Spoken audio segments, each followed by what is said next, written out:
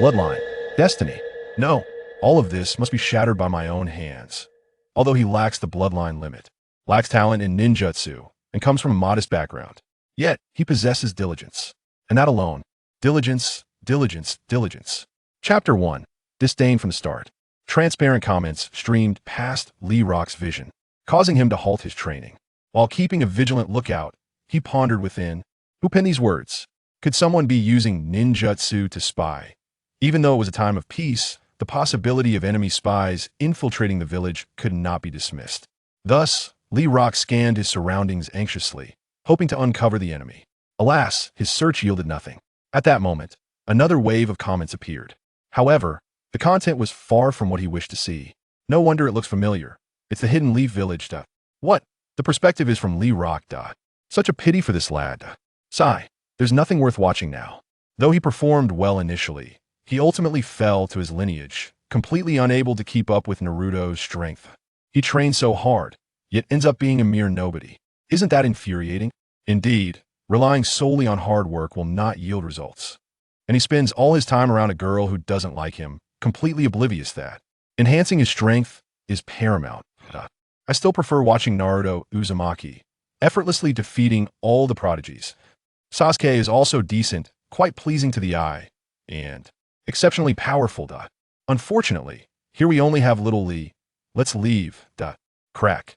Lee Rock felt as if he were nailed to the stump before him. His hands clenched tightly. Even as his nails dug into his flesh, he remained oblivious. Defeated by lineage. A mere nobody. Surrounding a girl who dislikes him. Hard work cannot yield results. Are they speaking of me? Though my expertise lies solely in taijutsu, I'm undoubtedly stronger than Naruto Uzumaki. Why then did I fail instead? No, this cannot be. These words are certainly not about me. It must be a case of mistaken identity. Yes, they refer to someone with the same name. Yet, no matter how much he denied it, Lee Rock could not deceive the turmoil within his heart. To seek validation, he resolved to wander through the school, hoping to glean further information. Since these mysterious words seemed to favor Naruto Uzumaki, he could test the intentions of the observer. With this thought, Lee Rock discreetly made his way to the school, discovering Irika-sensei engaged in a lesson. At that moment, another comment flashed across the screen. Oh, he has come to school now. Judging by the circumstances, it seems he is about to test the transformation technique. As this comment passed, he heard Irika shout from the podium. Today is the review test for the transformation technique. Those who have passed should line up. It has appeared. Is this mere coincidence or foresight? He stood quietly outside the window, observing the mischievous boy with golden hair. As other classmates approached the podium, one by one demonstrating their transformation techniques, it soon became Sakura Haruno's turn. Had it not been for the appearance of the mysterious words, Lee Rock would have eagerly rushed to confess his feelings. But now, with insufficient strength, how could he speak of love? He took a deep breath, remaining in place. Sakura Haruno was indeed charming, her pink hair tied with a red ribbon, joyfully running to the podium. Transformation. With a loud bang, she used chakra to transform into a perfect replica of Irika in the classroom. Irika nodded in satisfaction. Passed. Next, Uchiha Sasuke. Bang. Passed. Next, Uzumaki Naruto. Just then, a comment flew by. Here it comes, the strongest E-rank ninjutsu seduction technique, making its debut. Lee Rock's heart jolted. The strongest E-rank ninjutsu. He never anticipated Naruto's ninjutsu to be this formidable. Naruto shouted, transformation. Bang. A fully naked, beautiful girl, enveloped in mist, appeared in the classroom. At that moment, even Irika, a grown man, and Lee Rock couldn't help but burst forth with a nosebleed. This is the strongest E-rank ninjutsu. Indeed, it is powerful. Meanwhile, Irika, regaining his composure, quickly stuffed paper into his nostrils, angrily exclaiming, "You fool, do not create such frivolous ninjutsu." With that, he sent Naruto off the stage. Next, one after another, classmates stepped up to test. Regrettably, until the end, the mysterious comments did not reappear. It seemed these words possessed foresight, yet only manifested for matters of interest. However, I shall not be defeated by these words. Diligence will never succumb to lineage. This shall be my path as a ninja. I cannot believe I succumbed to despair earlier. I shall punish myself with 5,000 punches. Bang, bang. The sound of his strikes echoed through the forest as if lamenting the unfairness of fate. One punch, two punches, three punches. Lee Rock hammered away, continuing until his fists bled profusely. At that moment, a comment appeared. Sigh, this guy trained so hard, he cannot win against others' lineage. He should at least be binding a few 100 pounds of weight to his arms. A few 100 pounds. Look at his thin arms. There's no muscle at all. How much can he bear? Indeed, Little Lee's punches are much weaker than his legs. If only he could train his punches with weights, perhaps there would be a glimmer of hope. Upon reading these lines, Lee Rock experienced an epiphany. Why had he not thought to incorporate weighted training into his punching? With this newfound idea, he could no longer suppress his enthusiasm. He promptly removed the weights from his legs and strapped them onto his arms. The result: how heavy! Indeed, my arms are too weak. To punish such frail strength, I shall perform 1,000 weighted punches. Bang! His arms slowly lifted under the weight, and with all his might, he delivered a single punch. Yet, after this punch, he instantly felt a wave of fatigue. Again, bang! Again, bang! Again, bang! Lee Rock persisted in fulfilling his self-imposed task, training from afternoon until dusk, then from dusk until deep into the night, until finally he could endure no longer and fainted. At that moment, he remained unaware. After his fainting spell, Lee Rock's body was gradually growing stronger. His teacher, Mike Guy, had once remarked that Lee Rock was a hard-working genius. As long as he put in the effort, he would undoubtedly be a genius. At this moment, his body perfectly illustrated that sentiment. The injuries were rapidly healing, whether blood, flesh, muscles, or bones, all underwent an inexplicable evolution. However, Lee Rock did not remain unconscious for long. His steadfast biological clock woke him promptly at 6 a.m. Ouch! How painful! His fists had become a bloody mess, barely retaining the shape of his palms. Looks like I cannot train my fists today. With regret, Lee Rock strapped the weights to his legs, mentally setting a new goal for himself. Punish myself for failing to complete my task last night. I shall run 1,000 laps around the village with weights. No, make it 1,200 laps. He swung his arm emphatically, shouting, Effort, effort, effort. I will not give in. Chapter 2. No, it is absolutely impossible. Outside the fertile Hidden Leaf village, Lee Rock was running breathlessly. His sweat had drenched his clothes, and what began as a sprint had devolved into a slow jog. Despite this, he had only completed 1,100 laps, with 100 laps of his task still remaining. Yet he felt exceedingly unwell, as though his feet were weighed down by lead. Huff! I cannot afford to stop. This is no way to surpass a genius. Lee Rock continually motivated himself, pressing onward step by step.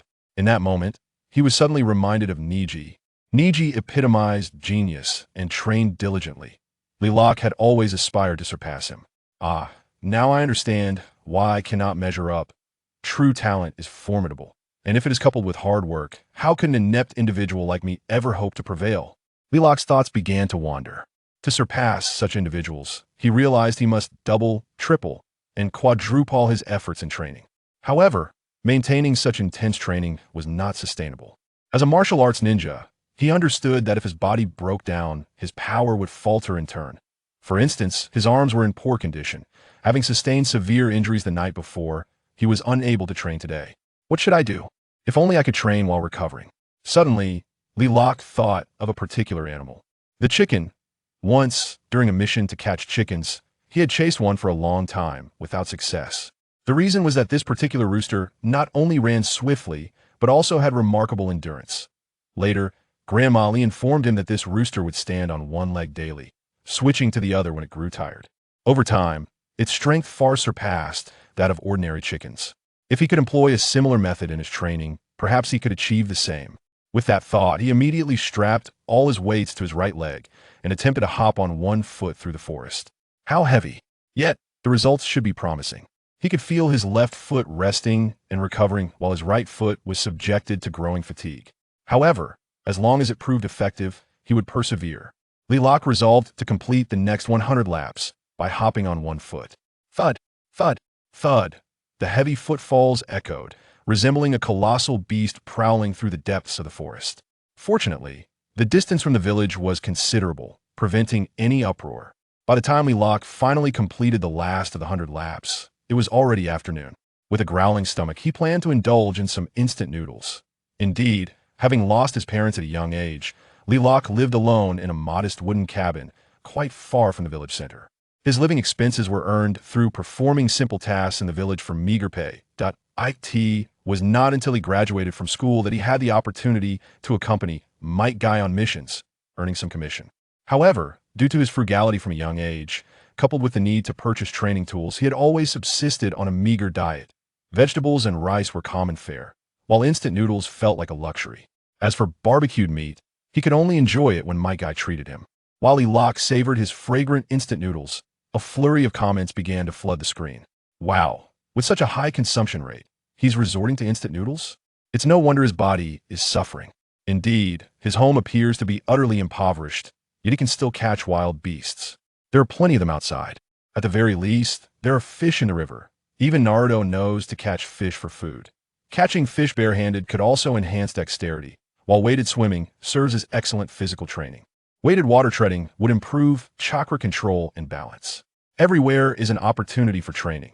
This fellow is remarkably foolish. Note, Lok possesses chakra, but lacks talent for ninjutsu. It seems several observers were scrutinizing him today, albeit with a tone of ridicule. Yet Lok found joy in it. He realized these individuals were exceedingly clever.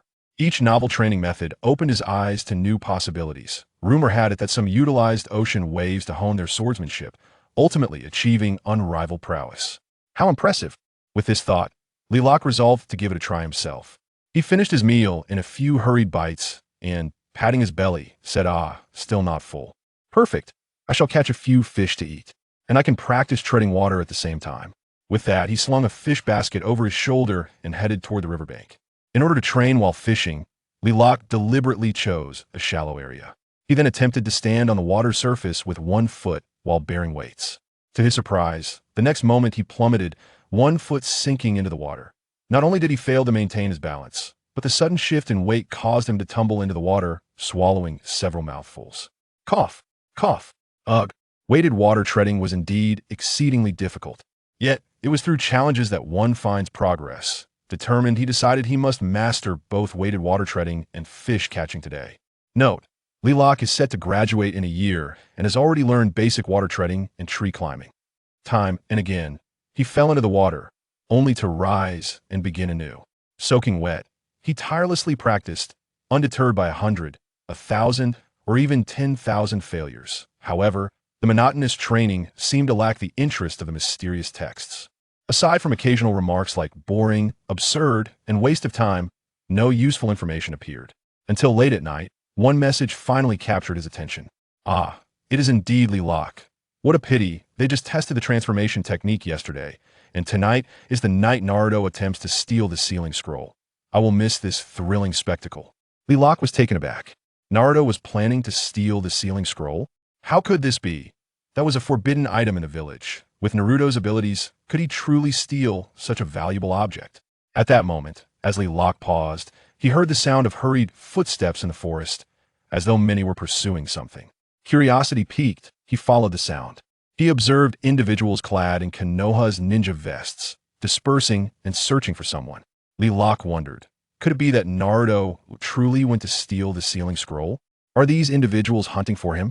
At that moment, he was entirely unaware of the situation, only hoping the mysterious text would provide him with some insights. Unfortunately, no further information was forthcoming. In the end, he decided to follow and see for himself. Swish, swish, swish. Lok cautiously navigated through the forest, remaining alert to the barrage of comments. Filtering out the disparaging remarks, he finally awaited a useful message. These ninjas must be searching for Naruto. It's a shame they don't realize he is waiting for sure sway at the small wooden cabin near Flower Street. Near Flower Street? A small wooden cabin? For someone who had been training in the forest, these locations were not difficult to locate. He immediately sprinted in another direction. Indeed, it was not long before he spotted a small wooden cabin in the distance, its roof adorned with old wires and a water tower. Most importantly, he could hear the sound of shuriken being launched. Could a battle have already begun? With this thought, Lok quickened his pace once more. Chapter 3. He should not be treated this way in the forest outside Konohagakure. Naruto Uzumaki trembled in fear from the sudden attack of Kunai. He could not comprehend why his teacher, Mizuki, who had instructed him about the scroll, now sought to take his life. Had it not been for Iruka's timely intervention, he might have perished. Faced with this chaotic situation, Naruto's mind was a tumult of confusion. Mizuki, wielding two massive shuriken, stood atop a tall tree, commanding, "Naruto, hand over the scroll." Glancing around anxiously, Naruto turned to the injured Iruka and asked, What is happening?" Enduring excruciating pain, Iruka pulled the dagger from his body and urged, "Naruto, under no circumstances should you surrender the scroll. It contains forbidden jutsu. It is an extremely dangerous item.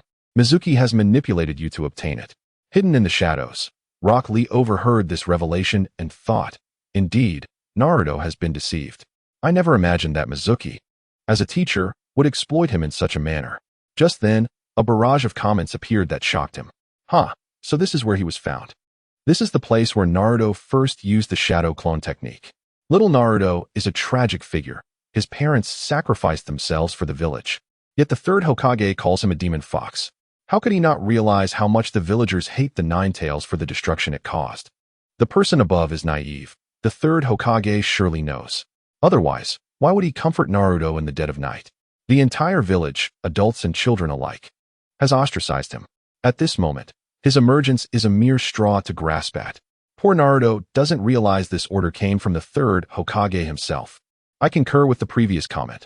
One must remember that Naruto's parents were the fourth Hokage, as the son of a hero. How could he end up in such a plight? The comments flooded in, but Lee was too stunned to continue reading. So, Naruto is the child of the fourth Hokage. He truly is the son of a hero. Yet, how has he come to this? Observing the discussions in the comments shattered Lee's previous perspectives. He could not believe that such actions stemmed from the benevolent third Hokage. There must be some misunderstanding. Yes, it has to be a misunderstanding. Lee forced himself to ignore the comments and focused on the three individuals present. At that moment, Mizuki, seemingly confident of victory, continued to taunt Naruto. "Naruto, Iruka only says that out of fear of you obtaining the scroll. Let me reveal the truth." Iruka shouted in an attempt to stop him. "You fool, be quiet." But Mizuki, fixated on acquiring the scroll, disregarded Iruka's plea.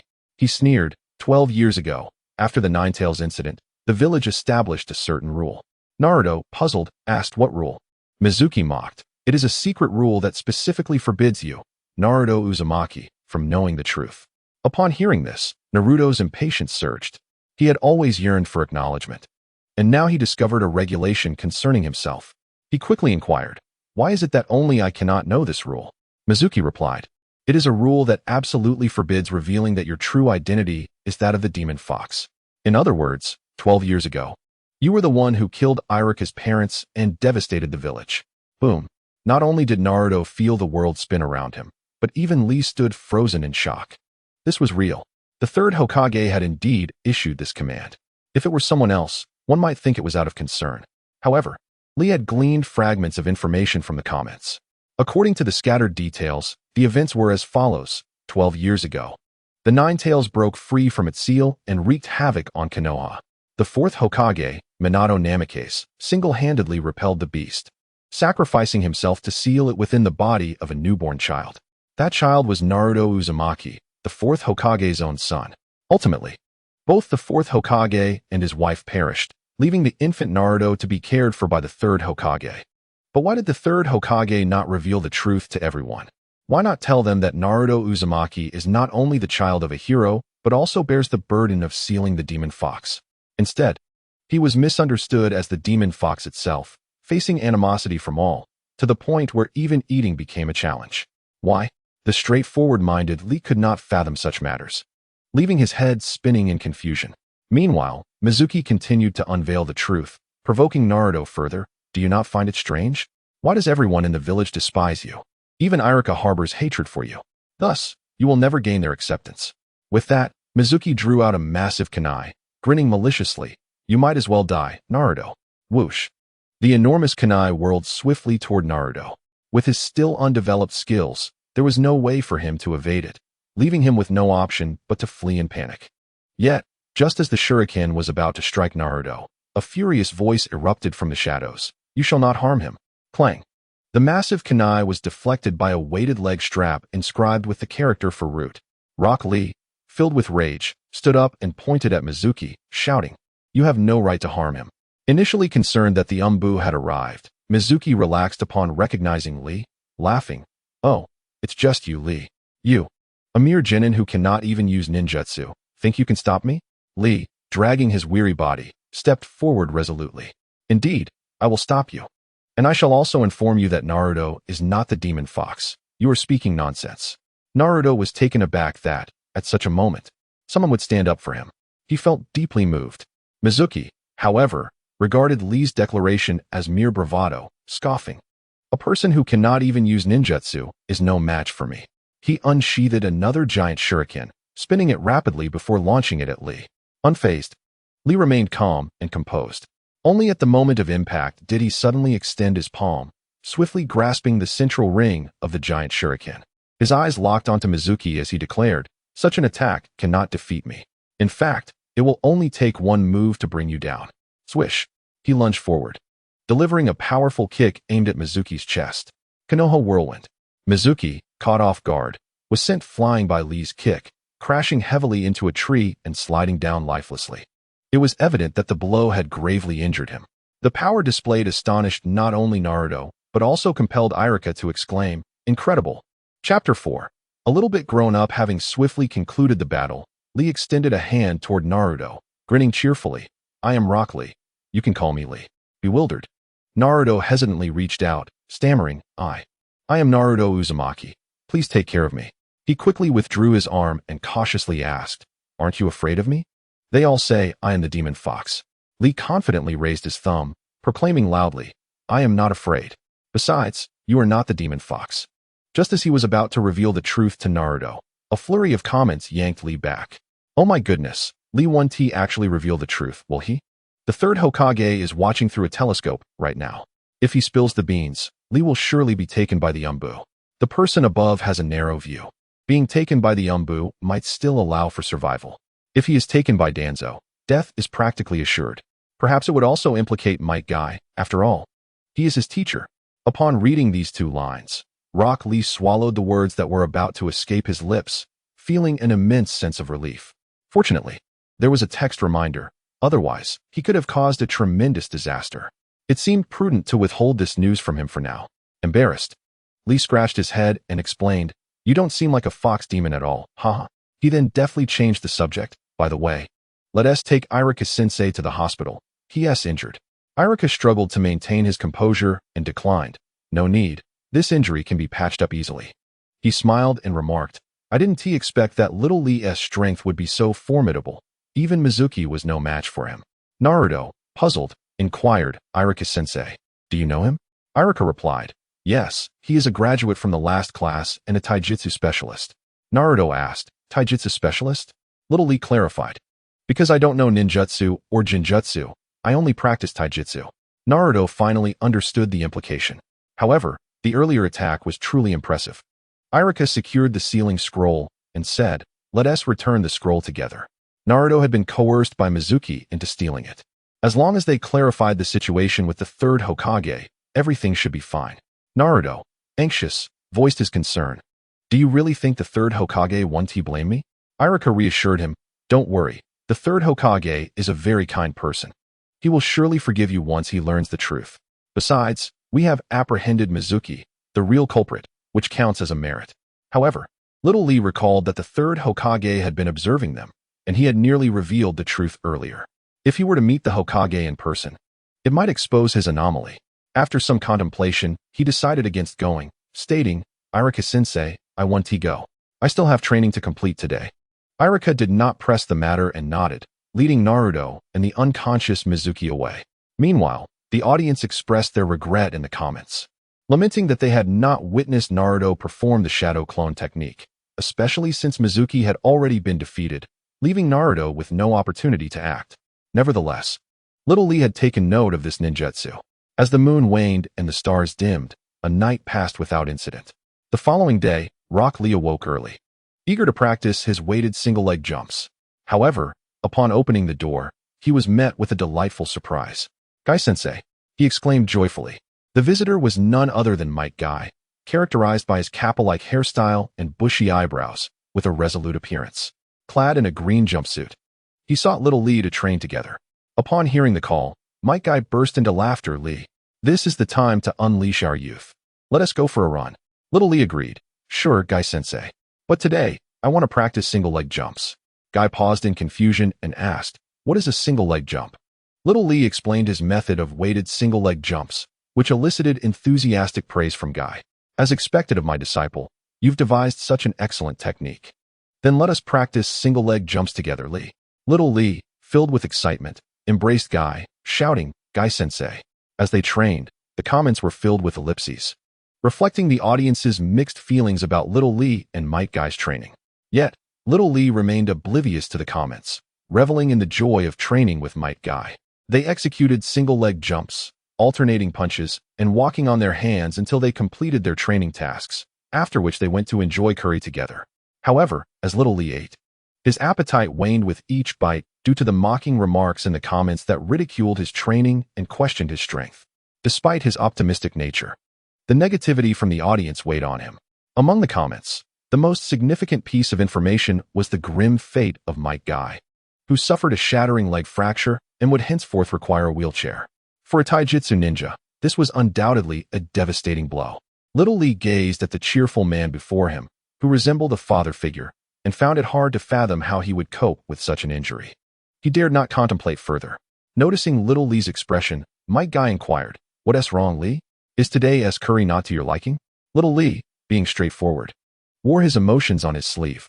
When Guy asked, he didn't respond directly, but instead countered, "Guy-sensei, can the 8 gates technique truly surpass the Hokage?" Might Guy confidently raised his thumb, flashing a bright smile, and replied, "Of course."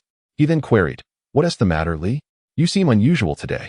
Little Lee shook his head, and after a long silence, he finally mustered the courage to declare, "Guy-sensei, I've decided that I will no longer take on missions.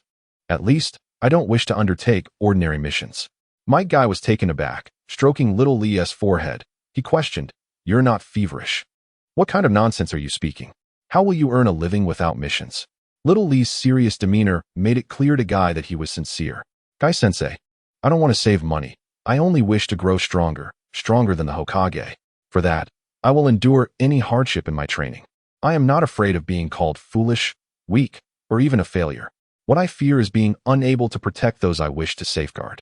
Upon hearing Little Lee's heartfelt confession, Might Guy began to assess his disciple more seriously. This boy, who had been scorned by classmates for his lack of ninjutsu skills, seemed to have matured just a little. Chapter 5. Graduation Gift in the Land of Fire, Konohagakure. After finishing his training, Little Lee bid farewell to Might Guy and set out to find Naruto. Yesterday had marked the graduation ceremony for the new ninjas of Konoha, where they received their headbands. However, Little Lee had overexerted himself in training, resulting in a fainting spell. By the time he awoke, he had missed the opportunity to convey his congratulations. Nevertheless, it should not be too late to do so today. Bearing gifts, Little Lee hoped to encounter Naruto outside. After searching for a long time without success, he still could not find him. He checked the school, but Naruto was nowhere to be found. Where could Naruto be at this hour? Little Lee muttered to himself as he wandered the streets, occasionally inquiring about Naruto's whereabouts. Unfortunately, no one seemed to know where he had gone. It was truly unfortunate. Perhaps he should directly ask Irika-sensei. Just as Little Lee was about to seek out Irika to inquire about Naruto's residence, he spotted Uchiha Sasuke in the distance. Although he did not know Sasuke's name, he recognized that they were classmates, so he immediately pursued him. Meanwhile, in the park, Haruno Sakura, unaware that the Sasuke she had just been on a date with was actually Naruto in disguise, was thrilled to see the real Sasuke. She stood up excitedly, her mind racing with thoughts of their previous encounter. In her mind, a playful voice teased her, "Oh, Sasuke was so shy when I confessed to him earlier. He even made up an excuse to go to the restroom to prepare himself. Hee." But now, she was eager to go on another date with him. Sakura reminisced about the shy moments and called out enthusiastically, "Sasuke, you really are shy. Are you ready now? I am all set." However, Sakura was unaware that the Sasuke before her was indifferent and walked past her with an aloof demeanor. "Wait, Sasuke," she shouted. Sasuke turned back coldly and asked, "Where's Naruto?" Sakura sighed in exasperation. "Oh, you're deliberately avoiding the topic again. Let us not talk about Naruto." In Sakura's heart, her fondness for Sasuke was matched only by her disdain for Naruto. Therefore, to continue, he is always clinging to you, which is truly exasperating. Perhaps it is because he has no parents and has grown accustomed to doing as he pleases that he behaves this way. If I were to act similarly, my parents would undoubtedly be furious. However, Haruno Sakura remains blissfully absorbed in her own thoughts, entirely oblivious to the fact that Sasuke's expression has turned sour. No, even Lee, who accompanied Sasuke, has clenched his fists. Is this how Naruto appears to them?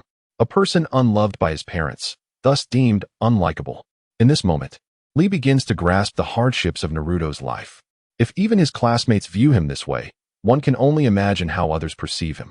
Sharing in Lee's sentiments is Uchiha Sasuke, for his parents also passed away long ago. One could rightly say he is an orphan. Thus, he comprehends the pain of being parentless. That pain is loneliness.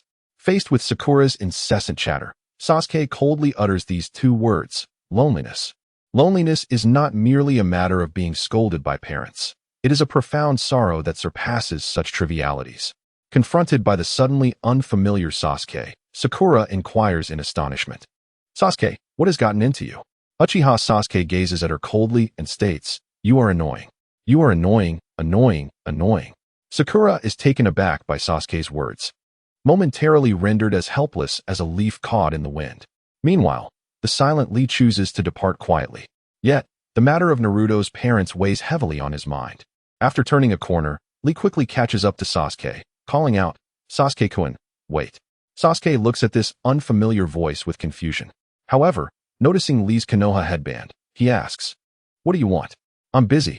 Lee apologetically replies, I am looking for Naruto, but unfortunately, I have not been able to find him. Do you know where he is? Sasuke responds, that guy should have gone to school. Lee feels a wave of frustration wash over him. He had just searched the school and had perfectly missed him. Just as he plans to accompany Sasuke, the barrage of comments, which had been quiet for a while, suddenly resumes. Wow, Sasuke is so cool, and his strength is impressive. Moreover, that line you are annoying was incredibly cool. There's nothing to be done. Sasuke's parents also died young, so Sakura's words must have impacted him. They are all pitiful children. I wish I could go after Danzo right now and avenge Sasuke. Danzo? Lee is taken aback. How did Sasuke's parents become entwined with Danzo? Unfortunately, the barrage does not reveal the reason behind it. Instead, it merely indulges in infatuation with Sasuke, inciting a hint of jealousy in Lee. Nonetheless, he retains the memory of some of the earlier comments. He quickly dashes out and buys a small dumbbell from the weapon shop. He rushes back to school, and just as he arrives at the classroom, he encounters the cold-faced Sasuke and the exhausted Naruto clutching his stomach. He joyfully exclaims, Naruto, Sasuke. Uzumaki Naruto, upon hearing Lee's voice, brightens up and replies, Lee, what brings you here? Lee presents a golden dumbbell and states, you have already received your headband, so I came to congratulate you. Here, this is my graduation gift to you. Uzumaki Naruto happily accepts the small dumbbell, treating it as a treasured possession. This is the first gift he has received, and it must be cherished. Haha. Subsequently, Lee retrieves a black dumbbell and hands it to Sasuke, saying, congratulations on your graduation, Sasuke. Uchiha Sasuke momentarily freezes. Could it be that someone is unaware of the Uchiha clan and still gives him a gift? Is he not afraid of being suspected? Sasuke genuinely feels a bit at a loss. Lee inquires, what's wrong? Have you never used one of these? Assuming Sasuke was unfamiliar with dumbbells, he explains, this is an essential tool for witnessing youth. It will make you stronger. With that, Lee flexes his bicep. Unfortunately, the display does not have the desired effect. Naruto, feeling competitive, retorts, why do you have to give him a gift, huh? Lee chuckles and responds, because we are all friends. If anyone bullies you, you can come to me. I am quite strong, you know. At least for now, Lee feels capable of protecting them. However, after presenting the gifts, he curiously asks, haven't you graduated? Why are you still at school? Naruto, irritated, informs him, we are waiting for our supervising teacher, but they haven't shown up yet. They are so unpunctual. Lee asks, who is your supervising teacher? Naruto shrugs, they said we would know when they arrive. It's all very mysterious. Lee replies, all right then, since that's the case, I will take my leave now. I still have training tasks to complete today. With that, he clenches his fist and shouts, as a punishment for not completing my tasks these past few days, I will run around the mountain 1,000 times with extra weight. In the blink of an eye, Lee has dashed out of the campus. Naruto and Sasuke exchange glances, each seeing a question reflected in the other's eyes. If they use this dumbbell, will they not end up like him? Chapter 6. Striving time flies, and the years swiftly pass. In the land of fire, at the Valley of the End, a green figure clad in weights is scaling the statue of the first Hokage. However, due to the statue being built into the mountainside and towering nearly 100 meters high, the figure appears exceedingly small. This climber is none other than Konoha's genin, Rock Lee. In the past, when Might Guy learned that Lee would have fewer missions in the future, as his teacher, he could only choose to support his disciple, gifting him a new set of weighted leg bands as encouragement. Now, Lee has not disappointed his expectations. Within a mere 2 months, he has adapted to the new weight of 800 pounds. Note, there are various opinions on Lee's weight. However, based on an online experiment with a 300-pound iron ball, combined with volume impact, it has been determined that Lee's base weight is a small 100 pounds, while his additional weight is 700 pounds. Lee has each of his hands and feet bound with a weight as he climbs the colossal statue. Approaching the summit, a victorious smile graces his lips. Today marks the 287th climb. Finally, whoosh. Before he can revel in his triumph, he suddenly feels his bloodied and battered hands lose strength. And with a whoosh, he plummets downward. Everything around him becomes a blur. The wind howls past his ears, its shrillness sending shivers down his spine. Even more terrifying is the fact that Lee's body tumbles and collides, inflicting further injuries with each impact. With a resounding crash, Lee feels as though he has been hurled like a bomb into an unfathomably deep pool of water. The resulting waves crash against the rocky shore. He struggles to emerge from the surging water. Gasping for breath, Lee can only lie on the shore, panting heavily, while lamenting to himself, "I still cannot complete my daily 300 climbs." Especially after the 200th climb, he often faces multiple failures before achieving success. Today, his arms have reached their limit. If he continues, it will affect his training tomorrow. Thus, he must abandon the climb, laboriously rising to his feet and shifting the weights from his hands to his feet. He solemnly declares, as punishment for not completing the climbing task, "I must perform 10,000 weighted leg kicks." Thud, thud, thud. Lee steps into the shallow water, kicking the rocks with each foot. These stones, worn smooth by the flowing water, have become both slippery and hard. The resistance of the water requires him to exert every ounce of strength to strike them. This is now one of Lee's essential training exercises. In this valley of the end times, stones, trees, rivers, and mountains serve as his instruments of cultivation. Some methods involve barges of reminders, while others stem from his own ingenuity. When fatigued, he seeks solace in the shade of a tree. When drowsy, he retreats to his cave for slumber. When hunger strikes, he catches fish, hunts bears, forages for mushrooms, and picks fruits. He is not picky about his sustenance. However, he realizes he must venture out tomorrow to procure salt. As his supply is nearly depleted, the thought of food brings to light the urgency of his salt shortage. Given his rigorous training and abundant perspiration, the absence of salt is untenable. Thus, he resolves to visit the village the next day to replenish his supply. In the Hidden Leaf Village, with the chirping of birds and a gentle breeze, beneath the azure sky and fluffy clouds, Xiao races through the shaded paths. After 2 months of arduous training, his physique has undergone a remarkable transformation. His muscle definition has become increasingly pronounced, especially in his upper body, where his arms exhibit a subtle bulge, radiating strength. His chest has thickened, projecting an impression of invincibility. Although his abdomen retains a slight softness, the signs of his workouts are evident, with contours tightening gradually. His leg muscles have also strengthened due to consistent exercise, allowing him to walk with unwavering confidence. Particularly in his fitted attire, his muscles exude a distinctly masculine aura. Thus, Xiao finds himself momentarily unaccustomed to the tautness of his body. Note, he typically trains without clothing. However, this sensation is swiftly overshadowed. As he runs, Xiao encounters Naruto and Sasuke, who are departing the village on a mission. Ecstatic, he calls out, "Naruto, Sasuke, are you embarking on a mission?" Naruto, upon hearing his voice, responds gleefully, "Indeed. We've finally accepted a significant task this time, huh?" Clearly, for Naruto, who often engages in mundane tasks like cat catching and weed pulling, this mission is a rare opportunity. Xiao quickly sprints over. Yet, upon recognizing Xiao form, they are momentarily taken aback. "Wow, Xiao, you look incredibly strong. How did you achieve this?" The sight of his muscles profoundly impacts Naruto and the others. Xiao proudly strikes a fitness pose, humbly stating, "It's nothing. Just persist in training daily." Despite the snugness of his attire, he is quite satisfied with his physique and has even begun to relish the sensation of rigorous training. Even Kakashi appears momentarily taken aback. As a jonin and a friend to Might Guy, he understands well what this physique signifies: power. Although Guy may not often flaunt his strength, his physique is commendable. Kakashi distinctly recalls that even Guy, at the age of 12, did not reach Xiao Li's current level. Could it be that Xiao Li is indeed a prodigy? Kakashi contemplates deeply. His old friend frequently mentions this student, leaving him momentarily bewildered. After encountering Naruto and the others, Xiao Li again notices the important messages scrolling by. Wow, Kakashi looks so cool. This must be Team 7 gathering. It appears they are heading to the Land of Waves. I wish I could see Haku. It's a pity we won't witness the legendary clash between Team 7 and Zabuza and Haku. This is Naruto's first encounter with Jonin. It's incredibly thrilling. Please take me along. I want to witness the love story of Zabuza and Haku. Don't get your hopes up. Xiao Li is a training fanatic and won't join. Besides, he can't see our messages. No amount of pleading will help.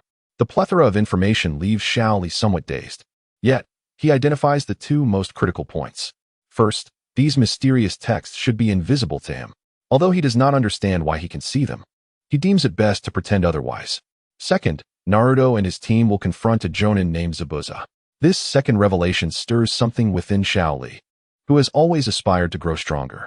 His current ambition has shifted from merely proving that one can be a ninja through taijutsu to surpassing the Hokage and rescuing Teacher Kai in the future. Thus, he approaches Kakashi earnestly and requests, "Kakashi-sensei, may I accompany you? I wish to witness a C-rank mission." Kakashi looks uncertainly at the mission's employer, the bridge builder from the Land of Waves, Tazuna, and states, this requires the employer's consent. Tazuna, a quintessential craftsman in simple garb and a sweatband, after downing a bottle of sake, replies, "You may go, but without any commission." Xiao Li beams and responds, "Thank you for agreeing to this request. I can forego the commission. I simply wish to accompany you." Chapter 7. Fight on the journey to the Land of Waves. Xiao Li remains unwavering in his training. He deliberately walks on his hands, with 2 tons of stones balanced on his feet to increase the challenge. This spectacle astonishes Naruto and the others anew. While Naruto and Sasuke have been honing their skills through hand seals and chakra control, they could hardly fathom the nature of taijutsu training until now. Naruto quietly approaches Kakashi and asks, "Kakashi-sensei, do all taijutsu practitioners train like this?" Kakashi ponders before responding, "Essentially, yes. They require robust physiques to withstand enemy assaults.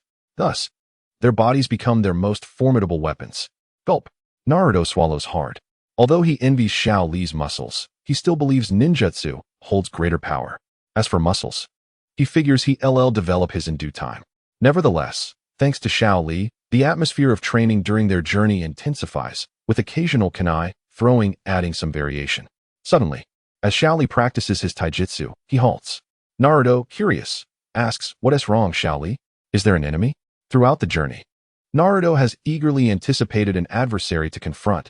However, they have encountered none thus far. Xiao Li shakes his head thoughtfully. No, perhaps it was just an illusion.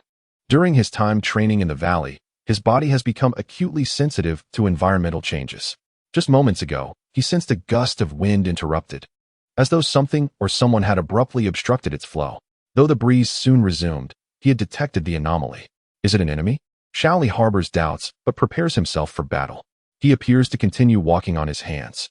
Yet he has subtly transitioned into a stance ready to counter any unexpected attack. Suddenly, after passing a puddle, the gust of wind is once again abruptly severed. Xiao Li instantly realizes that an opponent has emerged. However, the two adversaries that reveal themselves seem well prepared. The moment they appear, they launch an assault on Kakashi at the rear, employing a unique shuriken crafted from serrated chains that swiftly ensnare Kakashi's body. Before anyone can react, they mercilessly twist the chains. Bang! Kakashi is abruptly severed into multiple sections, resembling a lump of dough. This gruesome sight sends Sakura into a high-pitched scream of terror. Naruto, in sheer disbelief, exclaims, "Kakashi-sensei." Yet, before anyone can process the situation, the two assailants move without hesitation, aiming to ensnare the stunned Naruto. However, faster than them, a hefty stone, one Xiao Li had used for training, soars through the air, propelled towards the enemies like a projectile. A formidable force propelled the stone, striking one of the assailants with the ferocity of a cannonball. The ninja, with a disdainful smirk, remarked on their folly.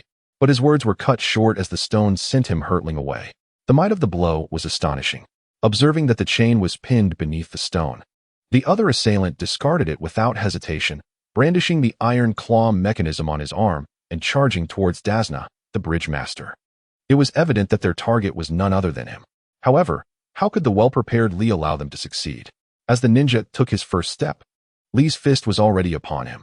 With a steel fist technique, the impact echoed, and before the ninja could comprehend the strike, he was sent flying, colliding with several trees before finally coming to a halt.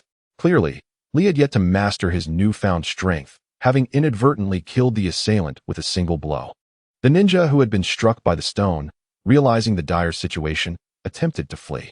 However, it was too late. Kakashi, hidden in the shadows, emerged and swiftly pulled him back.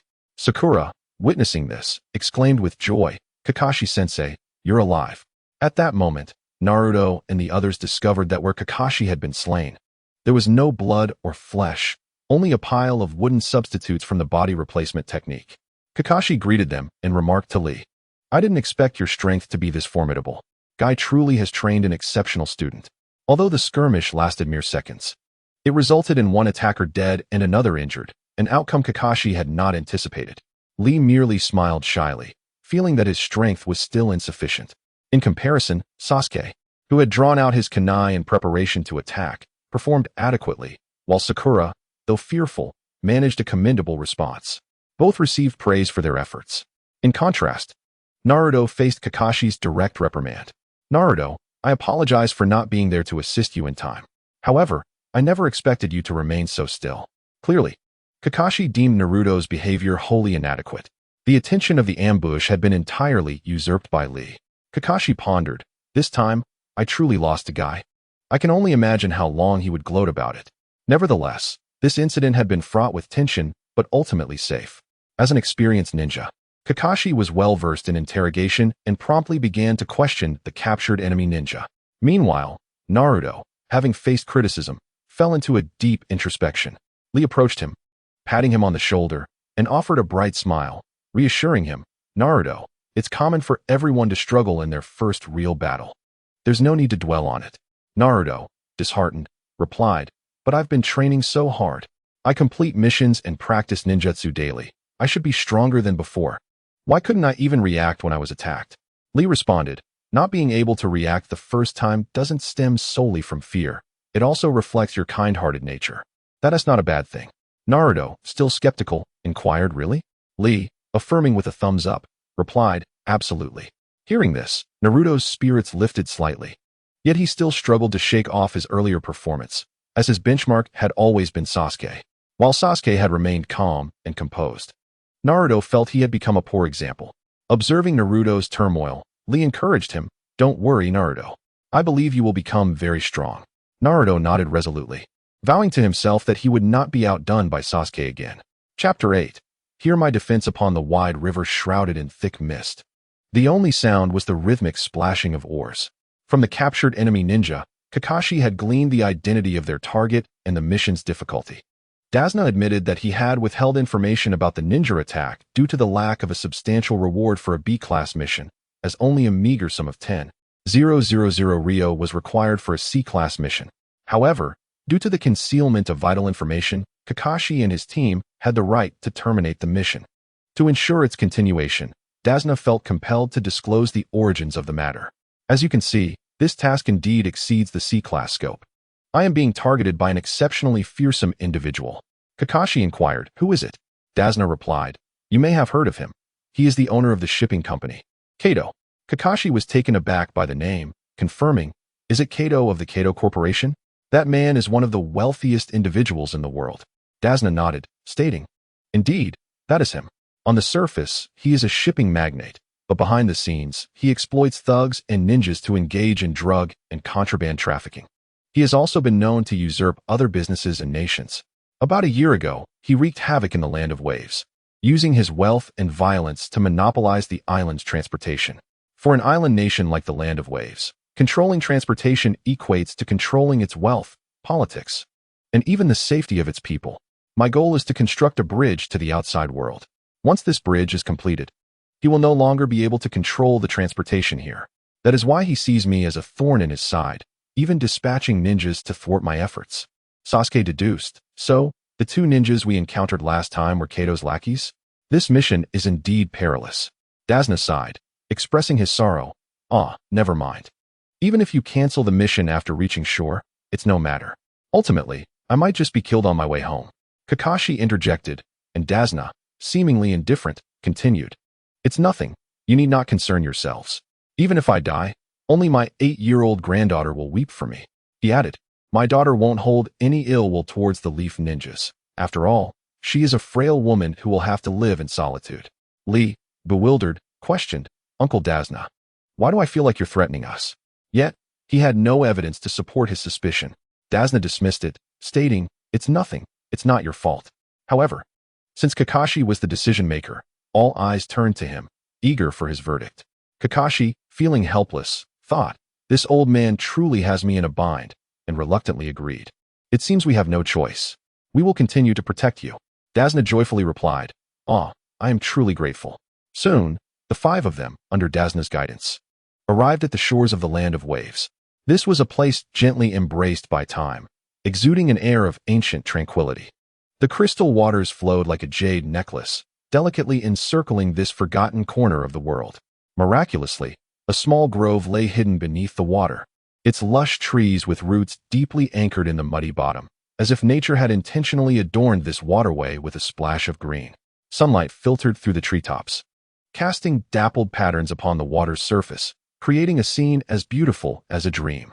The houses built upon the water formed a unique landscape.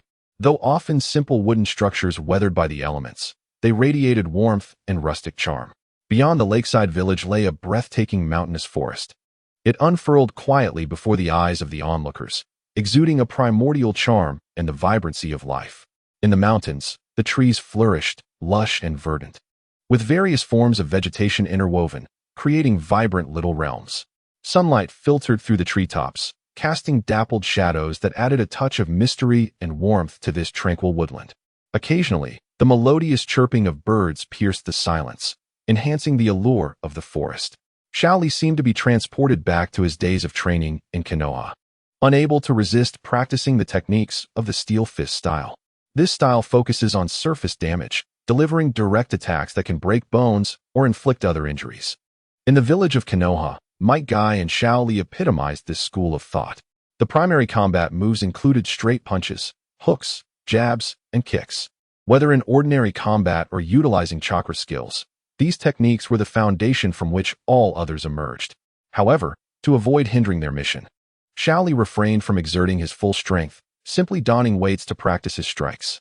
Kakashi, witnessing this scene, remarked, Shaoli and Guy truly are cut from the same cloth.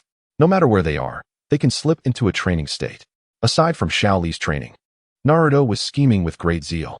After feeling overshadowed by Sasuke's previous performance, he was determined not to be outdone again. He scanned the area, hoping to spot the enemy before anyone else. Suddenly, he lunged forward, hurling a kunai into the bushes. After striking a pose in a bid to impress, he ruffled his hair and lamented, what a letdown, it's just a mouse. Sakura chimed in, there was nothing there to begin with.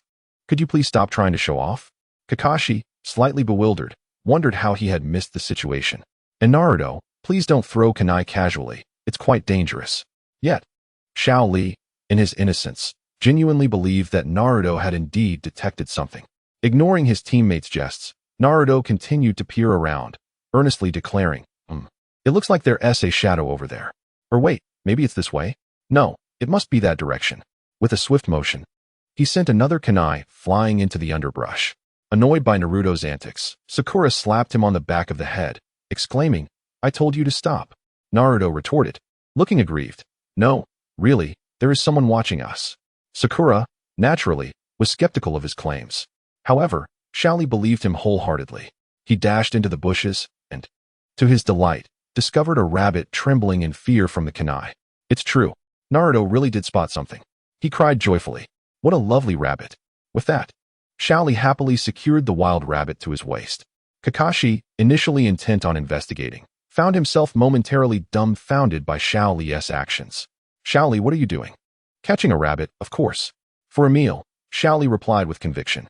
Sakura, observing the adorable little creature, urged, "But it's so cute. Why don't we let it go?" Xiao Li, holding the rabbit, hesitated, "But it would taste so good." Sakura, with an air of pity for the little rabbit, entreated, "But aren't we supposed to protect small animals?" Naruto, winking playfully, chimed in, "Xiao Li, only by embracing a girl as perspective can you win her heart. So we must show compassion." Xiao Li genuinely pondered this for a moment. Just when the others thought he had absorbed their words, he suddenly asked, "Kakashi-sensei, do you like small animals?" Kakashi, caught off guard, replied, "Well, perhaps I do." Xiao Li then queried, "Sakura, who is more handsome, me or Kakashi-sensei? Who is stronger?" Without hesitation, Sakura answered, "Of course, Kakashi-sensei is more handsome and stronger than you." Little did they know that Xiao Li, with a resigned shrug, remarked, "You see, Kakashi-sensei is not only handsome and strong but also loves small animals, yet he still doesn't have a girlfriend. So, I'll stick with the rabbit." Kakashi felt his heart shatter at this unexpected turn of events. Chapter 9. What is a true ninja in the land of waves, amidst the forest? The appearance of a wild rabbit sparked much discussion among the group. However, Kakashi was different. Upon seeing the rabbit, he had already deduced a wealth of information. Firstly, it was a snow rabbit, but its unusually pristine white seemed out of place. Such coloration only occurs during the brief sunlight of winter, and since it was summer, it was clearly illogical. The only explanation was that this rabbit had been kept indoors, resulting in its lack of sunlight exposure and white fur. Thus, it was likely a decoy rabbit. With this realization, he was almost certain that someone had indeed been observing them, and the enemy remained hidden in the shadows. Suddenly, a glint in the forest caught his eye, and the seasoned Kakashi quickly warned, "Everyone, get down." Just as he spoke, a large blade whirled perilously overhead.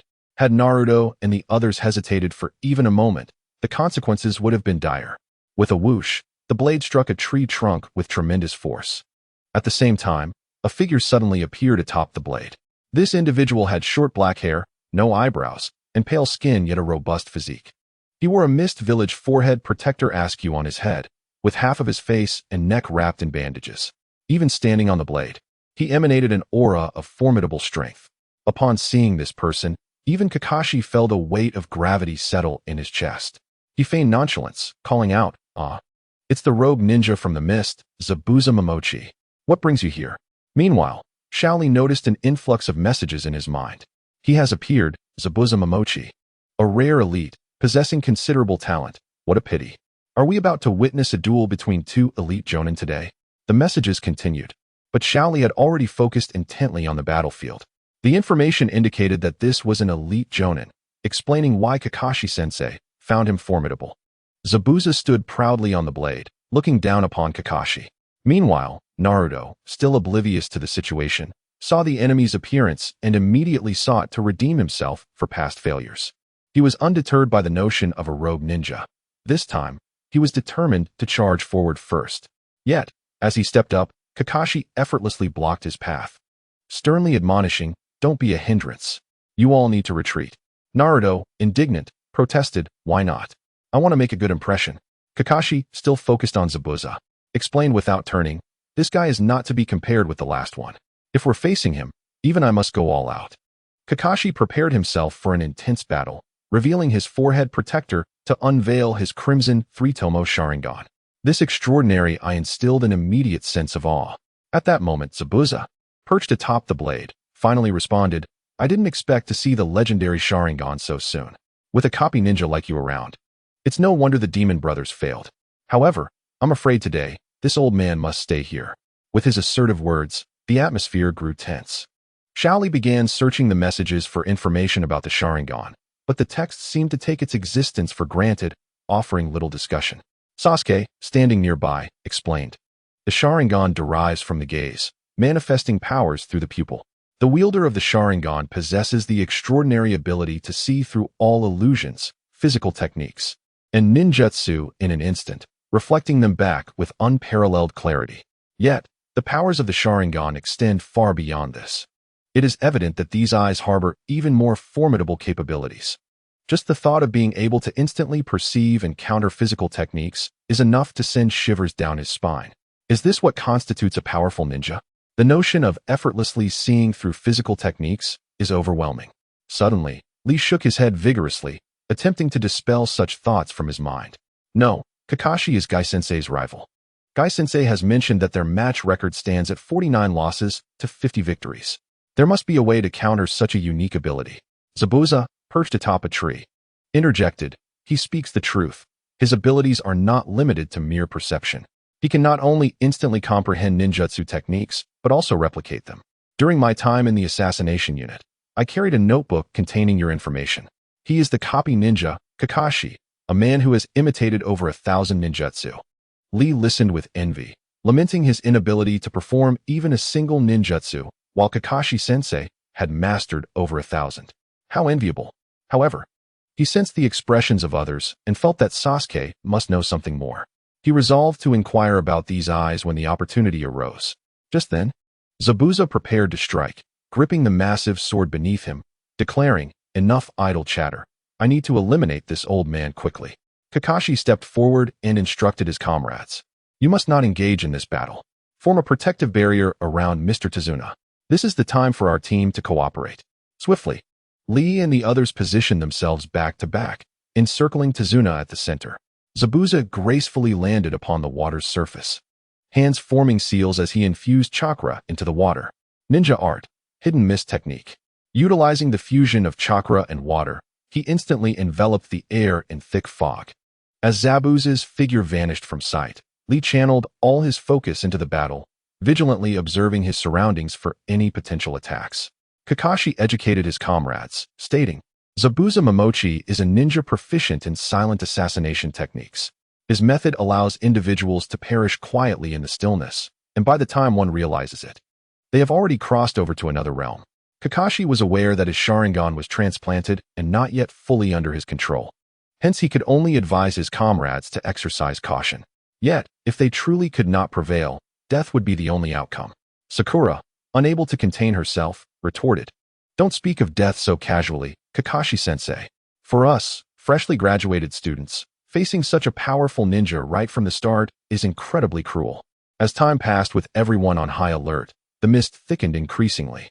Even Kakashi, just 3 meters away, vanished into the dense fog. As concern mounted among Naruto and the others, Lee proclaimed, "Everyone, do not worry about Kakashi-sensei. Our mission is to protect Mr. Tazuna and ourselves. Not hindering Kakashi-sensei is our greatest success."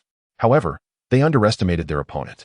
As the oppressive mist weighed on their minds, Zabuza's voice resonated from all directions. There are 8 vital points in a human's body: the throat, spine, lungs, liver, carotid artery, subclavian artery, kidneys, and heart. Which vital point should I choose? In the midst of this ominous uncertainty, a sudden surge of killing intent enveloped them without warning. Chapter 10, Youth is Battle. Killing intent, an invisible and intangible force, was now palpably felt. It was as if a blade was poised at their throats, ready to claim their lives at any moment. This feeling of helplessness was enough to drive one to despair, particularly for those with more sensitive minds. At this moment, Sasuke Uchiha felt as though he were sinking into an endless mire, watching his life ebb away, nearly overwhelmed by a desire for self-destruction. In contrast, Naruto's more carefree demeanor rendered him somewhat less affected. He merely exhibited signs of anxiety, glancing around in fear. Lee, after an initial moment of hesitation, was instead ignited into a fervent state, repeatedly murmuring, "Youth is battle. Youth is the shedding of blood." He scanned his surroundings, observing every movement. However, he soon noticed Sasuke's actions. Upon seeing Sasuke draw a kunai with the intent to end his life, he swiftly seized his hand. "Sasuke, what are you doing?" Sasuke's face still bore traces of terror as he replied, "I cannot endure this feeling of having my life manipulated." Lee interjected, "You can resist it. If you aren't afraid of death, why not rebel?" Sasuke murmured, "Aren't you afraid?" Lee confidently raised his thumb, declaring, "Not at all. This is the battle of youth. Ha ha ha." If Might Guy were present, the two would undoubtedly embrace in tears, for this sentiment rang true. Kakashi shielded Sasuke, assuring him, "Do not worry, Sasuke. I will fight fiercely to protect you all. I will never allow my comrades to be slain." Kakashi's words instilled a measure of resolve in Sasuke and the others, along with a sense of security stemming from Kakashi. Yet, just as they began to relax due to Kakashi's assurances, Zabuza's figure emerged through the fog, suddenly appearing within their formation. Can you truly protect them, Kakashi? Zabuza's words doused Sasuke and the others in icy dread. Before they could react, Zabuza's massive sword swung down. Lee quickly reacted, kicking the sword while rolling Tazuna out of harm's way. Wait, that's a clone, he urgently warned. Yet, Kakashi's kunai had already pierced Zabuza's body. Indeed, what flowed from Zabuza was not blood, but water. The real Zabuza appeared behind Kakashi, striking him with his sword. Bang! Similarly, this was not the genuine Kakashi. What fell to the ground was merely a pool of water. Was that also a clone? Lee thought, bewildered by the prowess of ninjas who could employ such techniques. Meanwhile, Zabuza realized the gravity of the situation, astonished that Kakashi had replicated his water clone technique. He found himself ensnared by Kakashi's kunai. However, you are indeed impressive.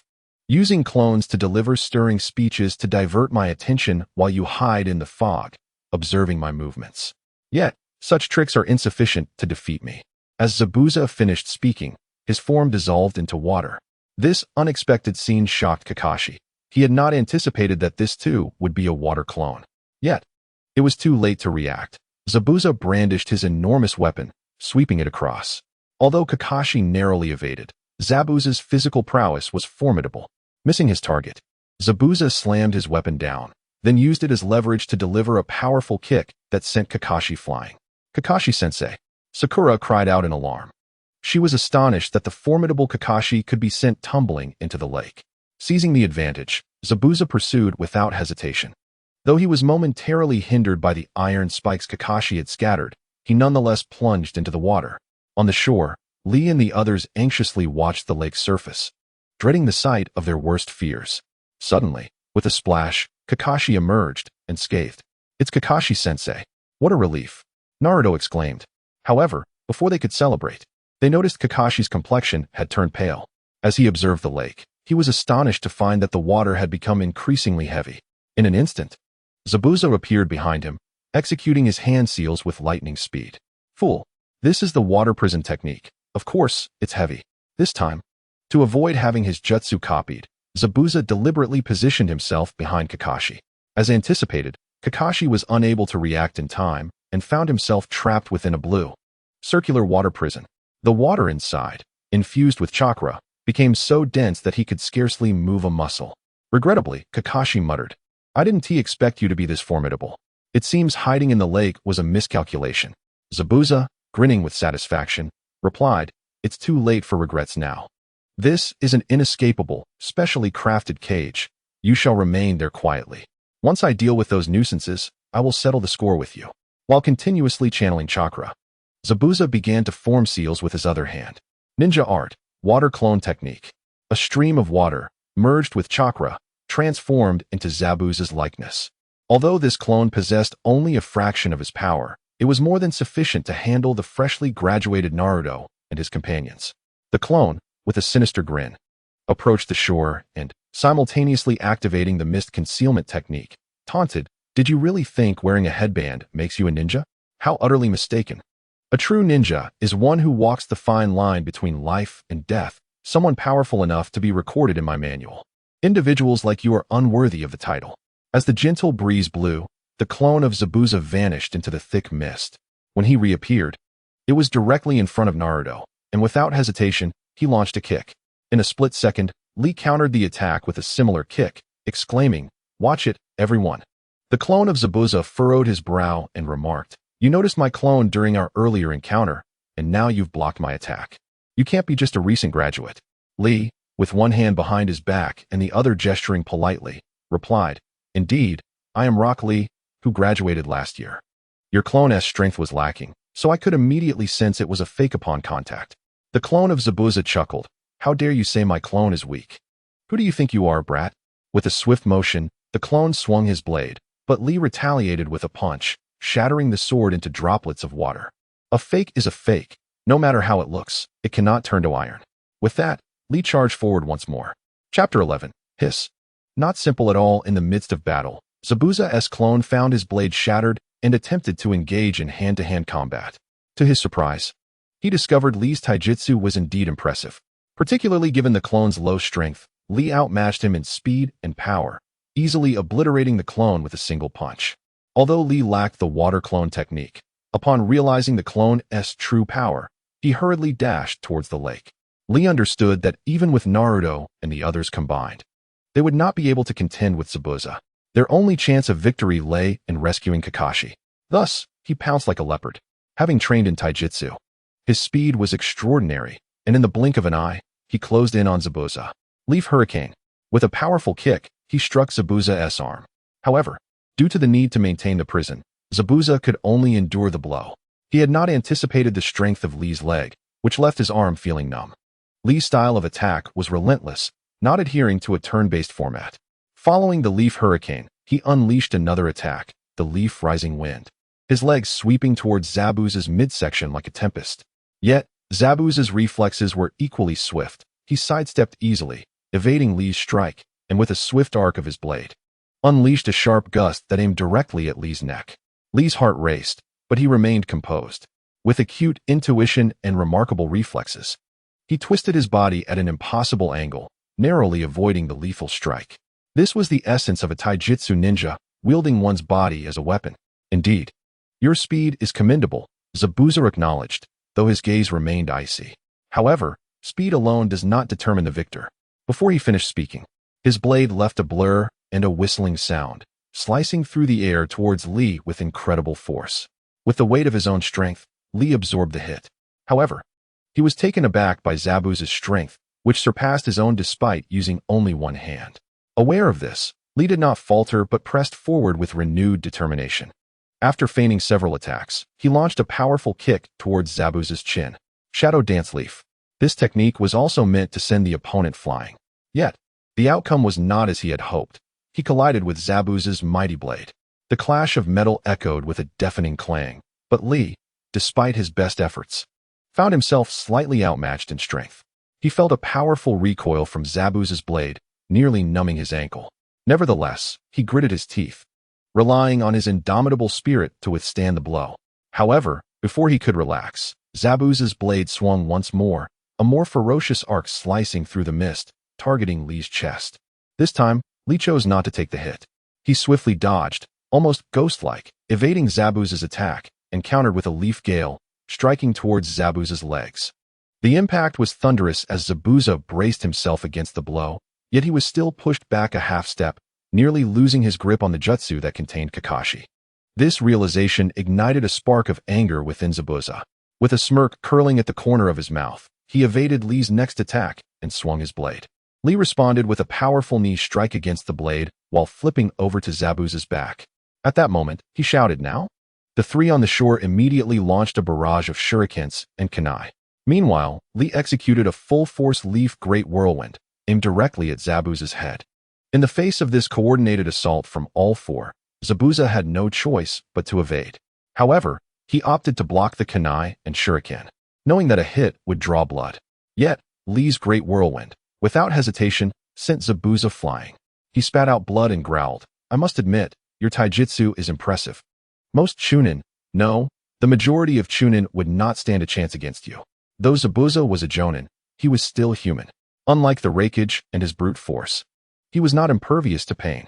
Meanwhile, Naruto and the others, who had initially worried their attacks would prove ineffective, suddenly realized that Zabuza had been sent flying and that Kakashi had escaped from the jutsu. Their spirits lifted. Naruto exclaimed, "See? The kunai I practiced throwing on the way here really worked." Sasuke scoffed, "My shuriken are always accurate. He was merely using his blade to defend." Naruto immediately retorted, "That kunai is clearly mine. Your shuriken is so light that he doesn't even need to dodge." Sasuke, "Your kunai didn't even hit. There's no need for anyone to evade." Sakura, "What is wrong with these two? They're quarreling over something as trivial as a throw. Even Kakashi looks helpless." However, this is not the time to discuss such matters. Having just escaped the water prison technique, he immediately created distance between the two sides. Li, understanding the situation, returned to the shore, eager to witness the rare battle of elite jonin. Unbeknownst to them, the comments section was in chaos. "Where's my iconic scene? I want to see the combo attack from Sasuke and Naruto, but instead, we get this. Just tossing a few kunai? And you think the shuriken is a mere formality? This is about participation. Wasn't it supposed to be about awakening through suffering? Poor Naruto hasn't he even managed an assist in this battle. Sasuke, too, has had his spotlight stolen by Lee. Let us be honest. Lee is currently outshining both Naruto and Sasuke. Let us just watch Kakashi show off. Copying the Sharingan is pretty cool. On the lake's surface, Zabuza Momochi decided to launch a fierce attack on Kakashi. He immediately unleashed a grand ninjutsu, with hands rapidly forming seals. The water in the lake surged upward in response to his technique. Strangely, Kakashi mirrored Zabuza's seals perfectly. When all the seals converged into the jutsu, torrents of water surged forth, forming two water dragons that charged toward their respective opponents. Chapter 12. The Sharingan in the Fog-Shrouded Lake. The two ninjutsu water dragons entwined and tore at each other under their master's control, only to dissipate into water after a prolonged struggle. Lee, accustomed to D-rank missions and occasionally C-rank tasks, had never encountered such a formidable and impressive ninjutsu. He and the others were left dumbfounded. However, the battle between Kakashi and Zabuza did not conclude there. The two transitioned from ninjutsu to taijutsu and back again, creating a tumultuous clash that threatened to engulf the shores. Yet, as a wielder of the Sharingan, Kakashi, despite being somewhat outmatched in physical prowess, utilized strategies derived from his ocular power to dominate Zabuza instead. For instance, at this moment, Zabuza's words, gaze, and movements were all being meticulously deciphered. Through the inside of the Sharingan, Kakashi perfectly replicated Zabuza's form and speech. Zabuza remarked, "It's merely a copy. You're just rehashing old material. You cannot defeat me, mere puppet." Kakashi echoed, "It's merely a copy. You're just rehashing old material. You cannot defeat me, mere puppet." The identical words spoken simultaneously prompted Zabuza to question his own existence, stirring a hint of fear within him.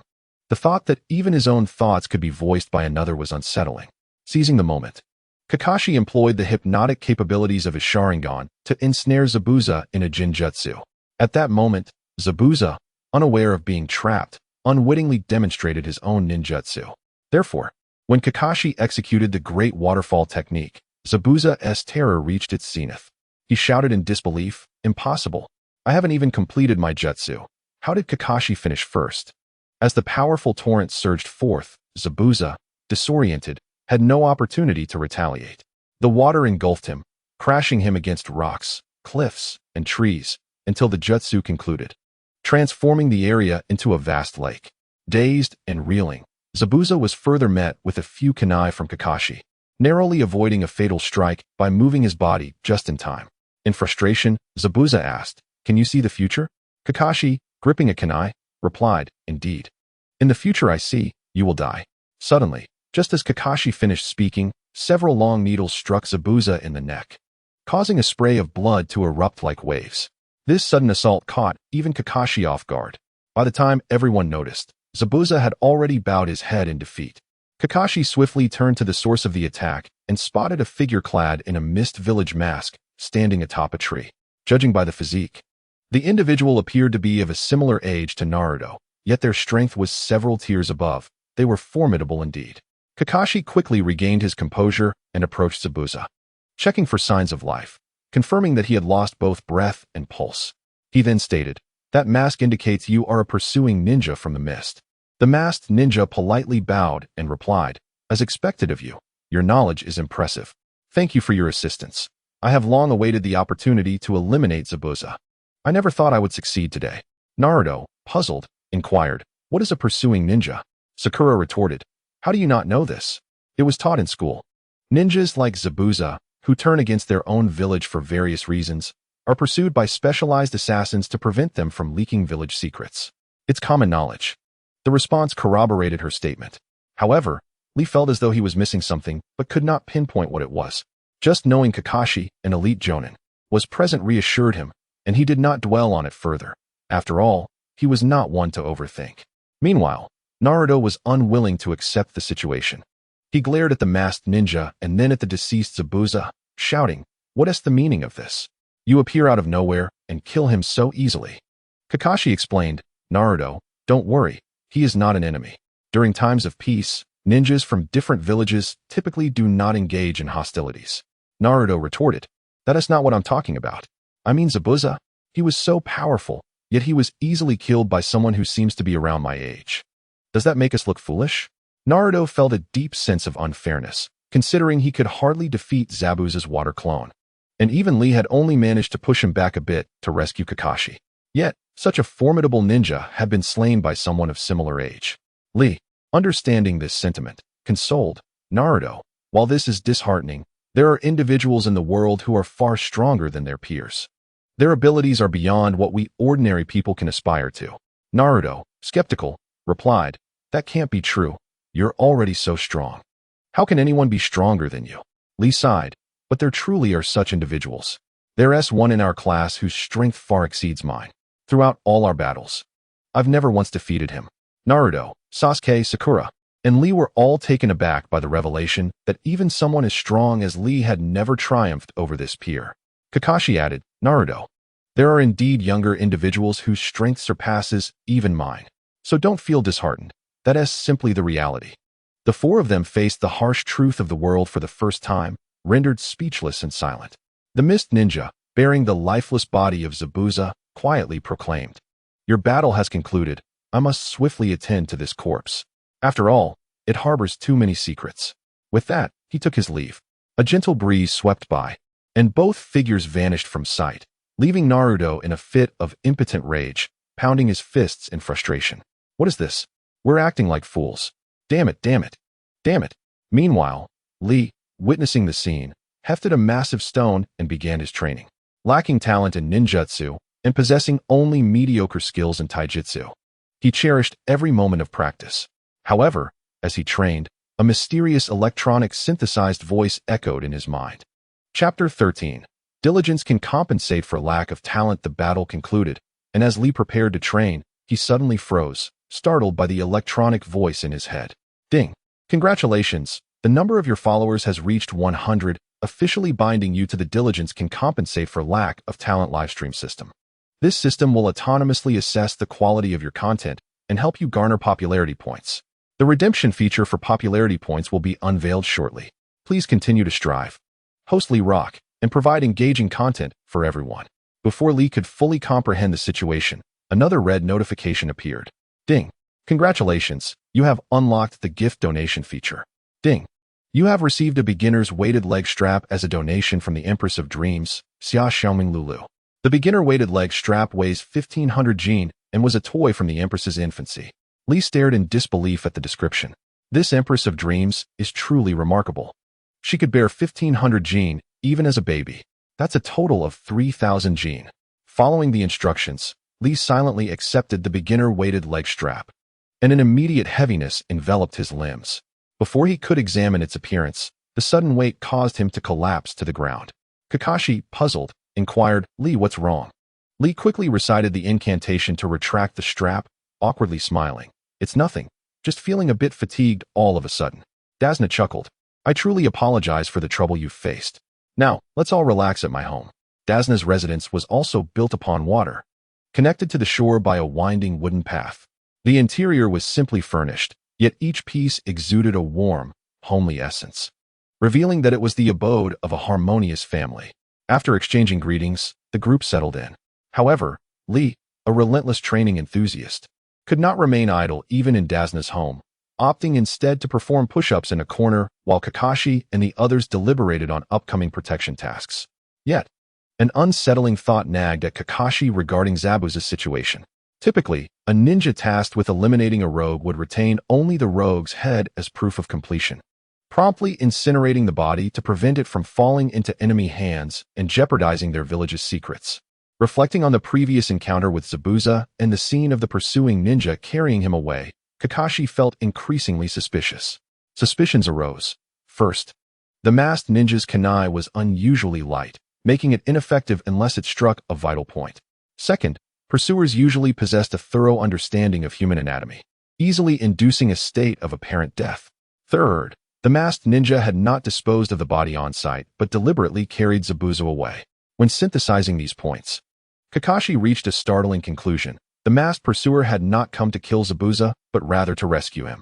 Kakashi's expression shifted as this realization dawned on him. Sakura noticed his change of demeanor and asked, "Kakashi-sensei, have you figured something out?" Kakashi chose to share, stating, I suspect that Zabuza may still be alive. Sakura and the others were taken aback. How could that be?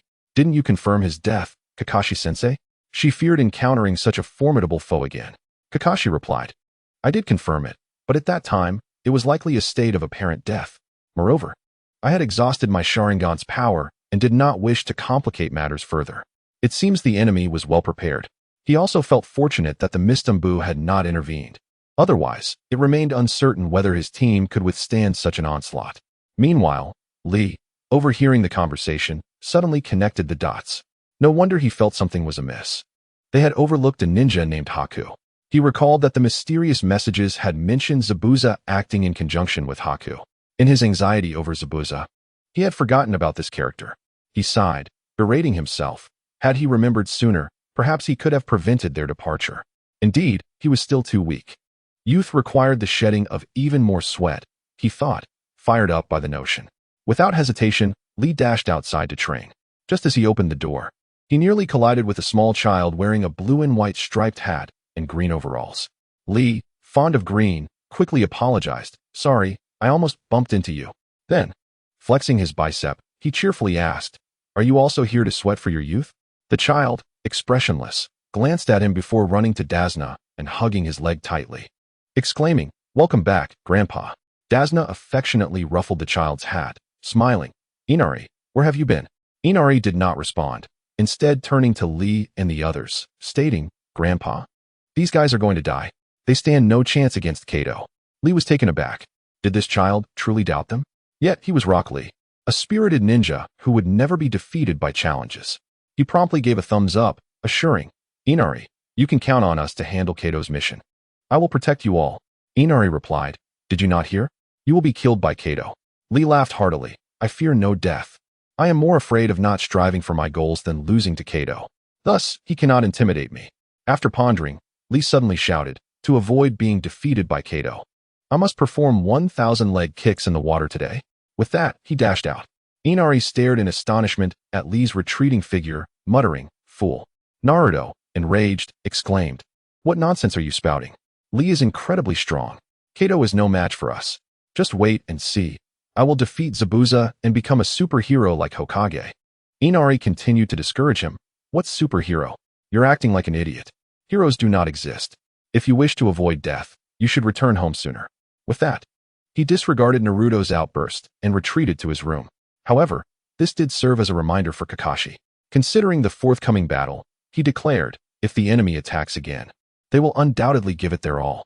Thus, you all must train. Starting tomorrow, I will teach you the techniques for utilizing chakra. Chapter 14. To fight or not to fight. As night fell, the remnants of the sunset had long since dipped below the horizon, leaving the sea resembling an immense black mirror, reflecting the starry sky and the silhouette of the moon. The gentle sea breeze caressed Inari's face, carrying the briny scent of the ocean mixed with the faint fragrance of distant flowers. He sat idly by the window, observing Lee as he threw punches into the water, completely unaware of how much time had elapsed. Unlike Naruto and his companions, Lee had surpassed the phase of practicing chakra control for walking on water and climbing trees. Furthermore, he had no need to practice ninjutsu, so he devoted himself entirely to enhancing his physical techniques and strength.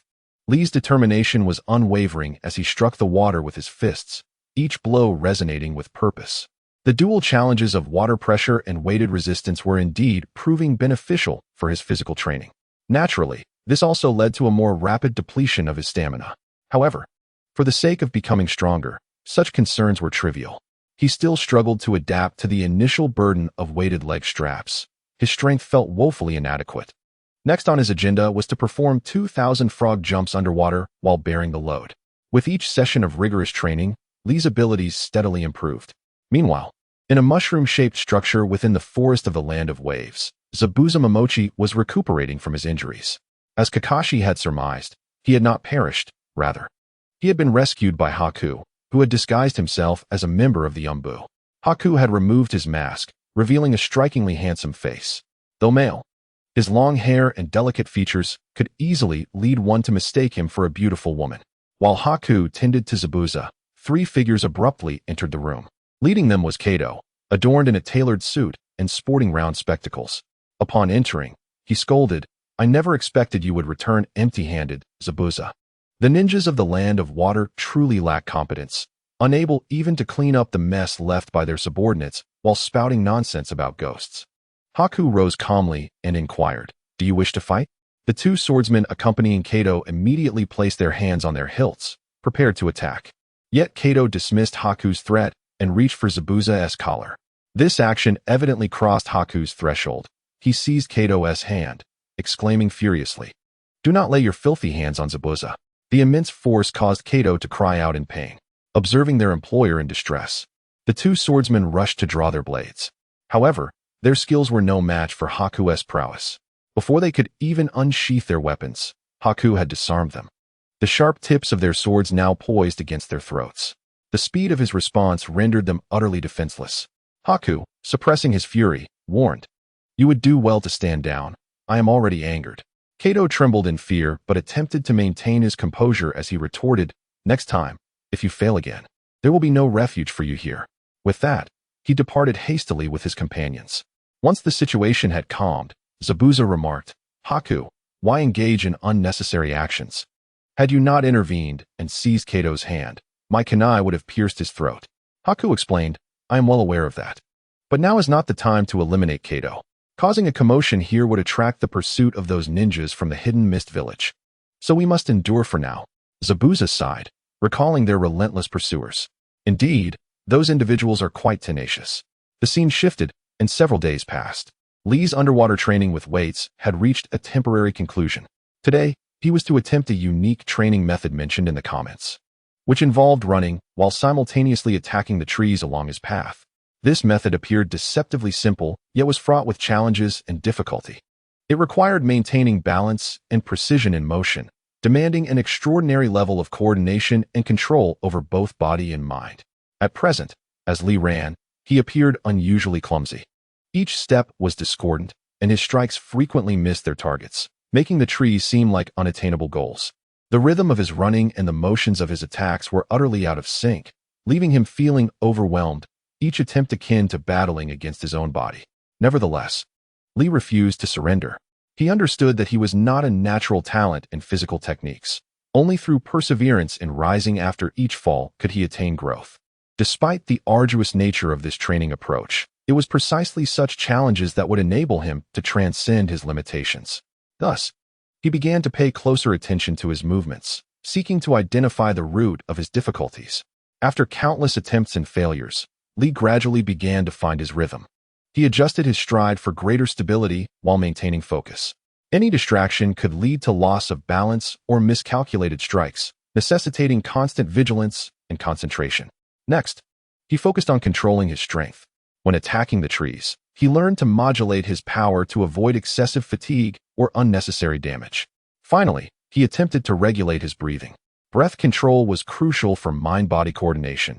He needed to synchronize his breathing with his running and striking to maintain a steady rhythm and force output. As he began to consolidate his experiences, he practiced relentlessly, continually correcting his mistakes to ensure his progress. Gradually, Lee's strikes became more powerful and precise. He could accurately gauge the distance and angle to the trees, landing each punch squarely on target. His running rhythm and striking motions began to blend into a fluid and forceful whole. At last, on the third day of persistent effort, he struck every tree in the front row while running, which filled him with exhilaration. "Ah, so that's how it is. I've finally found my groove," he proclaimed with delight. The next challenge would be to increase his speed, for one must remember that adversaries would not remain stationary for him to strike. The speed of a ninja's movement was exceedingly swift, and Lee needed to discover more advanced techniques to successfully hit his targets while on the move. However, he was confident in his ability to conquer this daunting challenge, for he had never shied away from hardship. Meanwhile, at the foot of the mountain, Naruto Uzumaki and Sasuke Uchiha were also making strides in their training. Both were refining their chakra control for tree climbing, and after many days of competition and falls, they were nearing the treetops. It was believed that in a day or two, they would complete the training task assigned by Kakashi. Chapter 15. A fateful first encounter. As dawn broke, the lingering morning mist had yet to dissipate completely, draping everything in a veil of ethereal gauze. The leaves swayed gently in the breeze, occasionally releasing droplets of dew that chimed like delicate bells. As was his custom, Li commenced his new day of training early. After a brief warm-up, he donned his weights and sprinted toward the forest. While running, he struck at the trees and plants along his path, honing his combat skills. However, just as Li completed his 2,000 punches, he caught sight of a flurry of comments that piqued his curiosity. Haku, that is Haku. So beautiful. I'm seeing him in person. The herb-gathering Haku. So gentle. He. Haku. Wasn't he an accomplice of Zabuza? Li halted his training, puzzled as he scanned the surroundings. Quickly locating the source of the comments, he found a figure clad in a jade-patterned kimono. Yet, according to the comments, this was a male ninja. How could this male ninja be even more adorable than Sakura? It seemed implausible. As Xiao Li ran, he observed his counterpart, unconsciously drawing closer. Upon closer inspection, the ninja named Bai resembled a gentle and charming neighbor. Even the sparrows, unafraid, frolicked upon his shoulder. At this moment, Bai also took notice of him. Both furrowed their brows simultaneously. Bai recognized Xiao Li, for he had been present when Zai Bujan was taken away, even having engaged in combat with him. Xiao Li frowned, aware that the person before him was Bai, an accomplice of Zai Bujan. Thus, the atmosphere grew subtly tense. What troubled him further were the comments illuminating the past between Zai Bujan and Bai. It was revealed that Bai was born in a small, perpetually snowy village within the land of water. The villagers, plagued by war, harbored fear and hatred towards those possessing bloodline limits. Unfortunately, Bai's mother possessed such a limit. To ensure a peaceful life, she concealed this secret for many years. It was only when Bai himself was discovered to have inherited this ability that his father learned of the truth. However, instead of protecting his wife and child, Bai's father led a group of villagers to kill his mother. In a moment of terror, Bai unleashed his bloodline limit, using ice spears to slay everyone present. This tragic incident left Bai an orphan overnight, forced to beg in the streets of the land of water. After an indeterminate period of wandering, he eventually encountered Zai Bujan, who took him in and taught him all the combat techniques he knew. Consequently, Bai fought for Zai Bujan, marking him as a pitiable figure. Xiao Li mused that had Bai been born in Konoha, perhaps his fate would have been different. Hearing Xiao Li's musings, the comments section erupted with laughter, mocking him. This Xiao Li is so naive. Does he not realize there are no ninja without special abilities among the commoners? If a bloodline limit appeared among the commoners in Konoha, it would likely have been snatched up by Danzo and brainwashed, becoming his tool. Thinking this way, Bai seems rather fortunate. Xiao Li is lucky he isn't a gifted ninja. Otherwise, he too would have fallen prey to Danzo's clutches. Upon reading these remarks, Xiao Li's brow furrowed. He yearned to counter their assertions. They knew nothing of life in Konoha. Why portray it so bleakly? Even if Danzo were malevolent, the Hokage would oversee him. Could he truly act without consequence? Observing Xiao Li's transient frown and irritation, Bai curiously inquired, "What troubles this Konoha ninja?" Xiao Li paused, taken aback. "You know who I am." Bai smiled pleasantly and pointed to his forehead protector. This symbol denotes a Konoha ninja, does it not? Unsure whether to engage in combat, Xiao Li awkwardly raked his fingers through his hair, replying, "I merely passed by while training and saw you alone. Are you gathering herbs?" Bai nodded, "Indeed. The morning herbs are freshest, so I came to collect some." Considering Zai Bujan's injury had yet to heal and his lack of intelligence regarding Kakashi and his group, Bai sought to extract some information. After all, battles among ninjas are battles of intelligence, and Bai wished to gather further insights. "You appear quite formidable. Why exert yourself so early in your training?" This question rendered Xiao Li even more embarrassed, and he replied bashfully, "On the contrary, my strength is far too weak. I aspire to become immensely powerful, tenfold, 100-fold stronger than I am now." Bai was taken aback by Xiao Li's ambition. Judging by their skirmish with Zai Bujan, Xiao Li undoubtedly possessed strength surpassing that of an average chunin, even Bai might not best him. Note: personal analysis. Bai's bloodline limit may be less effective against practitioners of taijutsu. Firstly, taijutsu is swift and resilient. His flying needles may not strike vital points. Secondly, the strength of taijutsu attacks could easily render him incapacitated if caught. Furthermore, his ice mirrors may not withstand the assaults of a taijutsu ninja. If this analysis is flawed, kindly store your brains for convenience in misleading others. Without further ado, let us continue. Upon hearing Xiao Li's words, Bai expressed astonishment. Tenfold, 100-fold stronger? Does he aspire to become a Hokage? Thus, he inquired with curiosity, "Why?" "Xiao Li, Recalling the times he had never managed to defeat Niji, the foreseen helplessness of his fate, and the ultimate fate of his teacher, Guy replied with a smile, yet with unwavering determination, because I have those I wish to surpass, those I must protect. Only by becoming stronger can I hope to alter these destinies. His relentless training was not solely for the sake of rescuing the future Might Guy, but also to avoid falling too far behind those gifted ninjas. He even aspired to surpass them. By murmured, to have someone to protect and desire to change one's fate, he understood well that when one seeks to protect another, they genuinely become powerful, immensely powerful. It seemed Xiao Li was indeed a formidable opponent. He lifted his basket of herbs and remarked, I have gathered enough. Perhaps we shall meet again someday. Xiao Li remained silent. He clenched his fist, hesitating for a moment before ultimately deciding against combat. He called out loudly, when we meet again, shall we be adversaries? I halted, suspecting that his identity might have been compromised. Without turning back, he replied, who knows? Although his answer was ambiguous, Xiao Li understood that when they met again, a decisive victor would emerge. To avoid losing to Bai, he must grow stronger, and ever stronger. Chapter 16. The struggle of uncertainty. The night sky by the sea resembled a deep blue velvet cloth adorned with countless twinkling stars, akin to tiny gemstones. Under the night's embrace, the lights from countless homes reflected upon the sea, competing with the stars above. Xiao Li, burdened with a large wild boar, wearily made his way back to the village. However, as he exited the forest, Inari, standing at the village entrance, suddenly shouted, Why? Why must you train so desperately? No matter how hard you train, you cannot defeat Kato's subordinates. No amount of eloquence or effort can change the fact that in the presence of true strength, the weak can only be vanquished. Xiao Li, carrying his prey, approached Inari in silence. With a sudden motion, he hurled Inari into the ocean. Splash! Startled by his unexpected plunge, Inari began to thrash about in the water. Xiao Li approached the shoreline, observing Inari's struggles, and asked, Inari, why do you fight against the water? Gasping for air, Inari retorted, Of course I must struggle, otherwise I will drown. Thankfully, I can swim a bit, otherwise I would have truly drowned just now. Xiao Li continued, Indeed, if you do not struggle, you will perish. I too, if I do not strive to grow stronger, shall face death. Yet we share one distinction. You fight, knowing you can survive. I, even if I struggle, do not know if I can live.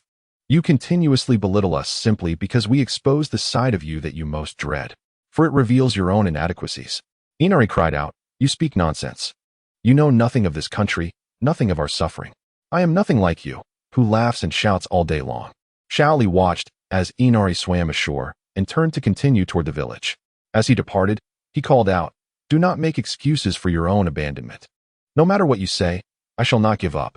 This statement resonated not only as a message to Inari, but also as a vow to himself.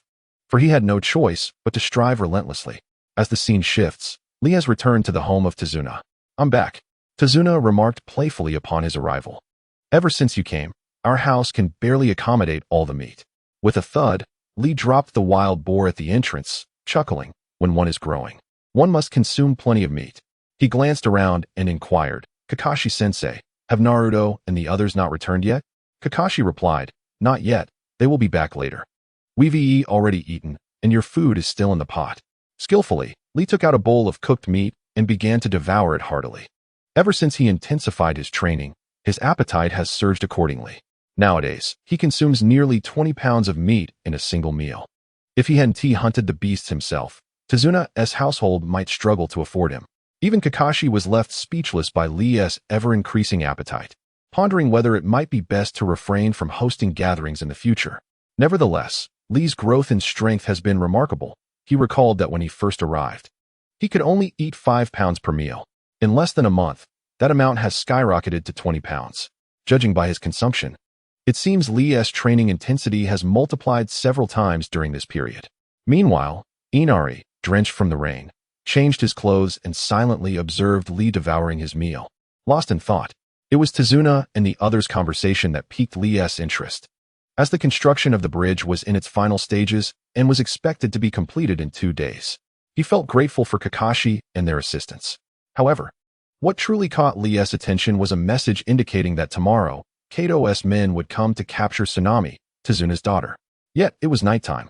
and the discussion regarding this matter was scant, revealing little about who they were. Still, Lee made a mental note of this information. Time passed swiftly, and the night went by without incident. The following morning, Kakashi, Naruto, and the others accompanied Tazuna to the bridge construction site. With the bridge nearing completion, if Kato's men were to strike, it would certainly be within these last 2 days. Hence, Kakashi was particularly vigilant about safety during this period. When he asked Lee if he would join them, Lee replied, "Kakashi-sensei, you all go ahead. I'll follow shortly." Kakashi did not insist, understanding that Lee was not part of this mission and it was reasonable for him to stay behind. However, after Kakashi and the others departed, Inari, sitting on the wooden bridge, scoffed, "You spoke so grandly last night, yet when the moment arrives, you're afraid." Such a pretender. Lee merely smiled, choosing not to explain, for he alone was privy to the information mentioned in the messages. Noticing Lee's silence, Inari, feeling bored, returned indoors. To him, Lee was just someone who talked a big game, but lacked the courage to confront Kato. Unbeknownst to them, when Kakashi and his team arrived at the bridge, they discovered the craftsmen sprawled on the ground. The attackers were none other than the long-absent Zabuza and Haku. Simultaneously, 2 samurai under Kato arrived at Inari's home. Spotting Lee doing push-ups, they mocked. Who would have thought a little brat would be left to guard this place? What a disgrace for a ninja to be doing such basic exercises. Let me take care of him first, and then we can take the hostage. Without pausing his workout, Lee asked, "Are you Kato's men?" The warrior wearing a knitted hat replied with a grin, "Indeed, we've been ordered to capture Tazuna's daughter. But first, we'll deal with you." Upon finishing their words, both drew their swords, preparing to attack. Yet, despite their resolve, Lee was quicker. One moment he was doing push-ups, and the next, he propelled himself forward like a cannonball, seizing both their heads before they could react, and slammed them onto the wooden bridge. Crack! Bang! Before they could even draw their weapons, they were rendered unconscious. Tsunami, who was tidying up inside, heard the commotion and rushed out. "Lee, what is happening?" Lee sheepishly smiled. "They are Kato's men, planning to take you hostage. However, I might have been a bit too forceful and damaged your bridge." "That's all right," Tsunami replied, shaking her head. "But are you hurt?" Lee confidently gave a thumbs up, flashing his classic bright smile. "Not at all. However, I need to hurry to the bridge. Could you handle them for me?" Tsunami nodded in bewilderment, surprised by Lee's unexpected strength, while Inari, arriving shortly after, stared in disbelief as Lee rushed toward the bridge, murmuring, "Is he really not afraid?" Chapter 17. The First Awakening in the Land of Waves. Chaos reigned on the bridge under construction. The workers lay injured on the ground, tools scattered everywhere. As Kakashi and the others arrived, thick mist began to envelop the area. "This is the hidden mist technique. Everyone, be cautious," Kakashi urged, his demeanor serious as he prepared for battle. It appeared his assumptions were correct. Zabuza was indeed alive and had made a return.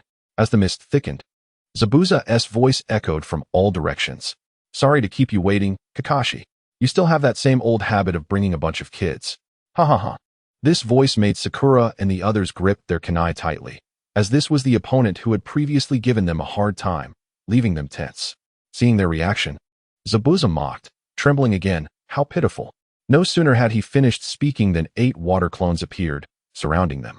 However, the 3 had undergone rigorous training and were no longer the inexperienced fighters they once were, especially when facing water clones. Sasuke's eyes gleamed with clarity as he discerned the movements of the water clones. He corrected Zabuza, "This isn't fear, it's the excitement of battle." Naruto, unwilling to be outdone, shouted, "That's right. This time, we won't lose." Without needing Kakashi's command, the 2 charged at the water clones. Swish, swish. With a kunai in hand, they swiftly obliterated the clones, turning them into puddles of water. Zabuza remarked, "Oh, you can see through the movements of the water clones now. You've made considerable progress." He remained calm, even in the face of his clone's destruction. "Your opponent has arrived, Haku." Haku replied in a detached tone, "It seems so." Despite this, there was no hint of concern in his voice. Kakashi glanced at the masked ninja, resignedly stating, "As expected. This guy isn't a member of the Mistumbu, but rather Zabuza's accomplice." Sasuke had anticipated this, declaring, "I'll handle that guy. I despise pretentious little brats." Upon hearing this, Naruto protested, "Why you? I should be the one to fight." He wouldn't allow Sasuke to take all the glory for this opportunity. Haku coldly responded, "You may both come at me, The strength of the water clones is only 10 of my real self. If you think defeating Zabuza's clones means you can defeat me, you're sorely mistaken. With that, he brandished two Senbon and moved like a whirlwind toward Naruto and Sasuke. This rapid and elusive movement could effectively disrupt the opponent's line of sight, aiming for a deadly strike. However, Sasuke, being the strongest rookie of this generation, wasn't to be underestimated. He swiftly outpaced Naruto, using his kunai to accurately intercept Haku's flying needles. With a clang, Sasuke confidently declared, "I can see through your speed entirely." "What's that to me?" Bai replied, undeterred, as he swiftly red-dripped his flying needles and lunged forward. Sasuke hurriedly retreated to defend himself, wielding two kunai as he engaged in a fierce battle with Bai. The ringing of metal echoed at the bridge's edge. Suddenly, Bai's needle darted towards Sasuke's neck, forcing him to block defensively. Yet, Bai's other hand unexpectedly sheathed his weapon.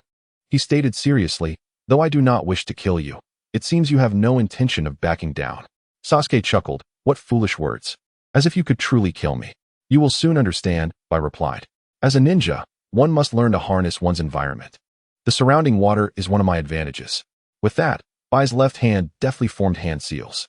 Indeed, he could perform seals with a single hand, faster than Sasuke could with both. How is this possible?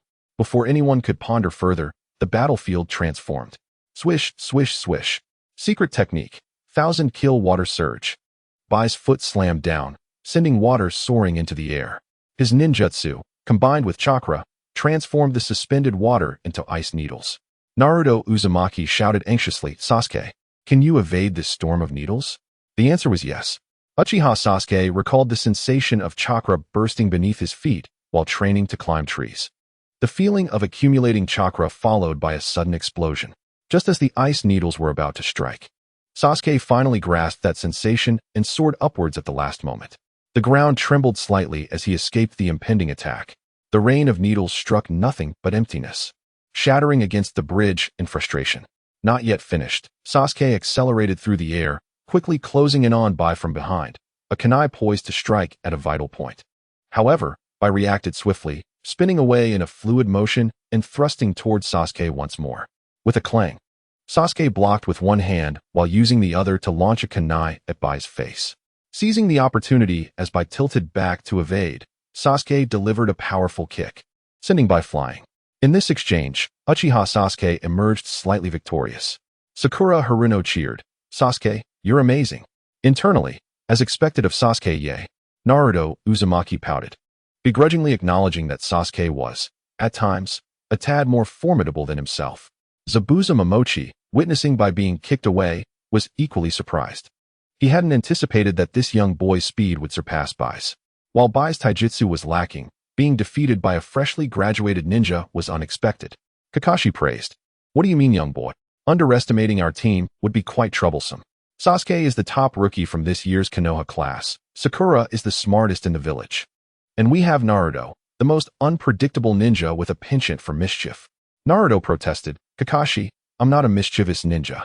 Unfortunately, his protest fell on deaf ears. Zabuza, now realizing Kakashi's team was quite capable, inquired, "What about that taijutsu prodigy from last time? Isn't he here today?" Kakashi replied, "You mean Lee? He is just here to broaden his horizons." Zabuza scoffed, "Is that so? Quite unfortunate." He then cautioned Bai, "If this continues, that young boy might just turn the tables." Bai responded, "Indeed. However, I shall not permit such an outcome." He prepared to unleash his full power, a chilling aura emanating from his body. "How regrettable. But now you shall witness my true speed." As the cold air intensified, Bai began to perform his unique ninjutsu. Secret technique, Crystal Mirror. Chapter 18. Crystal Mirror on the Great Bridge of the Land of Waves. As Bai's secret technique unfolded, Sasuke Uchiha found himself surrounded on all sides, front, back, left, right, and above, by crystalline mirrors. What kind of ninjutsu is this? Kakashi, though unaware of the technique's true power, instinctively moved to provide support. Yet, as he took a step, Zabuza blocked his path, threatening, "Kakashi, your opponent is me. If you make any rash moves, I will kill the three of them." Zabuza elaborated, "Moreover, you need not worry. Once Bai employs this technique, that boy is as good as dead." Naruto shouted angrily, "That's nonsense. Sasuke is incredibly strong."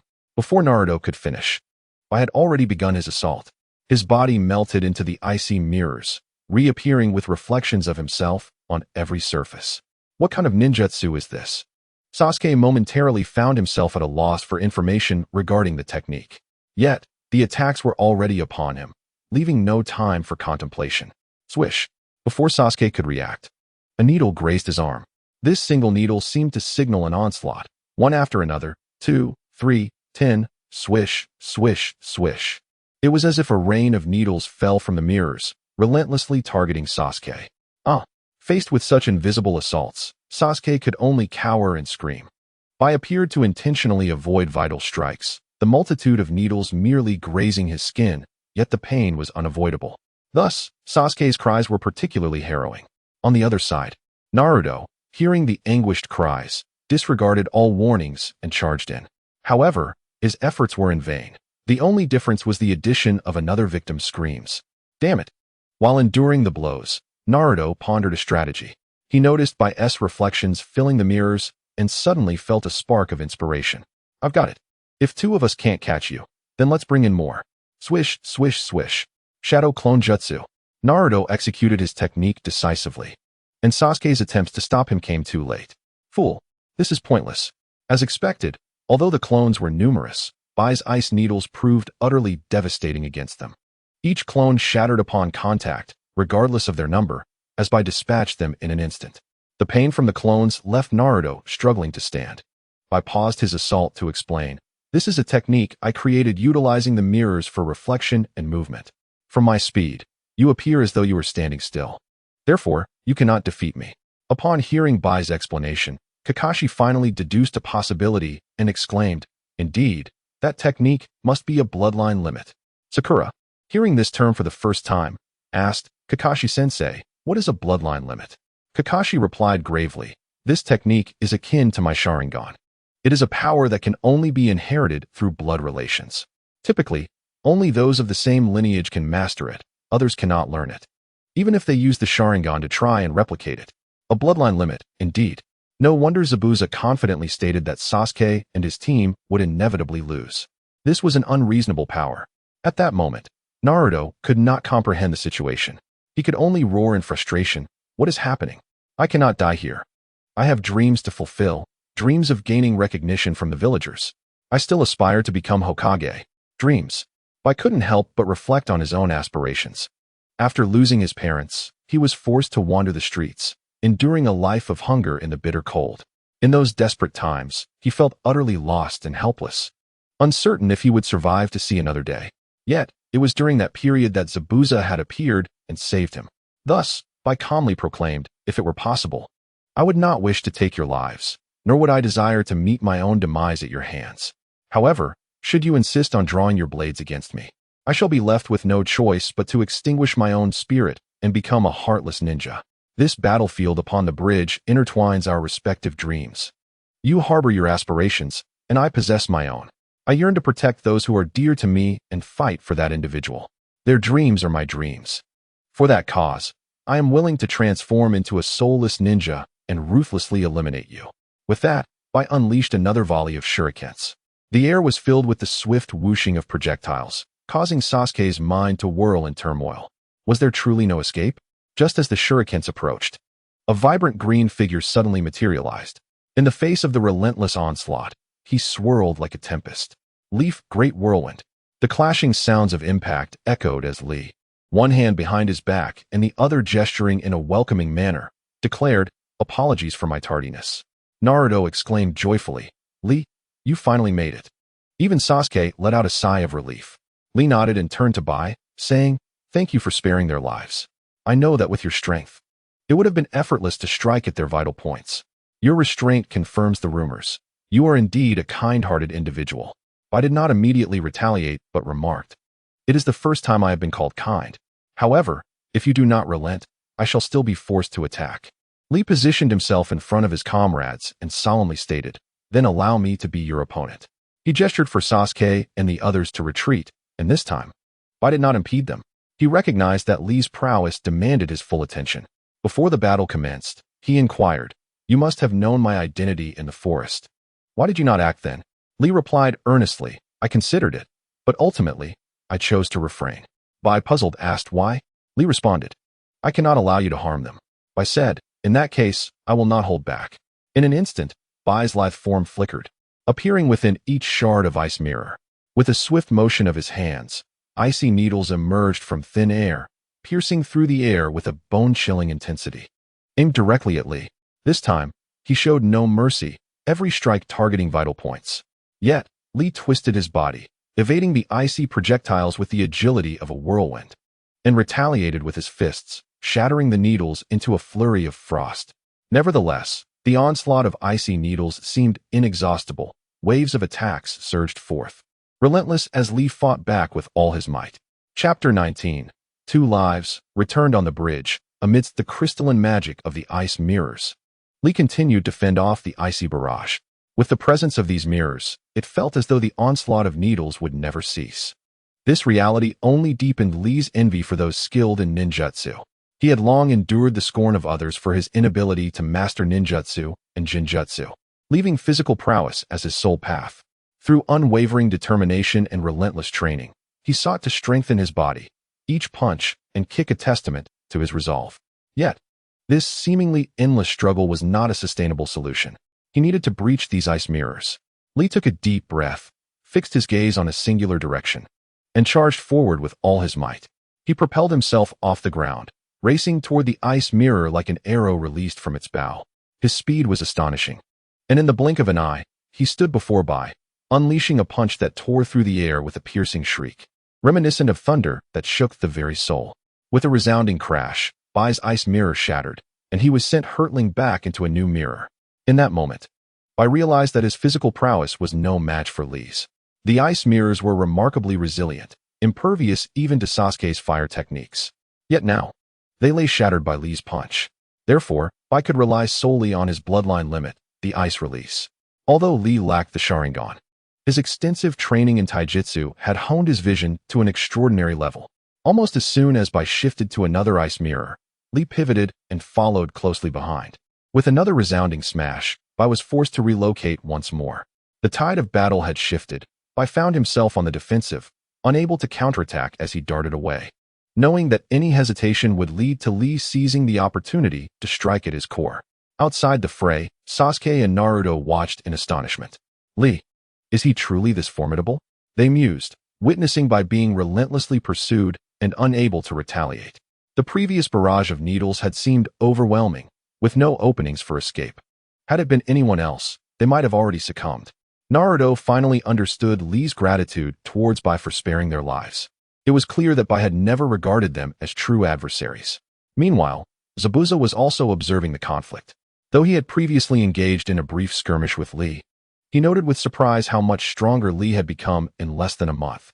The emergence of Naruto, Sasuke, Sakura, Li, and other new generations filled Zabuza with a sense of awe regarding the strength of the Hidden Leaf Village.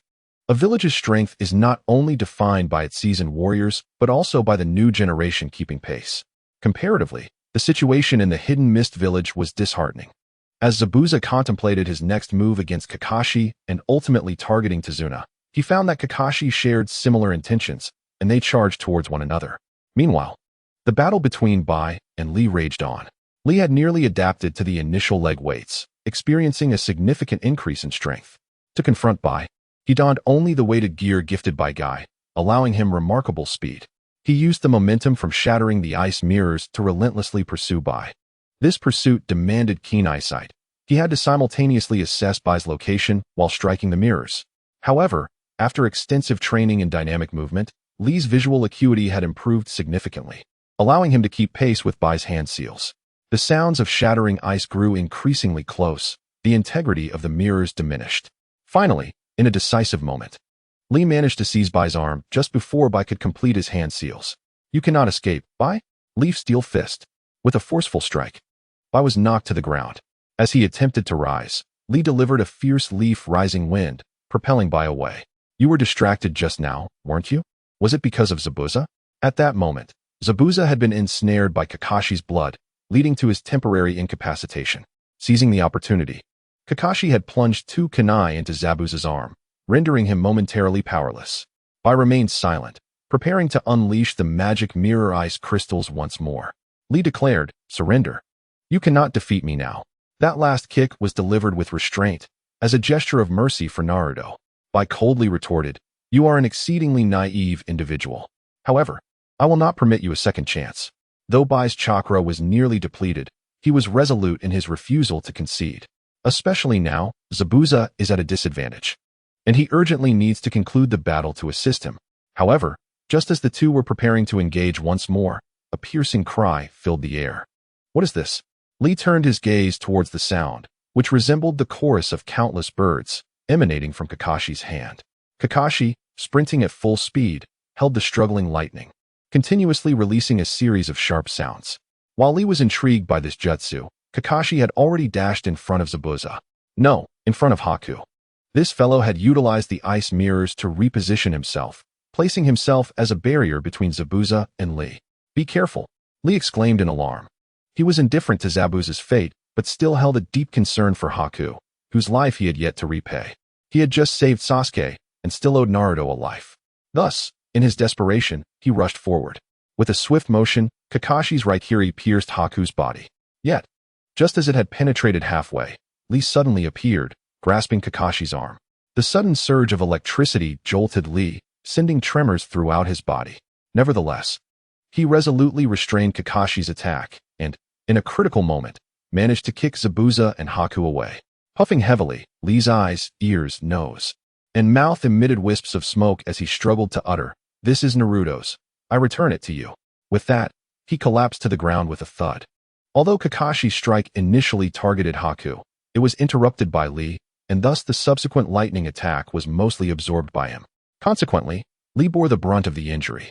As the lightning dissipated, Kakashi stood astounded by the scene before him. Chapter 20. It seems, I've grown stronger on the under-construction bridge. Haku lay severely injured and unconscious. Zabuza had lost an arm and was kicked away from his large sword by Lee. At this juncture, the threat Zabuza posed to Kakashi had significantly diminished. If Zabuza remained here, he would undoubtedly face mortal danger. As a seasoned ninja, he understood the precariousness of the situation. His mission had failed. Therefore, without hesitation, he leapt into the water, taking Haku with him. Kakashi intended to pursue, but was wary of falling for Zabuza's ploy to lure him away. Moreover, with Lee's life hanging in the balance, he had no choice but to remain behind. What is wrong with this kid? Has he taken leave of his senses? Acting as a weapon for the enemy? Although Kakashi wished to reprimand Lee, he couldn't help but admire his clear distinction between enmity and friendship. He had noted Haku's mercy, which surprised him when he struck. However, Kakashi's Raikiri jutsu was characterized by its speed and piercing power. Once he had initiated the attack, there was no turning back. He could only see it through. To his astonishment, it was ultimately thwarted by the combined efforts of Haku and Lee. Yet, the thought of Lee's injuries pained him. Well, at least he is not dead. After some self-reassurance, he called out, "Sasuke, Naruto, carry Lee back. Sakura, your chakra control is commendable. Perform some preliminary treatment." At this moment, Sasuke and Naruto sprang into action, rushing to lift Rock Lee. However, they soon found themselves in an awkward predicament. Despite summoning all their strength, they could not lift Lee. Kakashi questioned, "What is the matter? Hurry and take him back." Naruto replied, somewhat aggrieved, "Kakashi-sensei, Lee is too heavy. We can't move him." Sasuke echoed his sentiments, expressing his inability to assist. Kakashi curiously reached out to lift Lee. Good heavens, he nearly threw out his back. How much weight is this guy carrying? As a rival of Might Guy in his youth, Kakashi was well aware of the training methods of Guy and Lee.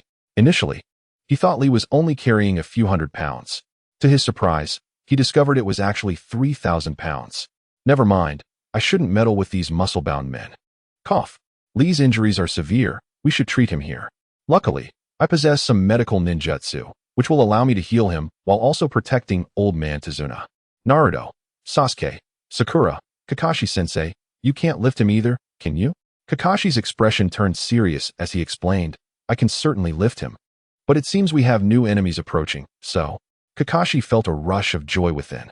He hadn't anticipated that Kato would arrive at this moment. It was truly fortuitous. Just then, Kato appeared, leaning on a cane, puffing on a cigar, and striding forward with an air of arrogance. Behind him followed a rowdy group of warriors. Seeing Zabuza's disgraceful retreat, he mocked, "Huh? Is this the famed hidden mist ninja? They call him the demon. Yet he can't even handle a few brats. Hilarious. Kato slammed his staff down and shouted, "Hey, you over there? While I appreciate your assistance in saving me some money, you too cannot escape." Upon witnessing this, Naruto and his companions grew tense and inquired, "Kakashi-sensei, use that jutsu again and eliminate them all." Kakashi sighed, "I'm afraid not. My chakra has been depleted. It's up to you all now." Naruto exclaimed, "There are way too many of them. It would be manageable to deal with 2 or 3. But there are dozens here. It's too much to ask." Nevertheless, despite their concerns, the 4 stood resolutely in front of Tazuna. Kato chuckled, "What? You still wish to resist? With your pitiful 4 remaining warriors, do you think you can withstand us?" However, before he could finish his sentence, an arrow suddenly struck the ground beside him, causing him to stumble backward in alarm. He shouted angrily, "Who dares to shoot at me?" A youthful voice called out from behind Kakashi and the others, "It's me. I, Inari, am not a coward. I stand with everyone against you villains." Inari stood firm with a crossbow, flanked by hundreds of villagers, each wielding weapons and glaring fiercely at Kato and his men. Infuriated, Kato bellowed, "What are you waiting for? Eliminate them." However, the warriors exchanged glances, hesitating to act.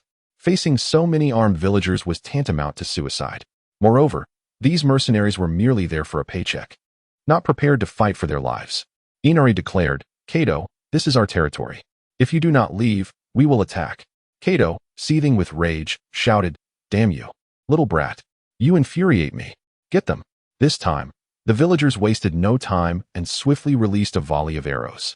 The warriors, frightened, scrambled to flee, jumping off the bridge in haste. Sakura, relieved to have survived, remarked, "I never expected Inari and the others would come to our aid. They truly surprised me." Naruto grinned.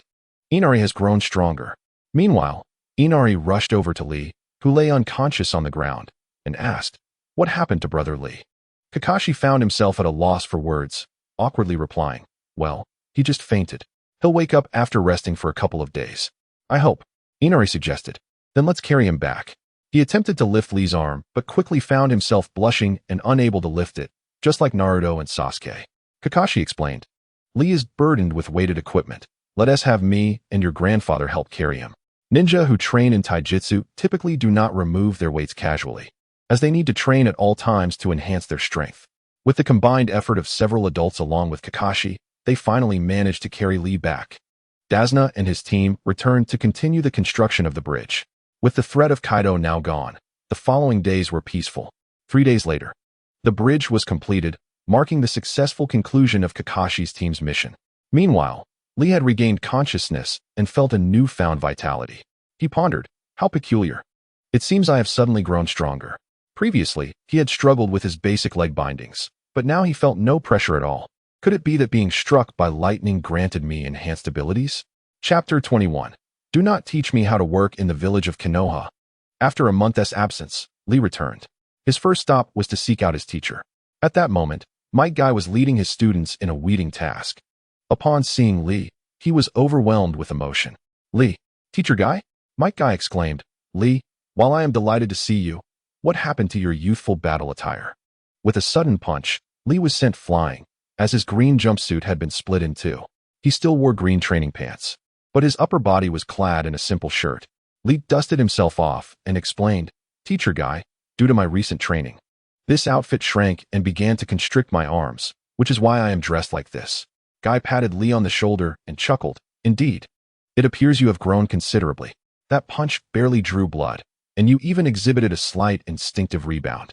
You have become stronger, Lee." Lee responded with excitement, "Yes. Teacher Guy?" The two observers, his teammates, exchanged glances filled with disbelief. Although they had spent over a year together, they still found it difficult to comprehend the exuberance of their youthful spirits. One of them was Niji Hyuga, with his brown hair tied into a small bun at the ends, born into the prestigious Hyuga clan, possessing the Byakugan, one of the 3 great dojutsu, and having mastered the secret techniques of the clan, known as the Gentle Fist. He was regarded as a genius ninja and was once Lee's rival. The other teammate was Tenten, who aspired to become one of the legendary Sannin, akin to Lady Tsunade. She frequently served as Niji's practice opponent and acted as a mediator during conflicts between Niji and Lee. Her skill in handling ninja tools was exceptional, and Guy had once praised her long-range attacks as being infallibly accurate. Seeing Lee, Tintin exclaimed, "Lee, I heard you've decided to stop taking on missions. Have you become a training fanatic?" Lee laughed heartily. "A training fanatic? I quite like that title. However, after these months of training, I've realized that I am more suited to arduous practice. One day, I shall fulfill my dreams." Tintin quipped, "Oh, still hoping to challenge Niji, are you? I'm not too optimistic about your chances." Lee shook his head in denial. "No, my dream is to change my fate. For that, I am willing to give everything. Even my life." Niji frowned and replied in a low tone, "Lee, are you provoking me?" He had long lamented the injustice of his destiny, a fact known to all three. As a genius of the Hyuga clan, he was born into the Branch family. Those in the Branch family bore a cursed seal on their forehead at the age of 3, which the main family could use to control them. The seal could only be lifted upon death, and more importantly, it sealed the Byakugan's abilities. Thus, Niji harbored a pessimistic fatalism, convinced that destiny was immutable. Yet now, Lee was proclaiming that his dream was to alter fate. Was this not a blatant slap in the face? Lee's response to Niji's challenge was calm and resolute. Having undergone the trials of adversity, his mindset had matured considerably. The myriad of insults he had faced had long since become his motivation for growth. Facing Niji, he stated firmly, "Provocation? No, I am merely stating a fact. I am not like you. I have always been at the bottom and am aware of my lack of exceptional talent. Therefore, I can accept any unfairness, but I can also resist it. This principle is etched into my very being. I, Rock Lee, shall not resign myself to fate." Mike Guy burst into laughter. "Lee, that was wonderfully expressed. You have truly matured." Lee, filled with excitement, embraced Guy, akin to a child running joyfully beneath the setting sun. Tintin couldn't help but interject. "This atmosphere was perfectly fine until you two ruined it. Just a moment ago, I was somewhat impressed by Lee's words, and now it's all turned into this." Yet she noticed Lee's transformation. He no longer clamored for a duel with Niji, which felt quite unusual. After reuniting with his friends, Lee had much to share. However, he remained focused on his dream, and after reminiscing, he commenced his new training regimen. With boundless energy, he swung his fist and shouted, "For youth! I shall sprint with a burden for 2 hours." With a swift motion, he dashed away. Mike Guy observed Lee's retreating figure and then glanced at the footprints left behind. To manage his strength and avoid sinking into the mud during such a sprint was no simple task. "Lee, your growth may indeed astonish many." Niji also stared at the faint impressions in the mud, feeling an unprecedented pressure. Has he truly grown to this extent? It seems I am still not working hard enough. Though he often lamented the unfairness of fate, he had never considered that he might lose to Lee. Yet now, that certainty seemed less assured. As days passed, Kakashi's team continued with their missions, while Guy led Tintin and Niji in weeding and dog walking. Meanwhile, Lee's deviation from the group reached the higher echelons of the village. While this was primarily Guy's concern, as a ninja, one was not trained to be aimless. They were expected to contribute to the village. In the Hokage's office, Shimura Danzo, the assistant to the Hokage and leader of the Umbu, expressed his dissatisfaction. "Hiruzen, you should take a look at how Rock Lee is behaving. He hasn't participated in village affairs for months. The village has invested considerable effort in his training, and this is how he repays that?" The third Hokage, Sarutobi Hiruzen, calmly picked up a stack of reports and replied, "This is not a significant issue. Mike Guy has not expelled him from the team. Lee's absence still counts toward his mission." Danzo retorted angrily, "Is that the same? If he does not undertake these basic tasks today, he won't engage in higher-level missions tomorrow. If this continues, will he still care for the village? If this precedent is set, will other ninjas also refrain from doing their missions? What will happen to the village's economic support? Will employers still entrust tasks to Konoha? This is utterly absurd." Hiruzen, tapping his pipe, countered, "Danzo, you are overreacting. The tasks assigned to lower ninjas are all D-rank missions and do not impact employers from other villages." Danzo argued, "Lower ninjas? D-rank? Last time he accompanied Kakashi to the Land of Waves and even battled against the Mist ninjas. Such strength must be controlled early on, do you understand?" Hiruzen replied. "So, are you planning to take action against him? This is not in line with your usual approach.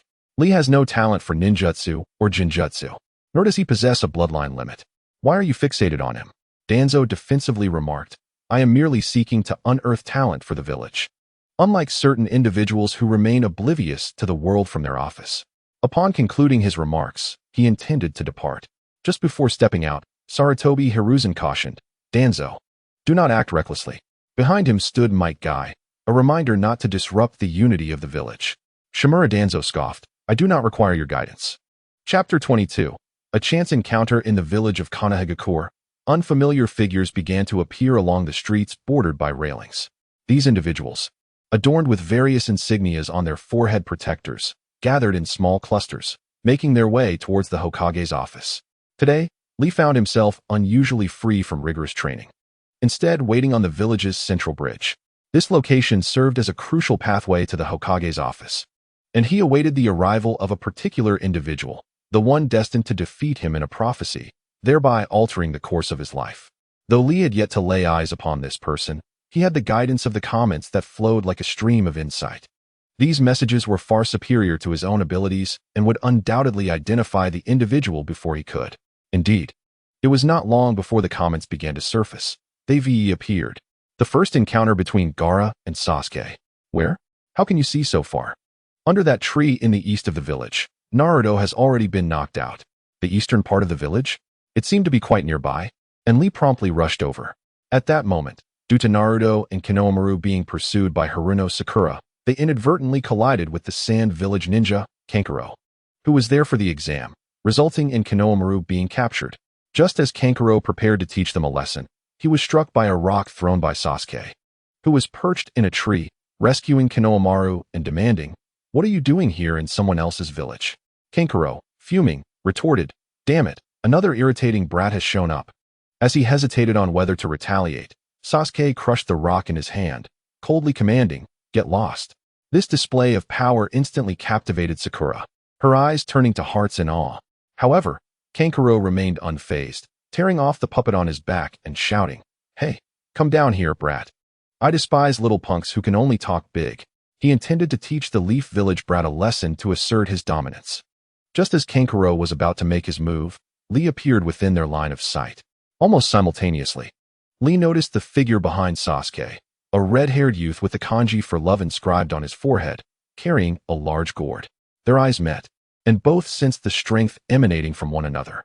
Sasuke, following Lee's gaze, was taken aback to find a boy standing behind him, exclaiming inwardly, "When did this guy appear?"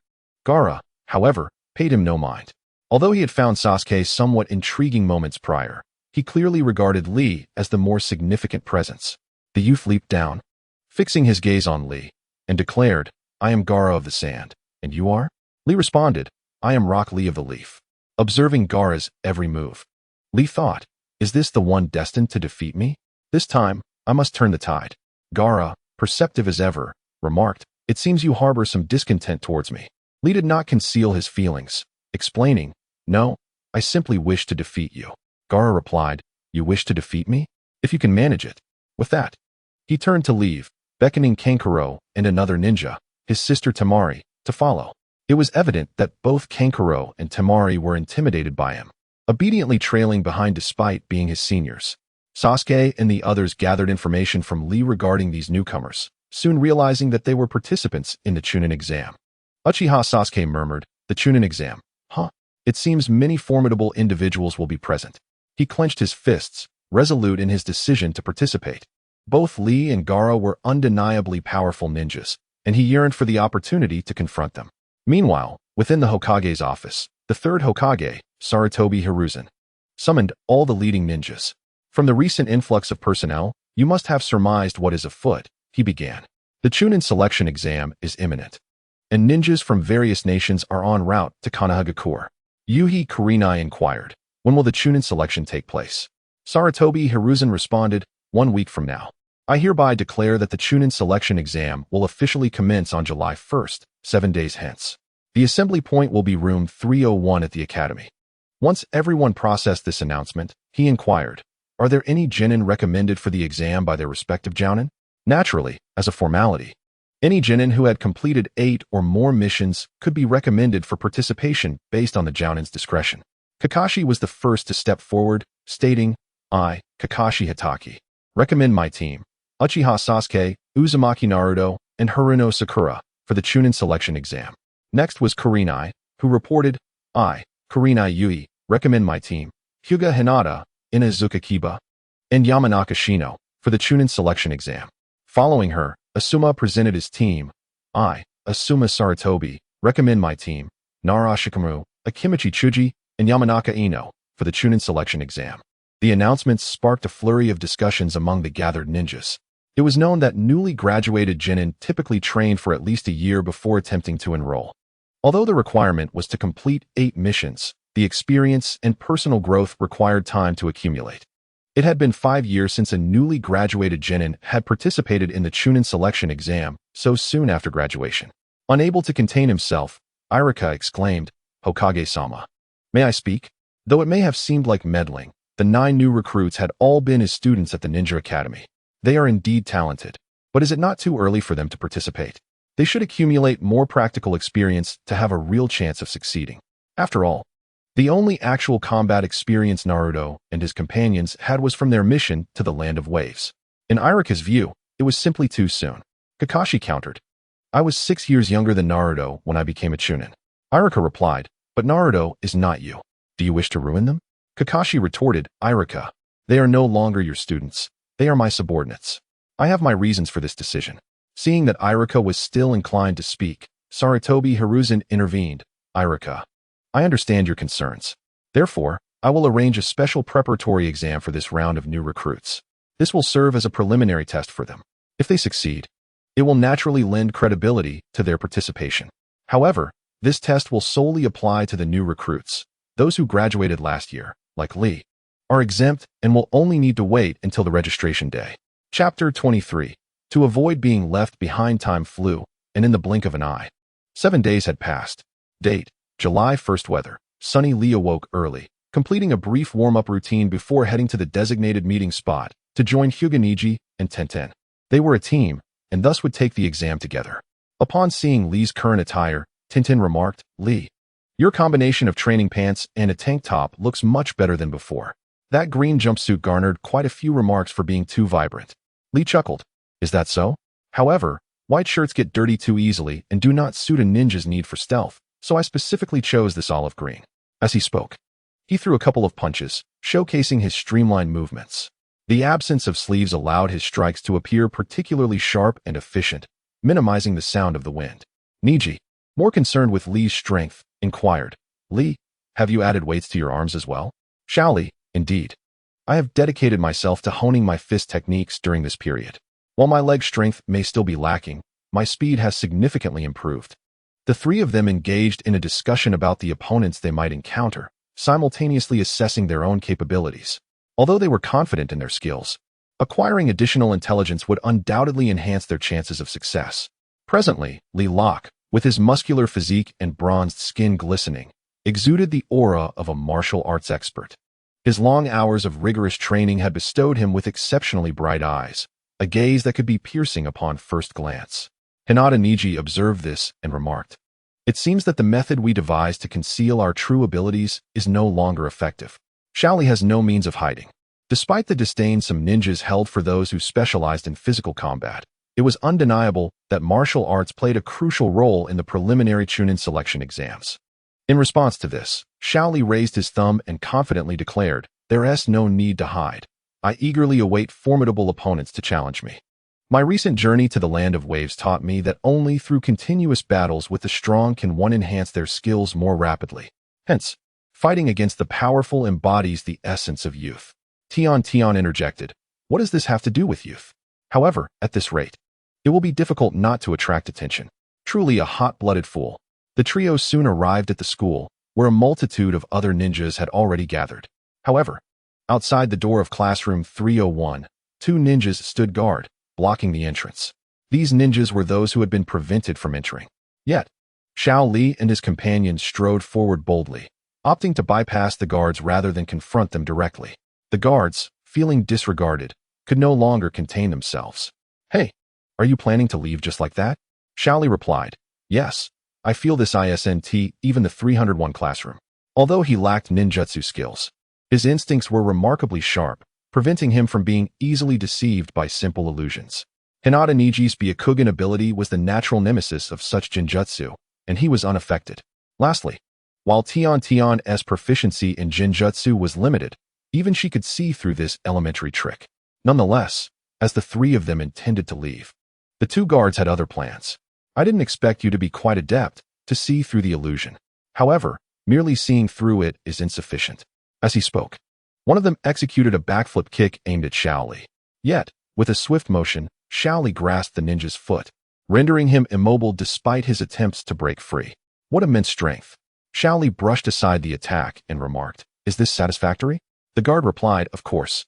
With that, the sign for 301 transformed into 201, revealing the staircase leading to the third floor. Shaoli's nonchalant defense had left a profound impression on the others. Let us proceed and see how many opponents we will face in this round of Chunin selection. With that, they prepared to depart. Just as they ascended the stairs, Uzumaki Naruto and his companions hurriedly caught up, calling out from a distance, "Shaoli, Shaoli, wait for us." Shaoli responded, "Ah, Naruto, Sasuke, Sakura, are you here to participate in the exam as well?" Uzumaki Naruto replied, "Yes, I didn't expect to see you here. Ah, please don't let me encounter you." Although Naruto enjoyed being in the spotlight, he was well aware of Shaoli's strength. If a confrontation were to occur, he doubted he would emerge victorious. Sasuke and the others felt similarly. Even Gaara was a challenge they were confident they could face. However, the prospect of contending with a purely martial arts practitioner like Shaoli left them somewhat apprehensive. At this moment, Shaoli introduced them, Neji, Tion. These are Kakashi's students, Naruto, Sasuke, and Sakura from Team 7. Moreover, Sasuke is a prodigy of the Uchiha clan. The Uchiha, Hyuga, and Senju clans were famously referred to as the three great clans of Konoha. Regrettably, the Senju clan had faded into obscurity, and the Uchiha clan had seen better days. Only the Hyuga clan maintained a considerable lineage. As the heir to the Uchiha clan, Sasuke, being a genius, naturally caught Neji's attention. He stated, "You hail from the Uchiha clan?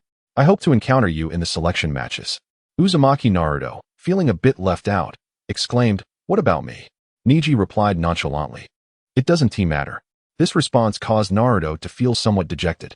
Fortunately, Shaoli, recognizing their potential, cheerfully stated, "Naruto, Sasuke, you are all my rivals in heart. One day, I will surpass you." Upon hearing this, Naruto became even more despondent.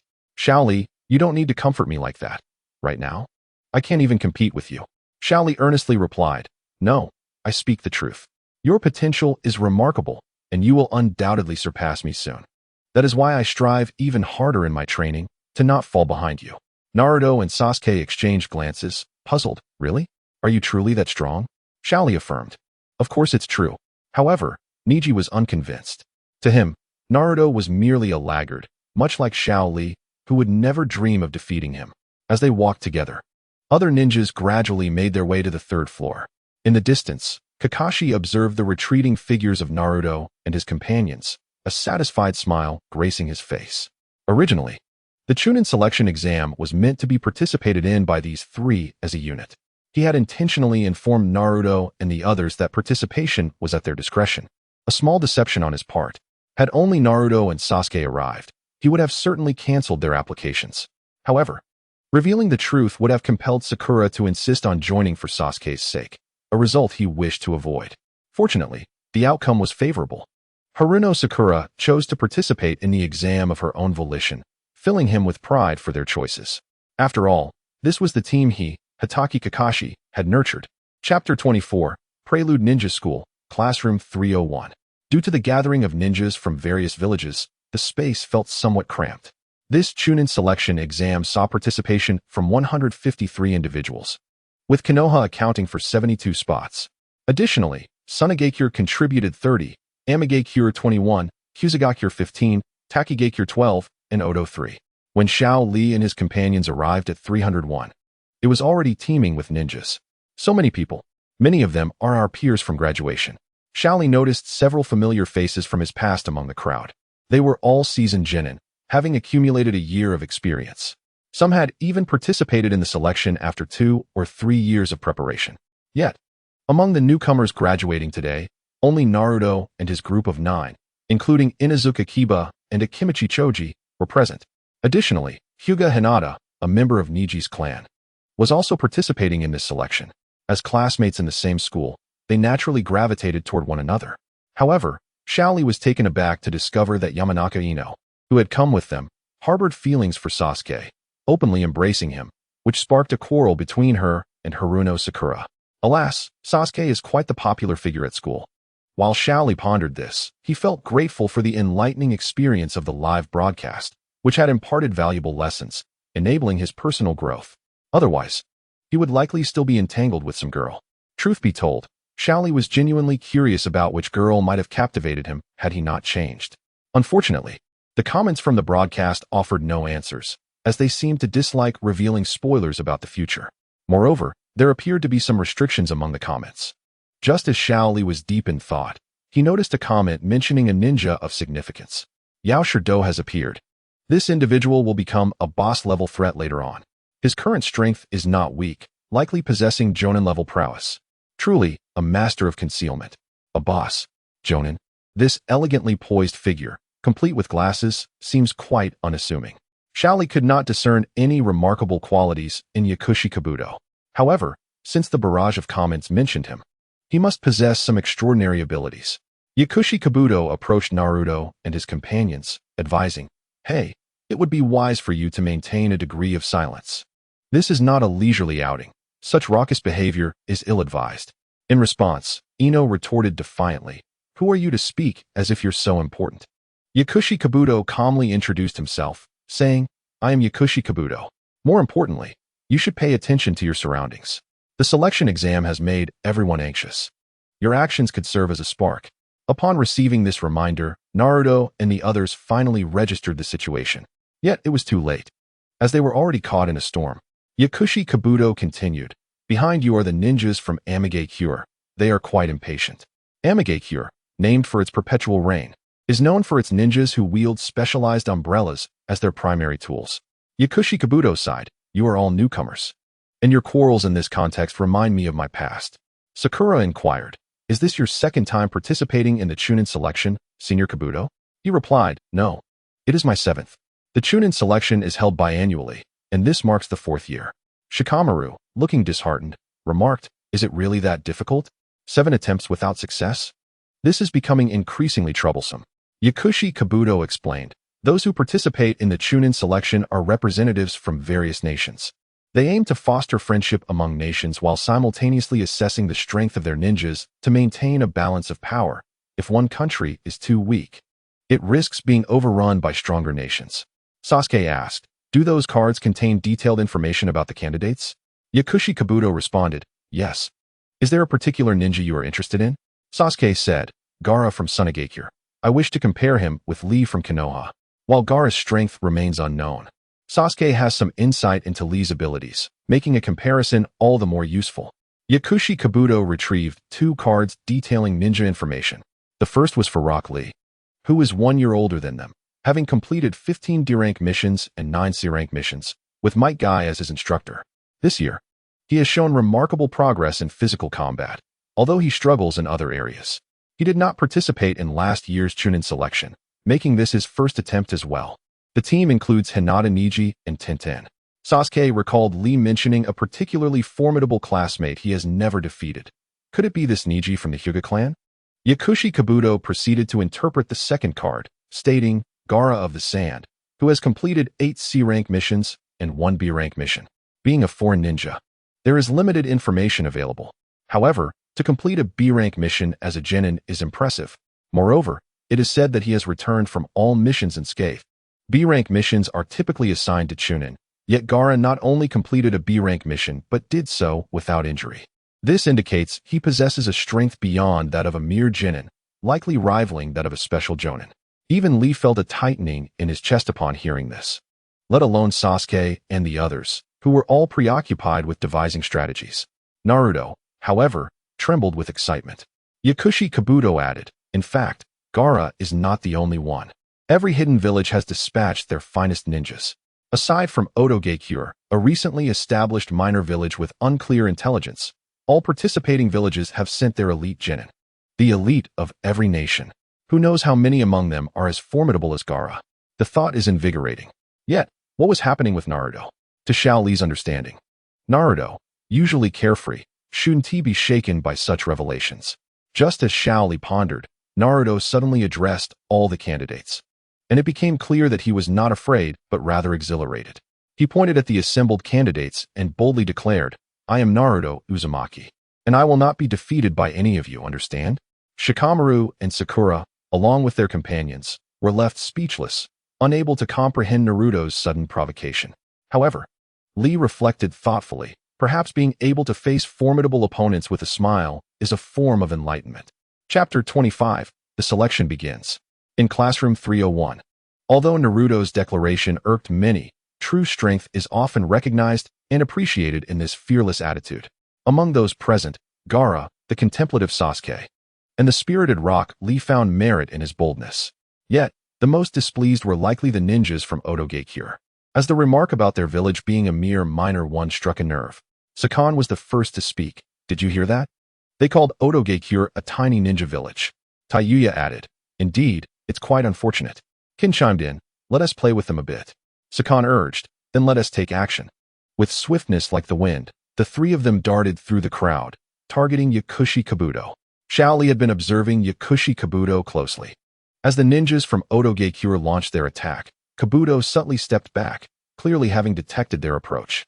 Additionally, Shaoli noticed that Taiyuya's attack seemed to be linked to the ninja tools on her right arm. Before she arrived, the tools on her arm began to swell, and upon reaching her target, she delivered a direct punch at Yakushi Kabuto. He dodged. Not only Shaoli, but many others noted that the attack had missed. However, the expressions of the Otogeikure ninjas suggested they did not appear disheartened by their failure. Was there a hidden twist? Just as confusion spread among the observers, Yakushi Kabuto's glasses shattered suddenly. Shaoli instantly concluded that this was an invisible attack. Despite dodging, the target was still hit, indicating the attack had a certain range of extension. Moreover, the expressions of the attackers remained as if they were anticipating something, suggesting that the effects of the attack were not yet fully realized. Indeed, 2 seconds later, Yakushi Kabuto suddenly felt a wave of dizziness and involuntarily began to vomit. Was this a soft attack effect? It was indeed peculiar. Losing control of one's body during a battle could be fatal. What could this be? All ninjas speculated about the cause, as their next opponent might well be these Otogeikure ninjas. Meanwhile, the barrage of comments during Shao Li's live stream quickly provided him with answers. The attacks of the Otogeikure ninjas are quite formidable, albeit somewhat singular. Taiyuya's ninja tools can damage a person's ear bones, resulting in dizziness, vomiting, and loss of balance. It's utterly disgusting. Indeed, one must be cautious not to fall prey, as many organs in the human body are quite fragile. However, in the mobile game, he is a godlike figure. One full combo could leave you either dead or severely injured. I have one too, and I've even defeated a Kage-level opponent, haha. The revelations in the comments sent a chill down Shao Li's spine. The ability to damage ear bones from a distance was indeed bizarre. Yet, he never anticipated that these Otogeikure ninjas might possess Kage-level potential. Could they become the future Otokage? Truly, one should not judge by appearances. In that moment, Shaoli had already categorized Taiyuya as an opponent of equal standing to Gaara. However, just as everyone anticipated the battle to continue, a smoke bomb exploded in the classroom, and a coarse voice echoed through the haze. "Silence, you bunch of inept individuals. I am the examiner for the first round of the Chunin selection exam, Marino Ibiki." This examiner, adorned with a ninja hat and bearing 2 long scars across his face, donned a vest from the Konoha interrogation department and a black trench coat. Accompanying him were several proctors. Upon noticing a skirmish in the corner, he admonished, "Sound ninja, do not cause trouble before the exam. Do you wish to be eliminated?" Tosazuna replied succinctly, "Apologies, it's my first time participating in the exam, and I got a bit too excited." His swift apology revealed a remarkable adaptability. In that moment, everyone remembered the Sound Ninja team. Marino Ibiki did not linger on the incident and proceeded to announce, "Now, allow me to outline my rules. Unauthorized combat among candidates is prohibited. Even with the examiner's permission, lethal actions are forbidden. Defy my regulations, and you will be immediately disqualified." No candidates dared to voice dissent against his commands. All awaited the forthcoming examination. Marino Ibiki continued, "Next, we will commence the first exam. Each of you must submit your application forms and draw numbers for seating. Subsequently, I shall distribute the written examination papers. The first test will involve a randomized seating arrangement for the written portion, a process many anticipated, albeit with variations depending on the examiner. However, there are several rules you must remember regarding the written exam. Once it begins, I will not entertain any questions. Listen closely. Examination rules. 1. Each candidate starts with 10 points. Each question is worth 1 point. Employing a penalty scoring system. Full marks for complete correctness, 1 point deducted for each incorrect answer. 2. The outcome will be determined by the cumulative score of the 3 members of the same team. 3. Any act of cheating, or being perceived as such, will result in a deduction of 2 points for each instance caught. 4. If even one member of a team receives a score of 0, the entire team will be disqualified. 5. The final question will be revealed 45 minutes into the exam. Now, let the examination commence. As soon as Shaoli received the test paper, he began to tackle the questions. However, to his astonishment, the difficulty was quite daunting. The first question involved deciphering a code, which was not his forte. The second question required him to illustrate the maximum range of a shuriken wielded by Ninja A, who stood atop a tree 7 meters high.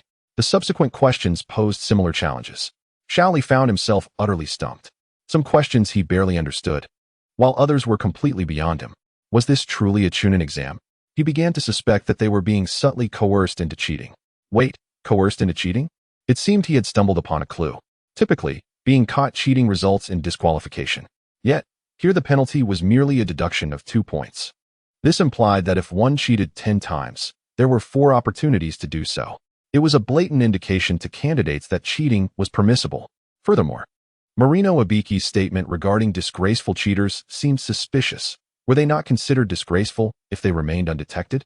Additionally, he mentioned that as ninjas, candidates should conduct themselves with the excellence expected of a ninja.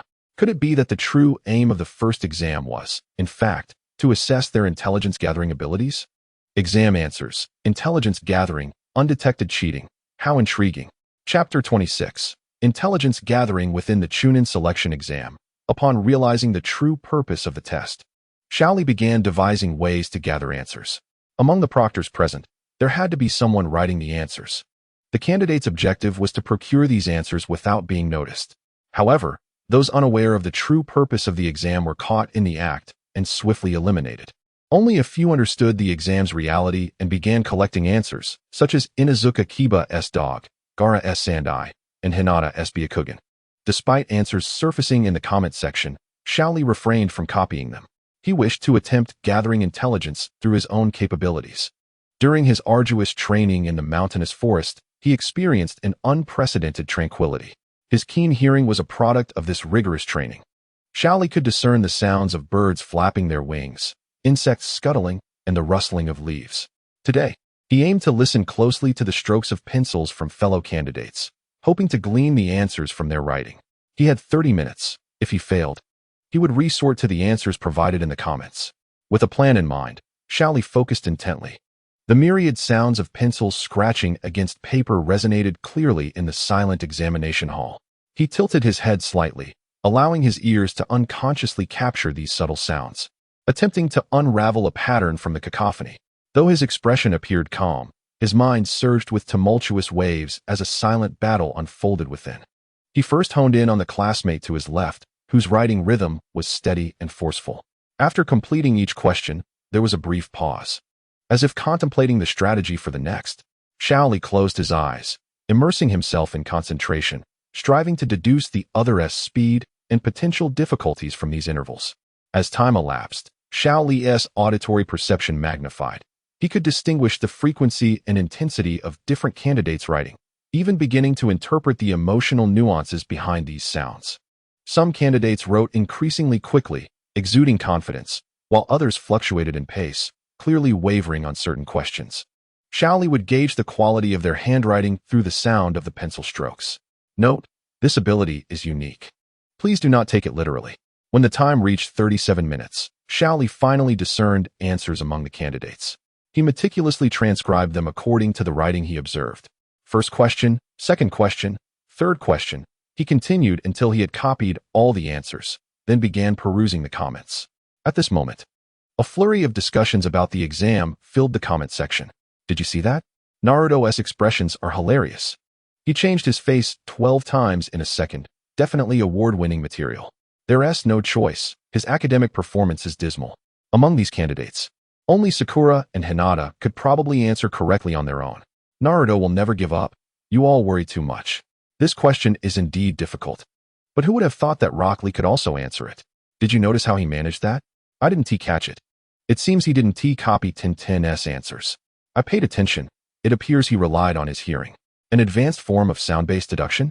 His physical abilities must be exceptional. Do you think this time, Rock Lee might truly defy the odds? It's tough. It's not that he isn't strong. But others have too many advantages. That's not entirely true. Although Lee lacks ninjutsu and genjutsu, he possesses a unique ability that could assist him. This revelation piqued the interest of others, who began inquiring about Xiao Li's potential. Have you forgotten? Orochimaru will place a curse mark on Sasuke in the Forest of Death. The curse mark doesn't require ninjutsu to activate. It can be unleashed through sheer physicality. With Xiao Li's physique, he could easily endure the initial adaptation. As soon as this answer surfaced, many comments expressed skepticism. You're overthinking it. Orochimaru values lineage above all. A commoner like Xiao Li could never catch his eye. Moreover, this curse seal also poses a risk of being seized by Orochimaru. Xiao Li is not a reincarnated great figure, and he might be directly taken over. Opportunities and risks coexist. If he can develop his own unique physical techniques, he should be able to resist Orochimaru's possession. The unique physical techniques you refer to must be the advanced martial arts of Might Guy, which exists solely within the ninja world. Xiao Li's talent does not match that of Might Guy. Whether he can cultivate his own techniques remains uncertain. Xiao Li gazed at the subtitles, once again lamenting his own meager strength. It is still insufficient. He must strive harder. Cursed seals. Note: after repeatedly watching Sasuke's battle with the cursed seal, I personally believe that the seal is activated by one's will. Although it initially activates due to the chakra's activity, it can also be forcibly retracted by sheer will. This implies that activating the cursed seal does not require hand signs. This is my personal interpretation. Please do not delve too deeply into it. Xiao Li etched this matter into his memory. As the bullet comments suggested, Orochimaru places great importance on bloodlines. As an ordinary individual, he is hardly regarded. Yet, this is one of the few opportunities available to him to enhance his strength. If he does not grow stronger, he will be unable to alter any outcomes in the future. It is better to take a chance now. At least there is a possibility. As Xiao Li contemplated his future, a new development arose in the examination hall. 45 minutes had passed. Mori no Ibiki solemnly announced. Very well, time is up. I will now announce the 10th question. However, before that, there is a small additional condition attached to the final question, the rule of despair. Despair. Just when Xiao Li thought he would easily pass, he felt a surge of anxiety. Truly, the expert in interrogation could evoke tension with just a few words. Mori no Ibiki continued. Firstly, you must choose whether or not to answer this 10th question. This is a mandatory choice. However, the question will not be so simple. Tamari inquired, what happens if we choose not to answer? Mori no Ibiki replied, if you choose not to answer, the candidate will receive a score of 0. Naturally, both of your companions will be eliminated as well. Bystander A remarked, in that case, we can only choose to answer. Bystander B questioned, what is going on? Bystander C added, the rule of collective elimination is rather excessive. Yet, ignoring the candidate's murmurs, Mori no Ibiki continued. There is another rule. If you choose to answer but fail to answer correctly, the respondent will forever be deprived of the opportunity to participate in the Chunin exams. Inazuka Kiba exclaimed, there are ninjas present who have participated in this exam multiple times. How can such a rule exist? Mori no Ibiki sneered, that is your misfortune. Because this year, I am the rule. Furthermore, did I not provide you with an escape route? The escape route is to choose not to answer. However, having persevered to the last question, who would willingly wait for the next selection? This was precisely Mori no Ibiki's intention, as he announced with a sinister smile. Those lacking confidence should simply choose not to answer and return next year or the year after. Now, please raise your hands if you choose not to answer the 10th question. Chapter 27. The 10th question, bestowed upon you in the examination hall. Everyone fell silent due to this daunting choice. If one member of a 3-person team chose not to answer, all 3 would be eliminated simultaneously. If they chose to answer but failed, that individual would be destined to remain a genin for life. Whichever choice they made, it was enough to shatter their mental state. Xiao Li felt confident in his ability to answer, as he had no escape route from the beginning. Returning next year? That was not an option. The expressions of the other candidates varied. Some remained calm, while others were tormented by indecision. After enduring a lengthy psychological struggle, the first individual finally stood up. Number 50. I choose not to answer. The proctor announced, Candidate 50 has chosen to forfeit. Candidates 130 and 111 are simultaneously eliminated. This trio belonged to the same team. When one chose to forfeit, the other two lost their opportunity as well. Number 50. I'm sorry, Motoyanagi Inagaki. With the first choice made, others soon followed suit and opted to withdraw. The departure of these individuals weighed heavily on those who remained. Shaoli glanced at Tian and Niji, noting that neither showed any intention of giving up. Sasuke appeared calm, while Haruno Sakura seemed conflicted. She contemplated whether to raise her hand and leave, as Naruto's performance in the written exam had been the weakest. If he chose to answer and got it wrong, he would forever remain a genin. Shaoli observed Naruto, who was trembling. One could imagine the inner turmoil he faced. A person who longed to become Hokage and gain the village's recognition was now faced with the most difficult choice. Psychological warfare is not to be underestimated. Shaoli turned his gaze to Mori no Ibiki on the stage and suddenly realized that these interrogation experts are truly adept at manipulating people's hearts. Thinking of Naruto's anguish, Shaoli chose to stand up and proclaimed, Mori no Ibiki-sensei, we will not choose to withdraw. Even if I must remain a genin for life, I shall bravely pursue my dreams. Right, Naruto? Vortex Naruto was taken aback. He had not expected someone to believe in his ability to succeed during his moment of struggle. This filled him with newfound strength. He nodded vigorously, slamming his hand on the table as if to affirm his conviction, and shouted, That's right. I will not flee in fear. Even if I must remain a genin, I will strive to become Hokage. Haruno Sakura felt a sense of relief upon hearing this. She had considered raising her hand to forfeit, hoping to give Naruto a chance to participate in the selection next year and achieve his seemingly impossible dream. To her surprise, Naruto was determined to persist in becoming Hokage, even if it meant staying a genin. What a fool he is. Sasuke chuckled softly. He completely disregarded us. However, he is indeed a person of strong conviction. With Shao Li and Naruto boosting morale, the atmosphere in the examination hall grew increasingly fervent. Candidates who had initially contemplated raising their hands silently chose to stay. They could not allow others to accuse them of fleeing at the last moment. Mori no Ibiki, maintaining a poker face, inquired, Is there truly no one who wishes to withdraw? This is a choice that will determine the course of your lives. If you wish to forfeit, now is the time. Shaoli confidently raised his thumb and stated, I will not give up. Vortex Naruto declared, I must uphold my words. This is my ninja way. Mori no Ibiki smirked, thinking to himself, Humph, how eloquent. But these little brats are quite amusing. After this commotion, it seemed unlikely that anyone would choose to withdraw. After confirming with the other proctors, Mori no Ibiki smiled and said, Your determination is commendable. Therefore, I declare that all those who remain here are qualified. With a clap, the candidates collectively exhaled, releasing their pens. Qualified? Bystander, what about the 10th question you just mentioned? Mori no Ibiki replied with a smile. If I were to be honest, your previous choice was the 10th question. Temari questioned. Then were the previous 9 questions pointless? Mori no Ibiki clarified. They were not pointless. They were designed to assess your information-gathering abilities. These exam questions are not something a genin could answer. To earn points, you would inevitably conclude that cheating was necessary. As a target for cheating, I arranged for 2 chunin who knew the answers to be hidden among you. Shaoli remarked. So, this first exam began the moment we entered classroom 301. What a remarkably thorough plan.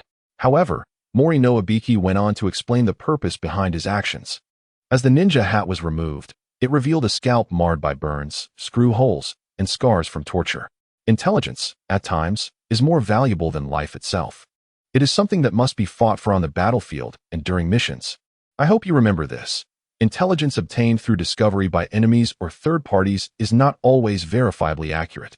Holding on to erroneous intelligence can inflict fatal blows on comrades and the village. The 9 questions posed are designed to identify those lacking in intelligence-gathering abilities. Handing over to Shikamaru, who remained puzzled, he inquired, But the final question is simply too hard to accept.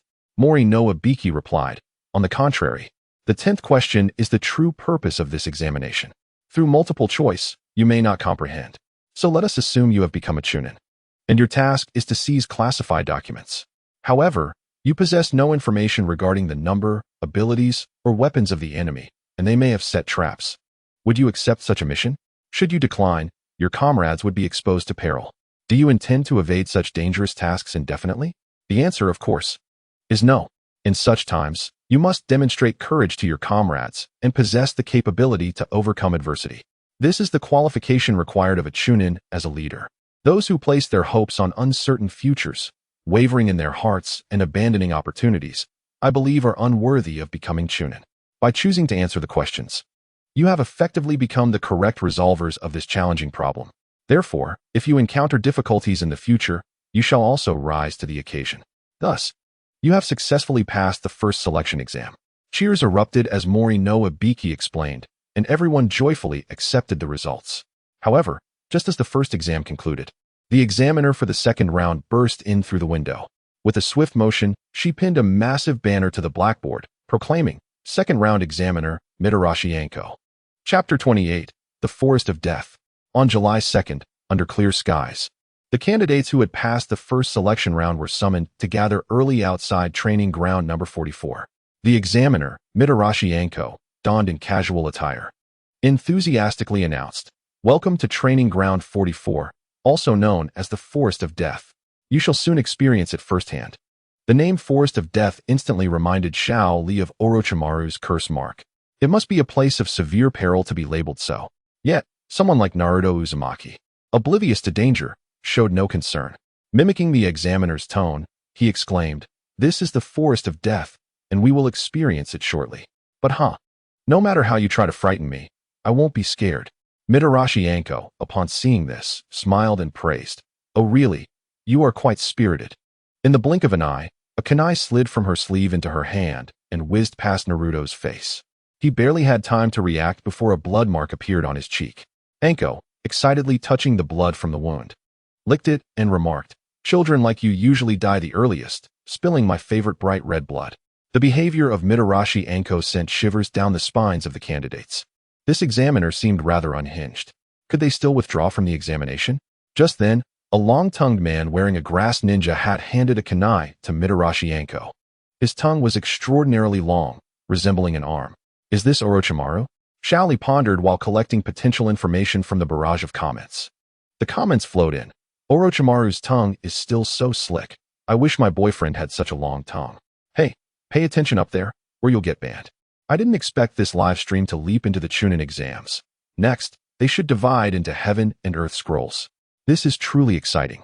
Naruto and Sasuke are facing off against Orochimaru. Too bad we can't see it.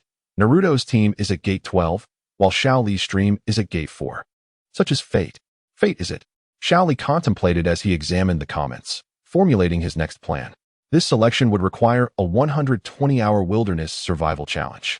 Each group of candidates would possess a scroll, either the Heaven or Earth scroll. The condition for victory is to gather both types of scrolls and reach the tall tower.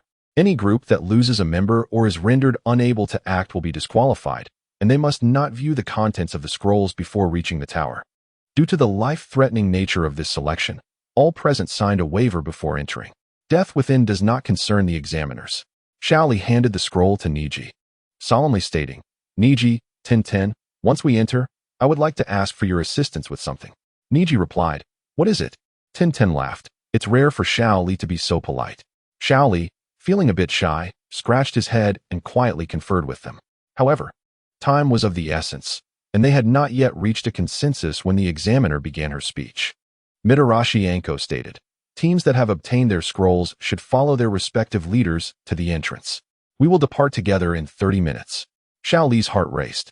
They were indeed separating the teams. The three of them waited for Naruto's team to leave, and after Team 7 departed, they followed closely behind another leader. Upon arrival, they discovered it was the entrance number 4.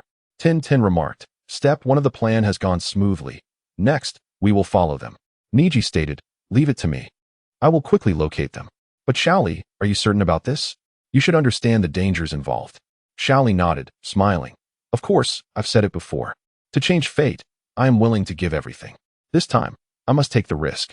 As time swiftly passed, 30 minutes later, it was 2:30 p.m. The second selection officially commenced. With a rush, all 26 teams of candidates dashed into the forest. Xiao Li and his companions entered without delay. Once out of sight, Niji activated his Byakugan. Byakugan activate. The Byakugan is an ancient bloodline limit of the Hyuga clan in Konoha village. It is one of the 3 great dojutsu, possessing a panoramic view with no blind spots, allowing the user to perceive the flow of chakra in the environment. It can see far distances and discern objects clearly, as well as observe the opponent's chakra pathways and tenketsu. Utilizing chakra enhances the eye's capabilities, allowing the user to see objects up to 1 kilometer away, surpassing even the Sharingan in insight. However, as a branch family member, Niji's Byakugan had a limited field of vision, lacking the full 360-degree view. Nevertheless, it was sufficient for tracking purposes. With the assistance of Byakugan, the 3 immediately headed towards Gate 12. Meanwhile, Sasuke and his team encountered their first adversaries. Just as Naruto stepped away for a moment, he was unexpectedly captured and transformed to resemble Naruto as he approached Sasuke. Unfortunately, the details of his transformation were insufficient, leading Sasuke to see through the deception. Sasuke grasped his kunai, demanding, "You imposter, where's the real Naruto?" Naruto, brushing off the dirt from earlier, retorted angrily, "What are you talking about? I don't understand." Sasuke replied, "Stop pretending. Your flaws are too numerous. The wound inflicted by the teacher has vanished. Moreover, the shuriken is positioned in your left hand, while Naruto is right-handed. Your transformation technique is inferior to Naruto's." At this moment, the imposter realizes the charade cannot continue and reluctantly dispels the transformation, lamenting his misfortune. Having been exposed, there is no recourse but to seize victory through sheer strength. With a swift motion, this rain ninja charges forward. However, Sasuke's reflexes are swifter. As he leaps into action, he rapidly forms the necessary hand seals. Fire style, Phoenix Fire technique. This is a C-rank ninjutsu, unleashing a torrent of chakra-infused flames from Sasuke's mouth, which disperse in all directions and can be manipulated by the caster.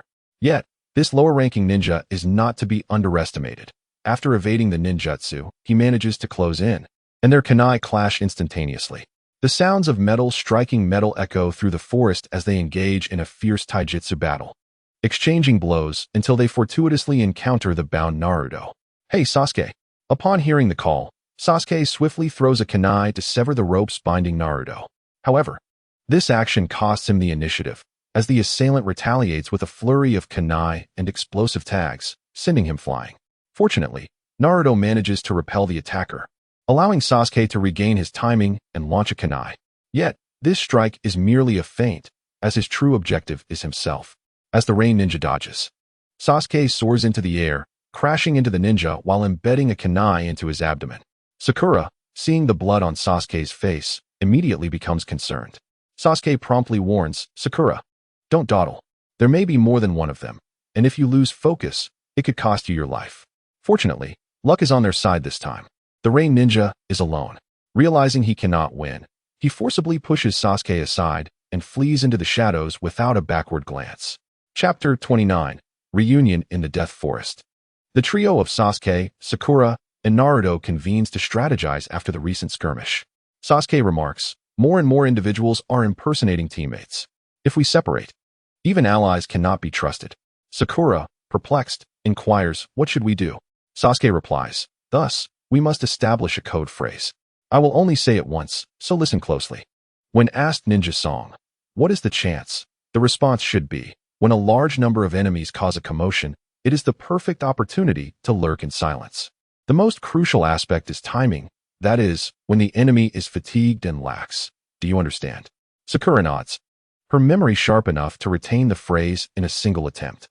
However, Naruto finds himself at a loss.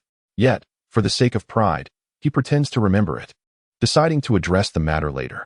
Just as the trio finalizes their code, a kunai is launched towards them. Although Naruto narrowly dodges, a scar is left on his right cheek. Instantly, the trio becomes alert, gazing into the dark depths of the forest. However, their opponent is cunning, choosing not to reveal himself immediately and instead employs ninjutsu. Wind style, great breakthrough. With a single-handed hand seal, a tempestuous wind erupts from his mouth. Though seemingly simple, the magnitude of this technique varies with the user's capability. The formidable ninja before them wields enough power to uproot ancient trees. Naruto, be careful. The overwhelming force sends Naruto hurtling away, leaving only a deep ravine in his wake.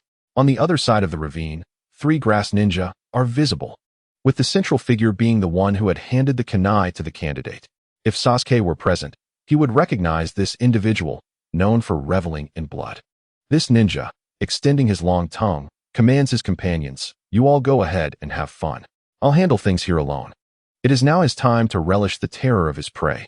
Meanwhile, on another front, Lee, Tintin, and Niji are traversing the terrain. Although this area is designated as a training ground, it spans 10 miles, and reaching their target at Gate 12 will take some time. Not to mention, there is a possibility that Sasuke and the others have deviated from their path. Just as they avoid the candidates, a faint cry for help resonates through the air. "Help! Everyone, where are you?" Upon hearing the plea, the trio halts. Niji, utilizing his Byakugan, describes what he sees. A grass ninja, only a female genin, is being targeted by a bear, oblivious to the lurking ambush. Upon hearing this, Lee's eyes light up. "I'll go take a look. I could use some food." With that, he dashes off. At that moment, the grass ninja, Xiangling, finds herself helplessly clutching a scroll as she desperately evades the bear's attacks. She longs to escape, but having never learned ninjutsu, she struggles even to flee. Just as she faces imminent demise, a mysterious figure descends from the heavens. Emerging from the sunlight filtering through the forest, his sturdy form glistens. Clad in a brown-green vest and training pants, he exudes reliability. "Hey, I'm here to save you. Don't worry, I won't let you get hurt." Lee confidently gives a thumbs up, reassuring Xiangling with his cheerful smile. At that moment, she is entranced, her vision filled with his bright grin, echoing his words, "I'm here to save you. I won't let you get hurt."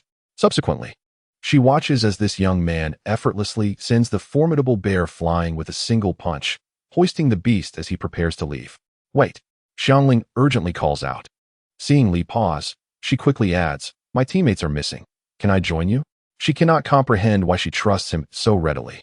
Perhaps it is the sincerity reflected in his clear, unblemished eyes. Lee ponders briefly before responding. "We're heading into a dangerous situation. It would be best if you stayed behind. But I can help you." "Really?" Lee contemplates her solitary state, knowing she lacks even the strength of a bear, and reluctantly agrees. "All right, come along. I'll take you." A girl weighing but a few dozen pounds is no burden. He can easily carry both her and the bear. Thus, when he rejoined the team, their trio transformed into a quartet. Tintin, exasperated, remarks, "Lee, do you understand how dangerous this is? Are you sure bringing her along is wise?" Lee reassures, "It'll be fine. You two just need to hide when the time comes," which was part of the plan. Tintin, hearing this, feels a wave of frustration, as if it implies she too lacks strength. Regardless, compared to this, Niji is more astonished by Lee's strength. The bear, weighing over 3,000 pounds, is being carried effortlessly through the forest, a transformation that is nothing short of remarkable. Observing Lee's silhouette ahead, Niji recalls Lee's words, "To change my fate. I will train with all my might." He truly is striving with all his effort. Before long, the group arrives near Gate 12 without encountering any candidates.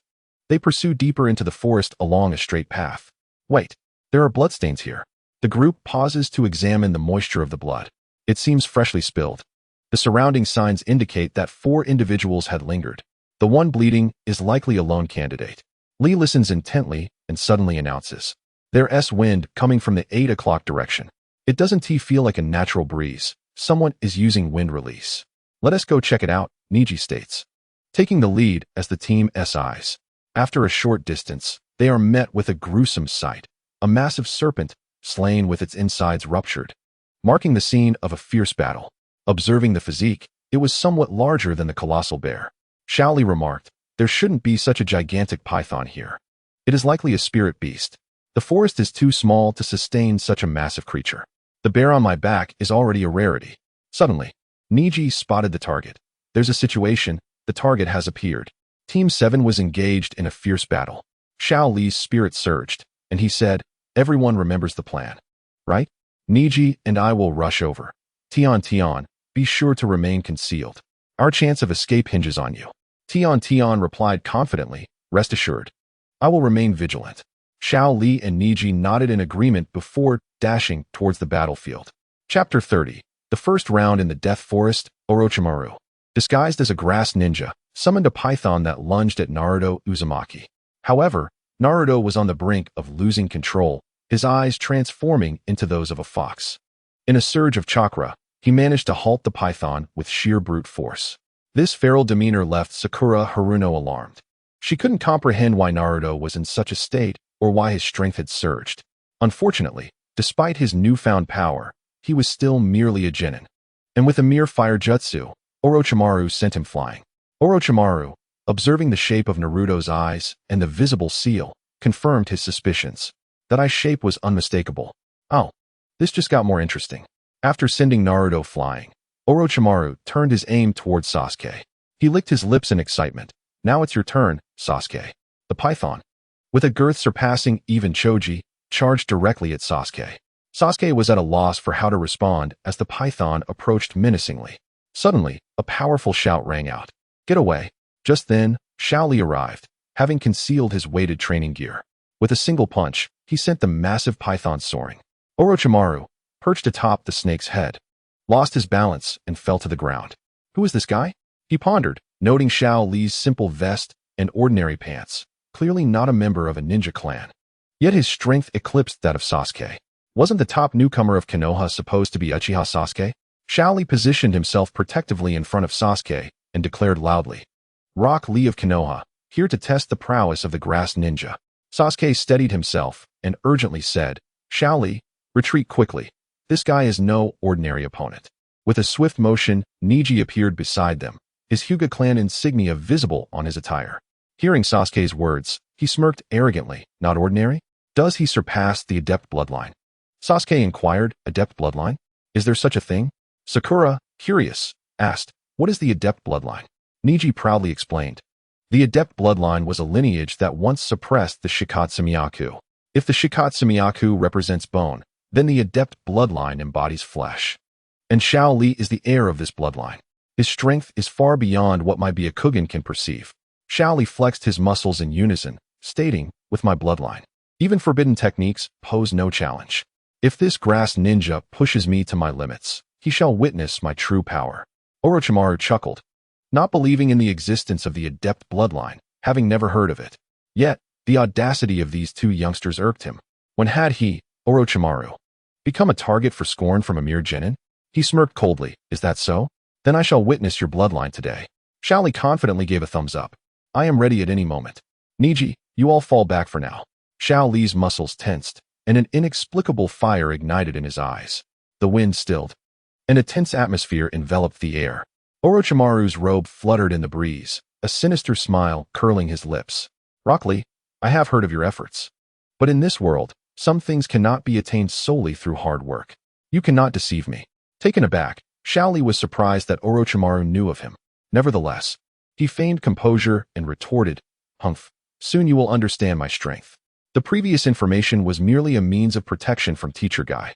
But now I have grown. There was no trace of fear in Shao Li's gaze. Today, let me demonstrate that long-lost bloodline. As soon as he finished speaking, Shao Li bolted forward with astonishing speed. Before anyone could react, he hurled a punch at Orochimaru. Yet, Orochimaru was a formidable opponent, one of the legendary Sannin. With a slight grunt, he swiftly formed hand signs. And the surrounding air seemed to solidify, exuding a chilling aura. Hidden shadow snake hands. With a low growl, several colossal snakes composed of chakra erupted from the ground. Hurtling towards Shao Li, faced with this sudden onslaught, Shao Li deftly dodged the first wave of snakes with the agility of a leopard. At the same time, he inhaled deeply, his muscles swelling with newfound power. Konoha Great Whirlwind, Shao Li shouted, charging at Orochimaru, the air seeming to tear apart in his wake, leaving behind a series of afterimages. Orochimaru smirked, twisting his body in an uncanny manner to evade Shao Li's fierce strike effortlessly. Meanwhile, he flicked his fingers, conjuring another jutsu. Two enormous chakra snakes entwined, forming a swirling vortex, attempting to ensnare Shao Li. With determination in his eyes, Shao Li advanced instead of retreating, employing his high-speed movement technique to navigate the periphery of the vortex, seeking an opportunity to counterattack. Finally, during a moment of teleportation, he identified a flaw, using the momentum to deliver a powerful punch to the center, shattering the attack. The resulting shockwave sent debris flying. Orochimaru, witnessing this, displayed a flicker of surprise, though it quickly faded into calm. He understood that with mere ordinary ninjutsu, it would be challenging to defeat this opponent before him. Thus, he resolved to employ more advanced techniques. Soft body modification. Orochimaru's form began to contort and transform into a massive python, opening its gaping maw to lunge at Xiao Li. Unfazed by this sudden shift, Xiao Li decisively activated his secret technique. The first gate, open. With a resounding impact, white steam enveloped him.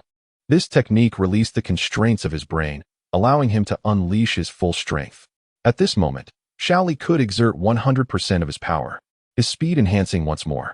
With the 8th gate activated, Xiao Li's form wreathed in white steam danced around Orochimaru like a whirlwind, each attack a calculated move, deftly evading Orochimaru's every strike while retaliating in the brief openings.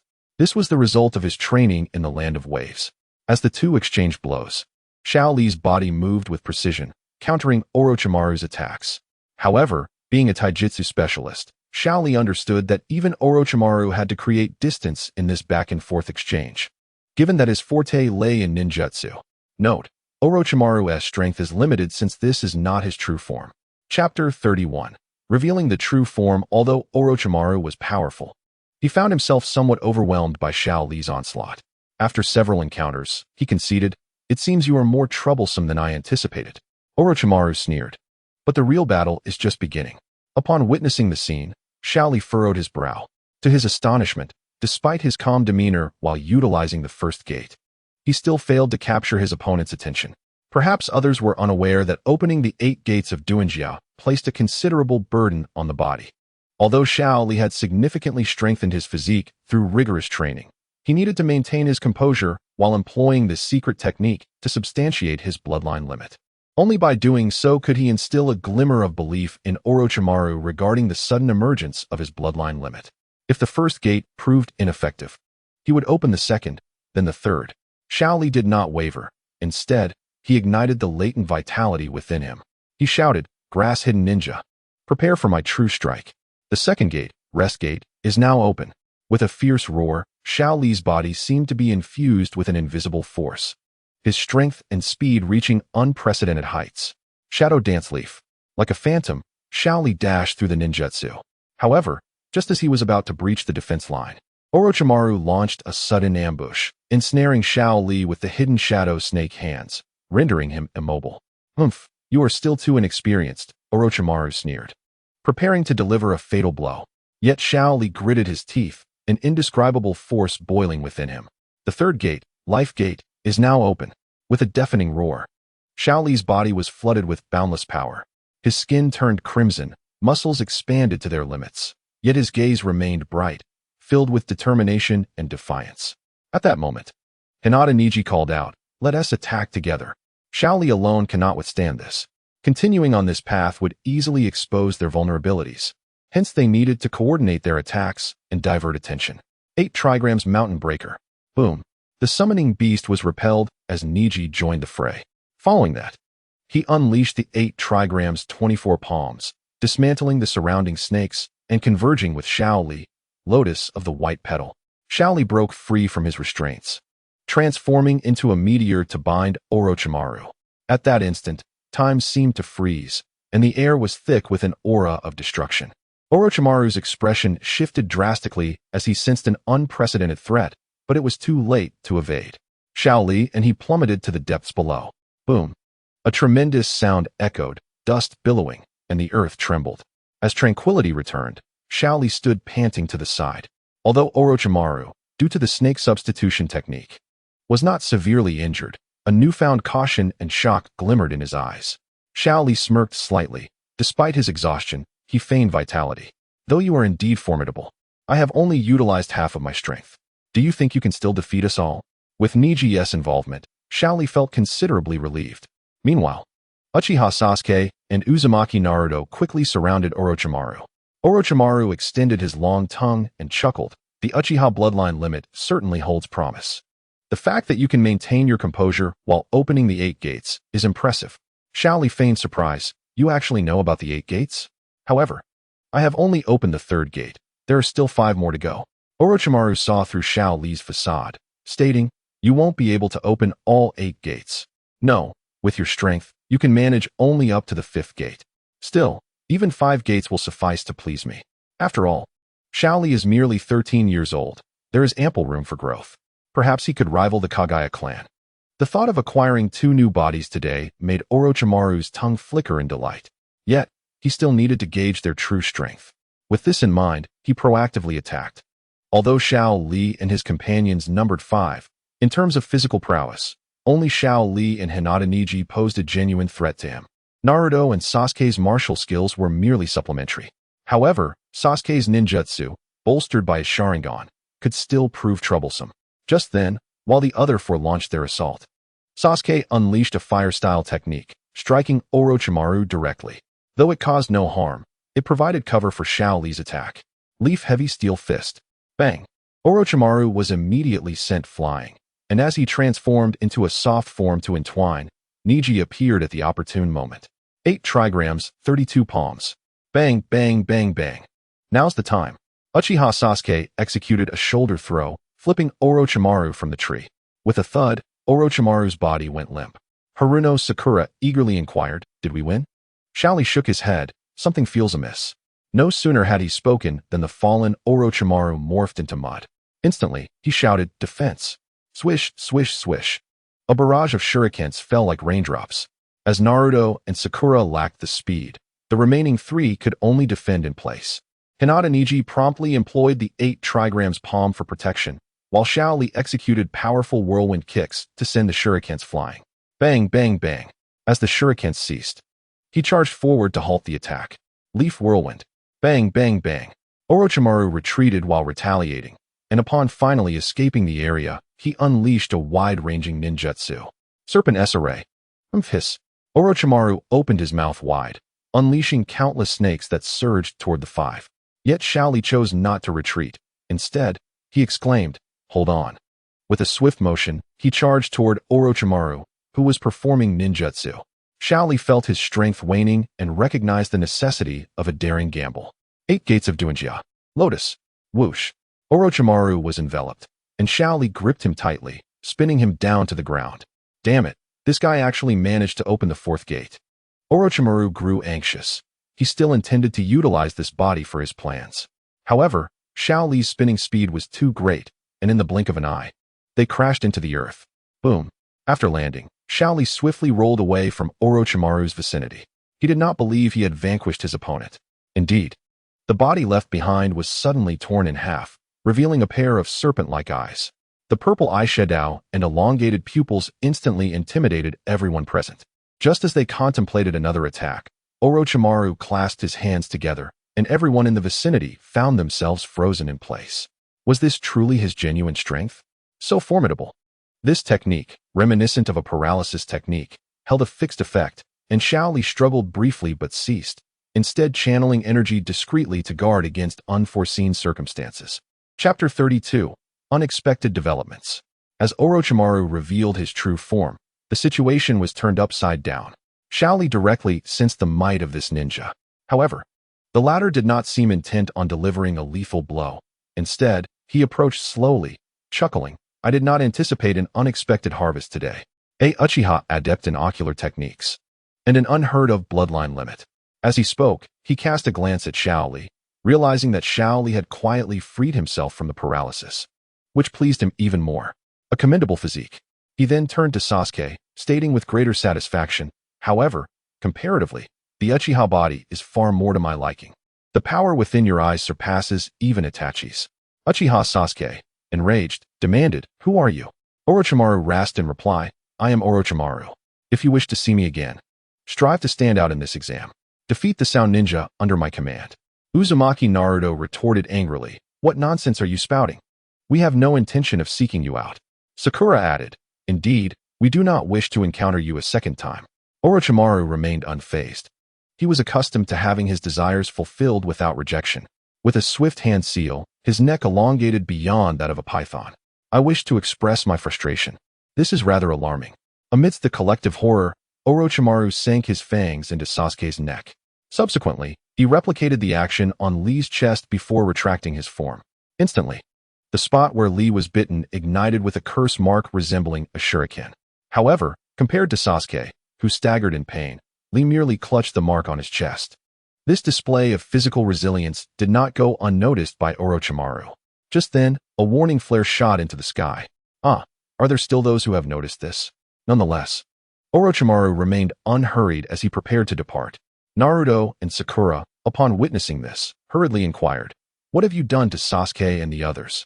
Orochimaru slowly sank into the earth, his voice resonating from all directions. "I have bestowed upon them a parting gift. Especially for Sasuke, he shall undoubtedly require my strength." With that, Orochimaru vanished from sight. Only then did Lee collapse onto the ground. Hinata Niji rushed over to check. "Lee, are you alright?" Lee lay there, utterly drained. Though physically and mentally exhausted, he smiled and replied, "I'm fine. I'm quite happy. We succeeded." Sakura, supporting Sasuke, retorted, "Lee, after all that, you can still smile? By the way, why aren't you suffering like Sasuke?" After a moment's hesitation, she posed the question. Sasuke was on the brink of unconsciousness from agony. Lee calmly explained, "Such pain has become familiar to me. The curse mark is indeed scorching my flesh, undoubtedly painful. However, if I endure it, I should be fine." Suddenly, Naruto urgently called out while cradling Sasuke, "Hey, Sasuke, wake up." Lee reassured, "It's all right. It's a natural protective response. When the body cannot withstand pain, it will faint, but one awakens afterward." He too felt weak, finding even the slightest movement challenging. Niji suggested, "Let us find a place to hide. This is too conspicuous." This proposal received unanimous agreement. After reuniting with Tenten and Ino, the group of 7 sought refuge. This encounter had left Sasuke unconscious, Lee depleted, and Niji and Naruto thoroughly exhausted. Especially after realizing that Orochimaru had yet to reveal his true strength, the disparity was truly unsettling. Shortly after Lee and the others concealed themselves, Orochimaru appeared at the forest's edge. His body had been forcibly damaged, and the final attack had left him wounded. At this moment, he needed to recuperate. Yet, it seemed that fate had no intention of granting him respite. Within the confines of Orochimaru's curse mark perception, he sensed one of his connections approaching. The perception of the curse mark is reciprocal. The other party could also locate him through it. Soon, a ninja emerged into view. Orochimaru smirked and greeted, "Long time no see, Anko." The newcomer was none other than the examiner for this trial, Mitarashi Anko. In response to Orochimaru's greeting, Anko sternly declared, "You are now a wanted S-rank, extremely dangerous criminal. Thus, even at the cost of my life, I shall defeat you here. This is the mission I undertake as your former subordinate, having absorbed your teachings." In contrast to Anko's fervor, Orochimaru remained composed. "You know this is futile." Just as a few kunai were launched, Orochimaru's tongue lashed out like a whip. With tremendous force, he not only intercepted the attacks, but also severed the tree beneath Anko's feet. She rolled to evade but still found herself ensnared by fate. However, she was resolute, swiftly forming hand signs. Serpent's shadow. With a swift motion, 4 large snakes emerged from her sleeves, ensnaring Orochimaru and dragging him close. They then slammed him against a tree, pinning their palms together with a kunai. Anko exclaimed, "Got you." "Orochimaru, I need to borrow your left hand." As their hands intertwined, Orochimaru was momentarily stunned. "This mark is," Anko interjected, "indeed, we shall both perish here." Twin serpents clash. Suddenly, a rush of wind accompanied Orochimaru's voice from behind Anko. "Anko, do you wish to commit suicide here?" Upon hearing the voice, Anko realized Orochimaru had appeared behind her without her noticing. The Orochimaru before her began to dissolve. The true Orochimaru peeled away the layer of another's skin. Warning, that was merely a substitute. As Konoha's special jonin, you cannot continuously utilize the forbidden techniques I taught you. Enraged, Anko launched a kunai, only for it to be caught between Orochimaru's fingers. The disparity in their strengths was insurmountable. Orochimaru formed hand signs once more, and Anko found herself immobilized.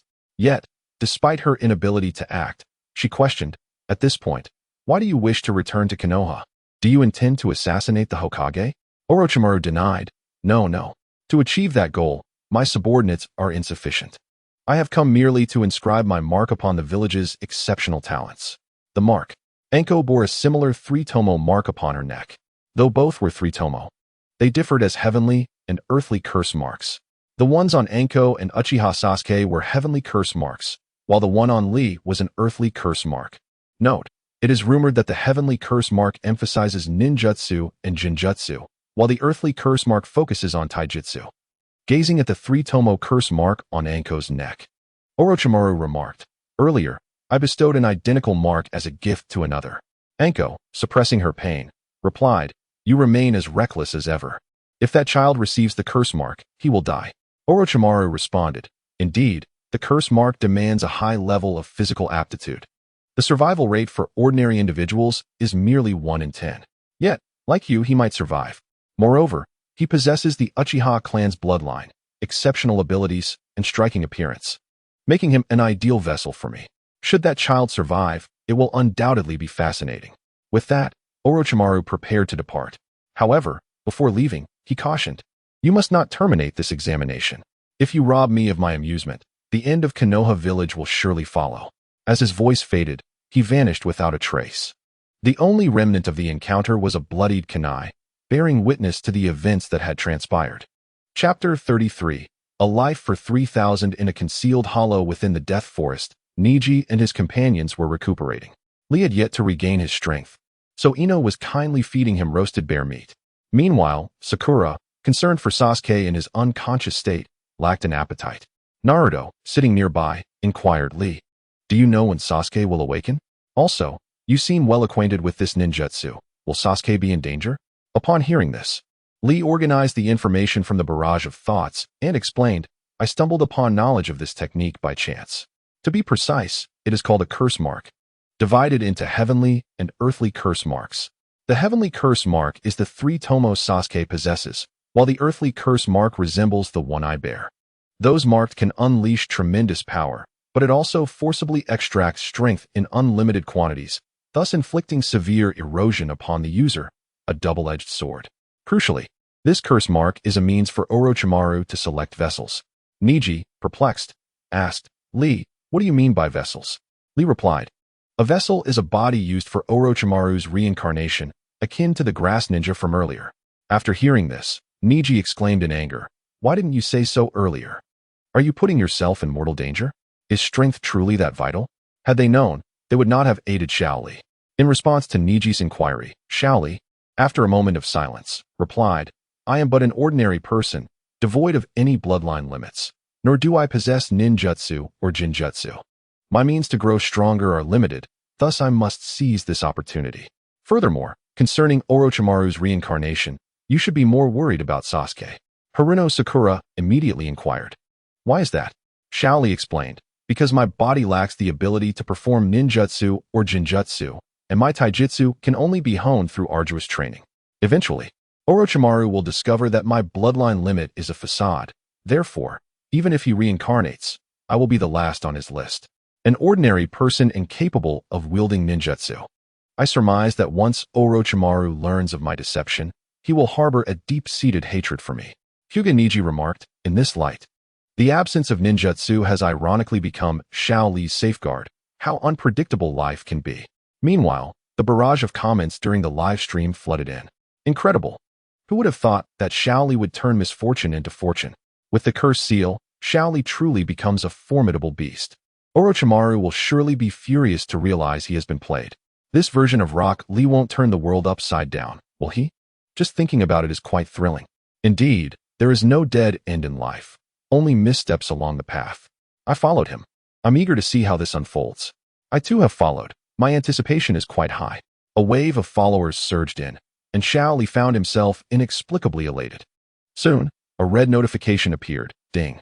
Congratulations, the broadcaster's followers have reached 1,000, unlocking the popularity exchange feature. Please check the item shop for specific exchange values. Ding. The Dream Empress is somewhat satisfied with your efforts. The seal on the basic leg binding item has been lifted. Ding. The Bull Ear Sage is optimistic about your transformation and has rewarded you with the Bull Eye training method. Ding. The Mist Flower, seeing your potential, has gifted you a pair of basic half-finger fighting gloves. Shaoli had grown accustomed to such notifications, yet receiving a reward was a novel experience. He first examined the basic leg binding, intrigued by the lifting of its seal. Upon touching the binding, an automatic prompt appeared. Name, Life Draining 3000. Function, during training, the weight-bearing array will automatically adapt to the user's maximum pressure tolerance. affecting the entire body. Advantage 1. Extreme weight can comprehensively enhance the user's physical capabilities. Advantage 2. Every night at 11 p.m., the fatigue and pain from the day will resurface, transforming negative effects into positive enhancements. Note: once unsealed, the negative injury effect increases daily, capped at 3,000 times. Furthermore, once donned, it cannot be removed. Should it be taken off, it will vanish automatically. To remove it, simply utter the word "give up." Upon reading this, Shaoli was astonished to find that it also offered the benefit of transforming pain. He promptly decided to wear it. This time, the binding integrated into his body, hence the claim of affecting the whole. What followed was merely a wait to verify its effects. However, during this interval, he examined the bull-eye training method and the fighting gloves, only to discover that they required popularity points to claim. Bull-eye training method, a beginner's technique adapted by the bull-ear sage that enhances visual acuity and modifies certain neural effects. Claim requirement: 15,000 popularity points. Basic half-finger fighting gloves, crafted from chakra metal. Claim requirement: 2,000 popularity points. Upon checking his popularity points, he found a mere 1,008. A few days of patience were in order. With over 1,000 followers, he estimated he could earn several hundred points daily. It wouldn't be long. Just as Shaoli was calculating the data, his body suddenly jolted. Is it 11 p.m.? A sudden, excruciating pain struck him like a bolt of lightning in the night. Catching him off guard, an invisible force seized him, each cell seemingly protesting in agony. The pain was unprecedented, threatening to tear him apart, causing him to curl up involuntarily. His face pale as paper, beads of cold sweat trickling down as if he had just emerged from an ice cellar. This scene was soon noticed by Xiangling, who exclaimed, "Shaoli, what's wrong? Are you unwell?" Her alarm drew the attention of others, but Shaoli was in such pain that he couldn't utter a word. Was this the culmination of a day's fatigue and injuries? It was unbearable. The air around him felt as if it had solidified, and time seemed to slow to a crawl. His breaths became rapid and shallow, each inhalation akin to filling his lungs with shards of glass, while each exhalation was laden with profound exhaustion and despair. His consciousness began to blur, the surrounding sounds fading away, leaving only the thunderous beating of his heart and the agony that nearly engulfed him. In that moment, Shaoli felt as though he were being extracted from this world, plunging into an abyss of endless darkness and suffering. His body felt unbearably heavy, as if crushed by an invisible gravity, the fatigue surging like a tidal wave, magnified tenfold, 100-fold, draining him of any strength to struggle. Was this how it would end? No, there was still one option: to choose to give up. But if he surrendered, he would lose everything. Would he allow pain to dictate his choice? Absolutely not. Even in death, he would die on the path of endeavor. He resolutely refused to yield. A spark of stubbornness flickered within Shaoli, and the primal instinct for survival compelled him to pry open his heavy eyelids. Everything before him was a blur, only the endless darkness beckoning him. Just as he teetered on the precipice of life and death, a faint light quietly penetrated his heart. It was the voice of Xiangling, imbued with a hint of hope. What was this? It felt like he was imbibing something. In his stupor, Shaoli sensed himself ensnared in chaos, swaying without anchor. Chapter 34. Self-roasting in the forest. Niji and the others were filled with concern, watching helplessly as Shaoli convulsed. Had it not been for Xiangling's ability stabilizing him somewhat, he would have already opted to forfeit. As time ticked by, Xiangling could no longer hold on and succumbed to unconsciousness. Tian, after a brief examination, remarked, "Fortunately, there is no life-threatening danger. He is merely exhausted." This young lady is too stubborn, clinging to Shaoli until she fainted, her arms still resting at his mouth. Haruno Sakura placed Xiangling aside, worriedly asking, could Shaoli also be experiencing a cursed seal outbreak?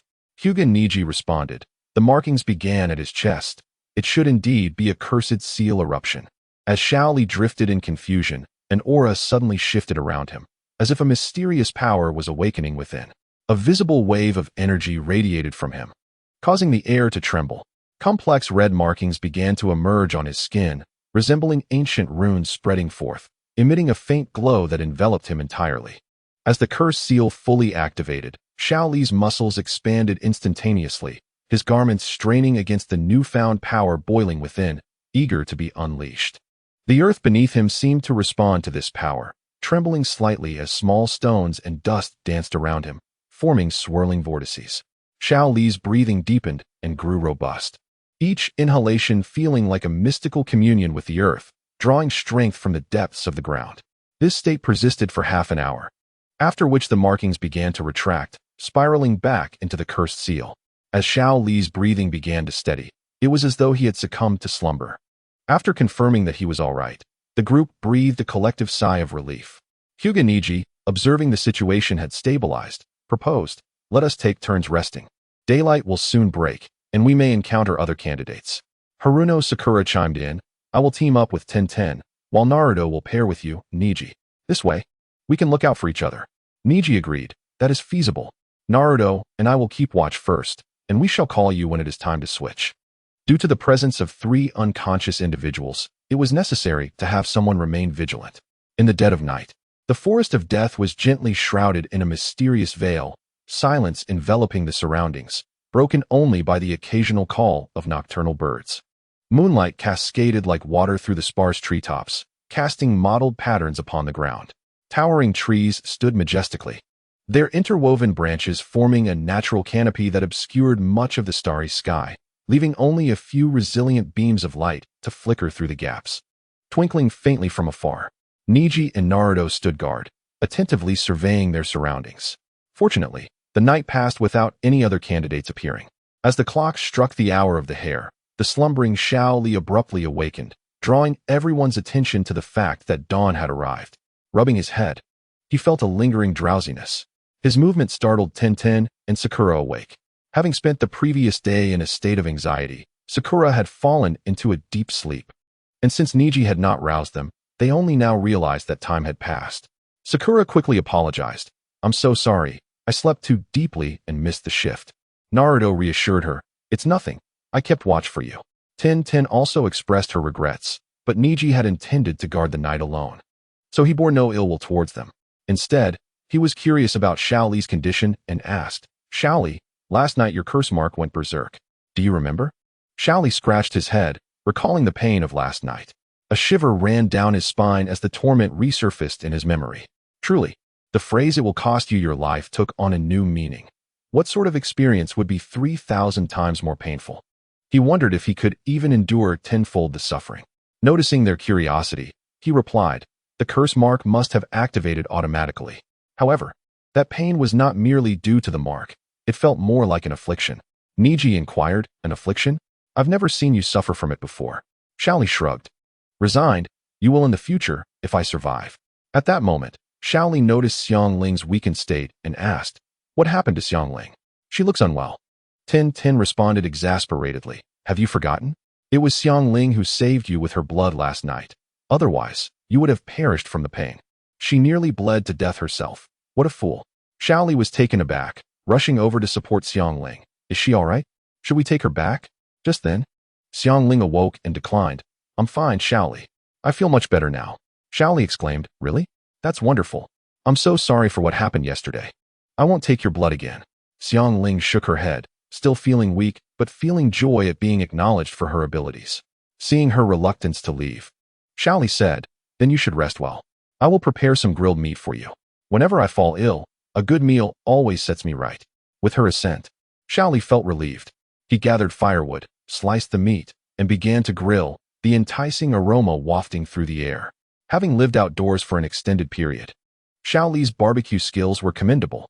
After 20 minutes, the slices of bear meat, taken from the giant bear, were grilled to a golden perfection. "Xiang Ling, here you go. I hear bear paws are quite nutritious, and I've grilled you the left paw, which is particularly delicious."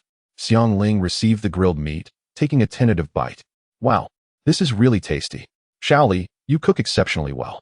Xiao Li, pleased, gave a thumbs up and replied, "Of course." Meanwhile, Niji and the others were taken aback by this scene. Tin exclaimed, "Hey, Xiao Li, why are you only cooking for yourself?" Xiao Li replied with confusion, "You can grill too. There's plenty more." Tin remarked, "Wow, I've never seen you this considerate before. Hard to believe we're on the same team." Xiao Li explained, "Xiang Ling is quite weak. Isn't it only right that I help her?" He then devoured a large piece of meat himself. At that moment, Naruto realized what was happening. He eagerly ran over to grill 2 pieces of charred bear meat for Sakura. Sakura, here is some meat I grilled for you. It's very nutritious. Sakura eyed the unknown charred morsel, her brow furrowing. Naruto, I think I'll manage on my own. Yours looks so burnt. I'm not sure it's even edible. Naruto insisted it is. Just watch. He took a bite, only to retch. I thought this would take longer to cook than fish. How did it end up burnt? Chapter 35. A ray of morning light as the first rays of dawn pierced the mist, gently caressing every corner of the forest, the whole woodland world began to awaken.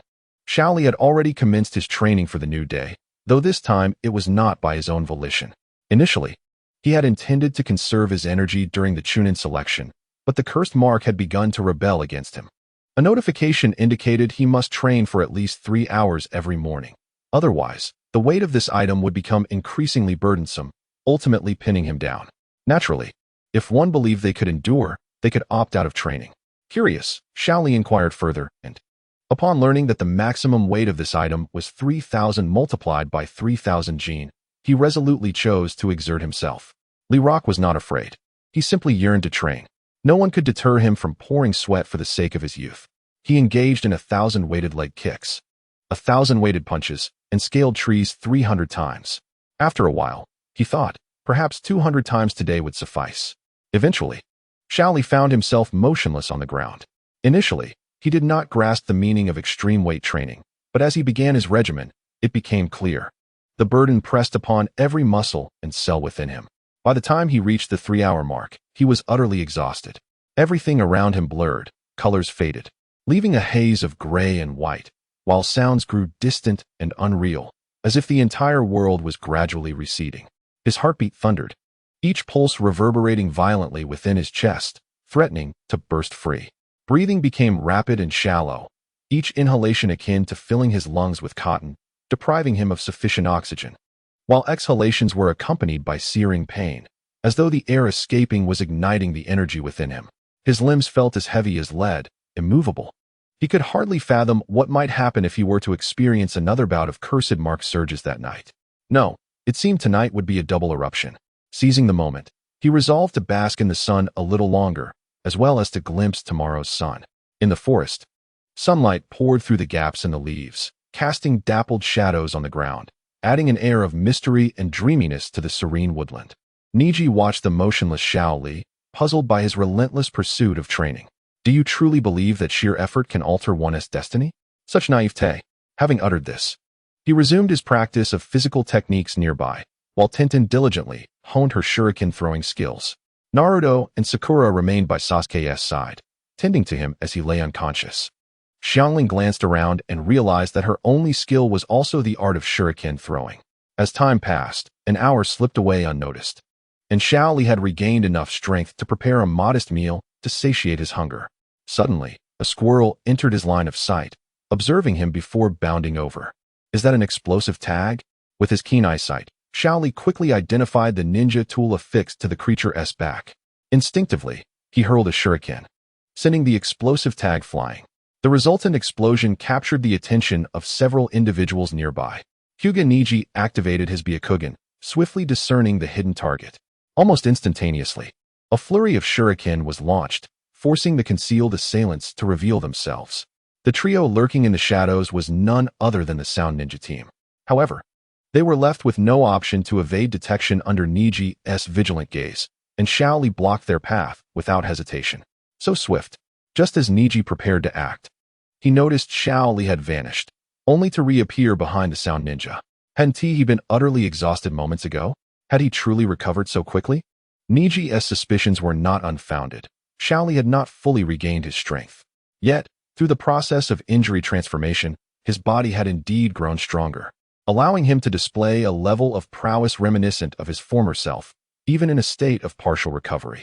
Furthermore, the more excruciating the pain endured, the more rapidly one could grow in strength, albeit at an increased risk of mortality.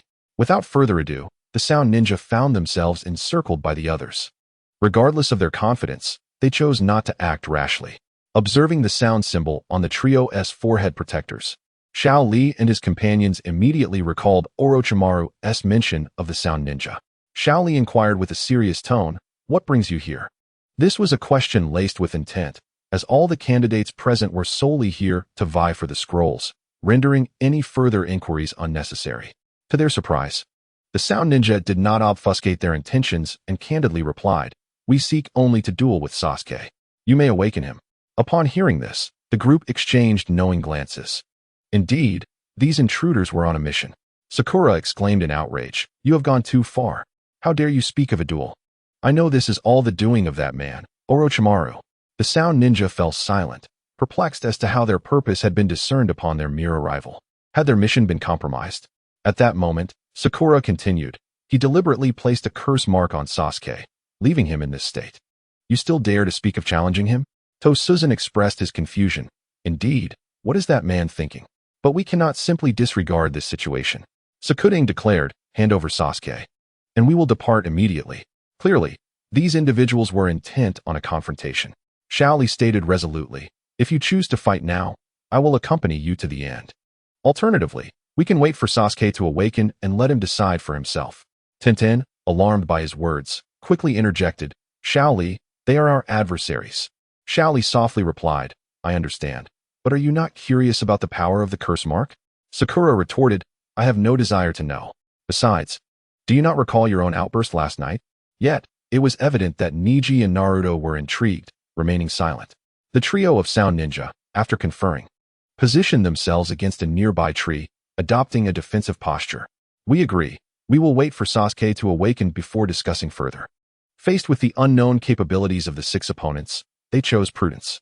Notably, Shaoli's earlier speed had already posed a considerable challenge, compounded by the presence of an enigmatic figure whose gaze felt penetrating.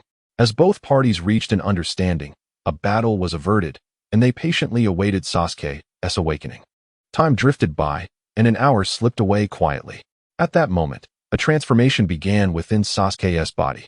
Tendrils of purple chakra began to rise from him, swirling and coiling upwards, steadily intensifying. Yet, his aura grew increasingly formidable.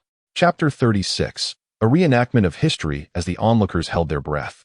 The chakra surrounding Uchiha Sasuke surged violently, enveloping him in an ominous purple energy that sent chills down their spines. Sakura whispered, "Is this really Sasuke?" If she had not witnessed it with her own eyes, she would scarcely have believed it could be him. The power within Uchiha Sasuke seemed to be unleashed by some invisible key, a torrent of unprecedented energy raging within him.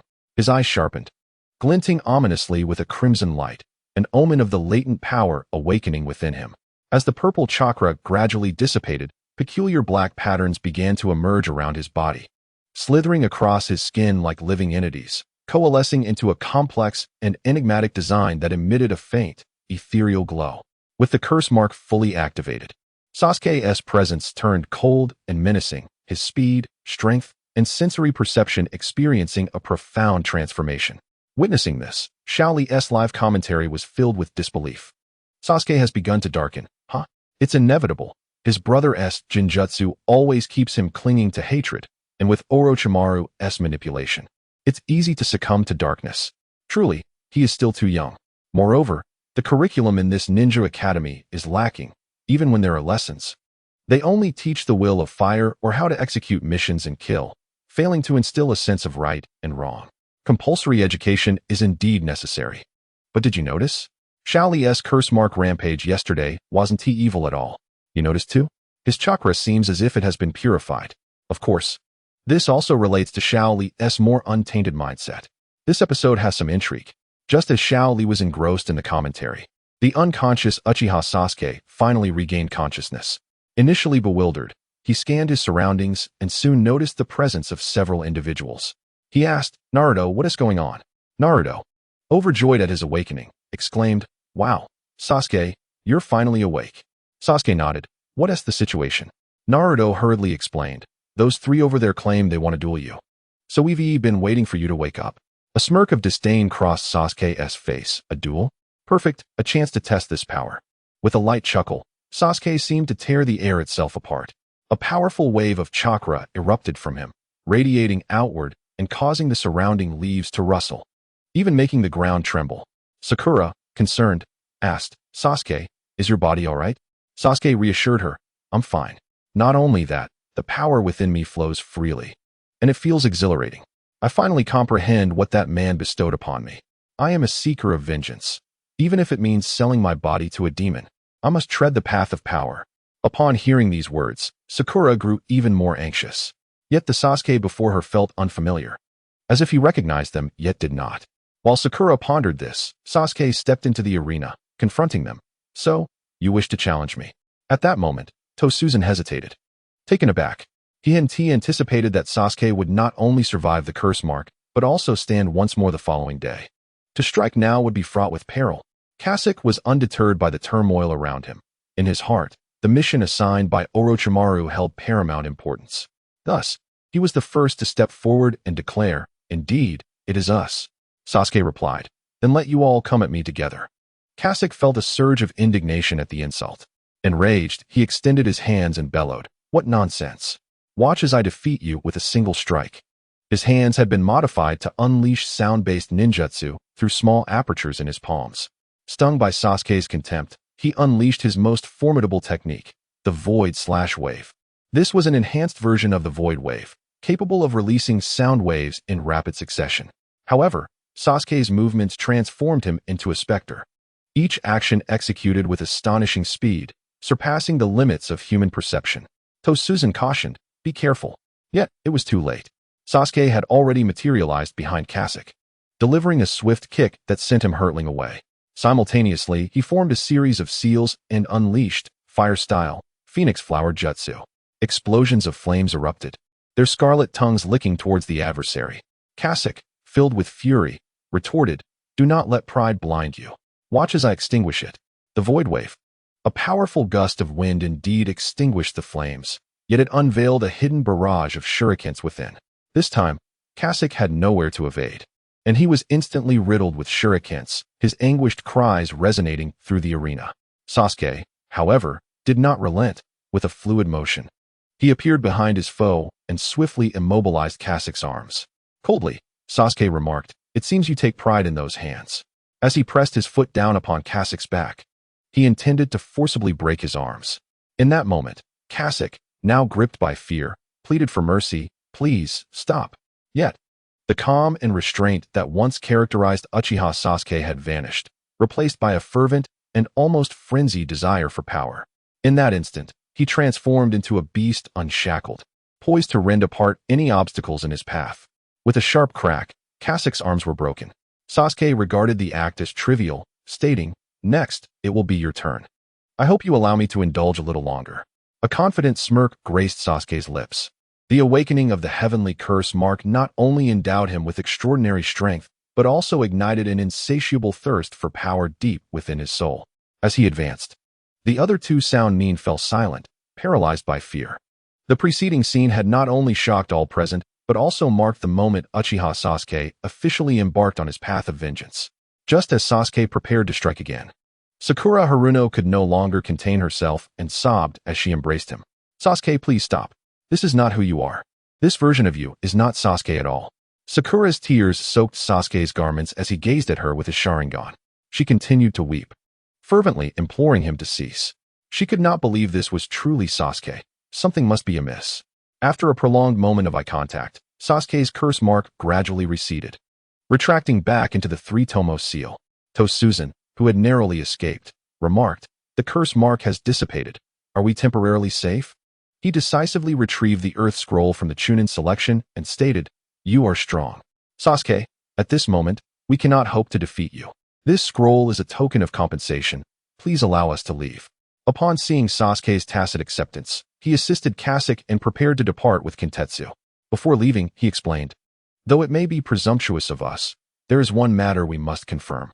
If there is another opportunity to battle you in this exam, we will not shy away or evade." As the three prepared to depart, Sakura hurriedly inquired, "Who exactly is Orochimaru, and why has he chosen Sasuke?" Tosuzen replied, "I do not know. We were merely commanded to eliminate Sasuke." Yet, doubts began to surface within Tosuzen. On one hand, he was ordered to kill Sasuke, while on the other, he had been the one to plant the curse mark on him before the others. He could not fathom Orochimaru's true intentions. What was he truly after? Chapter 37. Do not be like this. July 6th. Clear today marks the 4th day in the Forest of Death. Just yesterday, Lee and his companions officially parted ways with Sasuke and his team. Thanks to their timely arrival during the previous confrontation with Orochimaru, Naruto's team managed to safeguard their scroll. And with the Earth Scroll from the Sound Nin, they were poised to succeed in the second selection. However, Lee's team still lacked an Earth Scroll. Originally, according to Karasuki's suggestion, her Earth Scroll could be given to Lee. Yet, considering the second round was still ongoing, they feared that if the Grass Nin sought Karasuki to retrieve the scroll, it could complicate matters. Thus, Lee declined her offer. Nonetheless, both parties agreed that if they ultimately did not encounter Karasuki's teammates and Lee's team had no new Earth Scroll, they would use Karasuki's to complete the task. Therefore, after parting ways, Karasuki continued to accompany Lee's group. The four of them proceeded cautiously toward the central tower. However, as they traversed the terrain, they noticed something amiss. Strange. There are significantly fewer people. We have been walking for so long and have yet to encounter any other participants, Tintin remarked. Perhaps they are all gathered at the center, waiting for us, Neji speculated. Upon reflection, Lee realized that everyone likely shared the same strategy. If that is the case, let us break through directly before nightfall. Karasuki expressed her concern. Lee, could this be too dangerous? If we go now, it will be dark, and if we become embroiled in battle. For the past few nights, Lee had endured excruciating pain. Just last evening, he had even experienced bleeding during a fainting spell, raising significant concerns about his condition. Neji inquired, Lee, has your ailment worsened? Upon returning, you should see a doctor. Lee smiled and reassured him, it is nothing to worry about, as long as I am alive. That is what matters. Moreover, we cannot afford to be too rigid with our timing. If we do not succeed tonight, tomorrow's half-day will pose the greatest challenge. The group fell into silence, aware that as the exam progressed, the confrontations would undoubtedly become fiercer. No matter how formidable they might be, they would not withstand the onslaught of a pack of wolves. Suddenly, as they pondered their situation, Neji turned his gaze to the side and activated his Byakugan. Lee furrowed his brow, sensing someone approaching. It's a participant from Konohagakure. I believe his name is Kabuto, Neji stated, recalling this genin who had participated 7 times. Upon hearing Neji's name, Lee's attention was rekindled by the barrage of thoughts. Isn't this guy the one who trailed Sasuke to gather intelligence for Orochimaru? What is he doing here? If Sasuke and his team already possess 2 scrolls, by timing, they should have reached their destination long ago. So, is this guy here to gather information on Neji? It is also possible he is after Lee, considering he possesses the bloodline limit of the Uchiha clan. It would be natural for Orochimaru to seek further intelligence. And Karasuki, being one of the last remaining Uzumaki, would also be targeted by Orochimaru if discovered. The red hair of the Uzumaki clan is a distinctive mark, and her abilities are quite impressive. Upon realizing this, Lee's heart sank. So, Kabuto was indeed an agent of Orochimaru. Was the purpose of these numerous Chunin selections merely to select vessels for Orochimaru? And as for Karasuki, if she were exposed, Orochimaru would certainly take note. However, time was of the essence, and Lee had no time to explain, urgently cautioning Karasuki. You must never use your unique healing abilities from now on, do you understand? Seeing that Karasuki did not immediately grasp his warning, he reiterated. You must absolutely refrain from using them, otherwise, you will attract unwanted attention. Only then did Karasuki nod, I will be careful. Hinata Neji keenly sensed the change in Xiao Li and inquired, what is it? Is there something amiss with this Yakushi Kabuto? Xiao Li replied, he seems to be targeting us, but I can't tell if it's you or me. Neji asked, how do you know? Xiao Li hesitated to directly state that Yakushi Kabuto was affiliated with Orochimaru, as he lacked concrete evidence. However, he quickly conjured a plausible explanation. Surely, you all remember that this individual has an insatiable penchant for gathering intelligence. Moreover, despite his considerable strength, he has repeatedly failed the exams, which is rather unusual. The others contemplated this and agreed. Intelligence is of paramount importance for ninjas. Thanks to Neji's Byakugan, they were mentally prepared before Yakushi Kabuto's arrival. Just as they had not ventured far, Neji's kunai unexpectedly shot towards a nearby tree, and he commanded, who goes there? Step forward. Yakushi Kabuto raised his hands in a gesture of peace, stating, I harbor no ill intent. I merely seek allies. Neji responded, allies? What do you mean? Yakushi Kabuto elucidated. I have become separated from my companions, and with the time limit drawing near, I do not wish to take risks alone. Since many candidates are congregating near the tall tower to loot scrolls, Having another person increases the odds, does it not? Shaoli countered, we must decline. After all, we cannot ascertain whether you and your companions are laying a trap for us. If you have deliberately lured us into an ambush, we would be walking into our doom. Tian added, indeed, given our numbers, we need not take the risk of including you. Yakushi Kabuto appeared bewildered. This group was rather astute and not easily deceived. You make valid points, he conceded. However, I have not encountered a stronger team than yours, so. He adjusted his glasses, thinking to himself, if I flatter them, surely they will not refuse. Yet Niji replied, we still cannot agree. In terms of strength, your informant card featuring Gaara should be more suitable, no? Yakushi Kabuto sighed. Gaara must have passed long ago. I have yet to locate him. Pausing, he produced a scroll and proposed, I will not ask for your assistance without compensation. How about this heaven-rank scroll as a reward? Noticing the group's hesitation, he elaborated, ahead, there will be many scroll hunters. They will collect numerous scrolls to safeguard themselves against formidable opponents. This scroll can also be exchanged later. Besides, having one more scroll enhances our chances, does it not? After conferring, Shaoli stated, if we proceed together, we cannot guarantee your safety.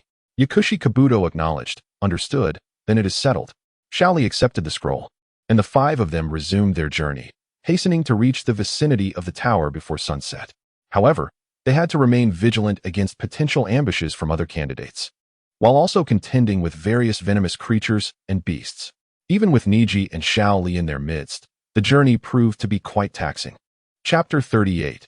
The accumulating pain in the Death Forest. The moonlight filtered through the dense, intertwined treetops, casting eerie patches of light and shadow upon the ground. Towering trees loomed overhead, their branches thick with foliage, exuding an air of oppression and foreboding, as if silently observing every creature that dared to enter this domain. The atmosphere was thick with a damp, decaying scent, mingling with earth, fallen leaves, and the excretions of unknown creatures, prompting involuntary grimaces. Tian kicked aside an unidentifiable substance at his feet, exclaiming, this odor is utterly unbearable. At the third hour of the boar, Shaoli and the others finally arrived near the tall tower. However, the scene before them laid bare the brutality of the Chunin exam. Several corpses lay strewn across the large tree, victims of traps, slain for their scrolls. Shaoli gazed at the lifeless bodies, momentarily speechless. Yakushi Kabuto urged, let us move on. There are more dangers ahead. Niji interjected, I'll take the lead. Shaoli, you bring up the rear. Shaoli nodded and positioned himself at the back. Niji parted the leaves, cautioning, be wary, there are kunai traps here.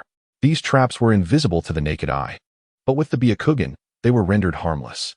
Nevertheless, to prevent unforeseen circumstances, they proceeded cautiously. After an indeterminate amount of time, Xiang Ling suddenly remarked, it seems we won't reach the tower today. We've been walking for quite some time, yet the distance appears to be vast. Tian took out his ninja tools and measured the distance, exclaiming, how could this be? We've barely covered a few dozen meters. Niji felt a sinking sensation in his heart. Byakugan. In a world of black and white, a mist parted to reveal three figures concealed not far away. They had been careless, and in their attempt to conserve chakra, they had fallen prey to a genjutsu. Shaoli offered, where are they? I will deal with them. Niji replied, allow me. Based on the situation, these individuals are skilled in illusion techniques. I will handle them swiftly, then find a concealed location for the night. With that, Niji stealthily approached while Shaoli and the others remained on alert. Before long, sounds of combat erupted nearby, and within mere minutes, the confrontation concluded. Yakushi Kabuto remarked, the Byakugan from the Hyuga clan is incredibly advantageous at night. Of course, Niji's strength should not be underestimated. Tian cheerfully responded, certainly. He was last year's number one. Yakushi Kabuto concurred, Niji's prowess is more than sufficient for the Chunin exam. With him on our side, we should be able to continue our journey. Just then, Niji returned and cautioned, no, it is too late. It is dangerous. We shall camp out tonight. With the hour nearing 11, they needed to find a relatively safe place. Follow me. I will scout the terrain. Niji led the way toward a more open area. Shaoli's time for his episode was drawing near. Fortunately, after a winding path, they discovered a large tree situated far from the dense forest. This location was secluded yet offered a wide vantage point, making it easier to spot any approaching threats. Thus, they decided to rest there. While Yakushi Kabuto pondered why Niji and the others were so tense, a sudden, chilling scream erupted from Shaoli. Ah, this is unbearable. The pain is intensifying. Shaoli bit down on a piece of wood to prevent himself from biting his tongue, while Xiangling tearfully wiped the cold sweat from his brow. Each time she witnessed Xiao Li's suffering, her heart ached. The agony was too excruciating. As the transformation began, a gradual sense of urgency enveloped his entire being. Initially, it felt like gentle waves lapping against the shores of his body, but soon the force escalated. Each contraction resembling invisible hands tightly gripping his form, striving to twist and crush him. The pain evolved from a dull ache to a sharp, piercing sensation, as if countless needles were simultaneously piercing his skin, or a powerful force relentlessly tearing at him, rendering him nearly incapacitated. Yakushi Kabuto furrowed his brow and asked, "What is happening to Shaoli? He seems to be in great distress." This situation was far worse than when Zhongwu had his episodes. Tian, unable to bear the sight, turned away and explained, "Shaoli is unwell. But what sort of strange illness is this?" Yakushi Kabuto questioned. "Is there no cure? The medical ninjas of Konoha should be able to help, right?" Niji shook his head and replied, "There is no remedy. This is the price of gaining power." Just as he finished speaking, Shaoli began to ooze blood. Xiangling repeatedly changed the towel in her hands, washing it over and over. Yet each time she wiped it twice, the cloth became stained crimson. At that moment, she loathed her inability to perform even the simplest medical ninjutsu, feeling utterly helpless. Shaoli, resolute in his determination, has not bitten Xiangling since that fateful first encounter with blood. Even amidst excruciating pain that muddled his senses, he steadfastly resisted the urge to consume her essence. As time wore on, his breaths became increasingly erratic, each inhalation feeling as though he were suffocating under a heap of embers, while his exhalations trembled with helplessness. Blood cascaded down like rain, soaking his garments. Yet it did nothing to alleviate the searing agony that emanated from within. In his torment, he could only stifle his cries while gripping a wooden stick, as if engaged in a silent struggle against this overpowering force. Pharmacist Do, filled with concern, inquired, "Is he enduring this daily? This cannot lead to his demise, can it?" The pain is indeed lethal, especially in a state of consciousness. It poses a grave danger. Pain is not merely a physical affliction. It tests the limits of one's will and endurance. In the depths of this suffering, Xiao Li's thoughts fluctuated between clarity and obscurity. He yearned for liberation while simultaneously hoping to endure and survive. This intricate web of emotions rendered his pain indescribable. At long last, when the clock struck 1,150 hours, Xiao Li began to convulse unconsciously, his gaze appearing vacant. Yet, he had ceased his cries. His clothes were thoroughly soaked, whether with blood, Xiangling's tears, or perhaps both, remained uncertain. At this moment, Pharmacist Do comprehended why Ning Ci and the others had made the decisive choice to halt their actions in the dead of night. Had such a scene occurred during battle, they would have been overwhelmed.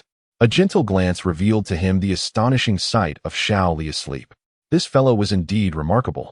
Given the circumstances, Pharmacist Do had expected Xiao Li to succumb. However, upon noticing the cursed seal upon Xiao Li's chest, he pondered, if Orochimaru is utilizing this body, he too must endure such torment daily. Simultaneously, he found himself curious about how long Orochimaru could sustain this ordeal. Alas, such thoughts must remain undisclosed to Lord Orochimaru. Chapter 39. Arrival and impatience for the preliminary round. A night passed in silence, with all present safe and sound. Despite the harrowing cries that echoed through the night, the ninjas were not inclined to take unnecessary risks, and thus, few were compelled to investigate. On the contrary, many chose to vacate the area. After all, merely hearing the screams was quite enough to evoke fear. Pharmacist Do, alongside several others, arrived at the designated meeting point at the tower. He remarked at last, "We have arrived. My heartfelt gratitude to all of you."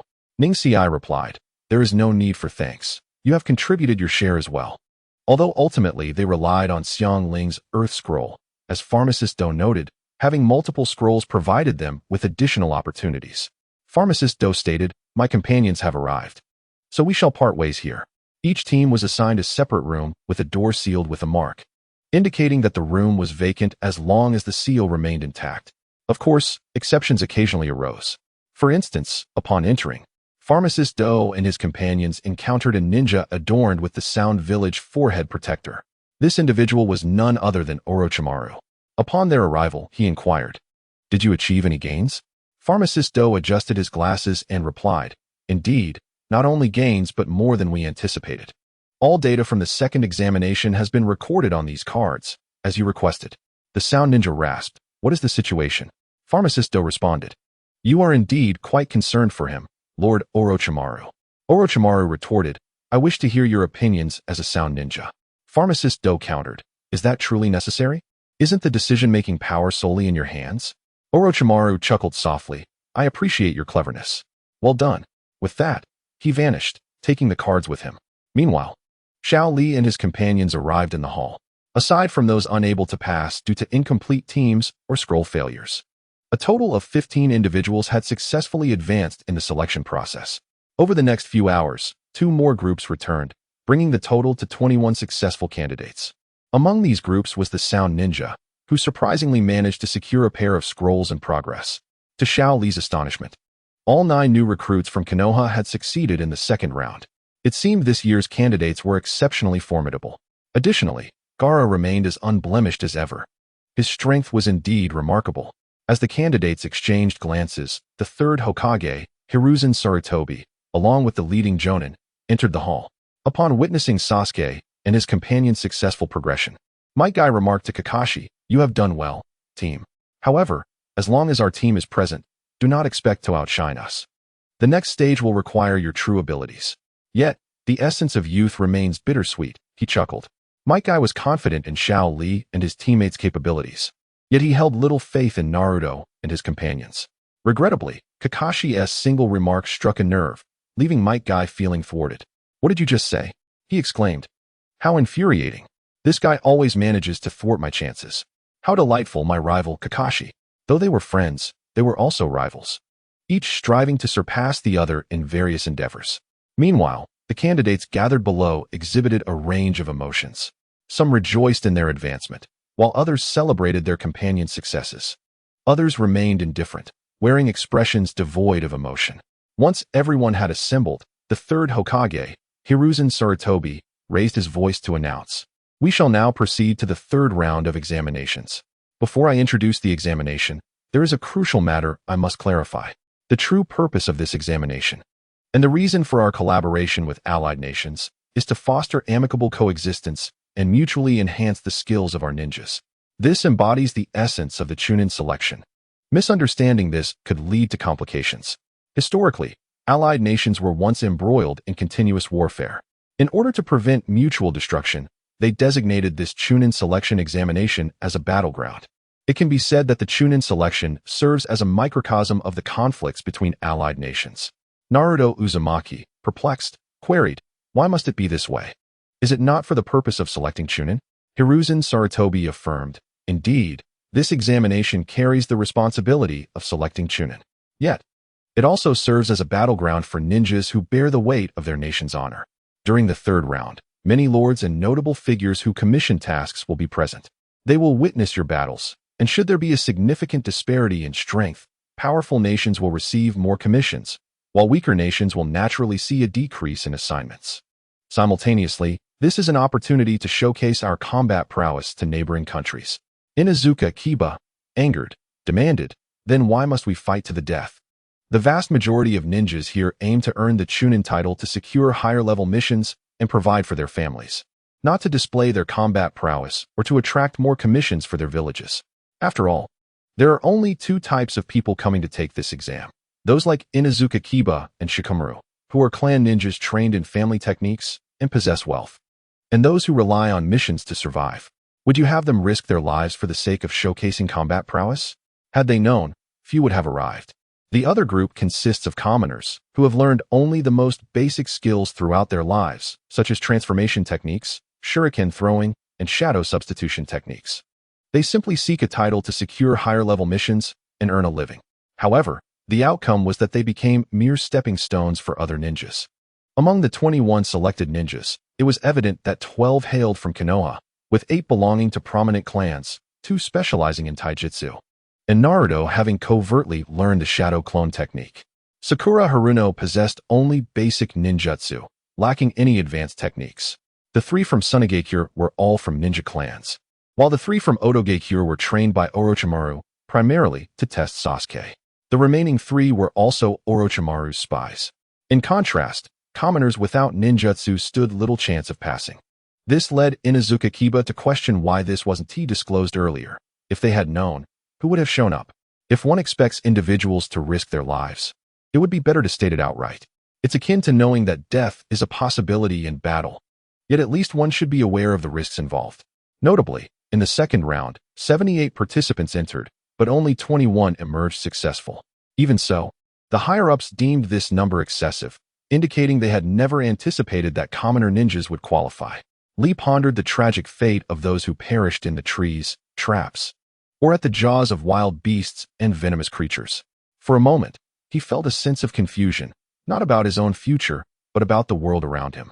Shrouded in fog, obscuring clarity.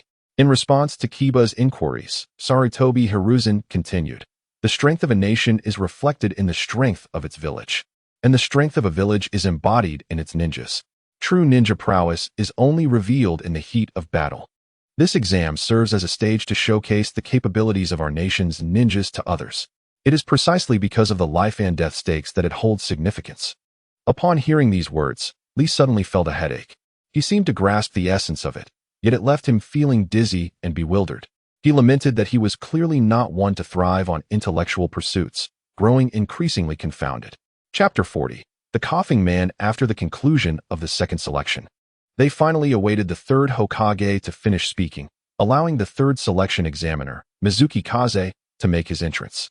At this point, Lee and his companions felt a deep gratitude towards Mizuki. Just as Hiruzen intended to continue his discourse, this oblivious ninja jumped in to introduce himself, forcing Hiruzen to mask his embarrassment with a cough. The comments from Lee's live broadcast were rife with jest. "Mizuki Kaze, watch your step, or you might find yourself in hot water. Small shoes aren't frightening.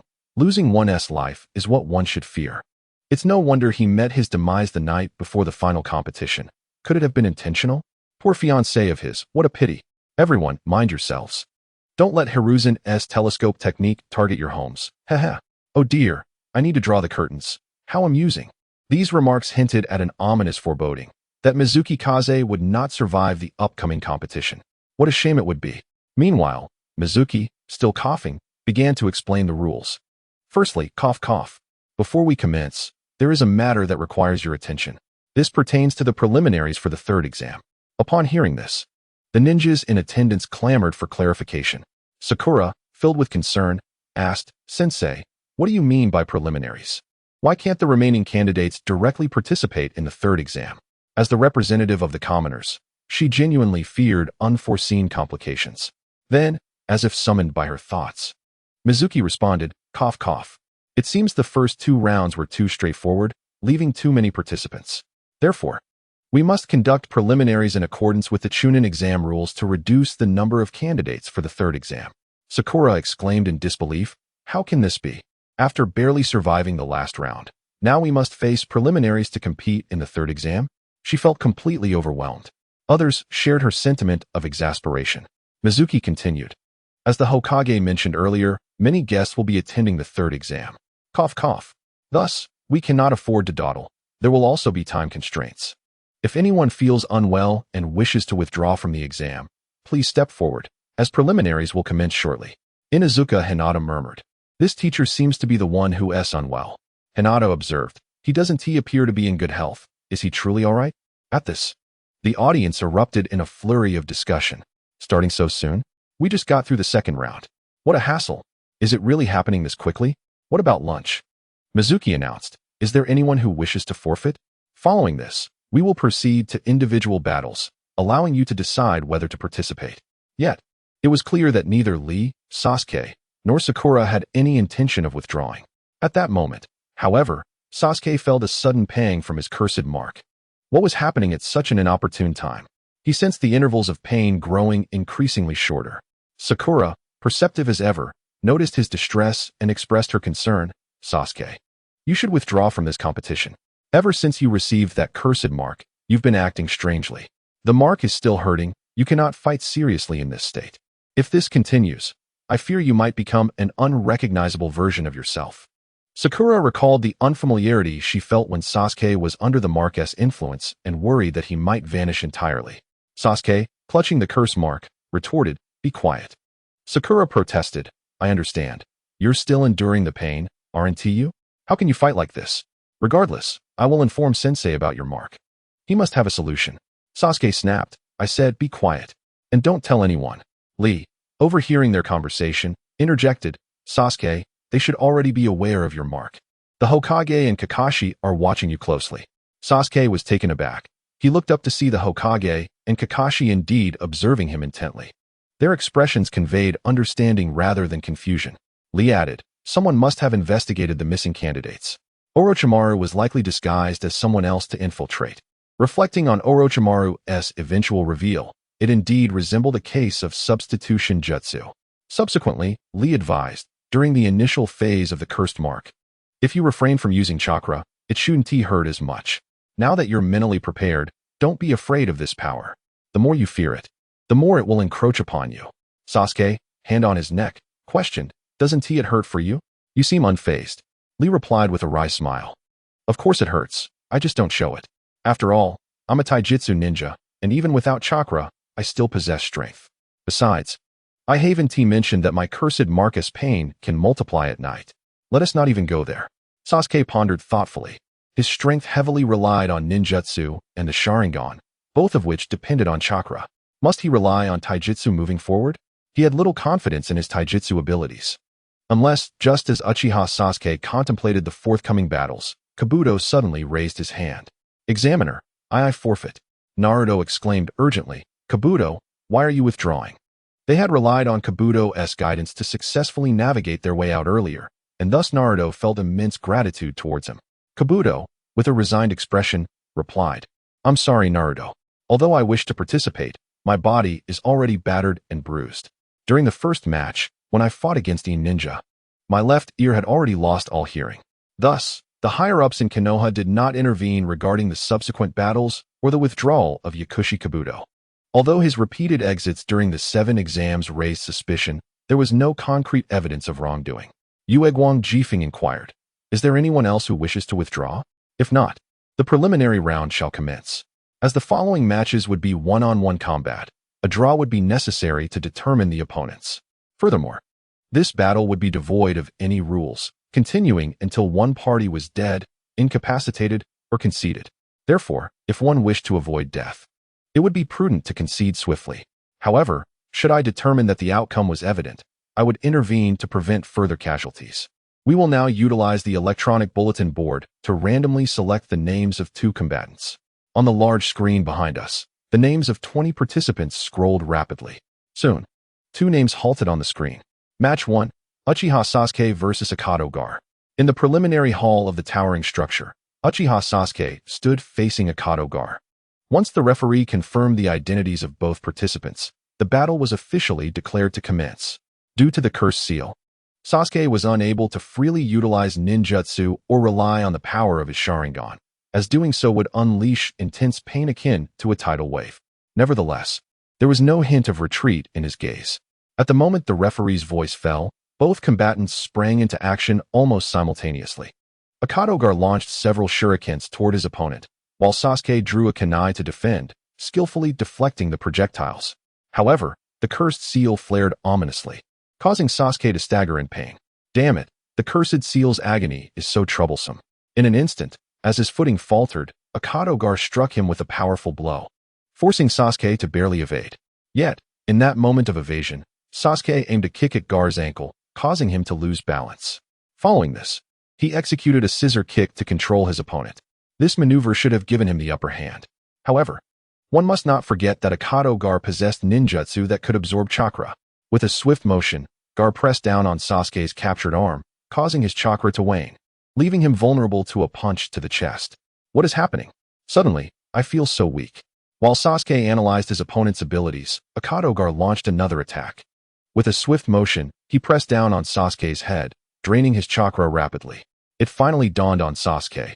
It is you, siphoning my chakra. No wonder I feel so weak, my chakra is being drained. Akadogar chuckled. Only now do you realize? It is too late. Chakra is the energy produced by the combination of physical and mental strength. Being suddenly drained caused Sasuke to cry out in agony. Yet, the more chakra he lost, the less strength he had to resist, creating a vicious cycle. This was precisely Orochimaru's objective.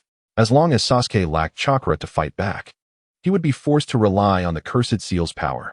However, Akadogar underestimated his opponent. Uchiha Sasuke gritted his teeth, mustering his strength to kick Gar away, swiftly creating distance between them.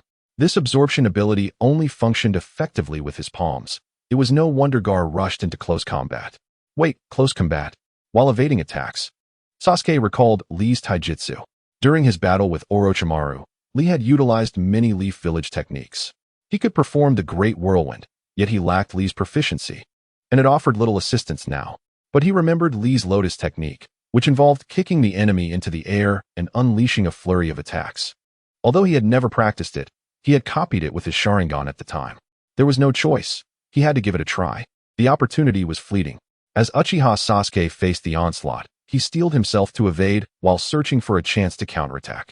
That moment arrived when Akadogar aimed for his head. Sasuke swiftly maneuvered in front of his opponent, executing a spinning kick that sent Gar flying. Might Guy recognized the move instantly. Lotus, has it been copied? Yet, without years of training, he should not have mastered it so quickly. Similarly moved was Rock Lee, who immediately thought of the Sharingan, reflecting, is this his advantage and potential? Indeed, if I do not strive harder, I will soon be surpassed.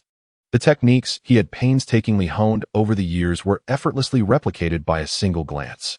Anyone would feel the immense pressure. At that moment, Sasuke approached the airborne Akadogar from behind, poised to execute the second stage of the Lotus technique. As Might Guy had surmised, Sasuke had not mastered the technique, but he had a remedy. Unexpectedly, just as he prepared to strike, the Cursed Seal flared again. The black-red markings began to spread, and the pain caused him to freeze in motion. Not now.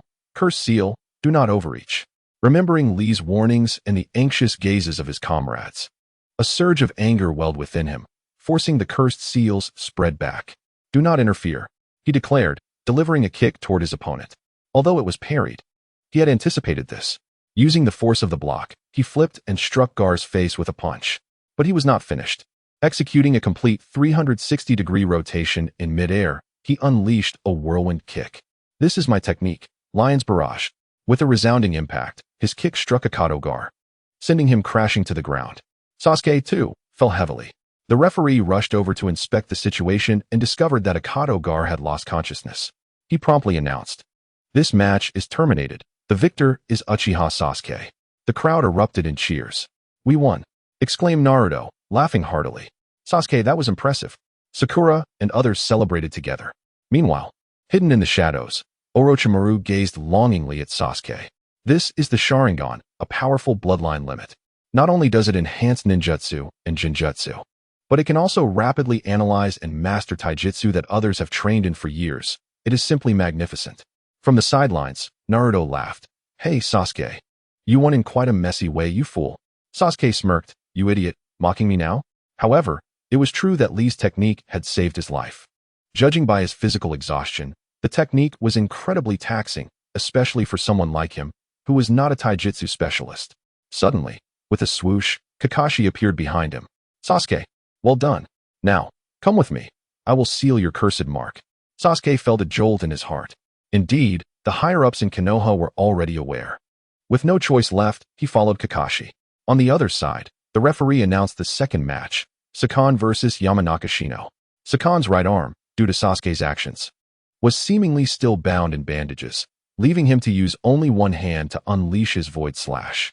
Yamanaka Shino was a member of the secretive Yamanaka clan of Konoha, whose members signed contracts to use their bodies as hosts for parasitic insects, manipulating them in battle. They adhered to a philosophy of mysticism and often cloaked themselves, even wearing glasses to obscure their eyes. This led to their low visibility in the world, but it did not imply they were weak.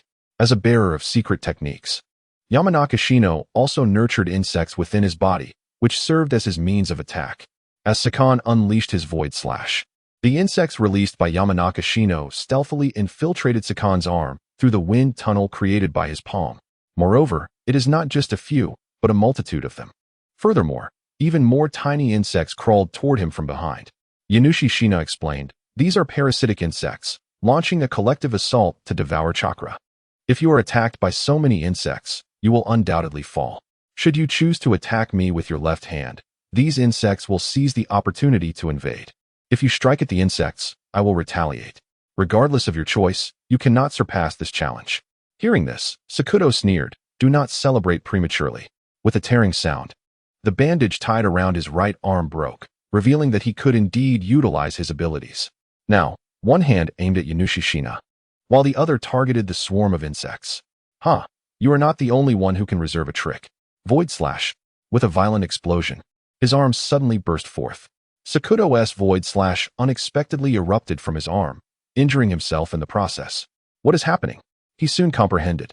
One by one, the insects crawled from his wound, having obstructed his chakra points, which caused the explosion when he attempted to utilize his abilities. The Void Slash was released through the ninja tools embedded in his arm, and thus he had failed to notice the insect's intrusion. Yanushi Shina remarked, "I told you. You cannot pass this challenge."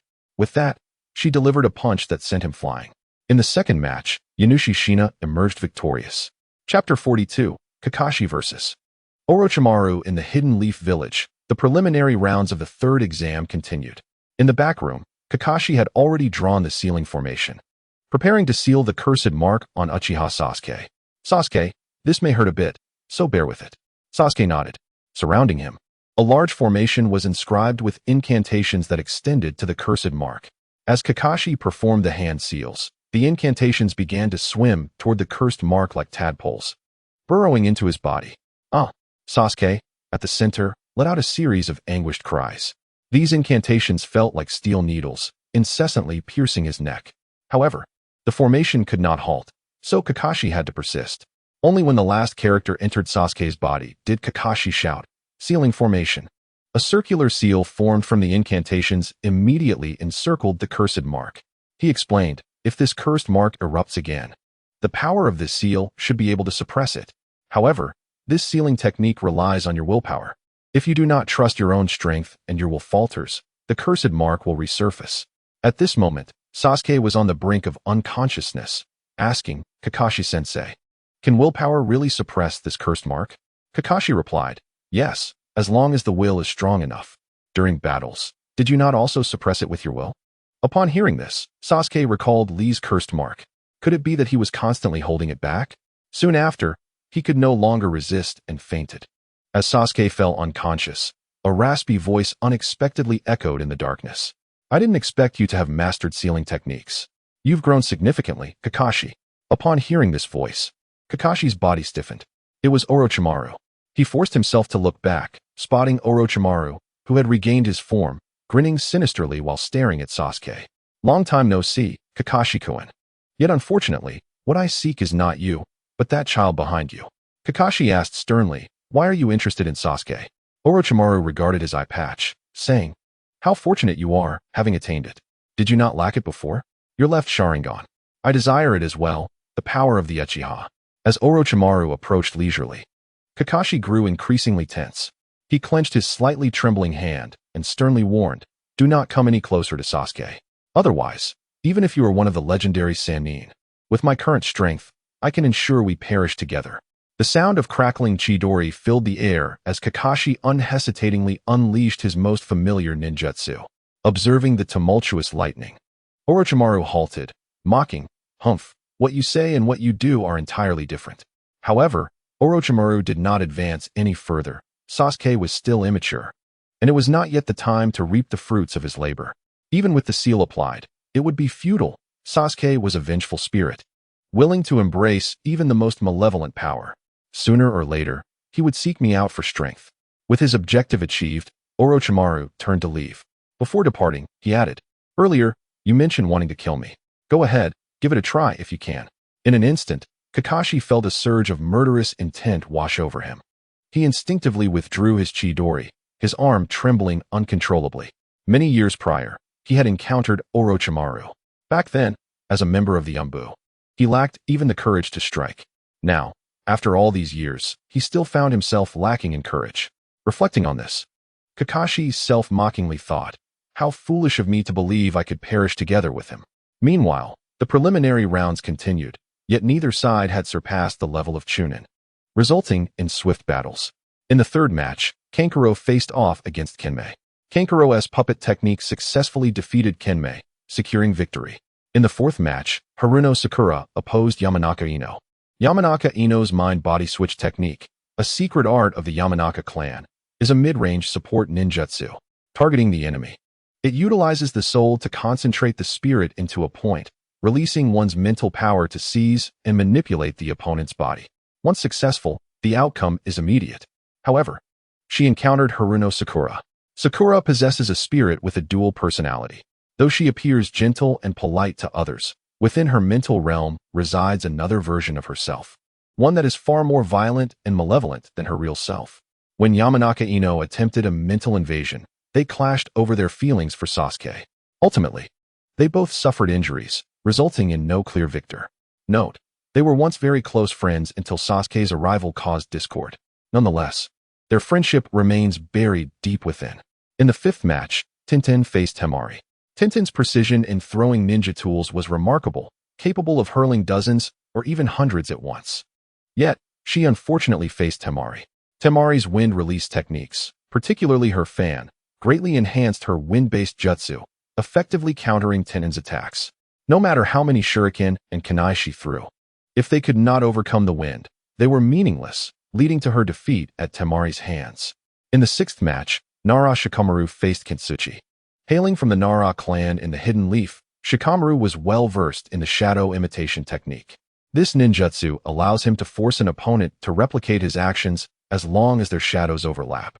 With his calm demeanor, adaptability, and an IQ exceeding 200, combined with the unpredictable nature of his shadow techniques, it was no surprise that Nara Shikamaru emerged victorious. In the seventh match, Inazuka Kiba faced Uzumaki Naruto. This was a battle that Lee had eagerly anticipated, as Naruto was exceptionally powerful in the comments. However, at that moment, Might Guy called him outside. Lee, feeling aggrieved, protested. "Guy-sensei, I was just about to watch Naruto's fight."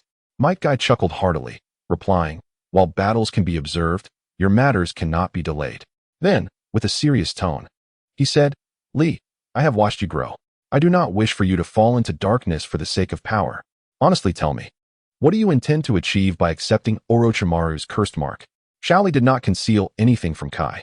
As Kai stated, he had witnessed Shaoli grow up. Their bond was akin to that of a father and son, rather than merely that of a master and disciple. "Teacher Kai," Shaoli expressed, "I believe that power knows no good or evil. I do not intend to align myself with Orochimaru. I simply believe that the cursed seal can enhance my strength. And that's all." Might Guy interjected, "You are aware of Sasuke's situation, right? He has caught the attention of Orochimaru. You too have received a cursed seal, and it is only a matter of time before Orochimaru sets his sights on you." Shaoli blinked with enthusiasm and exclaimed, "Teacher Kai, do you think I can rival the Uchiha?" Might Guy was momentarily at a loss for words. He acknowledged Shao Li's diligence, yet when it came to talent, he pondered if it was indeed feasible. After all, our physical prowess as masters of taijutsu is formidable. Just look at your muscles. They are now more robust than mine. What if Orochimaru takes a liking to them? Shaoli responded, "That does seem somewhat plausible, akin to how a man is drawn to a woman upon first meeting. He is captivated by beauty." Might Guy proudly patted Shao Li's shoulder and remarked, "Now you understand. The matter of the cursed seal must not be taken lightly. Although I trust in your willpower to suppress it, caution is never unwarranted. I do not wish to be addressed as master by Orochimaru." Shaoli nodded earnestly, assuring, "Rest assured. Teacher Kai, I will not allow Orochimaru to succeed. After all, I am the splendid azure beast of Konoha. No one can lay claim to my body." Might Guy nodded in satisfaction, saying, "That is good to hear. However, worry not. If Orochimaru dares to seize your body, I shall send him flying with a single kick." At that moment, a series of gasps echoed from the hall, accompanied by Niji's voice. Might Guy and Shaoli exchanged glances and hastily entered to investigate. Chapter 43, Niji. Do not evade. In the preliminary hall, the match had progressed to the confrontation between Hyuga Niji and Hyuga Hinata. After some inquiries, it was revealed that the previous battle had ended in Naruto's victory. Although Inazuka Kiba was visibly displeased, the outcome could not be altered. In the arena, Niji's prowess was overwhelming. Hinata lay on the ground, gravely injured, clearly unable to continue fighting. The collective gasps from the crowd were a testament to the severity of Hinata's wounds. However, it seemed that there was more to their exchange. Niji stood aside, stating, "You still fail to comprehend the situation. Your attacks have been ineffective from the very beginning. It is over." With that, he prepared to leave. The spectators understood the implications of his words. Hinata had been struck at the heart. Although not fatal, she was incapable of standing. Just as the referee was about to declare the result, Naruto suddenly shouted, "Do not stop the match." I said, "Do not stop." His interruption startled the others. Sakura Haruno remarked, "Naruto, do you know what you are saying? She has reached her limit and has already lost consciousness." Yet, at that moment, Hinata stubbornly attempted to rise. Niji asked sternly, "Why are you standing? If you push yourself further, you will truly die." Hinata remained silent, but internally thought, "I am finally being noticed. Especially in front of the person I admire." She felt a surge of joy. However, Niji was oblivious to her feelings. He furrowed his brow and exclaimed in anger, "Why? Why do you persist?" Hinata did not respond, for only she understood why she could not allow him to see her in a state of disgrace. Her silence and stubbornness only served to infuriate Niji further. He could not fathom why Hinata would continue, and even the referee recognized that she was barely able to stand. In Xiao Li's live commentary, the barrage of comments was overwhelmingly one-sided. Alas, unspoken affection is truly pitiful. If she continues like this, she will ruin herself. Just as Xiao Li exhausts his limited potential and stubbornness, ultimately fading into obscurity. The issue is that Naruto is watching and supporting her. It is utterly baffling. Not everyone possesses the nine tails. If Naruto did not have the nine tails and the Uzumaki lineage, he would not be so resilient. What a shame. If I were Niji, I would not stop now, nor could I. He has no choice. From the comments and the live analysis, Xiao Li began to grasp the situation. Niji was in a precarious position. Hinata would not concede unless she was defeated. However, he was equally unwilling to yield, which left him exasperated. Continuing the fight would undoubtedly place Hinata in a dangerous predicament. Unexpectedly, Naruto, the so-called simp, seemed to have someone who admired him. Xiao Li had just learned the term simp. He heard that Naruto used to be a simp too, but had since changed and no longer was. To that, he could only scoff, asserting, Rock Lee will never be a simp. Yet despite his thoughts, the unfolding events required a resolution. At that moment, Niji sought to persuade her further, stating, "From the moment you were born, you have borne the burden of the Hyuga clan's fate. You constantly resent and blame yourself for your inadequacies. However, one cannot alter their destiny. This is your fate. You need not suffer any longer. Take it easy." Hinata shook her head and softly replied, "No, Niji. I can see that you have suffered more than I. In the fate of the main and branch families. It is you who has been lost and in pain." Hinata's words pierced Niji's heart, as if his secret had been laid bare, inciting his anger. He prepared to charge at her. At that moment, Xiao Li shouted, "Niji, can you not confront the truth in her words? Coward! Coward! Coward!" Niji glared fiercely at Xiao Li. Yet Xiao Li continued, "Let us have a match sometime. I will show you that fate can be altered. This time, I will win." With Xiao Li's interruption, the referee finally halted Niji before tragedy could unfold and declared Niji the victor. Hinata, having sustained severe injuries, once again fell unconscious. Naruto and his fellow candidates rushed to assess the situation. At that moment, Niji called out, "You there, at the back of the line. Let me offer you two pieces of advice. As a ninja, do not engage in such foolish acts as cheering others on. Furthermore, being at the back of the line means you will always remain there. That will not change." Naruto stood up, filled with rage, and retorted, "Do you want to test that?" Niji scoffed, his meaning clear. Naruto charged forward, but just as he was halfway there, Xiao Li suddenly appeared in front of him and delivered a powerful punch that sent him flying. This time, Naruto coughed up blood. Confused, he looked at Xiao Li, a friend he respected. "Why?" Xiao Li grasped him firmly and exclaimed, "Do you not understand, Naruto? You nearly caused Hinata's demise. Do you realize why she keeps rising again and again? It is because of you, because you are watching, because you are cheering for her. She does not want you to see her humiliated. Do you not grasp that? But do you think she can still fight? Do you believe everyone is as resilient as you? Such stubbornness can cost lives. Are you prepared for her to die?" Xiao Li's furious shouts left Naruto speechless. He had always been someone who pushed himself, even when others did not acknowledge him. He had prepared himself mentally. But what about Hinata? Shaoli released him, saying, "Go to the hospital and be there when Hinata awakens. If you still do not understand, then return that punch to me." With that, he returned to the platform. Might Guy smiled and triumphantly remarked to Kakashi, "What do you think? Shaoli has grown, hasn't he?" Kakashi remained silent, for the atmosphere following this battle in the preliminaries was somewhat somber. However, this did not impede the continuation of the match. As it stood, only 4 participants had yet to compete. Among the characters, Akadu Dingtsi, Rock Lee, Gaara, and Toshiro. Akadu Dingtsi most fervently wished to avoid encountering Gaara. This was due to the harrowing experience of Gaara's merciless attacks during the second selection match, which had left him utterly terrified. Next on his list of undesirable opponents was Lee, whose recent punch had caused him considerable pain. Under such precarious circumstances, he could only incessantly pray, "Please, do not select me. Please, do not select me. Please, do not select me."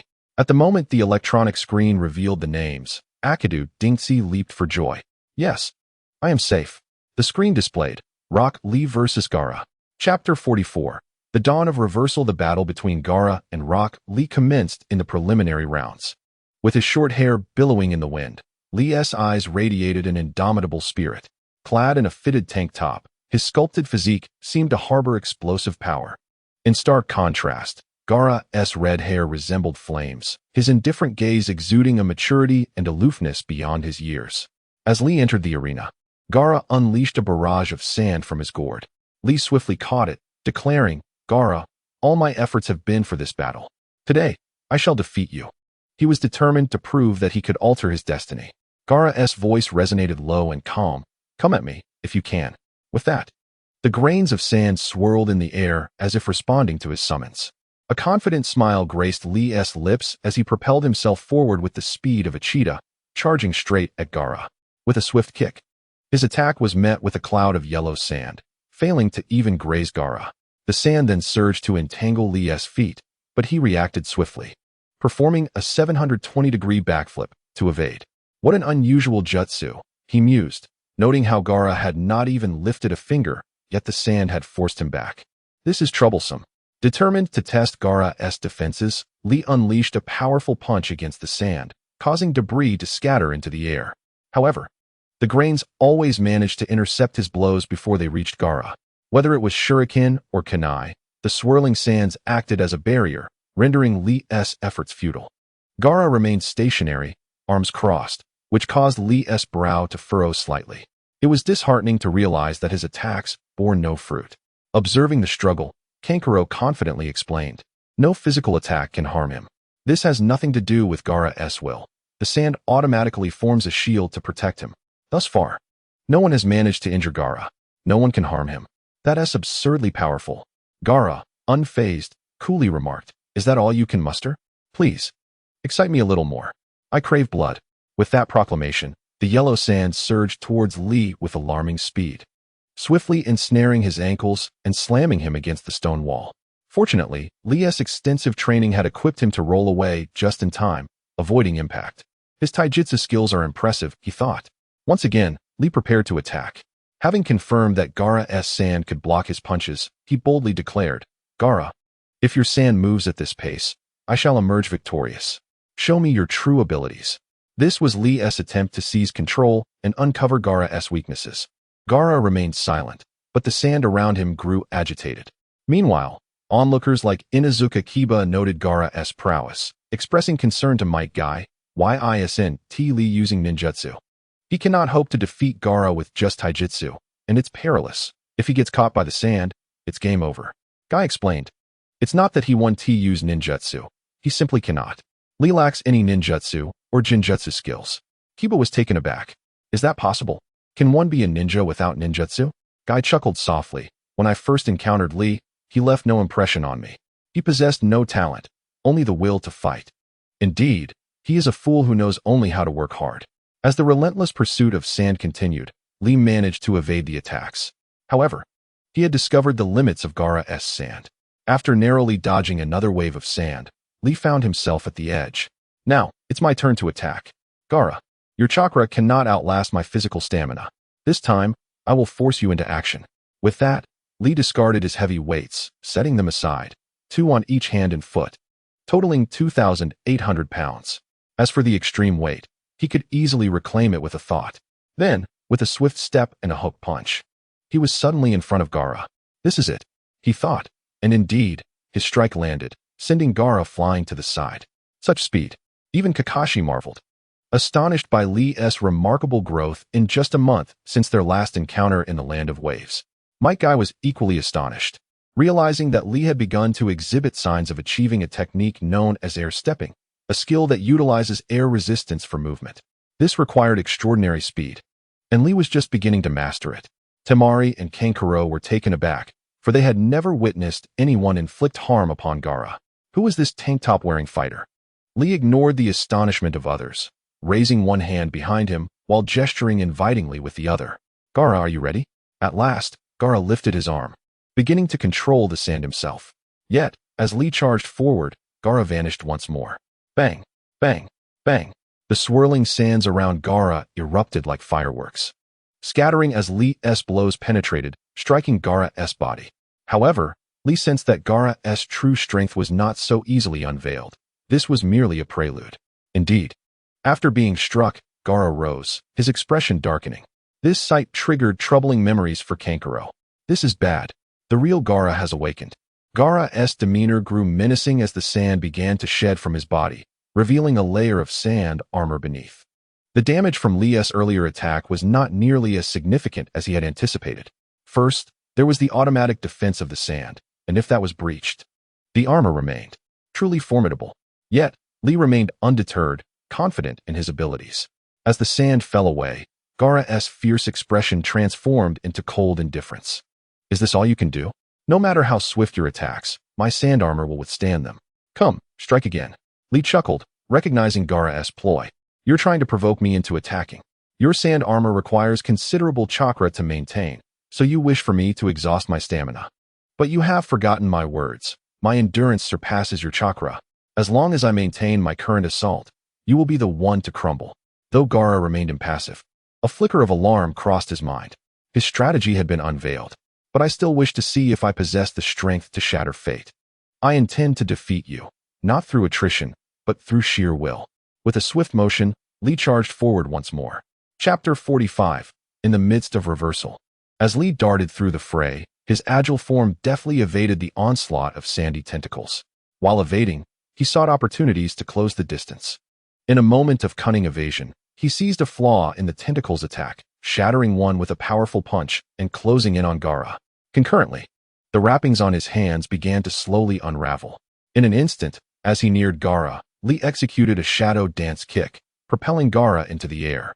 This was the first step of the Lotus. Following this, he unleashed a rapid series of kicks to elevate his opponent even higher.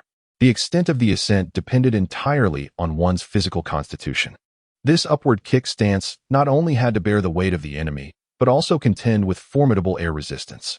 For a taijutsu practitioner, this posed a tremendous challenge, especially since Gaara had a gourd of sand that compounded the difficulty. With a series of resounding impacts, as Gaara ascended, Lee finally unleashed his prepared technique, the primary lotus. In a swift motion, the wrappings ensnared Gaara like a mummy, rendering him immobile. Seizing Gaara's body, Lee drove him headfirst into the ground. With a shrill scream followed by a thunderous crash, both combatants hit the ground. Goodness, how terrifying. The stone floor was left with a substantial crater. Was Gaara truly still alive? As the dust settled, onlookers finally glimpsed the battlefield. Gaara had indeed been struck down, but he had surprisingly utilized sand to cushion his fall. You are no ordinary adversary, Gaara. Despite Lee's remarkable exertion, Gaara had not even had time to employ his sand clone technique. Nonetheless, upon landing, he managed to command the sand to create a mound that mitigated the impact. Even so, the sheer speed of the fall had injured him, shattering his sand armor and revealing a grim visage. Both of them are incredibly strong. What a predicament, Nara Shikamaru remarked. Are today's genin this formidable? I must hasten to become a chunin. Genin are simply too terrifying. Akimichi Choji added. Might Guy chuckled. I never anticipated that Lee's taijutsu could withstand the immense pressure of heavy objects from such heights. And after executing the primary lotus, he still retains his stamina. He truly is my disciple. Ha ha ha. Kakashi interjected. Isn't it you who has always trained him like a monster? He recalled the burdens Lee had borne during the Land of Waves mission, leaving him momentarily speechless. These taijutsu practitioners are indeed madmen. Might Guy smiled awkwardly but confidently replied, "That is because I recognize Lee's potential." Back in the arena, Gaara finally began his genuine offensive, with hands forming seals. The surrounding sand surged forth like octopus tentacles lunging at Lee. Indeed, he proved to be a formidable opponent. Lee swiftly dispersed the sandy appendages while maneuvering. Despite the presence of 7 tentacles, his training had not been in vain. Leaf Hurricane. Thud. Great Leaf Whirlwind. Boom. Iron Fist. Thud. Thud. Rapid punches countered the deluge of sandy tentacles, both combatants entering a fierce exchange. The sand hands, deftly controlled by Gaara, seemed to possess their own will, constantly altering their angles and intensity in attack. Yet, Lee remained steadfast in defense, confident in his stamina, certain he could outlast his opponent. Suddenly, Lee sensed an anomaly beneath his feet. It was the sand. Not far away, Gaara wore a malevolent grin. "Got you," with a swift clench of his hand. The sand below ensnared Lee's ankles. However, Lee reacted swiftly, leaping into the air to forcibly break free from the sandy grip. Gaara coldly stated, "Useless. All the sand is my weapon." With a resounding crash, the tentacles transformed into a cascade of sand, bearing down on Lee. Meanwhile, the flowing sand on the ground swiftly erected walls around him, confining his movements. This time, Lee had nowhere to escape and could only brace himself for a head-on clash. Watching this unfold, Haruno Sakura anxiously inquired, "Why doesn't Lee use that previous attack? If he were to drop Gaara again, he should be able to win." Might Guy explained, "The primary lotus is a forbidden technique. It is neither ninjutsu nor genjutsu, but a forceful kick that propels an opponent into the sky using one's own physical strength. The strain on the body is unimaginable. Just the pain could sap one's energy. That Lee could execute it once and still retain stamina is astonishing. Should he attempt it again, his energy would surely be depleted." Sakura stared incredulously at Might Guy, wanting to exclaim, "Are you pulling my leg?" Lee managed to use the primary lotus twice against Orochimaru, albeit with minimal damage. Yet afterward, he was in excruciating pain. Could it be due to the strain of the technique? However, he hadn't used the primary lotus the following day and was still in agony. The intricacies of taijutsu practitioners were baffling. As the sand enveloped the area, Gaara finally delivered a crushing blow. With a thunderous roar, the yellow sand engulfed Lee. Though he managed to defend himself in time, his stamina was still significantly drained. Simultaneously, he inwardly reflected, "Indeed, my past training was far too simplistic. The energy expended in training pales in comparison to that in battle. Had it not been for the extreme weight of my burdens, I might have reached my limits by now." Yet still he persevered. With this thought, Lee's gaze grew resolute, his eyes shimmering with hope. Seeing this unwavering determination, Hyuga Neji was reminded of their first encounter, back when they had just formed their team. Lee would always seek him out for sparring, without fail suffering severe defeats. Whenever Neji urged him to abandon his efforts, Lee would insist, "What does it matter if one is a genius? Even without talent, I will surpass them through hard work." Each time, Neji would respond, "No matter how hard you try, you cannot surpass me. It is destined." But now, was he truly going to be surpassed? Impossible. Neji clenched his fists tightly. His genius could not be outdone by Lee. It was preordained. Yet, what was this stirring emotion? Did he secretly hope to see Lee surpass him, to defy fate? Neji involuntarily smiled. What a contradiction, Lee. I eagerly anticipate our battle. Meanwhile, Gaara, observing Lee's hopeful gaze, found it exceedingly distasteful. Thus, he resolved to obliterate it. Chapter 46, Striving to Change Fate. In the preliminaries, Rock Lee faced Gaara. With Gaara's sand ninjutsu unleashed, he finally curtailed Lee's speed and inflicted injury. However, confronted with the hope reflected in Lee's eyes, Gaara felt a strong aversion. He craved his enemy's fear, their blood, their pleas, not their hope. Therefore, he once again commanded the yellow sand, sweeping it mercilessly toward Lee. In the face of such a widespread assault, Lee found no effective means of defense. His only recourse, his speed, would be hindered. The Eight Gates technique was still an explosive ability he was reluctant to employ, as he remained uncertain of Gaara's hidden cards. Yet, the Eight Gates was his trump card. Once unleashed, it would be spent. As Lee moved as best he could to exhaust Gaara's chakra, the battle raged on. While striving to maintain his stamina, He would also create the illusion of being on the verge of an explosive attack. Consequently, Gaara would expend more chakra in defense. Today's battle was meant to be a war of attrition for Rock Lee. If the opponent continued with this level of assault, he believed he could endure. Both Gaara and several seasoned ninjas were aware of Lee's intentions. This pure war of attrition indeed favored Lee. However, Gaara was not inclined to let the fight drag on indefinitely. He quickly formed hand seals to alter his jutsu. Sand rain technique. The yellow sand that had been pursuing Lee suddenly diminished by half, rising into the air and falling like raindrops. Though the sand's attack power was not high, its unavoidable nature proved troublesome. Soon, Lee found himself coated in sand. This yellow sand, accumulating gradually, began to fuse around Lee's legs. Moreover, the sand on the ground increased bit by bit, quickly forming a solid mass. Worse still, Gaara controlled the sand to constrict Lee's calves. Sand binding coffin. At that moment, it was a clash between physical prowess and ninjutsu. Gaara's sand binding coffin could crush an ordinary person, while Lee could only rely on his strength to counteract the pressure exerted by the jutsu. If he failed, his calves would not only be bruised but severely injured.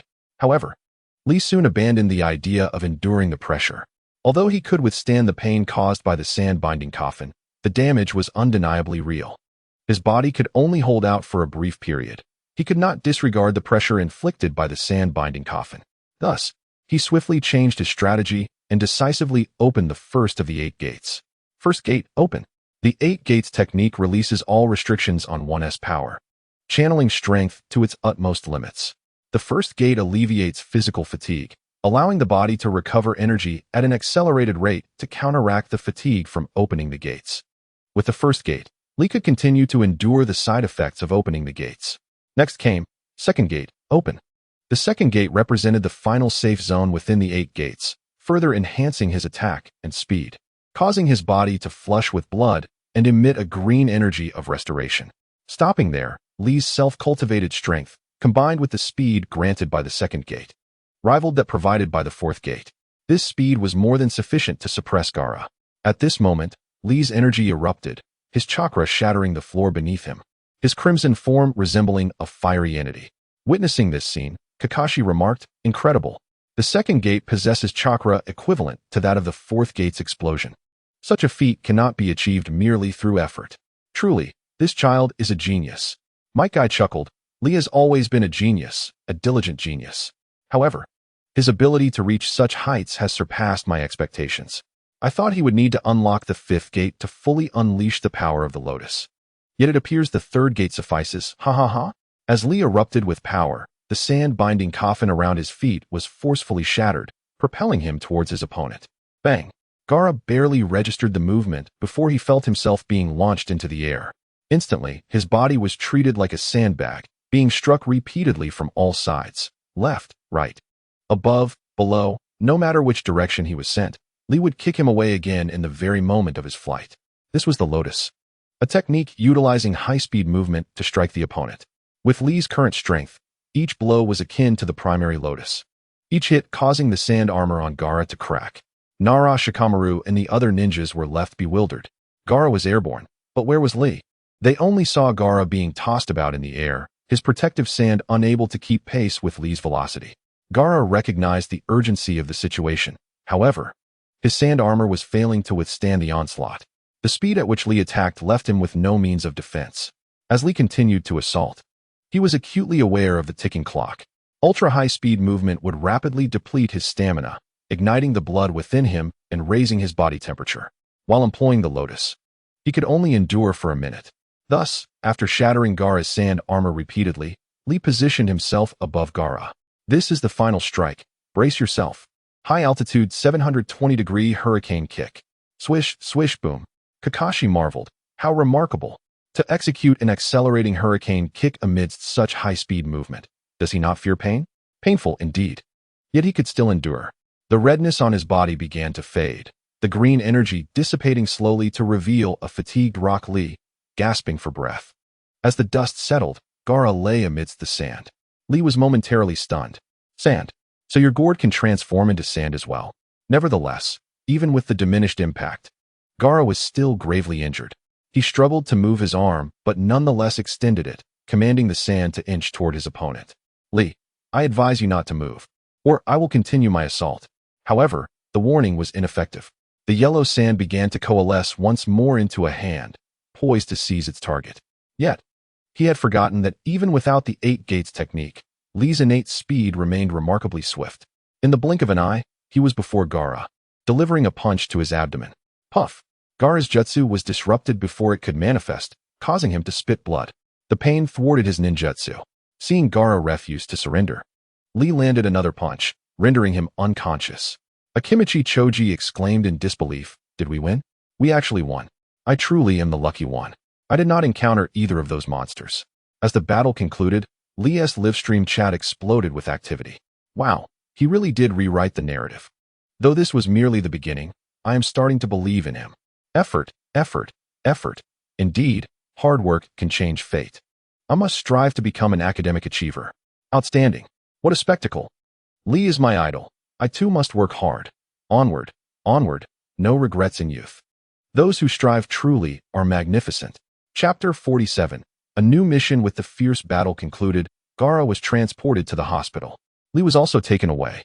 Though he could stand, his muscles had endured significant tearing during the fight, compounded by the attacks and exhaustion, leaving him unable to last much longer.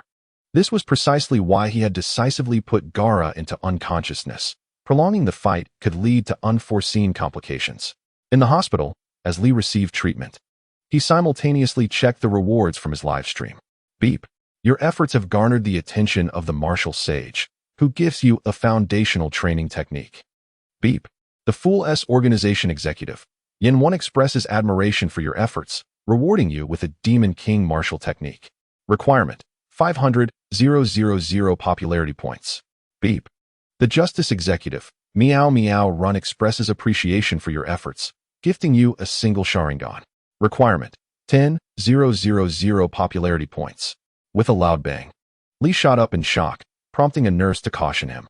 Hey, student, your injuries have not healed. Please refrain from moving about. Lee quickly lay back down, then checked again. What did he see? The Sharingan? That was something even Orochimaru coveted. Kakashi possessed only one Sharingan. Yet it was deemed a powerful bloodline limit known as the Copy Ninja. Could this live stream yield a bloodline limit? As the days passed, his popularity had reached an impressive 10,800, prompting him to click on the claim button. Suddenly, a notification chimed. Ding. Due to the broadcaster being bound to the diligent yet clumsy live stream, the Sharingan cannot be utilized. With a crack, Shaoli felt as though his heart shattered into pieces. Wah, I'm so heartbroken. The nurse inquired, what has caused you to cry so suddenly? Shaoli lamented. It hurts so much. I painstakingly saved up all that popularity. The nurse replied, does it truly hurt? Let us conduct another examination. Fortunately, the subsequent text notification offered Shaoli a modicum of solace. Ding. Congratulations. The broadcaster's number of followers has reached 5,000, unlocking the task prompt feature. The broadcaster can now follow task prompts to explore various story locations for tasks. This seemed like a commendable feature, somewhat alleviating his emotional distress. Meanwhile, the results of the final preliminary match had been announced. The fortunate Akimichi Choji ultimately fell to the last-ranked Sound Ninja. Thus, the preliminary round concluded. The Moonlight Gale coughed twice and declared, now, the preliminary round is officially over. Although 3 participants were absent, congratulations to all of you. Next, Hokage-sama will explain the details of the upcoming competition. Sarutobi Hiruzen adjusted his Hokage hat and nodded in satisfaction. He was pleased with the results. 6 from Konoha, 2 from Suna, and 1 from Sound. Now, I shall begin explaining the competition format. The battles will be showcased for all to see, and I hope each of you, as representatives of your respective nations, can display your prowess without regrets. Therefore, the official competition will commence in 1 month. But isn't the competition supposed to start now? Questioned Kankuro. The final match requires adequate preparation time, Sarutobi Hiruzen explained. We must also inform the daimyos and ninja leaders of the results here and invite them to witness the competition. Additionally, this serves as preparation time for you candidates. Kankuro frowned at Sarutobi Hiruzen, feeling frustrated by his roundabout explanations. It was clear there was ample time, yet they hastily conducted the preliminary round, leaving many without their chakra fully restored. Now, he was compelled to navigate this convoluted explanation. I still don't understand. What is truly going on? Saratobi Hiruzen took a puff of smoke and clarified, "This is to provide you with time to gather intelligence on your upcoming opponents." The next topic was the drawing of numbers, with absent candidates represented by their team leaders. These numbers would determine the order of matches in the grand tournament. After the draw, Kakashi assigned Naruto to number 1, Sasuke to number 4, and Shaoli to number 3. The upcoming matches will be elimination rounds, 1 versus 2, 3 versus 4, and so forth, with number 7 receiving a bye, and the victors of numbers 8 and 9 facing off against him for advancement. Nara Shikamaru grimaced. "Why must I fight twice in the first round? How troublesome." He was indeed number 9. "And Hokage-sama, if it's an elimination format, will there only be one winner to become a Chunin?" Saratobi Hiruzen clarified, "Not necessarily. This exam will be observed by myself, the Kazekage, and the daimyos and ninja leaders from various nations. The evaluators will assess your performances during the matches. Those deemed worthy of Chunin status may still be promoted even if they lose." Temari asked, "So, there's a chance that all of us could become Chunins?" Saratobi Hiruzen replied, "Conversely, it's also possible that none of you will." Tasuki, feeling disgruntled, thought to himself, "So, strength is merely one aspect. In the end, it hinges on the approval of these dignitaries." Ever since he had doubted Orochimaru's intentions, Tasuki had grown resentful towards such authorities. It was supposed to be an examination for Chunin, yet those who fought tirelessly might end up with nothing. Thankfully, he had not come solely for the Chunin title. After explaining the rules, Saratobi Hiruzen disbanded the assembly. Shortly thereafter, the individuals in the hospital received the news. Shaoli and Sasuke were primarily focused on honing their skills and felt little impact. Naruto, however, yearned for recognition and was determined to secure this Chunin title. He immediately sought out Kakashi, hoping for special training. Yet, Kakashi responded, "I anticipated you would say that. I've already arranged for someone else to train you." Naruto pouted. "Why? I want you to teach me, Kakashi-sensei." Kakashi replied, "I have pressing matters to attend to and cannot assist you." Realizing this, Naruto angrily retorted, "So, you're going to teach Sasuke instead?" Kakashi said, "Don't be like that. I found someone far more skilled than I." Reluctantly, Naruto accepted Kakashi's suggestion. Little did he know, the individual Kakashi had enlisted to instruct him was none other than Kinomaru's tutor, Ebisu. In another hospital room, Rock Lee received similar news. However, he had a more immediate goal in mind, the task prompt provided by the live stream.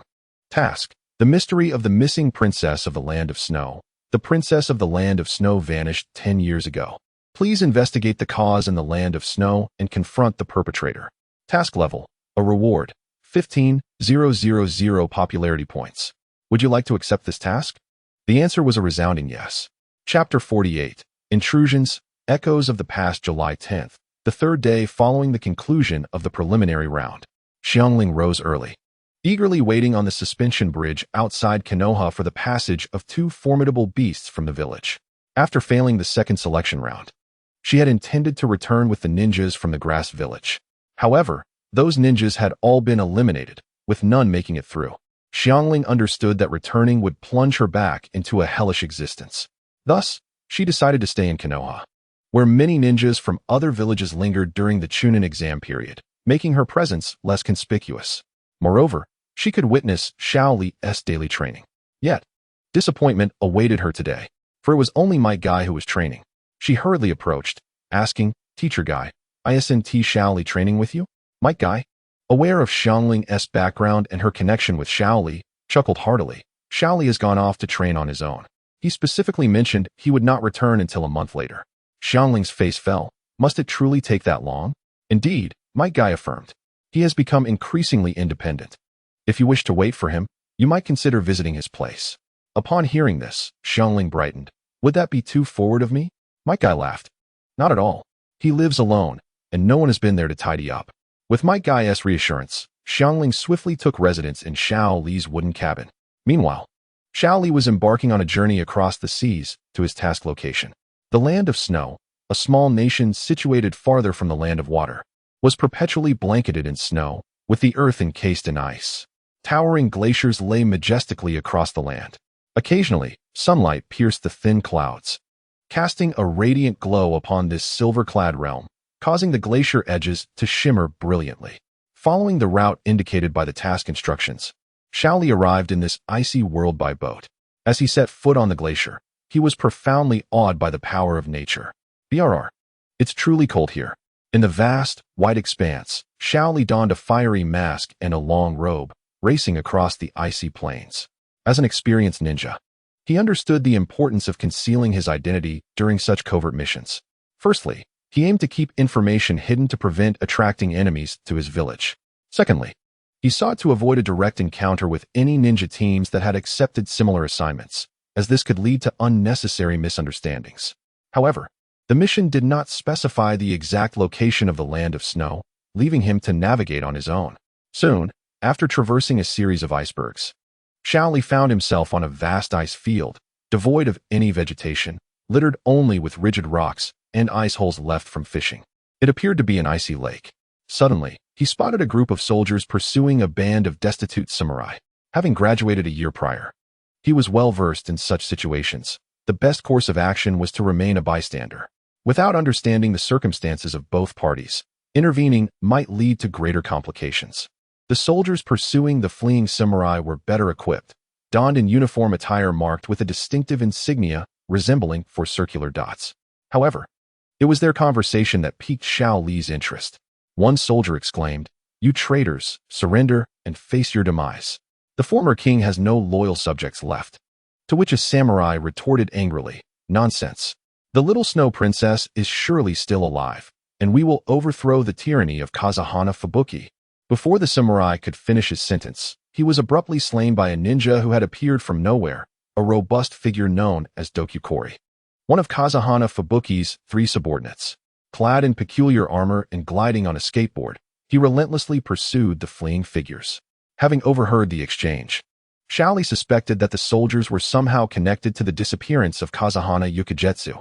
To uncover the truth, he realized he needed to extract information directly from them. With this resolve, he decided to intervene. Just as the assailants were about to strike again, Shaoli executed a spinning kick that sent the mechanical claw flying from the soldier's grasp, shouting to the fleeing crowd, "Flee quickly. I will hold them off." With that, he yanked hard on the claw, sending Dokukori hurtling uncontrollably towards him. However, instead of a warm embrace, he was met with the fierce force of the Leaf Great Whirlwind.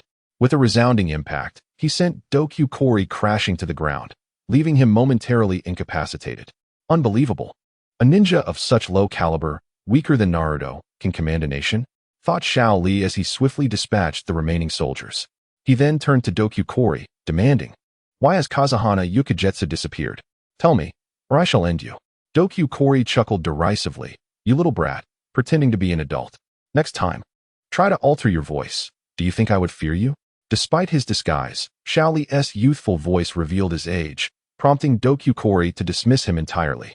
"Thank you for the advice. I shall be more mindful in the future. However, you must answer my question now." With that, he delivered a punch to Dokukori's abdomen, causing him to gasp in agony. "Striking here will induce excruciating pain and make breathing difficult. I will ask you once more, why has Kazahana Yukijetsu disappeared?" Seeing Shaoli's unwavering determination to continue the assault, Dokukori, despite his pain, pleaded, all right, I'll tell you. Kazahana Yukijetsu vanished 10 years ago with the hexagonal crystal. She was taken by Hitaki Kakashi." Shaoli furrowed his brows, realizing this matter was entwined with his teacher, Kakashi. He pressed further, "Didn't you search for her?" "We did. Recently, we received word that she's at a film company. Our leader is preparing to send someone to capture her. That's all I know. Please spare me." Shaoli clapped his hands, stating, "You may leave. But do not let me encounter you again." Once assured of Shaoli's lack of interest, Dokukori retracted his mechanical claw and fled without looking back. Unbeknownst to him, Shaoli quietly followed behind. Shaoli's mission was to investigate the truth and deal with the mastermind behind it all. To eliminate the orchestrator, the most straightforward approach was to infiltrate the enemy's stronghold unnoticed. With Dokukori as his guide, his task became significantly easier. Chapter 49. New discoveries. The land of snow could hardly be described as a nation. It resembled more of a town. Yet, with a feudal lord in place, it declared itself a kingdom, indifferent to oversight. Shaoli trailed Dokukori to a castle, which bore evident signs of alteration, the very palace of Kazahana Fubuki. At that moment, Dokukori, nursing his injuries, was reporting his encounter. "My lord, today I encountered someone on the ice field. Kazahana Fubuki, displaying a frigid demeanor, inquired, "Who?" Dokyukori replied, "He was masked and did not reveal his name. But he is formidable. It seems he seeks the hexagonal crystal." Fubuki paused mid-drink, his interest piqued. The hexagonal crystal was the key to the Kazahana family treasure and his ultimate objective. Did someone possess information about it? Just as he pondered this, an explosion reverberated through the city, accompanied by shouts. Soon after, soldiers rushed in with news. "My lord, someone has infiltrated the palace and is cornered at the entrance." Kazahana Fubuki, unfazed, commanded, "Wolf Fong Avalanche, you three go and bring him here." To him, someone unable to pass through the entrance was hardly worth his attention. Meanwhile, Shaoli found himself in a predicament. Initially observing what appeared to be ordinary guards, he had not taken them seriously. To his surprise, while their combat skills were lacking, the weapons they wielded were advanced. A barrage of shuriken erupted from a series of small apertures, relentlessly targeting him. Could one envision being besieged from all directions by a hail of shuriken? Had it not been for his rigorous defense, he might have perished. Yet, this onslaught hampered his mobility. How he wished he possessed long-range ninjutsu, or even a substitution technique. Alas, Shaoli had no ninjutsu skills, leaving him in a rather precarious situation. As Wolf Fong Avalanche approached, they witnessed Shaoli valiantly defending against the shuriken onslaught. A fool who dares invade the palace without any ninjutsu skills. He truly seeks death, they scoffed. As the second in command, Wolf Fong Avalanche was indeed formidable. Yet he found no interest in an opponent devoid of ninjutsu. "Dokyukori, bring him over here." Dokyukori's armor was equipped with the ability to launch ropes and claws. As Shaoli was preoccupied with defending against the shuriken, Dokyukori swiftly ensnared him with a rope, pulling him into the midst of the three. Shaoli was taken aback. "Are you allies?" Just as he feared he might be trapped, he found himself freed. However, before he could express his relief, Wolf Fong Avalanche produced a palm-sized device and pressed it against Shaoli's abdomen. This was a chakra control device. Once affixed, it would drain the chakra from within him and create a barrier against its flow. The moment it was applied, Shaoli felt an unsettling sensation. Fortunately, as a practitioner of pure taijutsu, its effects were not fatal. Upon realizing he had fallen into enemy hands, he immediately bolted from his position. Wolf Fong Avalanche bellowed, "You lot, pursue him." Although his chakra was sealed, he could not run far. Yet, rather than being caught, Shaoli had already distanced himself and concealed his presence. At this moment, his chakra felt as though it had been encased in ice, vanishing without a trace. With the loss of chakra support, both his speed and strength diminished.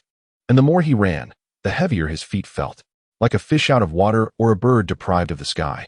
Shaoli is not one to easily concede defeat. Such trivial hardships will not diminish his resolve until he devises a method to dismantle the device. He perseveres in the snow, rigorously engaging in foundational physical training, seeking even the faintest opportunity to restore his chakra. He climbs with a weighted load for 200 laps. Failure to complete this task results in 5,000 punches. Thud, thud, thud. He performs 8,000 weighted squats. Failure here demands 10,000 leg kicks. He repeatedly strikes the icy rock and runs tirelessly across the glacier. However, to his astonishment, he discovers that without reliance on chakra, his body has unwittingly grown more resilient. Each punch, each kick seems to harbor a newfound strength. As a practitioner of physical techniques, he had overlooked the boundless potential of his physical form. Devoid of chakra's support, his body is compelled to engage in more direct and pure physical training, resulting in unprecedented enhancement of muscle fibers, along with a significant increase in reaction speed and endurance. This revelation shines like a ray of dawn in the darkness, illuminating Shaoli's heart. He realizes that perhaps this is an opportunity, a chance to advance further on the path of the strong. Indeed, it may be worth a try. A bold plan quietly forms in his mind. He will immerse himself in the training of physical techniques without chakra, exploring the uncharted limits of his body. He intends to devote every ounce of energy to the art of combat, synchronizing each breath and heartbeat with his training. In the frigid land of snow, his figure resembles an indomitable flame, unwavering even amidst the fiercest storms. Meanwhile, the Windflower Storm plots to capture Windflower Snow, while also keeping an eye on the enigmatic masked figure, Shaoli. The dispatched search teams have commenced their mountain search, gradually tightening the encirclement. On this day, The search team led by Crane Wing Snow finally discovers biological remains by an ice lake, the entrails and skull of a beluga whale, estimated to have been 5 meters long. However, this creature inhabits the snowy seas, not the ice lake. Immediately proceed to the snowy sea. I will confront this little mouse, she commands. With her chakra armor capable of flight, she moves swiftly, tracing the trail. During this time, in their quest for Shaoli, they have endured the bitter cold and frost, and their anger has long since simmered. Unbeknownst to Shaoli, engrossed in his training, he has already been exposed. He continues to struggle with the device, feeling as though something is amiss. After half a month of rigorous training, Shaoli's physical techniques have reached unprecedented heights. Each of his powerful strikes rivals that of the lotus blossom. Even in terms of sensory perception, he has surpassed his former self, reliant on chakra. This unexpected training method has not only led him to rediscover himself, but has also imparted the understanding that true strength is derived not merely from external power, but from an unwavering inner conviction. He believes that, given another day, he will dismantle the device using his physical strength. Tomorrow will reveal all. As Shaoli anticipates the future with excitement, the mocking voice of Crane Wing Snow echoes from the sky. You still wish for tomorrow? You shall be buried in this glacier today. Chapter 50. Stop right there. Picking up from the last chapter, Shaoli plans to attempt dismantling the device the next day, only to hear a voice from above. Crane Wing Snow flaps her wings, taunting. Oh, you really know how to hide. A worthless being who cannot use ninjutsu dares to covet the hexagonal crystal? Truly seeking death. Seeing his pursuer, Shaoli is not surprised, nor does he let her words provoke him. He replies, I have heard that remark 1,000 times. But you are mistaken about one thing. I may not know ninjutsu, but I am no waste. With that, he begins to run. Don't even think about escaping. Crane Wing Snow commands. The battle commences with a sharp crack of ice, as she leaps gracefully, her armor unfurling like the most radiant ice butterfly of winter. Taking to the skies. With a flick of her fingers, a chill emanates, freezing the air into shards of ice, resembling countless swords raining down upon Shaoli. Thud, thud, thud. The ice shards strike the ground, burrowing into the glacier, and growing into massive icy boulders hurtling toward Shaoli, unfazed by the onslaught. He deftly utilizes his speed to evade the attacks. What's wrong? Is running all you can do? But I cannot blame you. After all, you cannot hit me. Ha ha ha. In the face of Crane Wing Snow's taunts, Shaoli can only continue to circle. His movements are not aimless. He leaps from ice crystal to ice crystal, occasionally shattering those that threaten to ensnare him. However, as Crane Wing Snow intensifies her assault, the area around him becomes littered with small ice mountains. Ice escape, swallowing snow.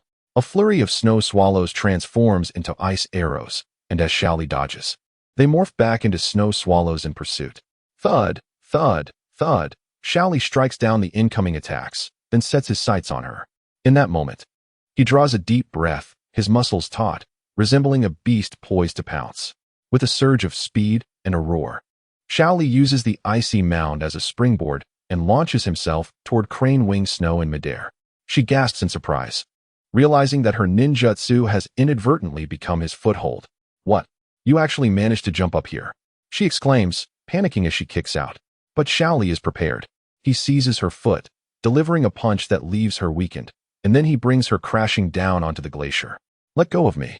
Crane Wing Snow demands angrily. In a matter of moments, Shaoli binds her effortlessly, grinning. Let go of you? Not a chance. You are now my captive. He then carries Crane Wing Snow into a hidden cave, situated in the wilderness of the snow pine forest, where no pines obscure the view, only scattered wild grass. Tossed onto the uneven ground, she finds it uncomfortable against her body. Hey, at least let me sit up. This place is unbearable. She shouts. Can't you get up by yourself? Shaoli retorts. Oh right, I almost forgot. He suddenly seizes her clothing, deftly removing it. Crane Wing Snow screams in fright. Hey, what are you doing? You can't humiliate me like this. If you continue, I'll bite my tongue and die. Stop struggling. Suddenly, Crane Wing Snow feels that he has genuinely halted. She cautiously opens her eyes to see Shaoli examining the armor, turning it over in his hands. She ponders. Could it be that this guy was after the armor all along? Indeed, Shaoli is quite curious.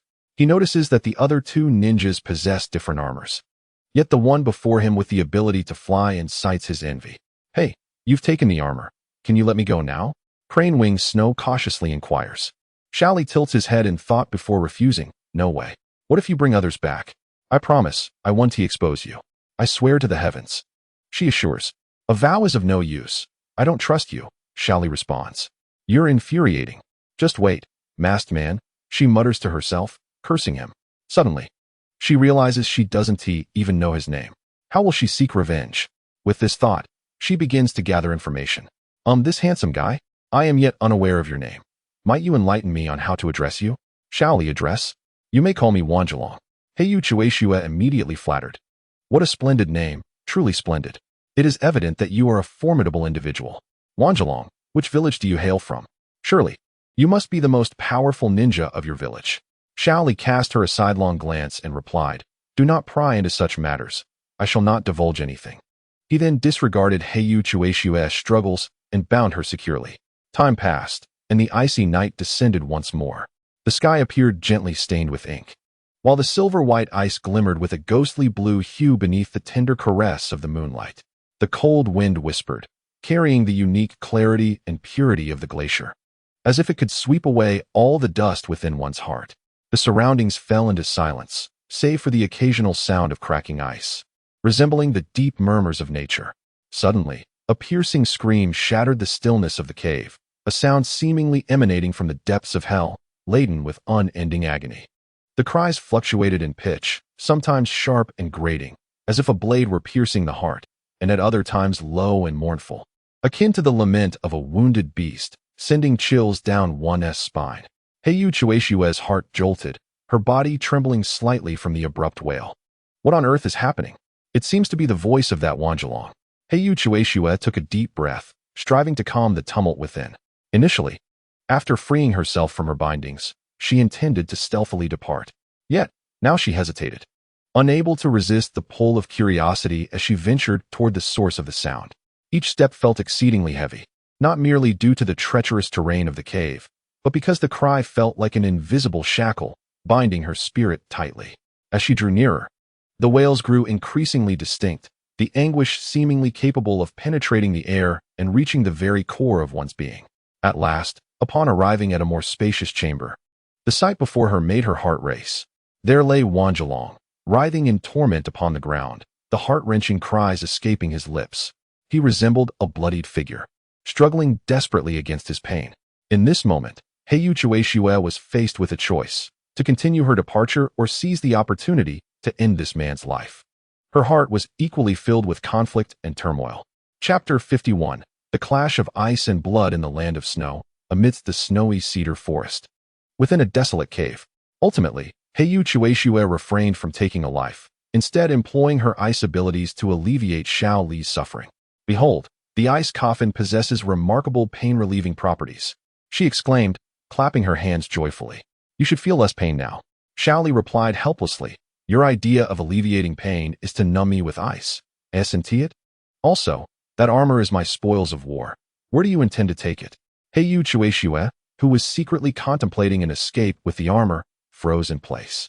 This fellow, how unexpected to turn hostile once healed. How frustrating it is, having crafted an ice coffin for him. Yet, knowing she could not overpower him, she could only force a smile and say, Well, I was merely concerned you might not know how to use it. Allow me to instruct you. While teaching Xiao Li how to utilize the armor, Heiyu Chueshua plotted her escape. Just as she devised her plan, Xiao Li unexpectedly remarked, If you wish to leave, feel free, I shall not impede you. Heiyu Chueshua, disbelieving, sought clarification. What did you just say? Xiao Li repeated, I said you can leave. I will not stop you. Heiyu Chueshua pressed. Are you not afraid I might return with others to capture you? Xiao Li confidently gave a thumbs up and smiled. Not at all. Only by battling formidable opponents can one grow stronger. Heiyu Chueshua cautioned. Confidence is admirable, yet overconfidence can lead to demise. Xiao Li calmly responded, It matters not. I have already accepted the possibility of being slain by a stronger individual. I have long pondered, if one lives a life of mere existence, without the prospect of change for the future, what significance does my existence hold? Thus, even if each day entails enduring double the pain, I have never chosen to surrender. I aim to fortify myself through suffering, to discover the meaning of my existence within the crucible of hardship. Heiyu Chueshua could not comprehend. Living is simply living. What more meaning must one seek? Nevertheless, seizing the rare opportunity to escape, she would certainly not relinquish it. Before departing, she cautioned, Fenghua Nuteo is exceedingly powerful, and the chakra armor is the latest product. It is not on par with what we possess. Reflect carefully before making any decisions. With that, Heiyu Chueshue took her leave. Shaoli understood her warning was well-intentioned, yet his path diverged from that of others. He anticipated considerable challenges in his future, thus, retreat was not an option. Nor could he afford to pause, even for a moment. In the dead of night, after yet another grueling trial of pain, Shaoli finally removed the constraints upon him with sheer strength. He attempted various offensive maneuvers, and with every gesture, his fists cast numerous shadows, moving and leaping with the swiftness of lightning. His newfound speed and strength were incomparable. Should he face Garo again, victory would not demand such arduous effort. With a resounding snap, the air erupted with the force of Shaoli's retracted fist. He gazed into the hazy moonlight, murmuring, "It is time to conclude this task." Heiyu Chueshue would undoubtedly face inquiries upon her return. Revealing his hiding place was to be expected. Yet, who would come next? He was neither close nor distant from Heiyu Chueshue, and had anticipated this location would be exposed. Thus, he was prepared to lie in wait. As time silently slipped away, it soon approached 2 o'clock in the deep night. Not far off, the Wolf Fong Avalanche and Winter Bear Ice Rain, accompanied by a squadron of soldiers, stealthily encircled the cave where Shaoli was concealed. Suddenly, with a wave of his hand, Wolf Fong Avalanche commanded the soldiers to surge into the cave like a tide. Shaoli, moving like a specter in the darkness, felled the soldiers before they could react. The silence within the cave rendered the scene all the more eerie. Wolf Fong Avalanche perceived the anomaly and chuckled. Indeed, he is within. Do not presume that hiding will ensure your safety. With his hands forming seals, the ice surface shattered. Ice release. Ice narwhal. A 10-meter-long ice narwhal burst forth from the ice, crashing into the cave. With a thunderous roar, the cave crumbled. Shards of ice flying in all directions. Shaoli had no choice but to reveal himself. Wolf Fong Avalanche's voice sliced through the air like a frigid wind, commanding, "Wanjalong, regardless of your identity, in this land of snow, you shall be engulfed by endless ice and snow." Shaoli responded earnestly, "I believe quite the opposite. The ice and snow shall not consume me. Rather, they shall render me even stronger." With that, he lunged forward with a diving punch. Wolf Fong Avalanche, infuriated, retorted, "Do you think mere taijutsu can contend with ninjutsu? Prepare to perish." Ice release, breaking dragon and fierce tiger. With a deep growl, Wolf Fong Avalanche formed hand signs, and the surrounding air seemed to freeze. A jutsu resembling a tiger-headed dragon suddenly surged from the ground, its razor-sharp edges hurtling toward Shaoli. Faced with this sudden onslaught, Shaoli darted aside with the agility of a cheetah, effortlessly evading the attack. Simultaneously, he harnessed the momentum to leap into the air, charging toward Wolf Fong Avalanche, shouting, "A true beast is anything but cold and unfeeling. He is filled with fiery passion." Konoha Hurricane, Shaoli bellowed as his body spun midair, generating a powerful whirlwind that surged toward Wolf Fong Avalanche with overwhelming force. However, Wolf Fong Avalanche merely sneered, waving his hands as an ice wall rapidly erected itself before him, robust and impenetrable, once again thwarting Shaoli's assault. "Is this truly all you have? Do you think you can penetrate my ice release with mere taijutsu?" Wolf Fong Avalanche taunted. However, Little Lee remained undaunted. He propelled himself forward with a mighty thrust of his legs, launching his body like a cannonball straight into the ice wall. With a thunderous crash, the ice wall was forcibly breached, leaving a gaping fissure. Witnessing this spectacle, the Wolf Fong Avalanche's eyes flickered with surprise, quickly replaced by a deeper intent to kill. He formed hand signs once more, and the temperature plummeted, as if the very air had solidified. An unprecedented blizzard descended from the heavens, enveloping Little Lee entirely. Ice release, Wolf Fong Avalanche Snow Technique. The voice of the Wolf Fong Avalanche echoed through the storm, and with a surge of his chakra, the ice mountain beside the snow pine trembled violently before collapsing, transforming into a pack of ice wolves that cascaded downward. Surrounded by a flurry of wolves and snow, Little Lee remained vigilant, attuned to every shift in the surrounding atmosphere. He then clenched his fists tightly, his body taut with energy. Steel fists storm barrage. Thud, thud, thud. Unyielding against the pack of wolves, Little Lee shattered every ice wolf that charged at him with a single punch. Not only that, but as he countered the ice wolf's ninjutsu, he advanced rapidly towards the wolf Fong avalanche. His speed was remarkable. The momentum of his advance combined with the flying shards of ice creating the illusion of an ice dragon spiraling toward its target. Chapter 52. The reversal of taijutsu. Faced with the advancing Little Lee, the wolf Fong avalanche exhibited a palpable disdain. Taijutsu was also within his capabilities. He swung his fist to meet the oncoming attack. Thud, thud, thud. The two exchanged blows, their strikes escalating in intensity. As they ascended into the air, Little Lee suddenly declared, "You've underestimated me." His intention to engage in a protracted battle was to seize the opportunity for a decisive blow. Now, that opportunity had arrived. Lotus Blossom. Little Lee roared, his body spinning like a top at high speed, the bandages on his hands bursting forth to bind the wolf Fong avalanche tightly. He then plummeted downwards like a blazing meteor. "No, you are from Konoha." But it was too late for the wolf Fong avalanche to reconsider his earlier overconfidence. With a piercing howl, he was sent crashing headfirst into the icy ground. Boom! The ground shattered, creating a massive crater centered on the two combatants. Meanwhile, the Winter Bear Ice Rain sensed an unprecedented threat and prepared for a final counterattack. However, at that moment, Little Lee's figure appeared before him like a specter. With a single punch, infused with all his power and conviction, he struck the Winter Bear Ice Rain's chakra armor. Boom! The deafening roar shattered the armor, sending the Winter Bear Ice Rain hurtling through the air like a kite severed from its string, crashing heavily into the snow and sending up a flurry of snowflakes. Huff! 2 down, and only the Wind Flower Fury remains. As for the Crane Wing blowing snow, since he had not accompanied them this time, he was likely either avoiding this battle or searching for means to augment his strength, perhaps a new chakra armor. Recalling the armor, Little Lee retraced his steps to dismantle the mechanical arm of the Winter Bear Ice Rain. Inside, he found a coil of rope and a mechanical claw, both quite useful for infiltrating the castle. At the stroke of midnight, the castle of the Land of Snow flickered dimly with lights in the darkness. The ironclad walls, coupled with the intermittent sounds of sentinels, resembled a monstrous beast lying in wait for unsuspecting prey. The soldiers within the castle were drowsy, having enjoyed a decade of peace and relaxation. Moreover, with the menacing shuriken launchers in place, who would dare to launch an assault? Unless, of course, they were as reckless as the last intruder.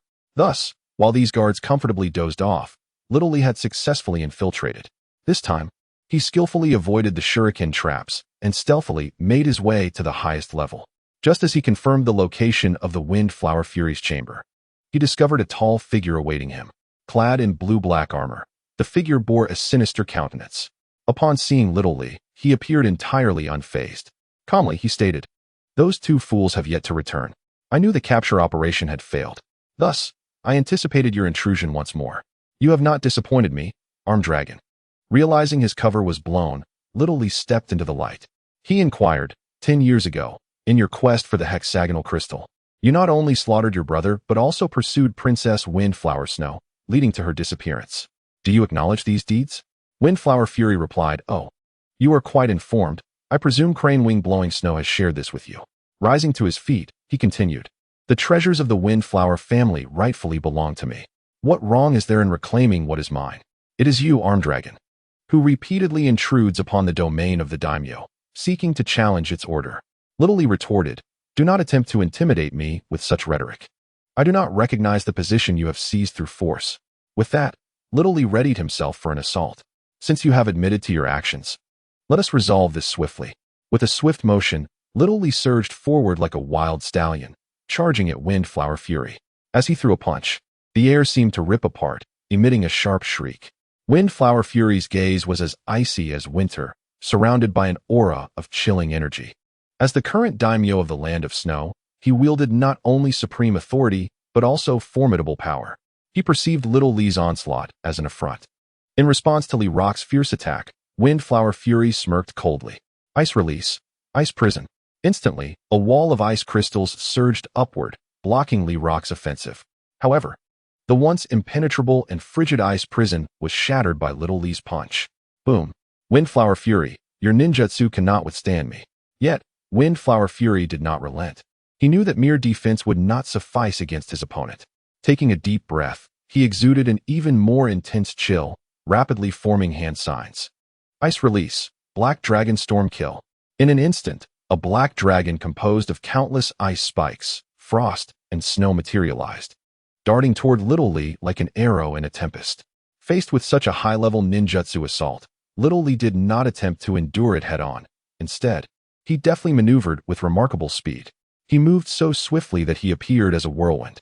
Even Windflower Fury's black dragon could only follow in its wake, trailing behind in defeat. Seeing this, Little Lee skillfully weaved through the black dragon's attacks, each dodge executed with precision, as if dancing with the lethal ice. This scene undoubtedly infuriated Windflower Fury. If you have the ability, keep dodging, Arm Dragon. He quickly formed hand signs again, shouting, Ice release, double dragon storm kill. With a roar, two black dragons surged toward Little Lee, relentlessly attacking under Windflower Fury's command. Unfortunately, Little Lee's speed far surpassed theirs, especially after his recent power enhancement. Even in ordinary form, his speed rivaled that of his former self when he had opened the second gate. Thus, as the black dragons neared exhaustion, Little Lee leapt with vigor, tracing an arc in the air toward Windflower Fury. Surrounding his body was the white glow of the first gate, concentrating all his strength into his fist.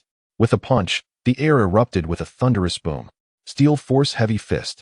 The shockwave from his punch collided with the remaining ice spikes, creating a dazzling explosion of light. With a resounding crash, the chakra armor that had blocked his attack was obliterated. Yet, it was not over. Konoha Rising Wind. Seizing the opportunity, Little Lee kicked Windflower Fury away and, without allowing him to touch the ground, launched another kick upwards. Rising Wind Triple Strike. Thud, thud, thud. 3 devastating blows struck his chest, lower back, and the back of his head, causing Windflower Fury to spew blood before he even hit the ground. Finally, there was the Konoha Great Whirlwind. With a thunderous crash, Fenghua Nuteo was sent flying by the final blow, crashing through several doors and windows before being ejected from the castle. As he landed, he was on the brink of death. In disbelief, he uttered, You actually regained your chakra. Who released the device? Xiaoli approached him and replied, It was no one else but me who unlocked it. Fenghua Nuteo exclaimed, Impossible. Without the support of chakra, how could you possess such strength? Xiaoli confidently raised his thumb, stating, Because I am a pure physical arts ninja. Physical power is my forte. This revelation caused Fenghua Nuteo to spurt out his last mouthful of blood. He had been defeated by someone who could not perform ninjutsu. Chapter 53. Why are you like this in the land of snow? With Fenghua Nuteo's demise, the soldiers in the city surrounded Xiaoli, yet none dared to advance. Ultimately, it was Tsuruya Fubuki who commanded the soldiers to clear the way, watching as Xiaoli disappeared into the snowstorm. Tsuruya Fubuki, gazing at the vanishing figure of Xiaoli, found herself momentarily lost in thought. She had not anticipated that Fenghua Nuteo would be the one to fall. I will eventually uncover your true identity, she mused, before instructing the soldiers to tidy up the aftermath, while also contemplating whether to retrieve the former princess. After all, the land of snow required a leader. On another front, Xiaoli not only earned 15,000 task popularity points, but also saw his followers increase to 5,800, among whom 2 gifted him items. Ding! Your performance has caught the attention of the mischievous deity, who grants you a bottle of Yaya water. Ding! Your performance has piqued the interest of the Deer King Neely El Duode Shio Fan Ku, who presents you with a spirit elixir. Bottle of Yaya water. Effect unknown. Spirit elixir. Effect unknown. Both items were shrouded in mystery, which struck Xiaoli as peculiar. It should be fine, right? He thought, adopting an experimental attitude as he drank the spirit elixir. The taste was strange, but his body seemed unresponsive. He then drank the Yaya water. This time, there was a reaction, and it was intense.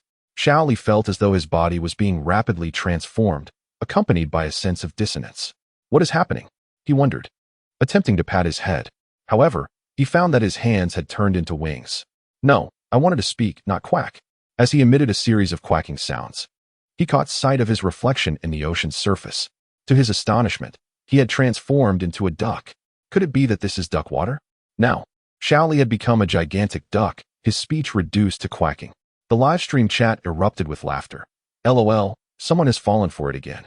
The mischievous deity must be terribly bored, going through so much trouble to send gifts across dimensions just to play a prank for a day. Strangely enough, The transformed Xiao Li is quite adorable. Indeed, and his speed in the water isn't slow at all. He'll save on boat fare. Haha, I envy those who can give gifts. I, as the ancestor of one realm, only have the qualification to reward. One realm? Which realm?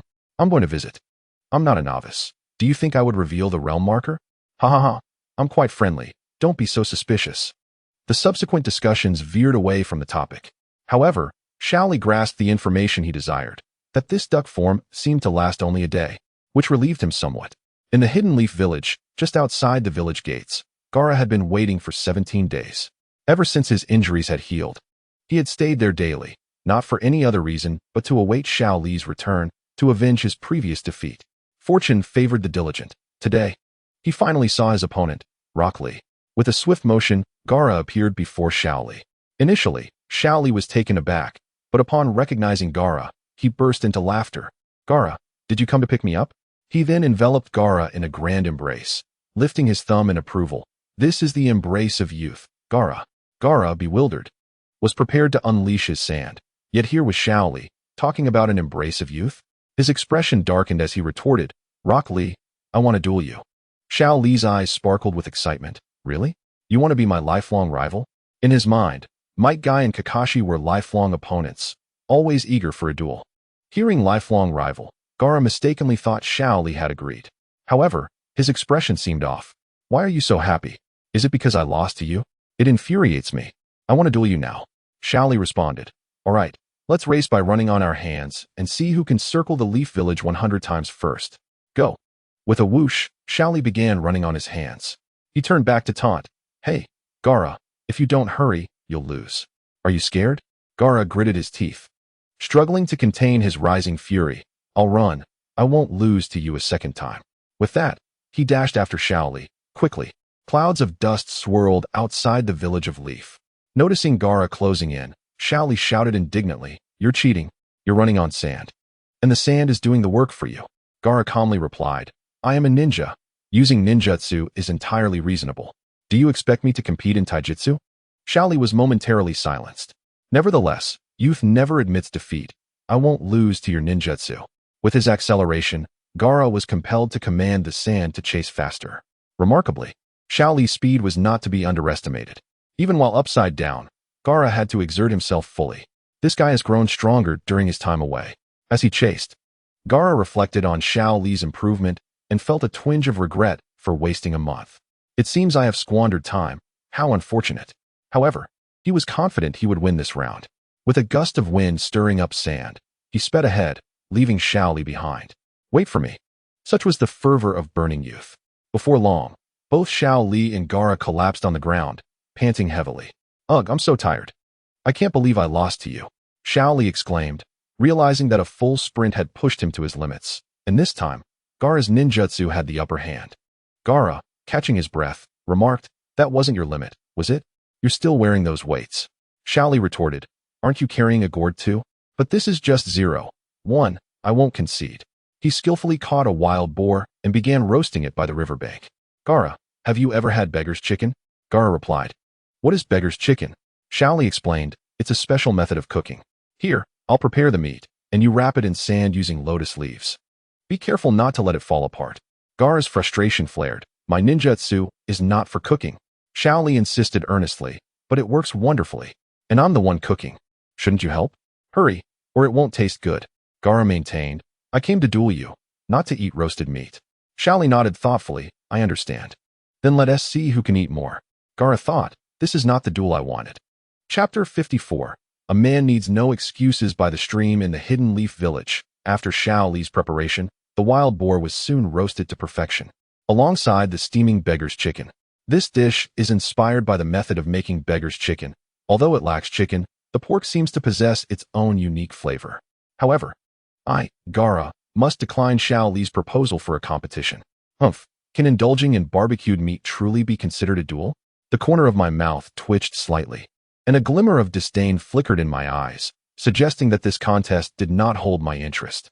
Xiao Li, on the other hand, wore an expression of excitement, rubbing his hands together and exclaiming, Haha, I shall not hold back. Today, you shall realize that culinary delights can rival any duel.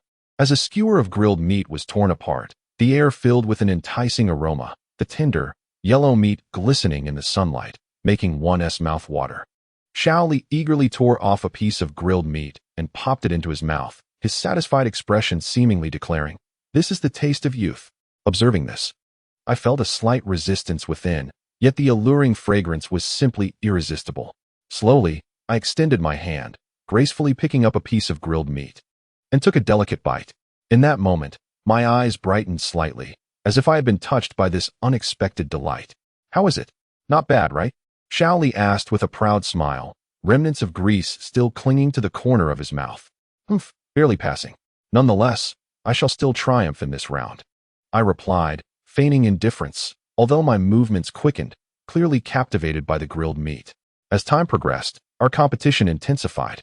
What began as a leisurely pace transformed into a near scramble, with skewer after skewer being devoured, the beggar's pork dismantled piece by piece, filling the riverside with an intoxicating aroma. "I want 10 more skewers," Shaoli exclaimed, wiping the grease from his mouth, his face radiant with satisfaction and challenge. "Humph, who's afraid of whom?" I retorted, my eyes now more serious, as this seemingly absurd contest unexpectedly ignited a fighting spirit within me. When the last skewer was cleared, Shaoli patted his round belly, a victorious grin spreading across his face. "Ha! Once again, I have emerged victorious. It seems that in the realm of gastronomy, you must concede." Although I maintained my aloof demeanor, I remarked, "It appears you can only triumph over me in the matter of consuming meat." Shaoli, eyes shining brightly, declared, "Impossible. My youth must burn brightly. Come, let us decide the victor in a frog leap up the mountain." With that, he began jumping excitedly. I opened my mouth to protest. Didn't we just eat? This creature, unafraid of choking, was relentless, yet I too would not back down. As a ninja, walking on sand is not against the rules, right? Meanwhile, from a distance, Temari and Kenkaro watched in astonishment. Kenkaro questioned if he was seeing things. "Is that really Gaara? When did this monster become so amiable?" Temari responded, "It seems so. Does he enjoy barbecued meat?" Kenkaro shrugged. "How would I know? However, that browed kid's appetite is truly terrifying. He devoured 90% of a half-grown wild boar. Just the thought of it made him feel stuffed." Meanwhile, Shaoli continued to compete with me, the two of us ascending and descending the mountain, making the trek 300 times. Unsurprisingly, Shaoli lost yet again. Lying on the ground, exhausted and rolling his eyes, he gasped, "I can't keep up. My stamina is no match for your chakra. This round is yours." I responded with indifference. "If I cannot surpass your stamina with even the simplest sand manipulation, I might as well end it all." In contrast to Shaoli's weighted frog leaps, I merely stood comfortably on the yellow sand, soaring upwards effortlessly. It was easier than standing on my head. Yet Shaoli insisted. "My teacher, Guy, once said that the factors of battle are inherently unfair, and thus one should not make excuses for oneself. I lost this time, but I will reclaim my honor in the next round. Sooner or later, I will defeat you with my stamina." Just as he finished speaking, an excited voice called out. "Well said, Lee." Shaoli exclaimed in surprise. "Teacher Guy, what are you doing here?" Mike Guy smiled. "Lee, I heard you were back and came to find you. That girl, Xiangling from the grass village, you remember her, right? She has been waiting for you." Shaoli replied. "Oh, she hasn't gone back yet?" He had thought Xiangling had returned to her village. Mike Guy explained. No, I let her stay with you.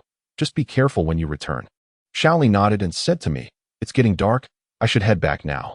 Gaara, let us have a rematch next time if the opportunity arises." With that, he dashed towards his small wooden house. I watched Shaoli's retreating figure calmly before silently departing.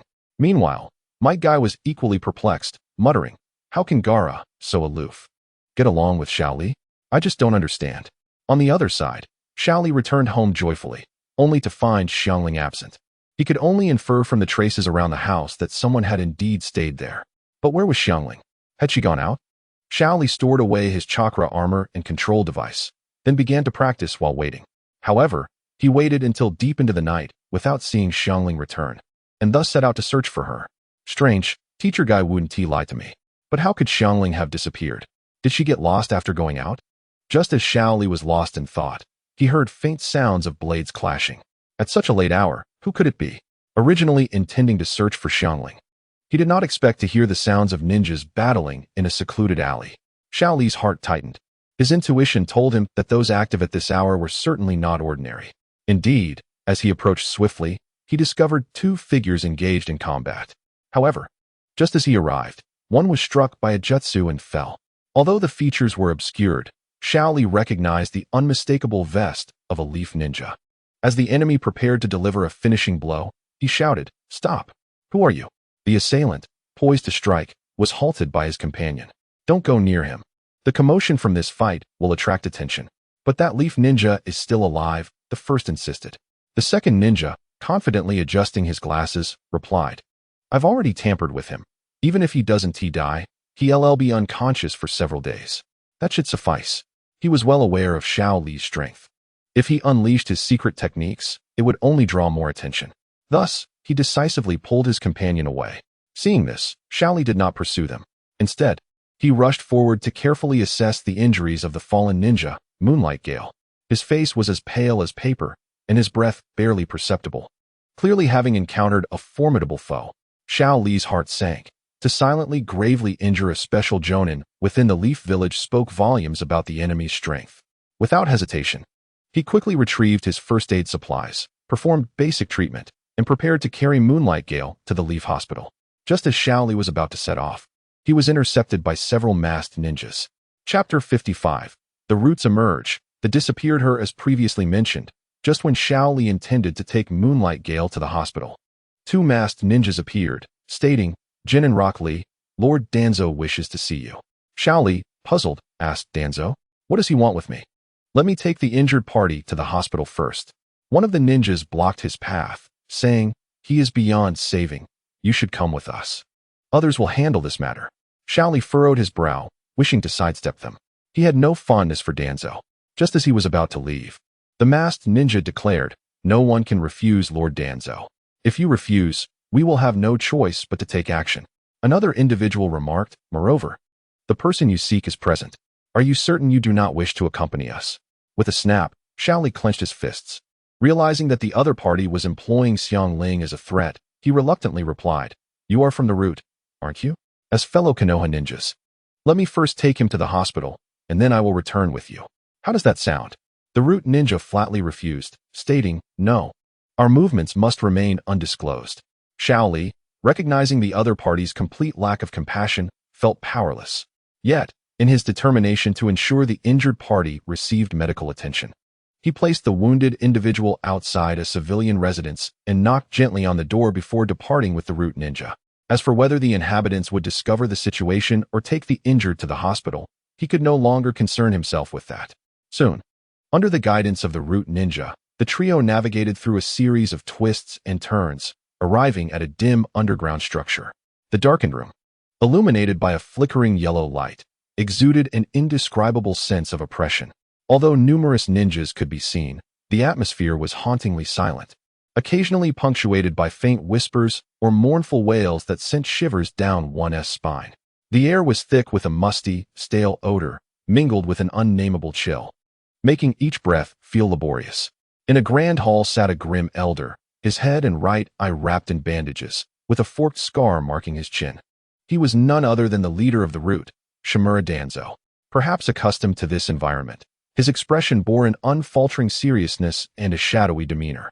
Upon seeing Shaoli, he gravely accused, "Rock Lee, do you know your crimes?" Shaoli, bewildered, replied, "What crimes? Has this man lost his mind?" Danzo continued, "As a Konoha ninja, you have harbored a grass ninja spy, and you have colluded with individuals from Sunagakure. Your heart is deserving of punishment." Realization dawned upon Shaoli. This man was fabricating charges against him. He quickly countered, "Xiang Ling is a candidate sent by Sunagakure to participate in the Chunin exams.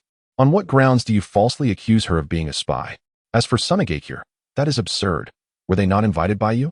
Danzo asserted, "You need not feign innocence, for the grass ninja has already confessed. She came as a spy to gather intelligence." He then produced a stack of blood-stained documents, complete with interrogation records and Xiang Ling's signature. Upon seeing the bloodied papers, Shaoli immediately demanded, "I do not believe this. I want to confront Xiang Ling personally." Danzo replied, "She is already dead, and it has been explicitly stated that you are a traitor of Konoha." Shaoli exclaimed in disbelief, "This cannot be true." Danzo responded, "I, too, find this unbelievable. As Might Guy's disciple, you, of course, could not betray Konoha. Xiao Li's mind began to swirl, overwhelmed by confusion. At that moment, the barrage of comments drew his attention. Danzo is attempting to brainwash him again. Does he have his sights set on Xiao Li? The old Xiao Li was disregarded. But the Xiao Li who can defeat Gaara is certainly of interest to him. They must know that Gaara is a Jinchuriki. Moreover, Xiangling belongs to the Uzumaki clan. She may have already been captured for experimentation since the wood release experiments have not completely ceased. It all hinges on whether Xiao Li can endure this trial. It seems grim. Seeing this information, Xiao Li finally regained some clarity. It appeared that Xiangling might not be dead, but rather captured for experimentation. Suddenly, a realization struck him. He recalled from Konoha's history that the Uzumaki clan were allies of Konoha. Why would they capture Xiangling? He cautiously inquired, Lord Danzo, if you believe I am innocent, why then do you pursue Xiangling? You should know she is from the Uzumaki clan, a friend of Konoha. That is why I became her partner. Upon hearing this, the live comments erupted with laughter. Xiao Li is so naive. Does he not realize that the Uzumaki clan was exterminated because Konoha failed to send support? Alas, while the Uzumaki clan does not possess any particularly unique bloodline limit, their physical constitution is akin to that of the Senju clan. I suspect Konoha has also captured members of the Uzumaki clan for experimentation. The chakra of the Uzumaki clan rivals that of tailed beasts, and their expertise in sealing techniques makes them a target of envy. Indeed, Danzo replied, she is merely posing as an Uzumaki to get close to you. Do you still believe she is truly one of them? After a brief pause, Danzo added, Rock Lee, although you were deceived by her, it does not absolve you of suspicion. The only way to prove your innocence is 1. Join the root and become my subordinate. Xiao Li retorted, so, by becoming your subordinate, you will protect me? My status as a traitor is of no consequence, is it? Danzo, taken aback by Xiao Li's swift retort, grew enraged. You, a mere genin, should not overestimate yourself. If I were to release this evidence, even Might Guy would be unable to save you. Xiao Li laughed in anger. You are fabricating charges. Even if you are an elder of Konoha, how can you wield such unchecked power? The Hokage will inevitably learn of this. Danzo, with a grim expression, stated, it seems you are beyond redemption. Indeed, you taijutsu practitioners are quite insufferable. However, I am not without my preparations. With that, he gestured to his subordinates to take action. Yet, Xiao Li, ever vigilant, charged at Danzo the moment he sensed the attack. Since he had no intention of joining, he aimed to capture Danzo in hopes of exchanging him for Xiangling. However, just as he was about to reach Danzo, a shadow swiftly extended towards him, binding him just before he could grasp Danzo. Quickly, this guy is immensely powerful. I can hardly hold on. A root member utilizing the shadow imitation technique urgently warned. Simultaneously, several other root members rushed forward to seal Xiao Li's chakra, ensnaring him with various ninjutsu and chains. Xiao Li shouted in fury, Danzo, you are unlawfully detaining a Konoha ninja. The Hokage will not let you go unpunished. Danzo dismissed him with disdain. Do you think he is unaware of your abduction? You are now a traitor. What leverage does he have against me? With a scoff, Danzo remained unperturbed by the earlier assault. Once everything concluded, he casually ordered, take him away and ensure his memories are thoroughly extracted. Let us see what secrets he harbors. Chapter 56. Pain. The forging of will in the depths of Konoha's root organization, beneath the cold and shadowy stronghold, lay chilling cells designed to instill despair and suffering. Each chamber seemed tailored for torment, filled with an oppressive sense of dread. Following Danzo's orders, the root organization sprang into action. However, before extracting Xiao Li's memories, they aimed to shatter his will, facilitating the retrieval of more information. At this moment, Xiao Li felt akin to a fly ensnared in a spider's web, utterly immobilized at the center of the interrogation room. The crackling of electric torture shattered the silence, causing Xiao Li's body to convulse in agony as he groaned in pain. The current surged through him like a venomous serpent, inflicting unprecedented torment. However, this was merely the beginning. Next came the lashings, branding irons, and water torture.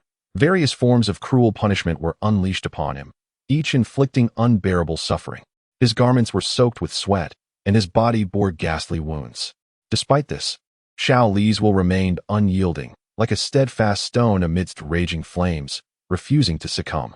Unfortunately, the torment coincided with the dead of night.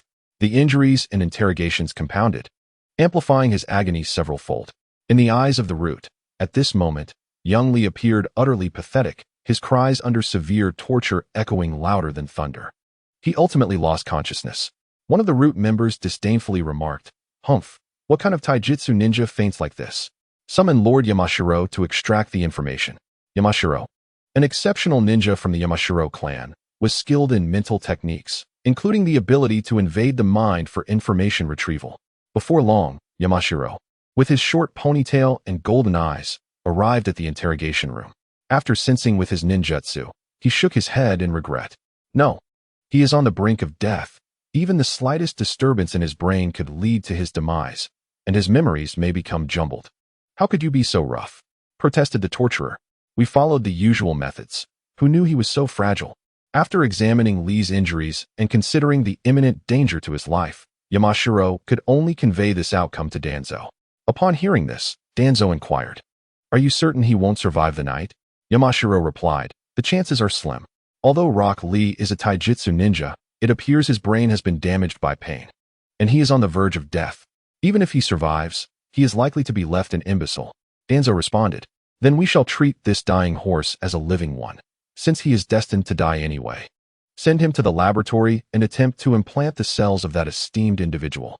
Yamashiro expressed his confusion. "Lord Danzo, I have heard that Rock Lee comes from a commoner background. Wouldn't this be a waste?" Danzo dismissed his concerns. "It matters not. After such a long time without a successful test subject, why not experiment with a commoner? Besides, did you not mention that Li's physique is remarkably resilient? There may be a chance of success." Yamashiro said no more and instructed his subordinates to transport the gravely injured Li to the laboratory. This facility had previously been one of Orochimaru's research sites, now overseen by Danzo after Orochimaru's defection. Inside, there were 6 massive incubation tanks, each containing a boy whose body was undergoing grotesque mutations. Some sprouted branches, others roots, and some even had their flesh collapse into grotesque visages. Li was the 7th. After being implanted with these cells, his injuries began to heal, yet an indescribable force stirred within him. Beneath his skin, faint green veins shimmered like the life force pulsating beneath the earth. However, the true test soon commenced. Li's body began to uncontrollably sprout tiny roots, which spread along his arms and legs, attempting to entwine with his will. This was the invasion of the Hashirama cells into his body. The burden of his weight, compounded by the lack of training that day, caused his body to groan under the strain. Meanwhile, the Hashirama cells relentlessly attempted to repair him. The two forces clashed within him. "What is happening? The nutrient solution is depleting rapidly," one researcher noted, realizing that the liquid in Li's tank was diminishing. They quickly increased the nutrient supply, hoping this time might yield success. Buckets of nutrient fluid were introduced, and the Hashirama cells within Li's body greedily proliferated. Yet, the strange burden once again crushed Li's form, prompting involuntary cries of pain. The cycle of crushing and repairing ensued, resulting in a stalemate between the two forces.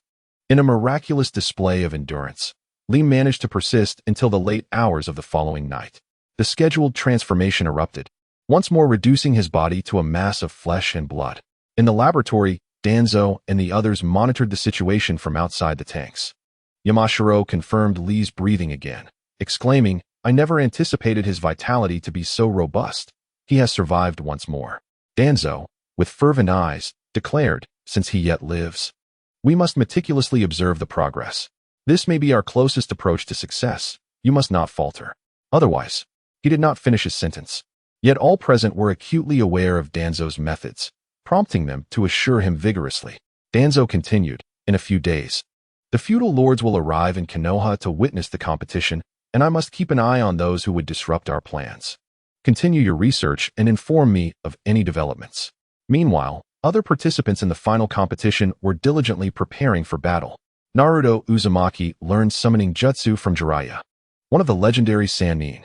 Sasuke Uchiha, under Kakashi's guidance, mastered the lightning release, Chidori. Shikamaru Nara sat at home, daydreaming at the drifting clouds. The ninja from Sunagakure were also gearing up for the impending conflict. However, unlike the others, Gaara had been increasingly restless in recent days. He was determined to confront Li. Yet despite searching for several days, he had found no trace of him. Could it be that the boy was afraid? But upon further reflection, Gaara dismissed this notion. Lee's character did not suggest fear. If he was not afraid, where could he have gone? Gaara perched on a rooftop, a grain of sand forming an eye in his hand. The connection with his visual nerve was successful. Go, find that bushy-browed boy. I refuse to believe he won't appear before the final match tomorrow. Chapter 57. The man appears August 7th. Clear skies. The Chunin selection exam hosted by Konohagakure had entered its final phase. The stands outside the arena were filled with villagers. On the platform, leaders from various allied nations and feudal lords sat in attendance. In the arena, participants Shikamaru Nara, Kankuro, Temari, Naruto, Uzumaki, Niji Hyuga, and Shino Aburame stood ready for the contest. As for the others, Naruto scanned the surroundings, disappointed to find no sign of Sasuke or Lee. Furthermore, the lone remaining ninja from the Sound Village had also failed to appear, rendering the atmosphere rather awkward due to the lack of contestants. Simultaneously, Kekkei was searching for Lee. He had not seen his disciple for several days, and along with him, the spirited Hinata had also vanished, raising a sense of foreboding in Guy. Niji, where do you think Lee could be? It's time, yet he is still absent, Guy queried. Niji, adjusting his Byakugan, responded. Perhaps he is still preparing. After all, he has time before his match with Sasuke. Meanwhile, Maki was also searching for someone, glancing around for Gaara. In recent days, Gaara's emotions had been volatile, wandering aimlessly without any intention of keeping a low profile. Today, he had not even shown up at the venue. Did he not comprehend the significance of this day? Unbeknownst to them, Lee and Gaara were on the verge of crossing paths. In the secret laboratory of Root, Lee's body remained robust, albeit with longer hair now trailing on the ground. In just a few days, the Hashirama cells within him had nearly fused, with no adverse reactions appearing. However, due to the overwhelming exposure to negative ninjutsu, he now appeared quite lethargic. Beside him, Danzo gazed at the tortured Lee with fervent eyes, unable to suppress a grin as he proclaimed, "At last, success has come. Once this boy's cells are completely integrated, they will be transferred to me." He had not anticipated that such a casual decision would yield genuine success. Yamashiro complimented, "Lord Danzo, in just half a day's time, Lee's cells will successfully merge. At that point, your power will ascend to the pinnacle of the ninja world." Danzo nodded with satisfaction. "As I enhance my strength, let us see who dares to oppose my ascension to Hokage." Humph. At that moment, a member of the Root organization hurriedly entered, reporting, "My lord, the Chunin selection exam has commenced." Shimura Danzo replied, "Perfect, today brings double joy. If Sarutobi Hiruzen were to meet with misfortune today, while I fortify my own power, the expressions of those onlookers would be utterly delightful." With this thought, Danzo could not suppress a hearty laugh. He commanded, "Send word. The area is under full lockdown. I must prepare for the imminent cell transfer. No one is to disturb me." As Danzo departed, a singular eye, a manifestation of Gaara's jutsu, observed the situation keenly. Gaara had followed Danzo here after witnessing his hurried departure the previous night. To his surprise, he discovered that Rock Lee was imprisoned in this very location. However, given the current circumstances, Lee's condition appeared dire. It was likely that, within half a day, he would be extracted of all his cells and perish. This evoked a sense of kinship in Gaara, for he too was a weapon of the village, existing for the sake of others. Thus, he sought various means to affirm his own existence. Yet, Lee's plight seemed even more tragic, as he was close to losing his life. As Gaara's sand eye shifted, the grim sights of the facility unfolded before him. Failed human experiments littered the area, with grotesque organ transplants stacked haphazardly. Was this truly the darkness of Konohagakure? It was quite absurd.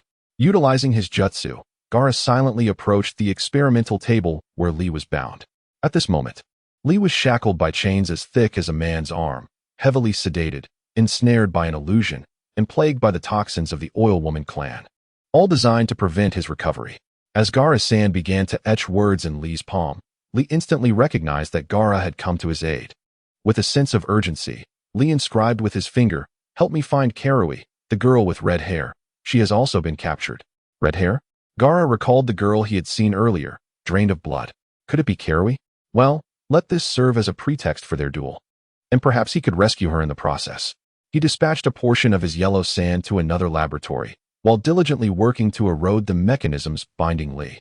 The situation with Karui was manageable, but the iron chains restraining Lee posed a significant challenge. Even with the sand's assistance, it would take considerable time to wear them down. Moreover, The longer it took, the greater the risk. As the seconds ticked by, the Chunin exam progressed to its third match. Nara Shikamaru's battle with Temari concluded with his automatic forfeiture. The referee, Nara Shikaku, announced, "The victor is Temari. The next competitors are Uchiha Sasuke versus Rock Lee. Please take the stage." With a swift motion, Uchiha Sasuke and Kakashi arrived, propelled by wind release, landing gracefully in the arena to the resounding cheers of the audience. However, only Uchiha Sasuke appeared, as his opponent, Rock Lee, was conspicuously absent. "What is going on? Where is he?" Sasuke exclaimed, frustration evident in his voice. "I specifically took leave to witness Uchiha's match, only for his opponent to vanish." As one of the esteemed clans of Konoha, Uchiha's powerful bloodline was well regarded, and many held high hopes for Sasuke. Sarutobi Hiruzen remarked, "Since Uchiha Sasuke's opponent has not shown, we shall declare him the victor." Might Guy interjected, "Lord Hokage, please wait. Lee should arrive shortly." Sarutobi replied with regret, "While I sympathize, I cannot keep our esteemed guests waiting. It is an unavoidable circumstance." The Kazekage beside him added, "I had hoped to witness their battle. It is indeed a pity." As he spoke, he glanced towards the nearby Sunigakure ninja, who subtly nodded in readiness. Suddenly, a flurry of snow began to cascade from the heavens, bewildering all present and causing them to lose consciousness. Only those adept in genjutsu, including elite shinobi, discerned the illusion being cast. Guy and Kakashi simultaneously dispelled the illusion, but Naruto and others had already succumbed. Almost instantaneously, the sand, and grass ninja launched their assault on Konoha. The Sand Village's Maki commanded his subordinates to attack, hurling a smoke bomb at Hiruzen's feet. In an instant, the area was engulfed in smoke, obscuring visibility. Kunai and shuriken rained towards Hiruzen's guards, resulting in shrieks of terror. The Kazekage swiftly seized Hiruzen, retreating to the rooftop, instructing his hidden subordinates, "Proceed with the operation." In an instant, 4 sound shinobi, disguised as Konoha's Umbu, revealed their true identities. They simultaneously formed hand seals, unleashing the jutsu. 4 purple flames formation. A transparent barrier enveloped both Hiruzen and the Kazekage atop the roof, isolating them from the others. It was then that Hiruzen addressed the Kazekage. "I did not expect Sunigakure to betray the peace treaty with Konoha." The Kazekage responded, "The so-called treaty was merely an illusion to deceive our adversaries. The uninteresting match has concluded. Henceforth, a new history begins, a war." Hiruzen calmly replied, "We must strive to avoid the use of force and resolve our issues through dialogue." The Kazekage, eyes closed in contemplation, reopened them with a raspy voice. "It seems you have truly aged, always seeking to resolve matters through diplomacy. Are you prepared to sacrifice a portion of your people for the sake of negotiations again, Hiruzen-sensei?" This voice shocked Hiruzen, for it belonged to none other than his former disciple and Konoha's S-rank rogue ninja, Orochimaru. Chapter 58, Breakthrough, a rare great battle within the secret base of Konoha's root. Chaos reigned as jutsu had ravaged the premises. The remaining ninjas were swiftly eliminated by Gaara, who now carried Lee and Karui, floating them towards the exit. Lee, his body paralyzed, expressed his regret. "I'm sorry, Gaara. I didn't expect to involve you in this." Gaara, his expression impassive, replied, "If you truly wish to thank me, then engage me in a duel." Moreover, the destruction of Konoha was indeed part of this plan. The sand, grass, and sound villages had united to assault Konoha. Lee had already gleaned this information from the barrage and had also learned snippets of Gaara's past. Gaara was a premature infant. Upon his birth, due to financial constraints within Sunigakure, Chiyo proposed that the 4th Kazekage, Raza, Gaara's father, personally oversee the sealing of Shikaku, the One-Tail, within Gaara. The intention was for Gaara to become the ultimate weapon to protect Sunigakure. However, endowed with Shikaku's formidable power, the villagers grew to both hate and fear him. Raza, in his misguided wisdom, constantly sent assassins after Gaara to observe whether he could control his emotions and suppress Shikaku. This led to a childhood riddled with misfortune and distortion for Gaara. Lee found it difficult to fathom the nature of such an environment. But the world should not be this way, he asserted. Gaara, evading the relentless pursuit of Root, inquired, "What did you just say?" "I said the world should not be this way. Despite the claims of peace, there remain so many tragedies. Both Sunigakure and Konoha, and even other ninja villages, may harbor their own darkness, born of various reasons." Gaara, having long since grown accustomed to such realities, replied, "Isn't this rather normal? Ninjas. Is that not the essence of their existence?" In silence, Li reflected deeply during his captivity at the hands of Danzo. He pondered the myriad causes of the current fragmentation within the ninja world: war, hunger, poverty, class struggles, and the quest for power. They spoke of peace. Yet each was embroiled in unsavory deeds, driven by the thirst for strength, authority, and survival. The occasional jarring remarks from the audience further shaped his perspective on the world around him. Observing the crumbling base and the smoke-filled village of Konoha, he suddenly proposed, "Gaara, could you take me to the battlefield?"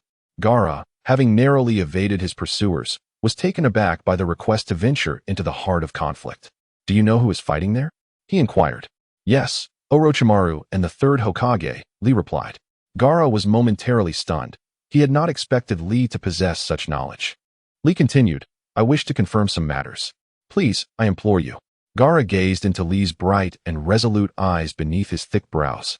Ultimately, he silently acquiesced, transporting Li toward the fray. Unbeknownst to him, he could not fathom why he agreed to such a perilous endeavor. Perhaps his mind was in disarray. Meanwhile, within the confines of the purple flame barrier, Orochimaru's form shifted unpredictably as he formed hand seals, summoning a vast sea of serpents. The venomous snakes, imbued with an eerie chill, surged towards Sarutobi Hiruzen. Concurrently, the reanimated Hashirama Senju and Tobirama Senju joined the fray under Orochimaru's command. "Would release, Forest of the Evergreens," Hashirama declared as he clapped his hands, causing a colossal forest to erupt from the earth, its vines ensnaring Sarutobi in an instant. Tobirama, employing water release, conjured a torrent that sealed all avenues of retreat. Faced with this sudden dual assault, Sarutobi found himself ensnared by the massive trees, unable to move. "This is dire," he mused. "Confronting two former Hokage is rather overwhelming."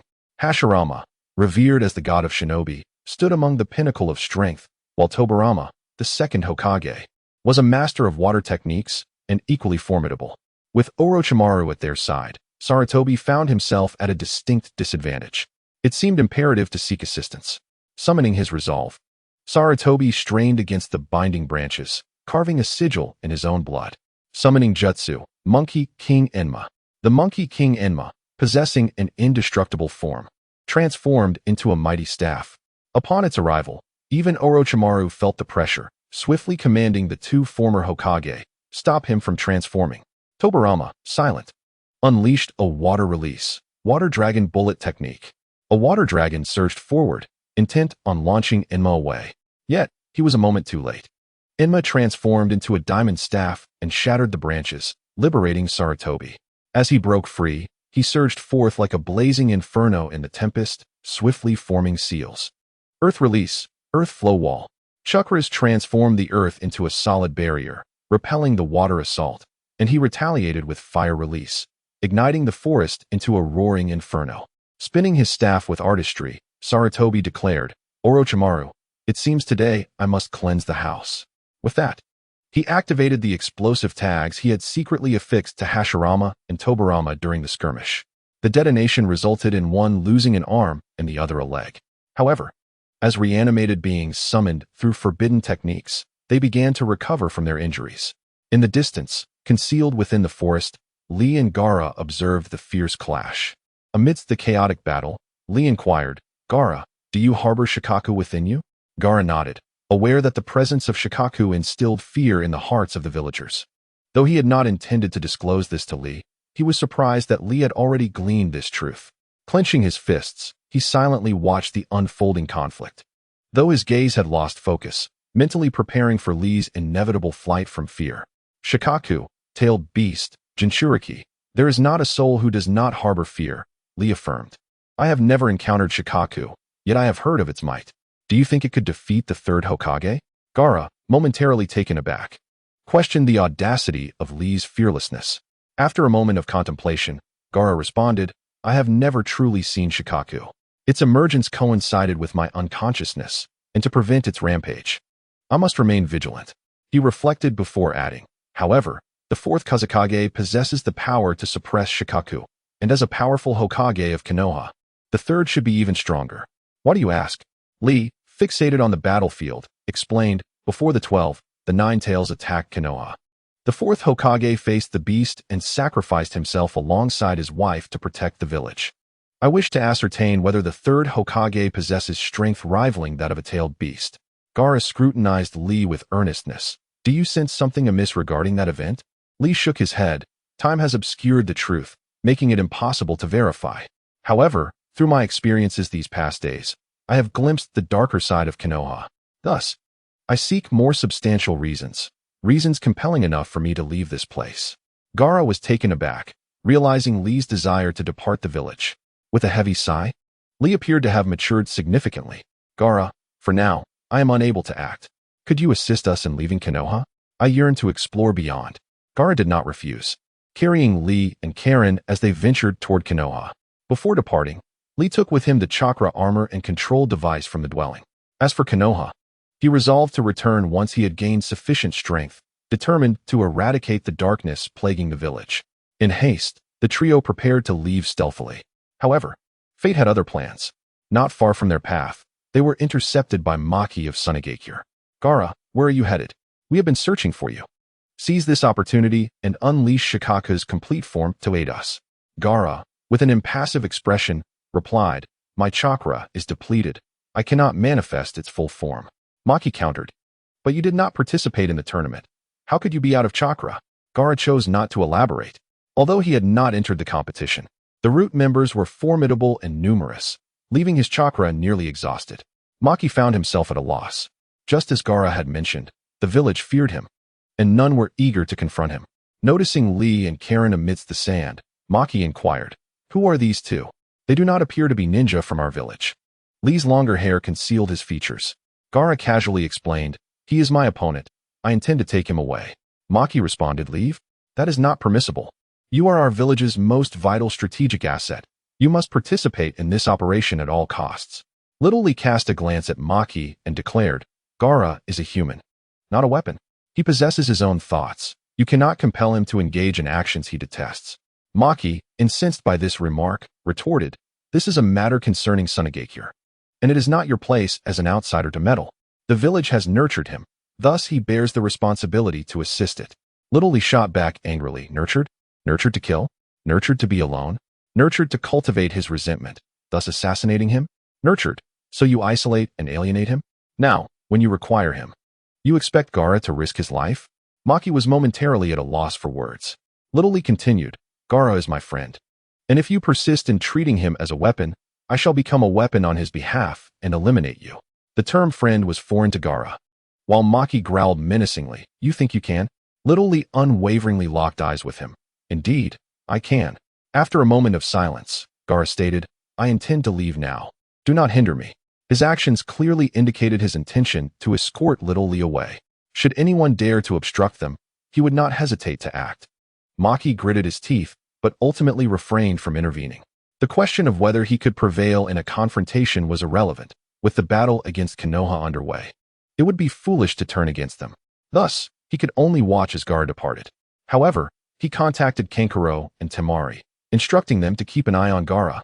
Adding another layer of precaution, after the three left Maki, they hastened towards the village outskirts. Yet, due to the wartime conditions, ninjas were present everywhere. Even if they wished to depart quickly, their pace could not be swift. They navigated cautiously, managing to cover half the distance. Gaara remarked, we are now at the village's periphery. We can increase our speed. Little Lee shook his head, gesturing for silence. He was attuned to the presence in the forest. After a brief moment, he gravely warned, someone is pursuing us. The pursuers had a clear objective. They were indeed coming for them. Gaara inquired, do you know who it is? Little Lee replied, it seems to be your companions. He then added, no, there are also ninjas following. Their presence feels unusual. As Karui remained unconscious, they had no choice but to hide and ascertain the identities of their pursuers. Moments later, they spotted Temari and Kankuro passing by. After gesturing with their tools, they turned to face Little Lee in the other's hiding place. In such a situation, Little Lee could only conclude that Maki was behind this. He sighed. Indeed, the Jonin are formidable. Just a few words, and they have already set a tracking device. Gaara countered, it's not a recent development. I have been under the village's surveillance all along. Although Gaara spoke calmly, it dawned on him that this was the village's method of control. They would go to great lengths to monitor him. With the tracking device in place, Temari and Kankuro soon located them. Temari spoke first, Gaara. Kankuro and I will protect you. Try not to use your chakra. Kankuro, carrying his puppet, glanced curiously at Little Lee and the others. He seemed to recognize Karui, but the disheveled individual was unfamiliar to him. Nevertheless, he stated, "Let us go. If there are pursuers, we will handle them." Just as he finished speaking, they heard rustling from the forest. Uchiha Sasuke, Aburame Shino, Nara Shikamaru, Haruno Sakura, and the ninja dog Pakin stood before them. Kankuro sighed, "Though my puppet is named Crow, I didn't expect to be considered one myself." Just after he spoke, their pursuers arrived. The expressions of the group varied. Aside from Gaara, the others were reluctant to engage. Gaara, however, was eager to fight, particularly at the sight of Uchiha Sasuke. He set Little Lee and Karui down, asking, "There shouldn't be any more pursuers, right? If not, I will make my move." Chapter 60. Uchiha Sasuke vs. Gaara outside Konoha. In the forest, Sasuke and his companions faced off against Gaara and the others. He had come in response to a mission from Kakashi, but upon encountering Gaara, he felt a strong desire to battle. As Gaara had noted, their gazes were alike, both filled with animosity, each seeking to affirm their own existence. Little Lee, recognizing that neither side would back down, replied, "Not for now." Gaara let out a hearty laugh. "That's good to hear." Both sides instinctively searched for their opponents, each claiming their territory for battle. Shino vs. Kankuro Sakura, and Shikamaru vs. Temari Sasuke vs. Gaara. Little Lee was left anxious, as the insects and the effects of the poison within him had yet to subside. What he had meant by "not for now" was indeed temporary. The parasites within him served as a locator. As long as he had not eliminated them, the enemy would inevitably find him. Sighing, he thought, "I hope they come slowly." At that moment, Sasuke had already engaged in combat with Gaara. Compared to a month ago, Sasuke now faced Gaara with renewed confidence. He initiated with a thrown kunai, testing the waters. Although it was blocked by Gaara's sand, Sasuke was not surprised. From watching Little Lee's battle with Gaara, he had gleaned some understanding of Gaara's abilities. After easily deflecting the kunai, Sasuke swiftly employed a technique similar to Little Lee's, moving at high speed. In an instant, Uchiha Sasuke found himself behind Gaara. The speed caught Gaara off guard, causing him to furrow his brow. Sasuke's velocity surpassed that of the sand, rendering Gaara's immediate defense ineffective. It was noteworthy that Little Lee's basic speed had taken him years of arduous training to achieve, while Sasuke had matched it in merely a month. This realization left Gaara in awe of such prodigies, prompting him to think, these geniuses truly leave no room for complacency. With Little Lee's understanding of physical techniques, coupled with the faint lightning surrounding Sasuke, he quickly deduced Sasuke's secret, utilizing lightning release to stimulate his cells for increased speed. A testament to the advantages of the lightning attribute and Sasuke's innate talent. Yet, the physical toll of such high-speed movement could not be underestimated. Sasuke would soon need to launch a decisive attack, for his physical strength did not rival that of Little Lee. Even with increased speed, endurance would remain a concern. Indeed, after dazzlingly darting around to disorient his opponent, Sasuke suddenly appeared before Gaara like a bolt of lightning. He struck with a straight punch, followed by a hook, alternating attacks until he executed a leaf hurricane, sending Gaara flying. Witnessing this, Little Lee felt a measure of relief. Even a month ago, his own powerful spinning kick would have shattered Gaara's sand armor, instead of merely creating a small crack as Sasuke had done.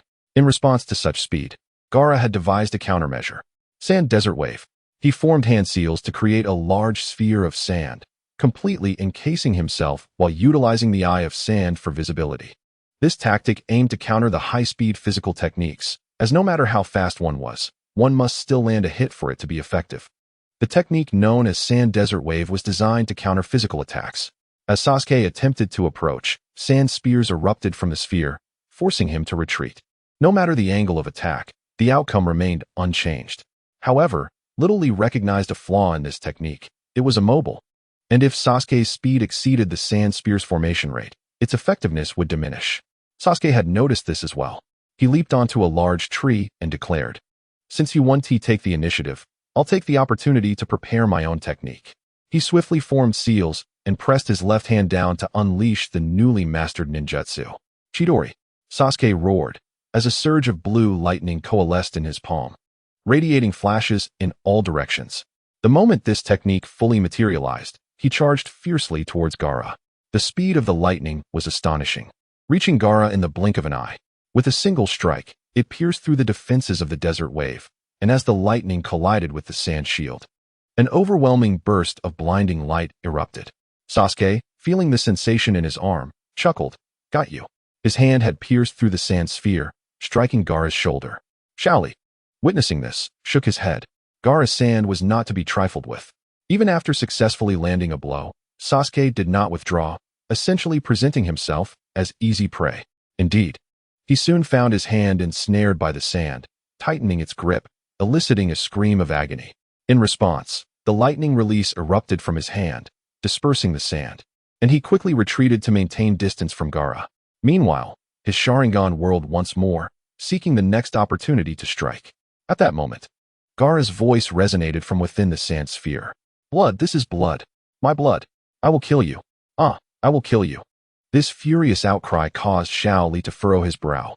He sensed Gaara's mental state was exceptionally unstable, alternating between extreme calmness and intense rage, evidently linked to his past. These individuals displayed no concern for Gaara's psychological condition. Gaara, engulfed in fury, slowly rose, the sand enveloping him and forming a massive arm resembling a cactus.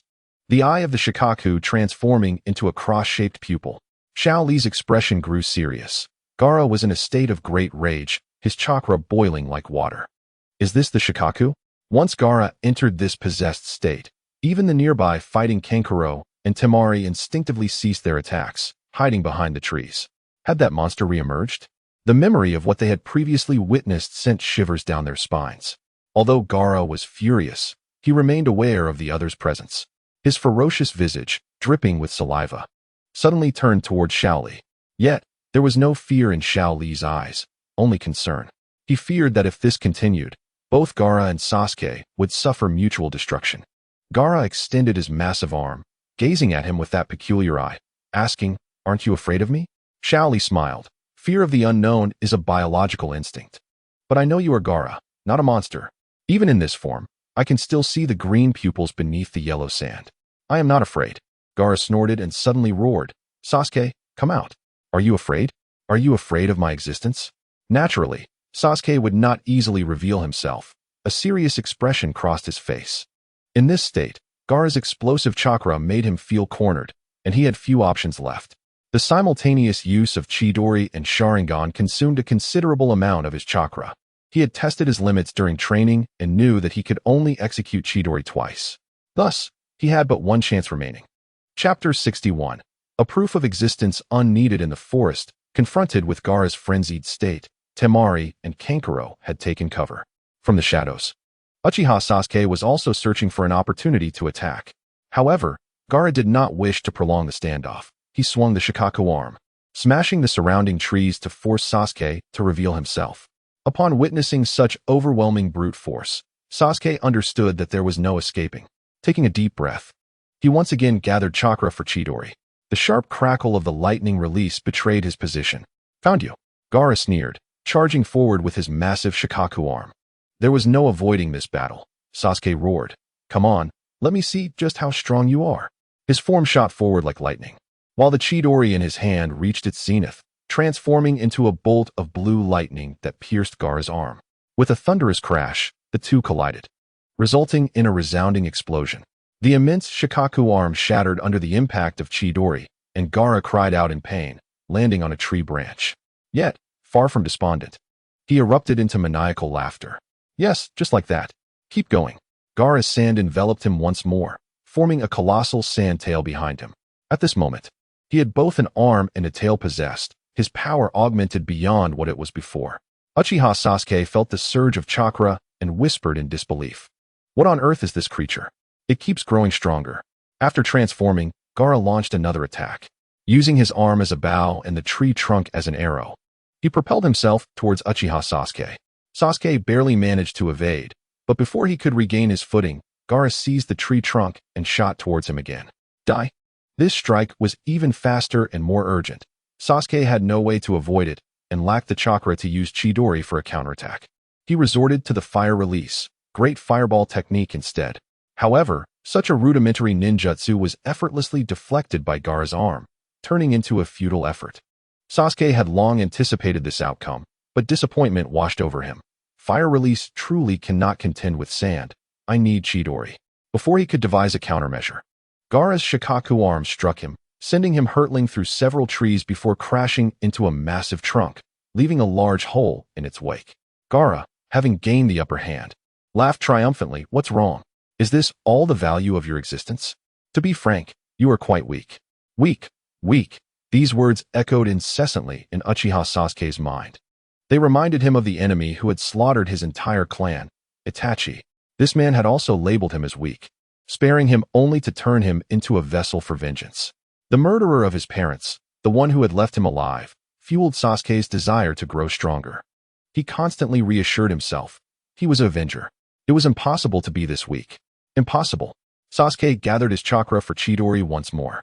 Although Kakashi had warned him during training that forcing Chidori could deplete his chakra to zero, potentially leading to death, he could not afford to consider that now. He had to defeat Gaara. The double Tomo Sharingan opened once again, and Uchiha Sasuke, with Chidori in hand, charged forward once more. Gaara, needing no further encouragement, smirked and prepared to clash head-on. Shaoli observed Sasuke's defiant actions. With Sasuke's current chakra reserves, he was utterly incapable of executing Chidori. This Sasuke was truly stubborn. If this continued, he would forcibly activate the Cursed Seal. The Cursed Seal was a technique that forcibly extracted bodily energy to convert it into chakra. Given Sasuke's insufficient chakra, attempting to use Chidori would only lead to one outcome. The Cursed Seal would awaken. Regrettably, this situation was still preferable. Without the Cursed Seal, he might face an even graver danger. Shaoli struggled to rise. His body had endured long enough to eliminate most of the poison from the Oil Girl clan, allowing him to regain some strength. Just as Uchiha Sasuke's chakra was on the verge of being completely exhausted, Shaoli suddenly appeared between the two. He grasped the arm, gathering Chidori with one hand, and seized the edge of Gaara's Shikaku arm with the other. The impact halted both of their advances. Gaara, seeing the obstruction, roared in fury. Are you going to help him? Shaoli panted, his body still not fully recovered, struggling to hold on. Upon hearing Gaara's furious roar, he declared, "Cease this at once, Sasuke. He is not your match at present. You are both my friends, and I wish to prevent you from suffering mutual destruction." Gaara furiously continued, "He is my prey. I shall use his blood to affirm my existence." With a serious demeanor, Lee responded, "Gaara, your existence requires no validation from others. You are who you are, and no one can deny your being. If you truly need blood, take mine instead. Let me be the proof of your existence." Gaara's fury escalated. "You fool, do you think I will not kill you?" With that, the arms of Shikaku were raised, and with a swift motion, they pierced through Lee's abdomen. Blood flowed, staining the golden sands, yet Lee showed no signs of resistance. Calmly, he remarked, "Do you now perceive your own existence, Gaara?" Gaara was taken aback, stammering, "Why? Why do you not evade?" Lee, breathing heavily, smiled and replied, "You just asked if I thought you were too afraid to kill me. From the very beginning, I was certain you would not. Deep within, you remain kind. Do not allow prejudice and hatred to cloud your vision. They cannot dictate your fate. You must seize your destiny into your own hands, Gaara." At that moment, Uchiha Sasuke also grasped the situation, confirming, You are Lee? Why are you with the people of Sunagakure? They are currently assaulting Konoha. They are enemies." Lee, clutching his wound, quickly healed and exhaled, explaining, "I was captured by Danzo these past few days, who claimed that Karen was a spy and demanded that I atone as a root ninja. Naturally, I refused, and subsequently, I was sent to a laboratory. There, I witnessed much darkness, which compelled me to leave the village." Sasuke, incredulous, exclaimed, "Are you implying you will become a rogue ninja?" "Rogue ninjas are those who betray their villages, condemned by the shinobi world." Lee replied with resignation, "Even if I do not become a rogue, Danzo will fabricate a charge against me." Then, he added with a smile, "However, one day I shall return and cleanse this place of such filth." Sasuke urged, "Lee, let us return and clear this up. Danzo cannot wield absolute power within the village. The Hokage will surely uncover the truth." Lee sighed, saying, "Sasuke, spare me your counsel for now. Your own hatred is plainly etched upon your face. I hope that when the time comes, you too can make a better choice." Lee had come to understand the plight of the Uchiha clan, recognizing the burdens borne by the last remaining Uchiha, Sasuke. Chapter 62, The Struggle in the Forest. The battle between Uchiha Sasuke and Gaara reached a temporary halt. Gaara's frenzied state gradually stabilized. Observing the cessation of combat from a distance, several individuals prepared to regroup with their respective teams. However, Lee had resolved to depart, standing apart from the Konoha side. Nara, Shikamaru, and others, unaware of his state, inquired, "Lee, why do you seem so different?" Lee maintained his cheerful smile, seemingly unperturbed by his imminent departure. He replied, "This is the essence of youth. I have grown stronger." Nara, Shikamaru pressed, "You stand with Tsunade here now. Do you intend to forsake Konoha?" Lee did not deny it. "Indeed, I plan to leave the village." Yamanaka Ino coldly remarked, "Do you understand what this entails? You should reconsider before making such a decision." Lee asserted, "I have considered it thoroughly." Lee's words prompted Nara, Shikamaru, and Yamanaka Ino to draw their kunai with a serious demeanor. Leaving the village equated to becoming a rogue ninja, which, as Konoha ninjas, necessitated their duty to apprehend him. Just then, Haruno Sakura approached, bewildered. Having completed a mission with Team 7 before, she was somewhat familiar with Lee. Now, upon hearing of his intention to defect, she found herself at a loss. Seeing the seriousness on the faces of Ino and Shikamaru, Lee appeared rather relaxed. "There is no need for such tension. My adversaries are not you. They have arrived." With a flurry of movement, a group of root ninjas surrounded Lee. Yamashiro and Shin proclaimed, "Rock Lee, Tsunade is the perpetrator behind the attack on Konoha, and you brazenly associate with them. The evidence of your betrayal is irrefutable. What more is there to discuss?"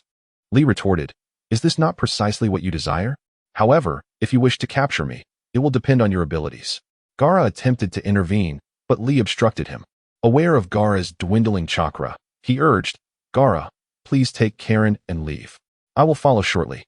Gaara inquired, "Have you regained your strength?" Lee replied, "The fusion is nearly complete. Though I have not fully recovered, it is sufficient to handle these foes." This was not arrogance. The integration of Hashirama's cells from root had drastically enhanced his physique. While he lacked talent in ninjutsu, his martial prowess had seen significant improvement. Yamashiro and Shin and the others were incensed by his words. They were Root's elite, and being belittled by someone who could not perform ninjutsu was infuriating. Gaara, seeing Lee's determination, ceased his protests, carrying Karen away. Temari and Kankuro hesitated but eventually followed suit. However, the Root ninjas did not pursue them, as their sole objective was Lee. Having fused with the cells of that legendary being, Lee had become the target of a direct order from Danzo to be captured at all costs.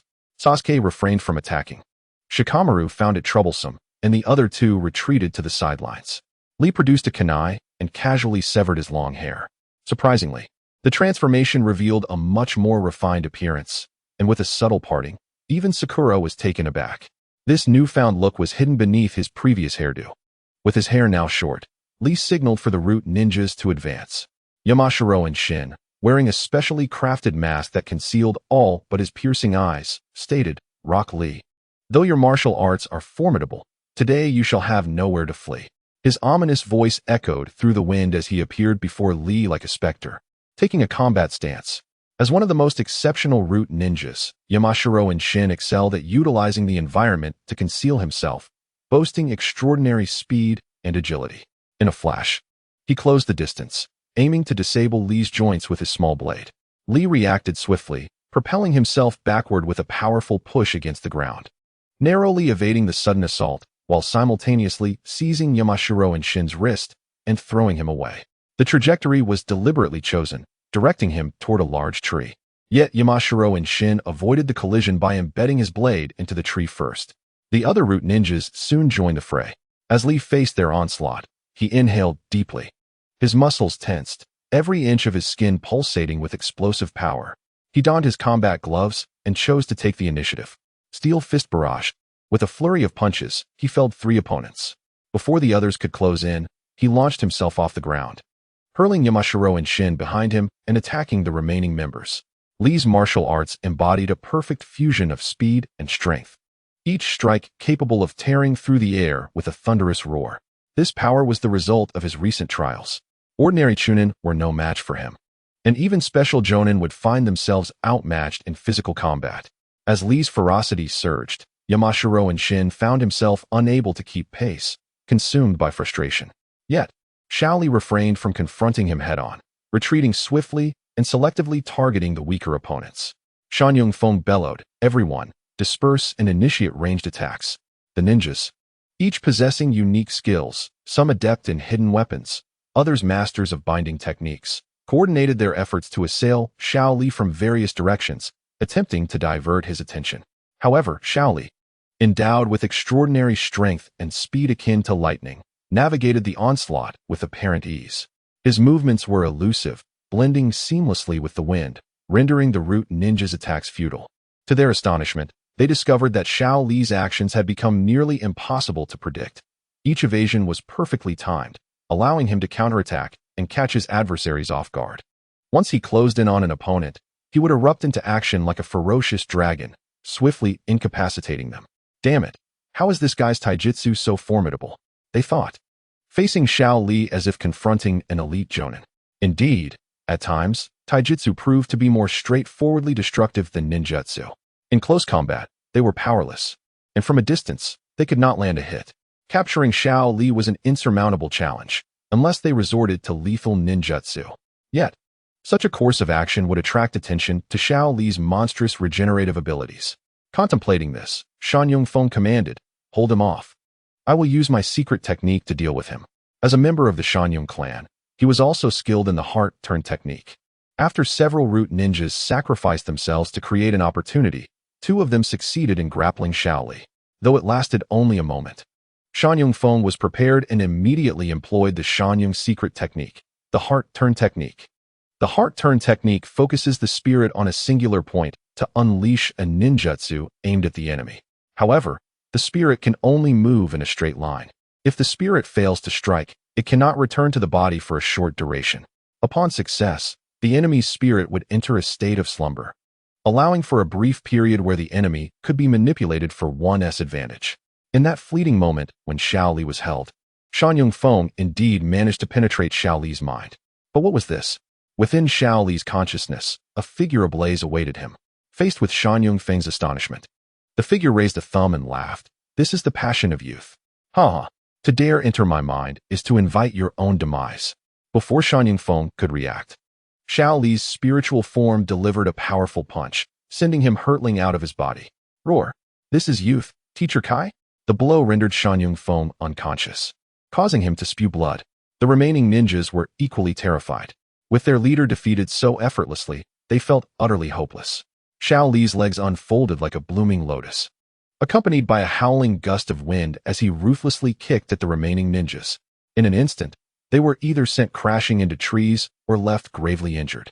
Nara Shikamaru murmured, "Is this guy really our peer?" In light of Shaoli's current combat prowess, Shikamaru and his companions could not help but scoff. "And they still expect us to qualify for Chunin? They certainly overestimate us." Little did Nara Shikamaru and his friends know, this enhancement stemmed from Shaoli's integration of Hashirama's cells, endowing him with a permanent bloodline limit. This particular genetic material was renowned for its physical prowess, rendering him astonishingly powerful. Even the barrage of comments in the live stream echoed sentiments of awe. These Hashirama cells are undoubtedly one of the top-tier enhancements. Shaoli is about to soar. Though he still lacks ninjutsu talent, with the Senju's chakra and physique, Shaoli now possesses the means to grow stronger. Yet, some express their confusion. While that may be true, I still don't understand how Shaoli managed to endure. How did he avoid being consumed by Hashirama? This enigma piqued the curiosity of many viewers. The potency of Hashirama's cells was well acknowledged. However, due to their formidable nature, no successful outcomes had emerged over the years. When Shaoli was captured by Danzo for experimentation, the entire ordeal was broadcast live. The gruesome scenes of flesh being devoured by the cells were witnessed by all. Curiously, each time Shaoli neared consumption, his body would inexplicably collapse, as if crushed by some unseen force, yet he would not perish. This led to a continuous cycle of the cells replicating and repairing, followed by further collapse, ultimately merging with Shaoli's bloodline. It was akin to forging iron, repeatedly heating and hammering it, then folding and hammering it again.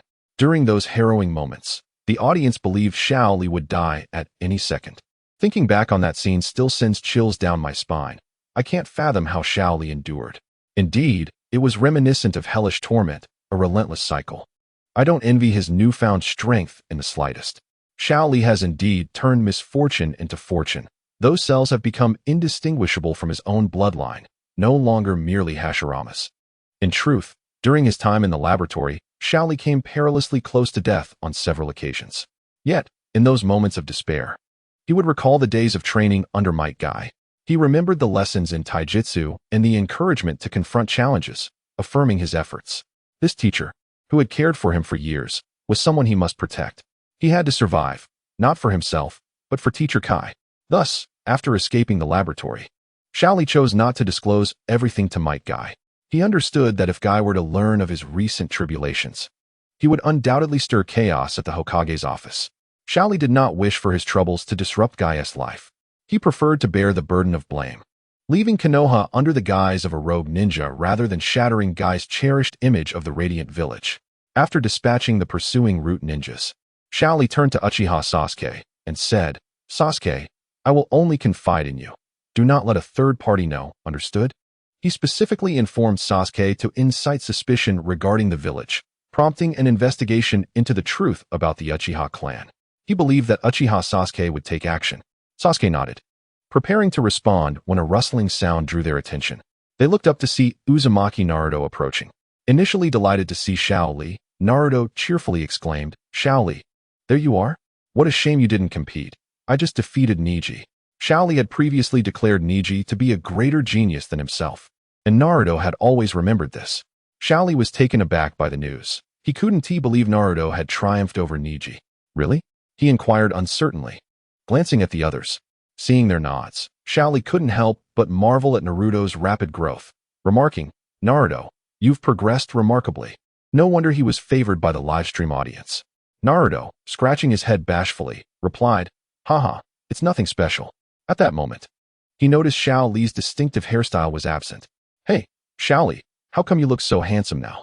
Xiao Li retorted, "I was always handsome, wasn't I?" However, he was already accustomed to such teasing, and he tossed his head back proudly. "I can only assume you're feeling a bit envious." Naruto widened his eyes. "Envious? Don't be ridiculous. I'm handsome too." Xiao Li merely scoffed in response.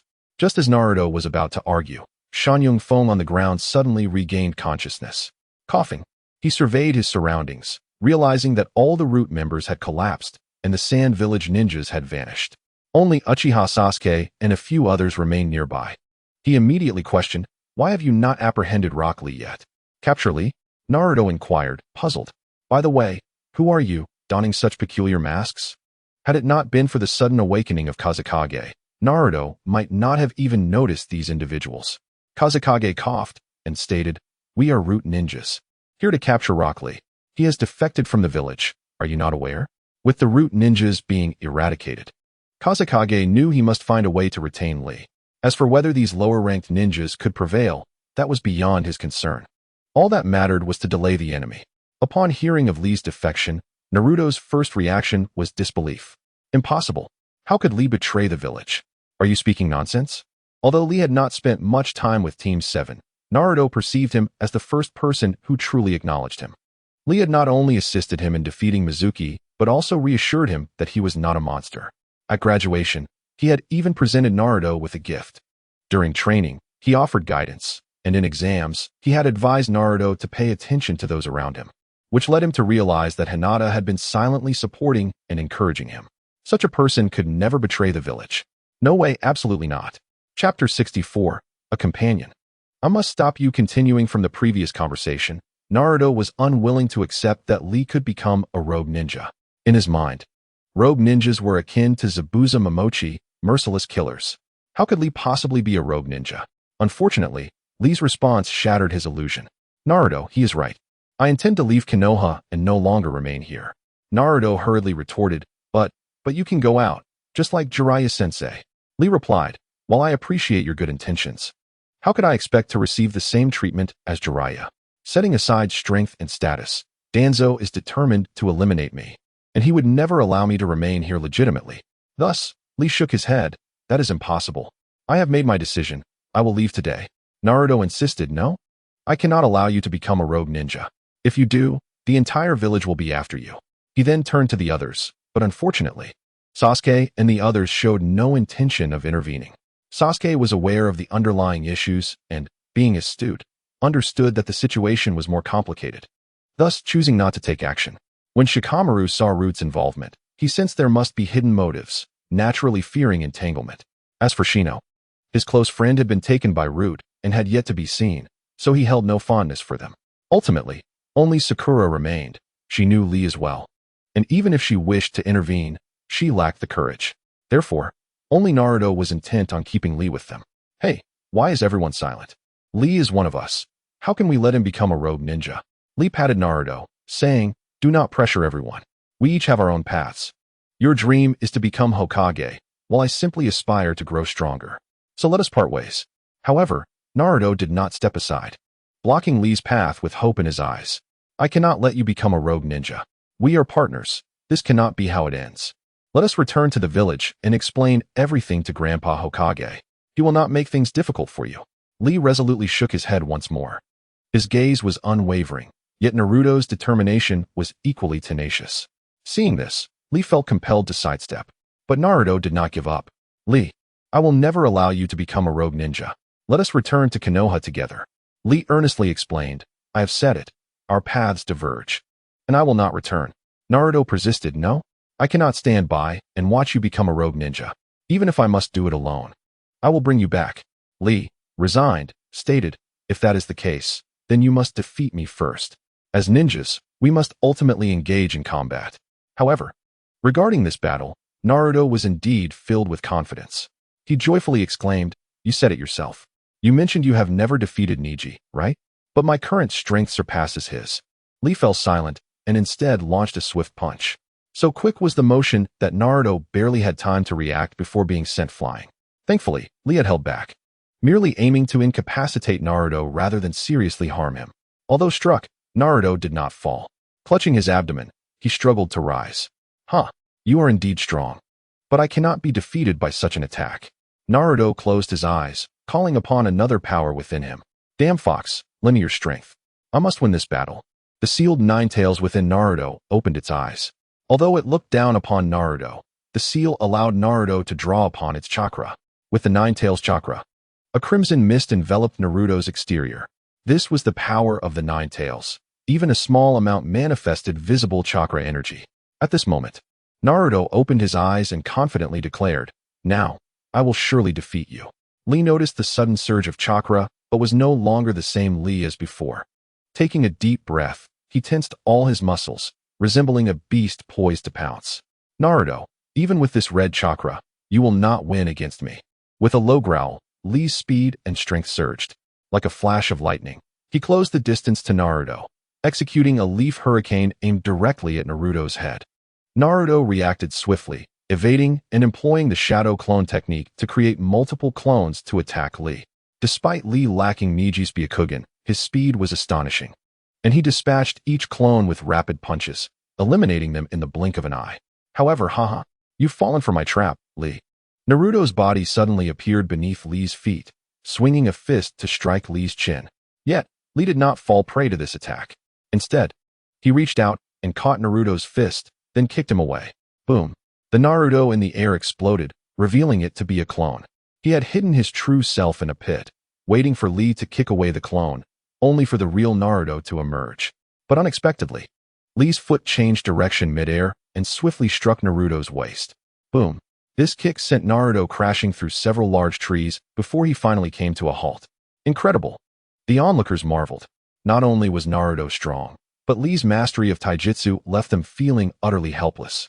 Clutching his aching body, Naruto questioned, how did you know which one was my real body? Lee ceased his assault, explaining, though I do not know how you defeated Neji. I am fundamentally different in my style of taijutsu. He employs gentle fist, relying on powerful chakra to inflict damage, while I use strong fist, which depends more on my physical capabilities. The moment I made contact with your shadow clone, I could discern its resilience. If it were a clone, its counterattack would lack the tactile feedback of the original. Although the chakra of the shadow clones is indistinguishable from that of the real body, my discernment does not rely on chakra recognition. I trust only the sensations my body conveys. Naruto smiled, believing victory was still within reach. Is that so? It seems the shadow clones do not have much of an effect on you, especially since you are inherently stronger. However, I shall not easily concede. After uttering these words, Naruto Uzumaki once again unleashed a flurry of attacks against Rock Lee using his shadow clones. Chapter 65. The boy who masters only taijutsu in the village of Konoha. On his way to depart, Naruto intercepted Lee in an effort to prevent him from becoming a rogue ninja. Unfazed by Naruto's clone assault, Lee propelled himself into the air, his legs pushing off the ground with tremendous force, spinning like a top. Leaf Great Whirlwind. With a series of powerful kicks, Lee executed the technique to perfection, shattering the surrounding clones into mere fragments. Observing this, Naruto's expression sharpened as he finally comprehended the intensity of Lee's taijutsu. While Neji excelled due to his gentle fist and Byakugan, Lee's strength lay in the pure application of taijutsu and his physical prowess. As Lee himself stated, he possessed no ninjutsu, genjutsu, nor bloodline limits. He relied solely on his taijutsu. Thus, he endeavored to elevate his taijutsu to a level capable of countering ninjutsu and bloodline limits. This singular focus rendered his physical abilities all the more formidable. Lee's figure darted like a specter amidst Naruto's shadow clones, each contact resulting in the vanishing of a clone. Regardless of Naruto's strategies to approach Lee, he was met with a flurry of punches and kicks that sent him flying. Eventually, the multitude of clones was utterly decimated, leaving Naruto having absorbed extensive damage. Gasping for breath at the side. Yet, he suddenly chuckled. I have even more powerful techniques. You cannot win.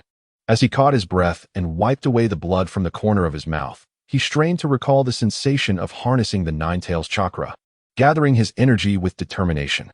While he did not interrupt him, the surge of chakra indicated that this was likely Naruto's strongest attack yet. Even Shikamaru marveled, feeling as though he were witnessing one of his ancestors. As Naruto charged his chakra, he finally amassed enough from the Nine-Tails.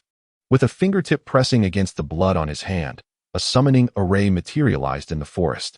Summoning technique. Boom.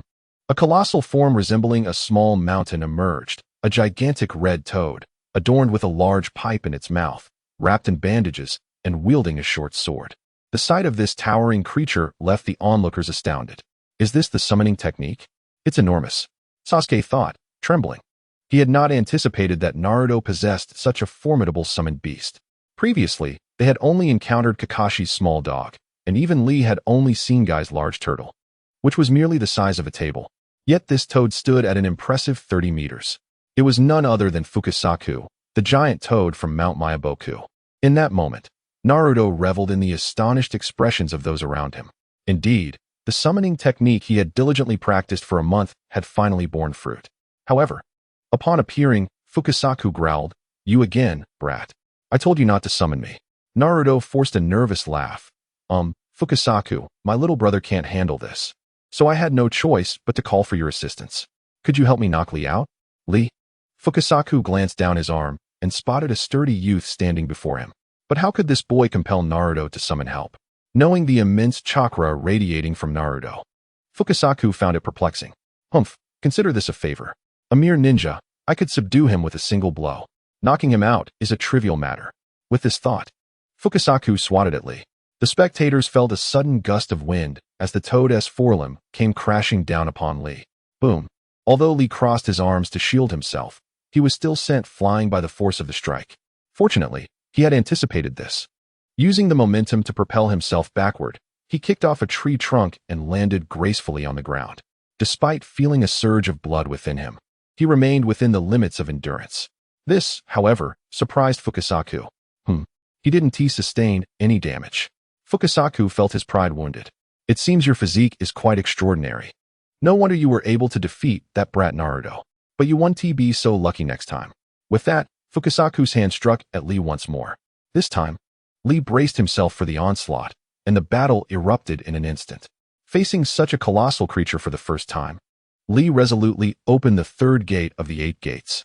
First gate, the opening of life. A vibrant red aura enveloped him, transforming Lee into a streak of crimson lightning as he charged toward Fukasaku. In a battle where size and agility were crucial, he executed a leaf whirlwind, seeking to exploit any vulnerabilities in the giant toad's massive form. Yet, Fukasaku was no ordinary opponent. With a gentle stomp of its massive foot, the ground cracked, unleashing a powerful shockwave that altered Li's trajectory. Following this, Fukasaku opened its enormous mouth and unleashed a torrent of water bullets, propelling them toward Li like cannonballs. Li evaded with remarkable speed, narrowly dodging the massive projectiles while searching for an opportunity to counterattack. This little brat is surprisingly nimble. He's managing to evade even in midair, Fukasaku mused. Hearing this, Naruto quickly interjected, Fukasaku, Li is incredibly fast. You must be cautious.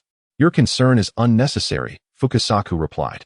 At that moment, Li dashed about, utilizing the rebound from his movements to leap into the air. Single strike of the lotus flower.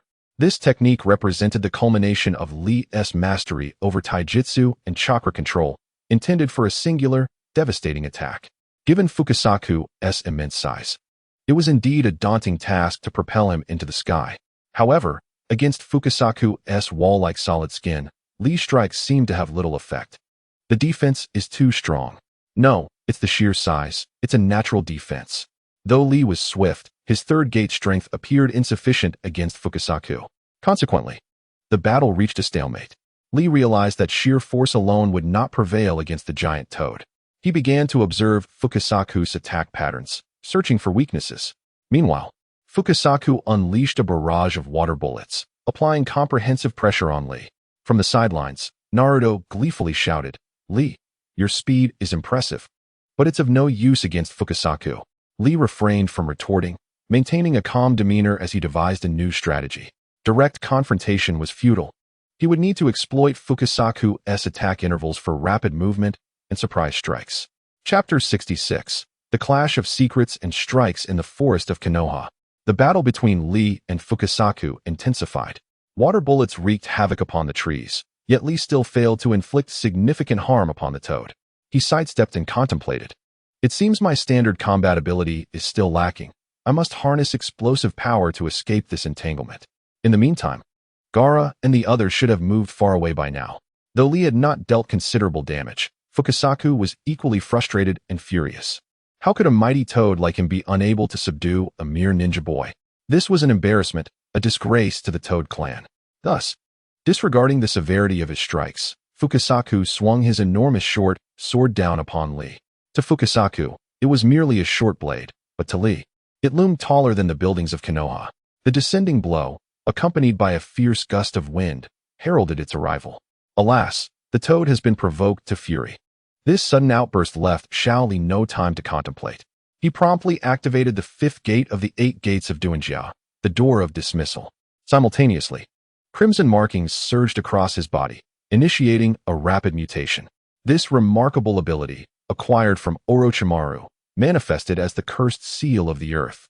A pair of small horns sprouted from his forehead, and a tail reminiscent of a ferocious beast lashed against the ground, while his hands and feet transformed into fearsome claws. All of this transpired in the blink of an eye. Just as the colossal short blade was about to strike Xiao Li, he completed his transformation. The collision reverberated with a thunderous roar, sending massive trees toppling and scattering debris in every direction. When the dust settled, a 5-meter-wide crater marked the ground where Xiao Li stood, the surroundings utterly obliterated, save for Xiao Li, who steadfastly braced against the onslaught with his clawed hands. Did he manage to fend off the attack? Not only did the others doubt it, but even the toad, Winta, found it hard to believe. It had intended to severely injure Xiao Li. Very well, impressive indeed, but I shall now unleash my full power, declared Winta, leaping high and raising the short blade to deliver a fierce strike. Initially, it had considered this a casual endeavor, but now it was a matter of pride. Thus, there would be no holding back. Xiao Li, too, recognized the gravity of the situation, and without hesitation, he dodged the strike with astonishing speed. Under the influence of the fifth gate, the air currents generated by his movement were powerful enough to uproot boulders. His formidable physique prolonged the explosive effects of the 8 gates of Duanjia while minimizing the toll on his body. Winta, blinded by the chaos stirred by Xiao Li, instinctively attempted to leap away from the turmoil. However, Xiao Li would not grant it such an escape. As Winta took to the air, Xiao Li swiftly positioned himself above the toad. Steel fist flow, pillar of the sky. With a resounding crash, as Winta ascended, Xiao Li struck down with a knee, forcing the creature back to the ground. Bastard, seeking death. Winta roared, retaliating with a sweeping slash aimed at Xiao Li. Though he was sent reeling and coughed blood from the blow, he skillfully used a tree branch to rebound and launched himself back. In a flash, he maneuvered behind Wenta and unleashed a rapid series of strikes. Steel fist barrage. Confronted with such a massive form, Xiao Li did not hesitate, pummeling relentlessly. Though Wenta possessed tough skin and resilience, it could not withstand the onslaught of a man transformed into a beast by the cursed seal. After a relentless barrage of 49 punches, Wenta finally spewed blood, giving it the opportunity to leap into the air. Water release, iron cannonballs. With Xiao Li's swift movements, he navigated through Wenta's ninjutsu with remarkable agility, inciting the creature to fury. How can this guy be so fast? However, Wenta swiftly positioned its blade defensively, exclaiming, "You're relying on a burst of power, aren't you? The 8 gates of Duanjia, coupled with your peculiar form, allows you to contend with me. But how long can you sustain this burst?" As Xiao Li sought an opening, he replied with a smile, "Indeed, such intense combat cannot last long. Thus, I must take my leave." "Not so fast," Wenta shouted angrily. "You think you can hit and run? Not a chance." It leaped high, dragging its blade back for a swift strike. Feeling the impending threat, Xiao Li halted, realizing that fleeing would mean certain death from behind. With a fierce roar, he met the short blade head-on with his own weapon. Sensing Xiao Li's determination, Wenta's gaze sharpened, and it unleashed a deafening roar. This was a true contest, a mutual recognition of strength and respect. Just as the blade descended upon him, Xiao Li's right fist suddenly radiated a scorching red light. Fist of the Phoenix. A piercing bird cry echoed through the air as a colossal phoenix, born of Xiao Li's fist, collided with the short blade. The two forces clashed violently in the air, producing a blinding brilliance. With a deafening explosion, a shockwave rippled outward for 100 meters. Subsequently, with a clang, Wenta's short blade was sent flying, blood streaming from its grip. Seizing the moment, Xiao Li turned and fled without a backward glance. 20 seconds left. I must vanish from sight. In a flash, he disappeared from the gaze of the onlookers. Meanwhile, as Xiao Li engaged in battle, the commentary on his live stream erupted into a frenzy. "I can't believe it. This episode of Xiao Li is extraordinary. Though Wenta may not possess the strength of a Kage, it is among the elite below that rank. Who would have thought Xiao Li's 5th gate combined with the cursed seal could reach such heights? The key is that his physique can keep up with the 8 gates. Otherwise, he wouldn't have sustained such a long burst. Is it true that hard work can alter one's fate? To the one above, I don't know if effort can change fate, but without effort, fate surely cannot be changed. In this instance, I stand with Xiao Li. Actually, it's not surprising that he possesses this strength, considering the pain he has endured. I don't envy him at all. Speaking of which, Xiao Li's pain has only intensified, yet his strength grows ever stronger. I seriously suspect he has the ability to convert suffering into power. Though it sounds absurd, it seems plausible. Even if that is true, few can endure such trials. Moreover, the current live stream system is quite unfriendly to Xiao Li. The diligence system may allow for the exchange of ninjutsu and bloodline limits, but this function contradicts diligence, rendering it unusable for him. Indeed, I know someone else with this system whose exchanges completely contradict the principle of diligence, leading to utter frustration. Faced with these comments, Xiao Li had no desire to read further. His burst of energy had waned, and he needed to find a place to recuperate. Chapter 67.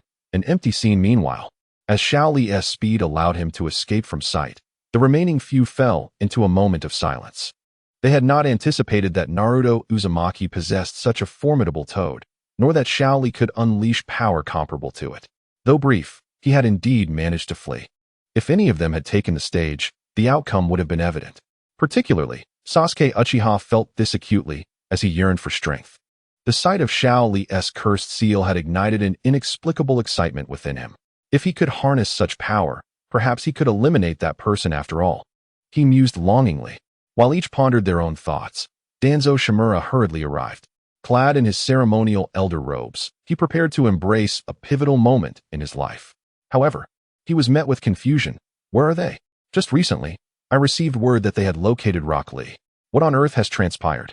The shattered trees resembled the aftermath of a natural disaster, with fallen shinobi scattered across the ground, leaving only a handful of junior ninjas observing. Confronted with Danzo's ire, Fujin Yamanaka could only brace himself to respond. "My lord, I failed. I let Rock Lee escape. Danzo struck him sharply. Escaped? This was my closest opportunity to the Hokage. And you dare tell me he got away? He bellowed. Get moving and pursue him. I want him alive or dead. With that, he cast a glance at Sasuke and the others, recognizing their formidable identities, before leaving with a dismissive snort. Sakura Haruno, seeing the root members depart, voiced her concern. Sasuke, do you think Shao Li is in danger? Sasuke Uchiha, you are still worried about others, aren't you? Shao Li's strength has long surpassed that of a mere genin, even approaching that of a jonin. He has only witnessed Kakashi, a jonin, in action, yet when compared to Shao Li in his explosive state, Kakashi seems to pale slightly. Of course, he believes Kakashi must possess some hidden cards, as at the very least, Chidori should pose a significant threat to that giant toad. Meanwhile, after regaining his stamina, Shao Li followed the markings to pursue Gaara and the others. With a swift rush, Shao Li found Gaara and his companions at the designated cliff. At that moment, Kankuro had already awakened and, upon seeing Shao Li, struggled to rise. Unfortunately, she was still quite weak, stumbling before collapsing to the ground once more. Shao Li carefully supported her and said, "You shouldn't push yourself before recovering. I believe you'll be fine in due time." Kankuro nodded apologetically, saying, "I didn't expect the root to capture me and use me to threaten you." Shao Li chuckled, "That is not your fault. They would have come after me eventually." He then expressed his gratitude to Gaara and the others, saying, "Thank you all this time. Without you, I might have fallen victim to Danzo." Gaara, with his gourd slung over his shoulder, coolly replied, "If you truly wish to thank me, then duel with me. This time, I shall not lose to you." Shao Li smiled, "Let's save that for another time. The root will be here shortly, and I must take my leave." Temari then inquired, "Do you have a destination in mind? If not, you could come to Sunagakure. With the current tensions with Konoha, I hope to gather more shinobi to defend against their potential attacks." However, Shao Li declined, stating, "I plan to wander for a while before deciding." Temari didn't press further, merely offering that he could visit Sunagakure any time before departing. At that moment, Kankuro asked, "Shao Li, where are we headed now?" She was no longer inclined to return to Kusagakure, so she decided to accompany Shao Li. Shao Li, having prepared in advance, handed Kankuro a set of chakra armor, explaining its usage, and suggested, "Use this armor to fly. Let us leave this place and seek some allies." Kankuro nodded, and after attempting to fly with the armor a few times, the two made their way towards the land of waves.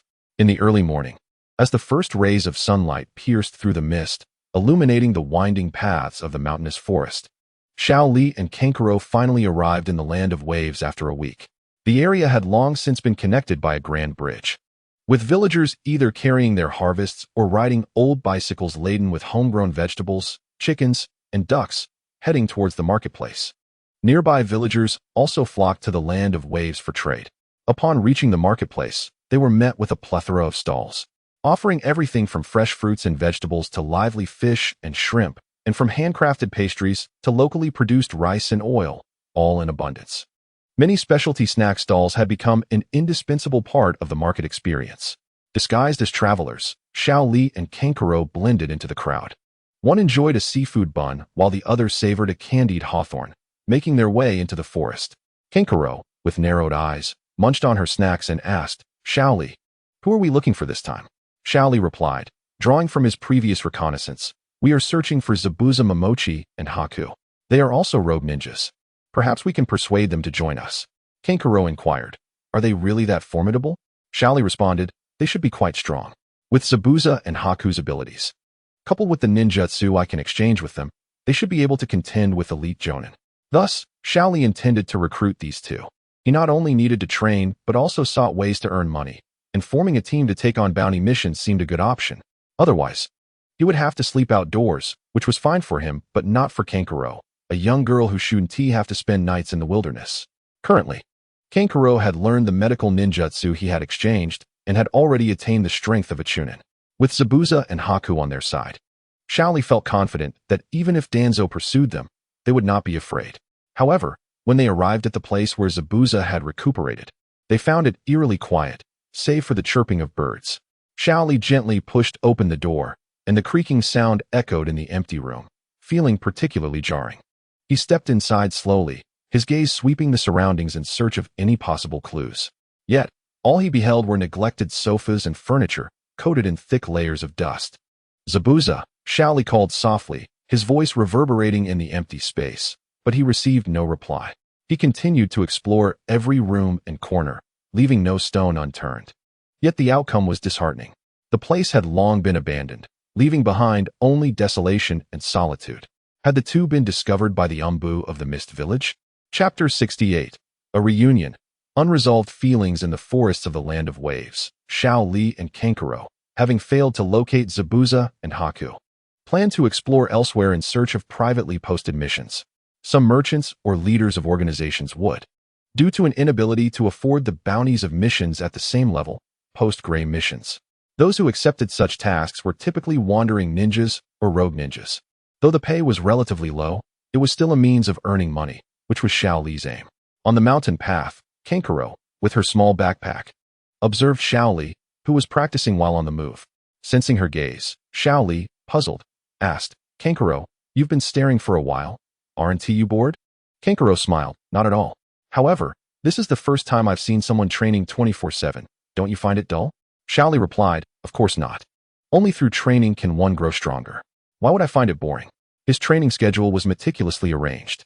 Mornings were dedicated to extreme weight training, while the late morning focused on taijutsu attacks.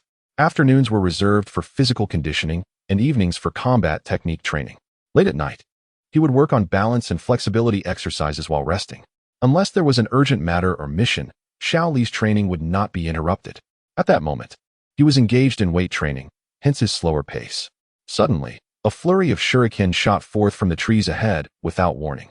These hidden weapons were swift and aimed directly at Shaoli. "Watch out." He flipped to evade the first wave of attacks, swiftly grabbing a nearby bush to sweep the projectiles away. "Come out, you sneaky intruders." But in response, he was met with a kunai. Shaoli deflected the kunai and, in a flash, charged forward. However, he was greeted by a massive cleaver. The wielder was none other than Zabuza Momochi, who silently swung his blade, engaging Shaoli in fierce combat. Shaoli, like a wild stallion, utilized speed to counter speed and force to overwhelm force. His fists were clenched tightly, muscles taut, each fiber coiling for the next strike. The clash of their battle sent nearby trees crashing down, while bushes and grass were sent flying by the cleaver's swath. "Huh!" Shaoli suddenly shouted, his form accelerating as he transformed into a blur, delivering a kick to the back of the blade. With a swift rotation, he aimed another kick at Zabuza's arm, the powerful strike emitting a sharp whistle. Zabuza, unable to take the hit, was forced to abandon his weapon and retreat. Rather than meet Shaoli's fierce assault head-on, he relied on his agility to evade while seeking an opportunity to counterattack. In an instant, he appeared at Shaoli's side, seizing the cleaver once more and unleashing a swift strike toward Shaoli.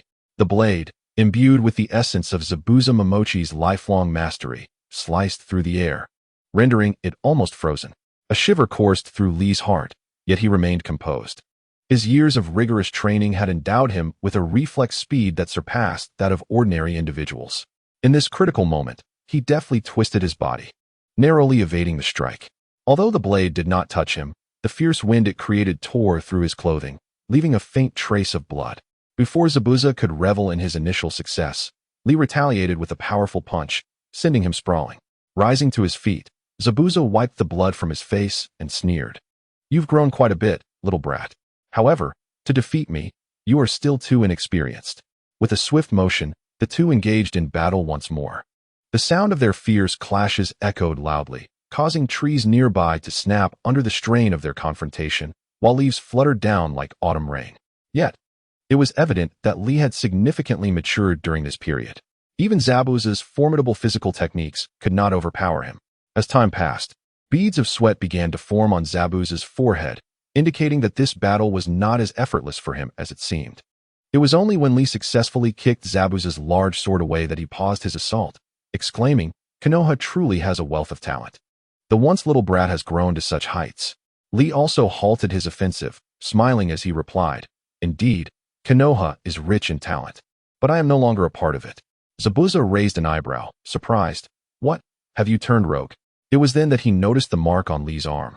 A slash across his forehead protector, an unmistakable symbol of a rogue ninja. With a wry smile, Lee explained, "Circumstances led me to leave. I came here specifically to seek you both out." No sooner had he spoken than the enigmatic white emerged from the shadows. He and Zabuza had been operating in tandem, one in light, the other in darkness, only revealing themselves once they were assured Lee was not there to apprehend them. Now it makes sense why the alert at our hideout was triggered, White commented. Their relationship with Lee was intricate. While there was mutual respect, their allegiances were inherently divergent. They had not anticipated that the once impassioned youth would become a rogue ninja. Lee scratched his head in embarrassment, explaining, I thought you were still at that old hideout. I didn't realize you had relocated. I apologize for intruding. Zabuza sheathed his sword, speaking gravely. You wouldn't have sought us out without reason. If it's for a bounty, we won't show you any mercy. Rogue ninjas were often the targets of bounties, inciting numerous ninjas to hunt them down for monetary gain. Lee shook his head. You misunderstand.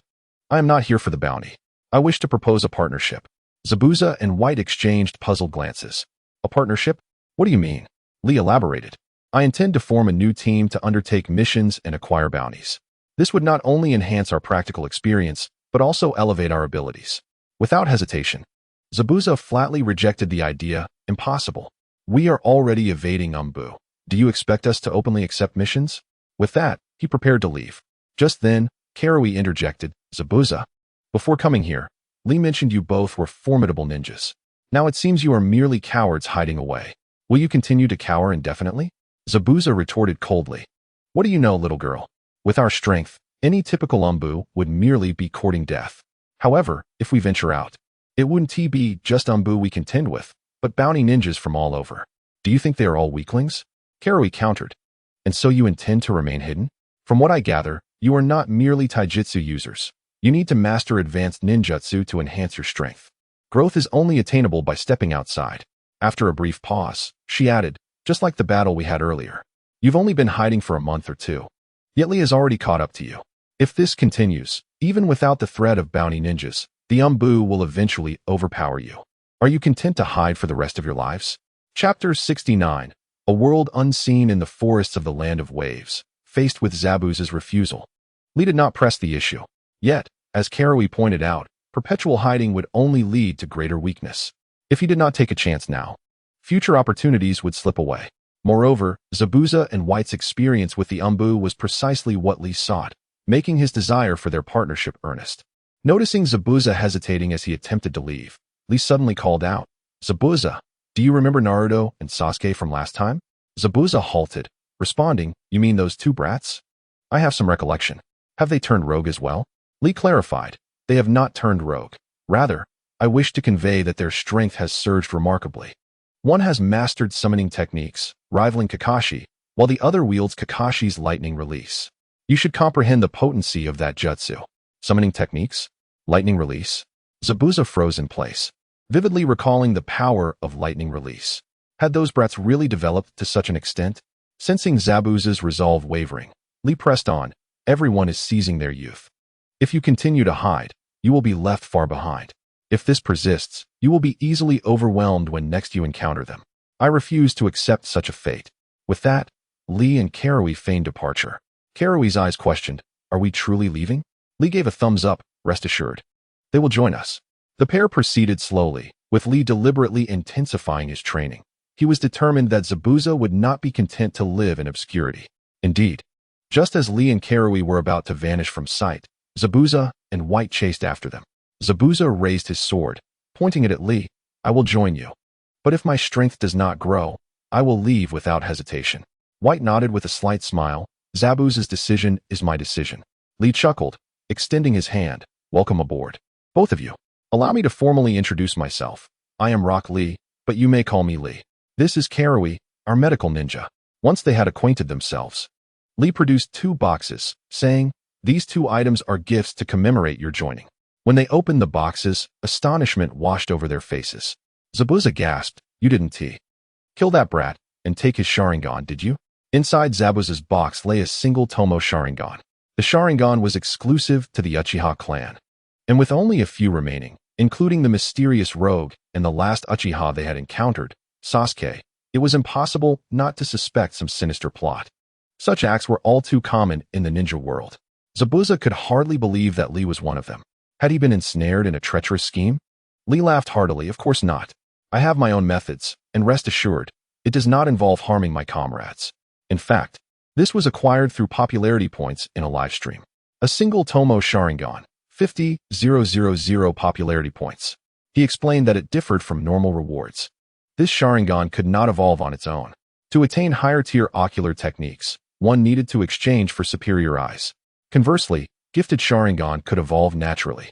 Although Lee could not utilize it himself, he offered the single Tomo to Karui, while White's box contained 2 ninjutsu, Ice Release, Snowstorm, and Ice Release, Ice Prison Technique. After this exchange, Shaoli gradually disowned a pattern. The bloodline limits, ninjutsu, and items available in the exchange shop must be things he has previously encountered. This was one of the reasons he desired to wander about. Momochi, Zabuza, and Haku were not pretentious. They stowed their belongings without inquiring about their origins. Everyone harbors their own secrets, and as former Umbu, they understood this principle well. However, after Zabuza concealed his Sharingan, he did not immediately leave with Shaoli, but instead remarked, "Shaoli, although I have agreed to team up with you, I need to be away for a few days prior to our collaboration." Shaoli nodded, "That is fine. I, along with Karen, also need some time to recuperate and scout for tasks. Let us agree to meet in the town of Sakura." Zabuza replied, "No problem." As he watched Xiao Li and their companions depart, Zabuza murmured, "It seems I must attain my optimal state. Otherwise, I may be underestimated." Haku inquired, "Zabuza-sensei, are you planning to?" Zabuza chuckled softly. "Indeed, the silent killing technique must be paired with a silent blade for perfection. Thus, I require a few days to prepare." Meanwhile, Shaoli had already escorted Karen to Sakura. This location was not far from Konoha, although there was a risk of exposure. It was a bustling town, and with the ongoing festivities, the crowds made it easier to conceal themselves. The crimson sunset bathed the bluestone streets, illuminating the quaint townhouses on either side. As night fell, lanterns flickered to life, their warm yellow glow swaying in the breeze, draping the streets in a veil of light. The thoroughfare was alive with voices, a cacophony of excitement. Vendors shouted, peddling a variety of traditional snacks and crafts. From steaming takoyaki to fragrant wagashi, every bite was a temptation. Children donned vibrant garments, twirling windmills as they darted playfully through the throngs, their laughter ringing sweetly, adding innocence and joy to the celebration. Shaoli stood at the inn's window, observing the lively scene below, feeling a tinge of nostalgia. Perhaps, in a world devoid of ninjas, these people would lead happier lives. Here, there were no ninja villages. Apart from the occasional passing ninja, the populace was predominantly ordinary. Yet, they thrived in joyous harmony. Reflecting on it now, ninjutsu seemed to have brought only harm and conflict to this world. Karen gazed at the grand parade of floats and smiled. Who knows? While ninjutsu has indeed spawned many tragedies, my mother once said that it can also infuse this world with vitality and bring joy to people. As she spoke, her expression turned somber. Although I've never witnessed such a thing, my mother wouldn't deceive me. Somewhere in this world, there must be a place where people use ninjutsu to spread happiness. It must be beautiful, just like those fireworks. As the celebration unfolded, the sky erupted with dazzling fireworks, their vibrant colors streaking across the night, illuminating the sounds of laughter and cheer. Chapter 70. The Demon Boy. The festivities in Sakura continued unabated. After concealing their identities, Xiao Li and Karen split up to scout for tasks, each setting up their own stalls in anticipation of prospective employers. On the third day, Karen indeed received a task. Task details: locate the pet pig, Tuntin, which is pink, adorned with a pearl necklace, and frequently appears at various casinos. Its owner owes the employer a substantial sum of money. A reward of 1 million ryo will be granted upon its retrieval. Is this for real? This pet pig is worth 1 million ryo? Shaoli could scarcely believe the task request. In Konoha, finding a pet typically cost only a few thousand ryo. How could a pet outside be valued at 1 million ryo? Karen, with her hands on her hips, declared, "What do you think? This task is quite impressive." "Isn't it?" Shaoli mumbled. "It is indeed remarkable. But generally, a pet pig couldn't possibly be worth so much, could it? Might it be a particularly extraordinary pig?" In his mind, Shaoli envisioned a Tuntin worth 1 million ryo, a monstrous creature, several meters long, its pink fur bristling like a hedgehog, with fearsome fangs capable of shattering rock. Just as they were contemplating their next steps, Tuntin suddenly charged at them. Shaoli shivered. It was terrifying. Nevertheless, as this was their inaugural task, he decided to exercise caution. He inquired, "Karen, what does the employer look like? How do we contact him once we find Tunton? Karen replied, the employer is named Fukusaku, an old man with white hair, wearing a forehead protector with 2 red stripes on his face. If we capture Tunton, we simply need to release this frog. At that moment, Shaoli noticed Karen carrying a small pouch the size of his palm, which contained a tiny frog. A frog? Given the size difference, it shouldn't be a summoning beast like Naruto's, right? While they were deliberating on their plan, Zabuza and Haku appeared at the agreed rendezvous point. Similar to Shaoli, they donned masks and long robes. However, Zabuza was notably not carrying his executioner's blade, which surprised Shaoli. Zabuza, where's your weapon? Zabuza produced a long needle from behind him, explaining, this is the sewing needle, one of the 7 ninja swords, and it is my current weapon. It was a needle nearly as long as the executioner's blade, glinting menacingly and exceedingly sharp. While Shaoli was curious about this peculiar weapon, he refrained from asking. He raised the task notice and said, as it happens, Karen just received a task with a reward of 1 million Ryo. Zabuza was taken aback as he examined the task. 1 million Ryo was the pinnacle standard for an A-rank mission. It appeared the owner of this pet pig was no ordinary individual. Shaoli remarked, I think so too. Nonetheless, since this is our first task, I wish to investigate further. Haku asked, since we are forming a team, do we have a code name? Shaoli pondered briefly and suggested, how about Radiant Sun? We forged the Radiant Sun with our youth, dispersing darkness with its brilliance. He decided to adopt the code name Brachiosaurus. Karen chimed in, I shall be Flame Dragon. Haku declared, I am Ice Dragon. Zabuza pondered for a moment and finally said, then I shall be Killer Dragon. Shaoli retorted, that doesn't sound quite right. We are all dragons. And you are Killer Dragon? Zabuza reconsidered and said, then let us call it Shin Dragon. With their code names established, the 4 were poised to take immediate action. However, just as they prepared to set off, an explosion suddenly shattered the 2nd floor of a nearby building, causing them all to stiffen in alarm. Karen exclaimed, such potent chakra. Shaoli gravely remarked, it carries the scent of lightning release. Could it be Kakashi-sensei? Zabuza shook his head. No, it isn't him. Kakashi's lightning release is not that feeble. Shall we investigate? As a seasoned ninja, Zabuza was reluctant to intervene. Yet Shaoli clearly had the intention to proceed, prompting him to ask. Shaoli nodded, let us take a look. Zabuza silently followed. Analyzing their earlier conversation, he realized Shaoli was still deeply affected by his past companions. Given that, it was intriguing that he had chosen to defect from Konoha. The 4 swiftly approached the scene along the street and soon arrived at the site of the explosion. As they emerged, they found 2 factions locked in confrontation. One comprised of 2 ninjas clad in red cloud-patterned black cloaks, while the other included Naruto Uzumaki, Sasuke Uchiha, and an elderly man with white hair. Upon spotting the scene, Karen exclaimed, it's the employer. The employer? Shaoli and the others turned their gaze towards the old man, appearing around 50 yet remarkably spry. Moreover, from the standoff, it was evident that both sides possessed considerable strength. However, what truly captured the attention of Shaoli and his companions was the man standing beside Uchiha Sasuke. With a pair of crimson, Tomo-patterned Sharingan, it was nearly impossible to overlook him. Meanwhile, Momochi Zabuza grasped his long blade firmly. Yet his gaze was fixed on another man adorned with the markings of gills. Shaoli whispered, Zilong, do you recognize this person? Zabuza subtly nodded, his expression grave. He had not anticipated that his first venture into the underworld would lead him to a rogue ninja from his own village. The man was Kisame Hashigaki, an S-rank rogue ninja from the Hidden Mist village. Upon overhearing their conversation, Kisame exclaimed with surprise, I didn't expect anyone here would know me. Suddenly, his gaze fell upon the weapon in Zabuza's hand, and he remarked, I see, a ninja wielding one of the 7 ninja swords. Your strength must be considerable. May I inquire your name? Although Kisame asked with a smile, his eyes never strayed from Zabuza. After a moment of contemplation, Zabuza ultimately shared his moniker, the Demon. This name piqued Kisame's interest. So it's you, young one. I hadn't realized you had switched to a long blade. It seems you wish to revert to your former profession. The owners of the 7 ninja swords were assigned their weapons after the previous wielder's demise, a testament to power and honor within the Hidden Mist village. However, suitability was often a matter of debate. For instance, Kisame had chosen the blade Samahata, which suited him well, while Zabuza had been assigned the decapitation blade. Now, encountering Zabuza once more, Kisame noted that he had taken up the long blade.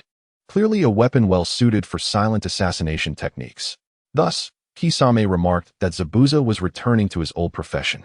Yet, the line between friend and foe was now blurred. Though both were rogue ninjas from the hidden mist village, they could very well become adversaries. Hence, Kisame casually inquired, "So, demon boy, may I ask which side you currently align with?" In the hotel, which bore a large gaping hole, 3 factions stood at a distance from one another, each wary of the other's intentions. In response to Kisame's inquiry, Zabuza promptly shifted the blame onto Shaoli. "Kisame-senpai, I now go by Zilong, and I belong to the Prideful Sun organization. As for which side, that ultimately depends on our leader's wishes." "Prideful Sun? Leader?" The others turned their gaze toward Shaoli. Drawing from his experience in the Land of Snow, Shaoli deliberately altered his voice, stating, "Everyone, we are merely here to observe the spectacle. You may continue." Shaoli was reluctant to reveal his identity to Naruto and the others, opting instead to remain an observer. Although he had yet to meet Jiraiya, the tension between the 2 factions suggested that the elder's strength was enough to deter these mysterious figures from a violent confrontation. Seeing that Shao Li and his companions chose not to intervene, Jiraiya positioned himself before Naruto, declaring, "In that case, let us proceed. I will not surrender Naruto to you." Uchiha Itachi, with his Sharingan, insisted, "Taking Naruto is the highest command from our Akatsuki organization. Even you shall not deter us." Jiraiya replied, "Then it seems we shall settle matters here today." As one of the legendary Sannin of Konoha, despite his years spent away, he retained confidence in his prowess. Yet, just as both sides prepared to engage, Sasuke interrupted, "You shall not interfere. The one who will kill him is me." Although Sasuke had just been defeated, his thirst for vengeance remained unabated. Rising unsteadily, he charged at Itachi. However, Itachi effortlessly evaded the attack and sent Sasuke crashing against the wall with a kick. Naruto attempted to assist, only to be halted by Sasuke's protest. Struggling to his feet, he insisted, "Do not interfere. This man slaughtered our entire clan. I must be the one to settle this. My very existence is for this day." The crimson of his Sharingan reflected his hatred. He roared and charged again at Itachi, yet it proved futile. Every punch and kick was deftly avoided, and he was met with a barrage of strikes that left him powerless. Itachi advanced slowly, delivering a punch that caused Sasuke to spit blood. The relentless assault plunged Sasuke into a profound sense of helplessness. He despaired, thinking, "I never expected to be so easily defeated, just like before. Why is the gap so vast? What have I been doing all this time?" This deep-seated powerlessness pierced Sasuke's heart. More than the physical pain, he was despondent over the disparity in strength. Itachi lifted Sasuke effortlessly, his expression devoid of emotion as he stated, "You are weak. Why are you so weak?" "It is because your hatred for me is insufficient." As he opened his Sharingan, an invisible force enveloped Sasuke's eyes. Just then, a swift sound echoed. Shaoli covered Sasuke's eyes with his hand. So fast. Shaoli's sudden burst of speed astonished all. Speed often dictates strength, and as a taijutsu ninja, Shaoli undoubtedly held the advantage in this regard. Facing the unexpectedly appearing Shaoli, Itachi regarded him with the calmness of one observing a mere insect. His Sharingan activated once more, and his genjutsu surged toward Shaoli's eyes, while simultaneously, he aimed a kick at his head. Shaoli firmly caught the kick and countered, forcing Itachi back. Itachi furrowed his brow, perplexed. "You did not fall for my genjutsu." Shaoli's pupils dilated, appearing to shimmer with a hint of blue. "No, I did indeed fall under your genjutsu. I never anticipated it would be so potent." Itachi replied, "If you were caught in the genjutsu, then why can you still withstand my attack?" This conundrum was perplexing. Shaoli chose not to conceal his explanation, knowing their intelligence would allow them to piece together the facts. Thus, he candidly articulated, "I have trained in a special technique. Though it is not a secret art, it enhances my visual perception through continuous practice. My eyes are now exceedingly sensitive to movement. Even if I am under a genjutsu, any disturbance in my surroundings alerts me." Itachi pondered briefly before comprehending. "I see, you are indeed caught in the genjutsu. As long as I do not attack, you cannot perceive me. But the moment I make a move, your eyes react instantly." How intriguing. Yet this would not pose a challenge for him. "In that case, you shall perish." Buzz. Tsukuyami. Tsukuyami is the genjutsu unleashed by Itachi's left eye, the Manjikyu Sharingan. This technique draws the opponent's mind into the illusionary realm known as Tsukuyami. Everything here is rendered in shades of black and white. Welcome to the world of Tsukuyami. Itachi's voice reverberated from all directions, echoing through this ethereal illusion. Shaoli surveyed his surroundings, realizing he was bound to a cross. You just stated that any movement would awaken your eyes. However, here, in this space, your eyes hold no power. Itachi conjured a katana, swiftly thrusting it towards Shao Li's vital points. Shao Li cried out in pain, murmuring, "This is not real. This is an illusion." Itachi replied, "It is futile. This pain is not a mere illusion. It is as tangible as the pain in reality." Although Shao Li experienced agony, he was well accustomed to it. He chuckled, "Even if the pain is not an illusion, you cannot kill me, can you? Even if my heart is pierced, it would only hurt a bit." Itachi calmly responded, "A bit of pain? Here, every factor, including time, place, and quality, is under my control. A moment outside translates to 72 hours in here. This is the true power of Tsuki no Mi, leading you to wander in the depths of despair until you are on the verge of collapse. How long can your spirit endure?" The voice of Itachi Uchiha reverberates in the space, ethereal and ghostly. Along with his words come countless clones. Among them is one of Li, but the majority are Itachi's. Li's clone is bound to a cross, enduring pain indistinguishable from that of its original. Meanwhile, Itachi relentlessly stabs Li's body again and again, hundreds of knives piercing him simultaneously, as if Li is reliving the torment of a long night of suffering. Fortunately, after the previous cellular fusion, his nerves have grown considerably stronger. Such pain, such anguish, bring it on with greater ferocity. Li's roar echoes within the realm of Tsuki no Mi, even as 1,000 blades pierce him. He glares fiercely at the figure before him. Itachi Uchiha. Chapter 72. The cautious sunlight in the world of Tsuki no Mi. 72 hours have finally elapsed. Though only a fleeting moment has passed in reality, Li has endured relentless torment for 72 hours. The instant his consciousness returns to reality, he can scarcely remain standing. Confronted with Itachi's physical onslaught, Li can only struggle to defend himself. Yet, this has astonished Itachi. Who is this individual? To have endured Tsuki no Mi and still possess the capacity for movement is remarkable. It is worth noting that he did not hold back this time. Unlike the 10 clones he deployed against Kakashi, he unleashed dozens of clones upon Li, each clone facing multiple swords. The combined assault of hundreds of weapons is akin to the slow dismemberment of a person over 72 hours. Surely, one would expect such a victim to break under such strain.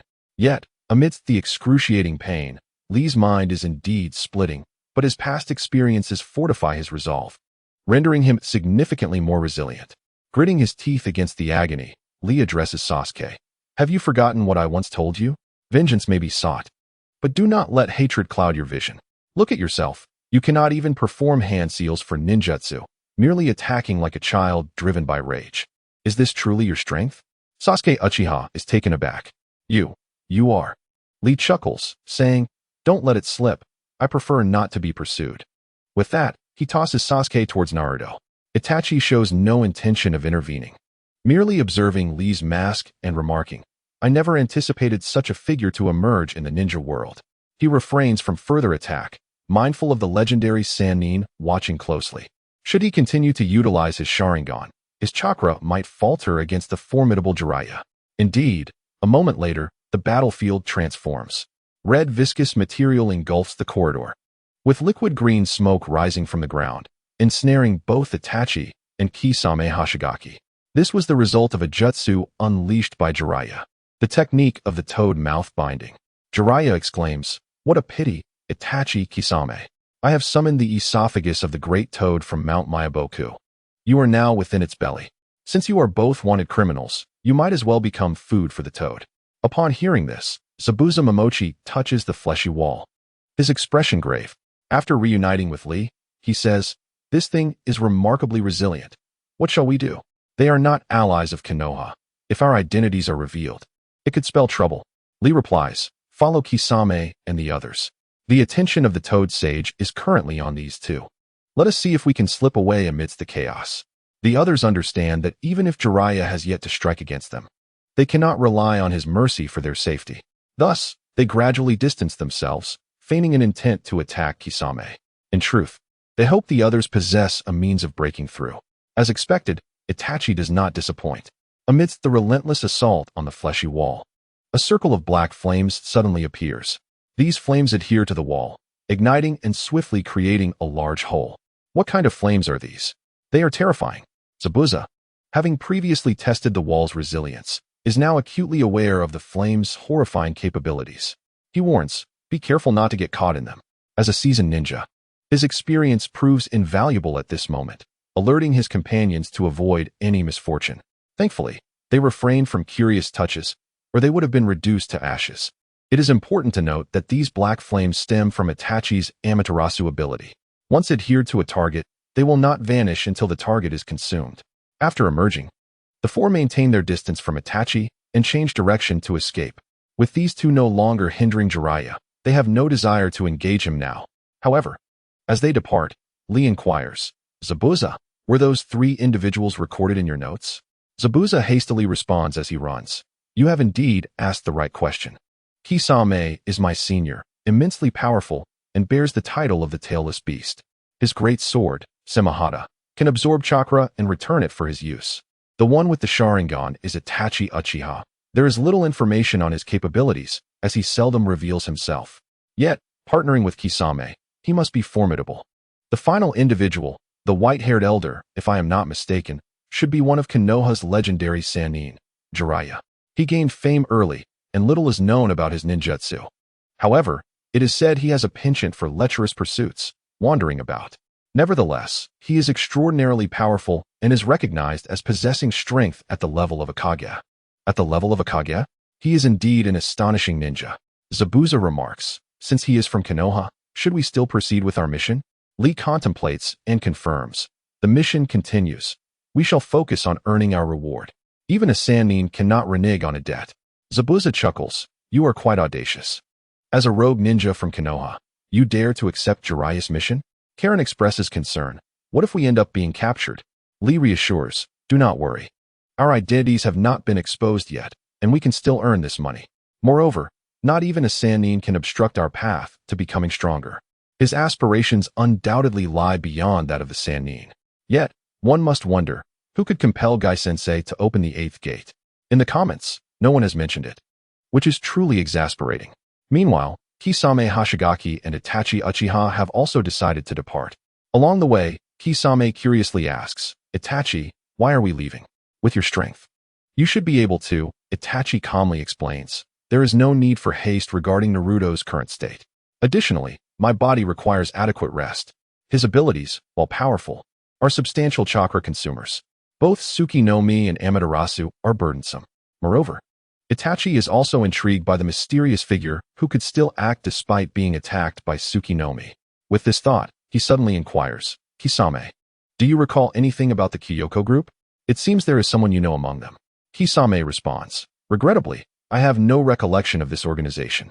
However, the Hashigaki clan member is a junior from the Mist Village and one of the 7 ninja swordsmen.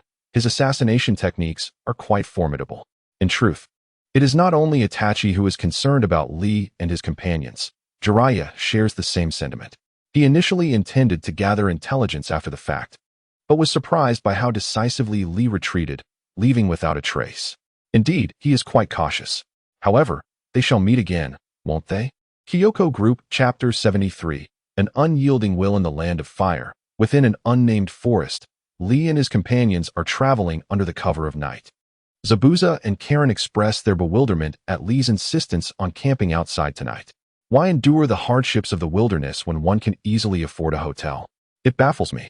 However, Xianglin sensed something amiss and inquired, Lee, haven't you been able to hold on these past few days? Xiaoli nodded, responding, yes. Uchiha Itachi's Tsukuyami allows me to experience pain in reality. I fear tonight may be particularly difficult. Bai, somewhat perplexed, remarked, haven't you already escaped the illusion? How can you still be hurt? Xiaoli explained, my body is unique. The injuries I sustain manifest explosively at night, so it is better to stay away from towns. Zabuza, internally skeptical, thought, is this really necessary? That ninja won to be harmed. It seems overly dramatic. Yet, Xiaoli was now the leader, and he said nothing further. After traversing a mountainous path, they discovered an abandoned temple, evidently long forsaken. Let us take refuge here for the night, he declared. Zabuza, Bai, Xianglin, keep watch for me. Soon, the clock struck 11. As the second hand reached midnight, Shaoli felt an overwhelming darkness envelop him, as if the entire world had plunged into an unfathomable abyss. Suddenly, a piercing scream shattered the silence, startling Zabuza. What happened? Are we under attack? Xianglin, supporting Shaoli, explained. This is what Shaoli referred to as the explosive pain from his injuries. He managed to endure it for the past few days. But encountering Uchiha Itachi seems to have intensified his suffering.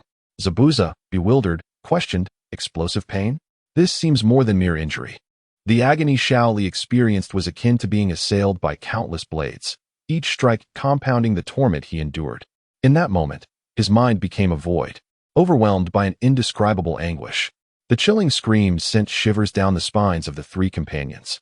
I could not help but avert his gaze. Suddenly, Xianglin recalled Bai's abilities and urged, Bai, quickly encase Shaoli in ice. I've heard that besides healing techniques, ice can also alleviate physical pain. Zabuza realized. Are we using cold to numb the nerves? That could work. Under Bai's ice release, Shaoli was encased in shards of ice. Yet, the previously effective ice now held little power. The intensity of his pain had escalated beyond what the ice could mitigate. Even with all her might, Bai's efforts yielded minimal results. This is futile. Shaoli's body has developed a resistance to ice. With my current strength, I cannot freeze him, Bai lamented, feeling disheartened. Once a comrade in battle, Shaoli now seemed to disregard her ice altogether, a crushing blow to her spirit. Shaoli, however, was consumed by his own turmoil. His eyes bulged with terror, veins protruding as he writhed in agony. His mouth gaped open, contorted in a grimace of intense pain. Every inch of his skin trembled, as if each muscle was subjected to unimaginable torment. No, I cannot die, Shaoli silently cried out within. His consciousness began to blur and swirl, as he grappled with the fragility of life and the chilling proximity of death. Beside him, Xianglin desperately employed her healing techniques to ease Shaoli's suffering. But the horrid scene brought her to tears. It's my fault for being so useless. I can't even heal you. Wah, Shaoli, just bite me. I can bear some of your pain. Just take a few sips. Though Shaoli was too pained to speak, he heard her words. He tightly closed his mouth, fearing she might harm herself for his sake. Yet, he tasted saltiness in his mouth. In his dazed state, he licked his lips, realizing it was Xianglin's tears. Feeling the warm droplets on his face, Shaoli struggled to wipe them away. Do not worry. Though he could not voice his reassurance, Xianglin understood his intent. She nodded emphatically, promising, I'm not worried. I know you will survive. Wah, I'm not worried, Wah. Shaoli forced a bitter smile. Not wishing to burden Xianglin further, he loathed his own helplessness. After all this time, he had become so utterly miserable. What a failure. In his hazy consciousness, Shaoli glimpsed a familiar scene. In it, a child relentlessly struck a wooden post, splinters piercing his flesh, yet he showed no sign of stopping. 1 punch, 2 punches, 3 punches, until his arms grew weary, he resumed jumping rope. However, his exhausted body soon stumbled over the rope, and in that moment, he wept. He collapsed to the ground, lamenting his own inadequacy. At that moment, a green figure appeared behind him. The figure said, Shaoli, are you ready to rest? The young Shaoli, suppressing his tears, resolutely stood up to continue his training. He feigned nonchalance and asked, Teacher Kai, is there something you need? If it's about my previous lapse during the mission, I've already apologized. Might Guy approached not for that reason, but with a smile, he said, Shaoli, while you may not possess ninjutsu, genjutsu, or even the talent for taijutsu like Niji, you have the potential to surpass him. You are a genius of hard work. The young Shaoli was taken aback, bowing his head as he asked, Is that truly the case? You're not just comforting me, are you? His trembling hands betrayed his emotions as he murmured, I've always believed that if I exert double, triple, or even more effort than a genius, I would grow stronger. Yet, I still lost to Niji. Recently, I've begun to wonder if I can ever surpass true talent. Does hard work truly yield rewards? Why do the outcomes of my battles remain the same, and I can never defeat him? During missions, my legs tremble with fear. Is it possible that no amount of effort will make me stronger? The thought terrifies me. Facing the boy's tears, Might Guy asserted, those who do not believe in themselves find no value in their efforts. Just trust the path you have chosen and run forward. Now, tell me, will you still give up? Can you become a man who makes me smile with pride? Lee? Give up? No, I will never give up. Can I persevere? Yes, I can still endure. I will not be a fool who surrenders. I am a genius of effort. I will become someone who makes Teacher Kai proud. I will become a man who protects everyone. I will never concede. Xianglin wiped her tears and asked, Shaoli, what are you saying? Where does it hurt? I will heal you.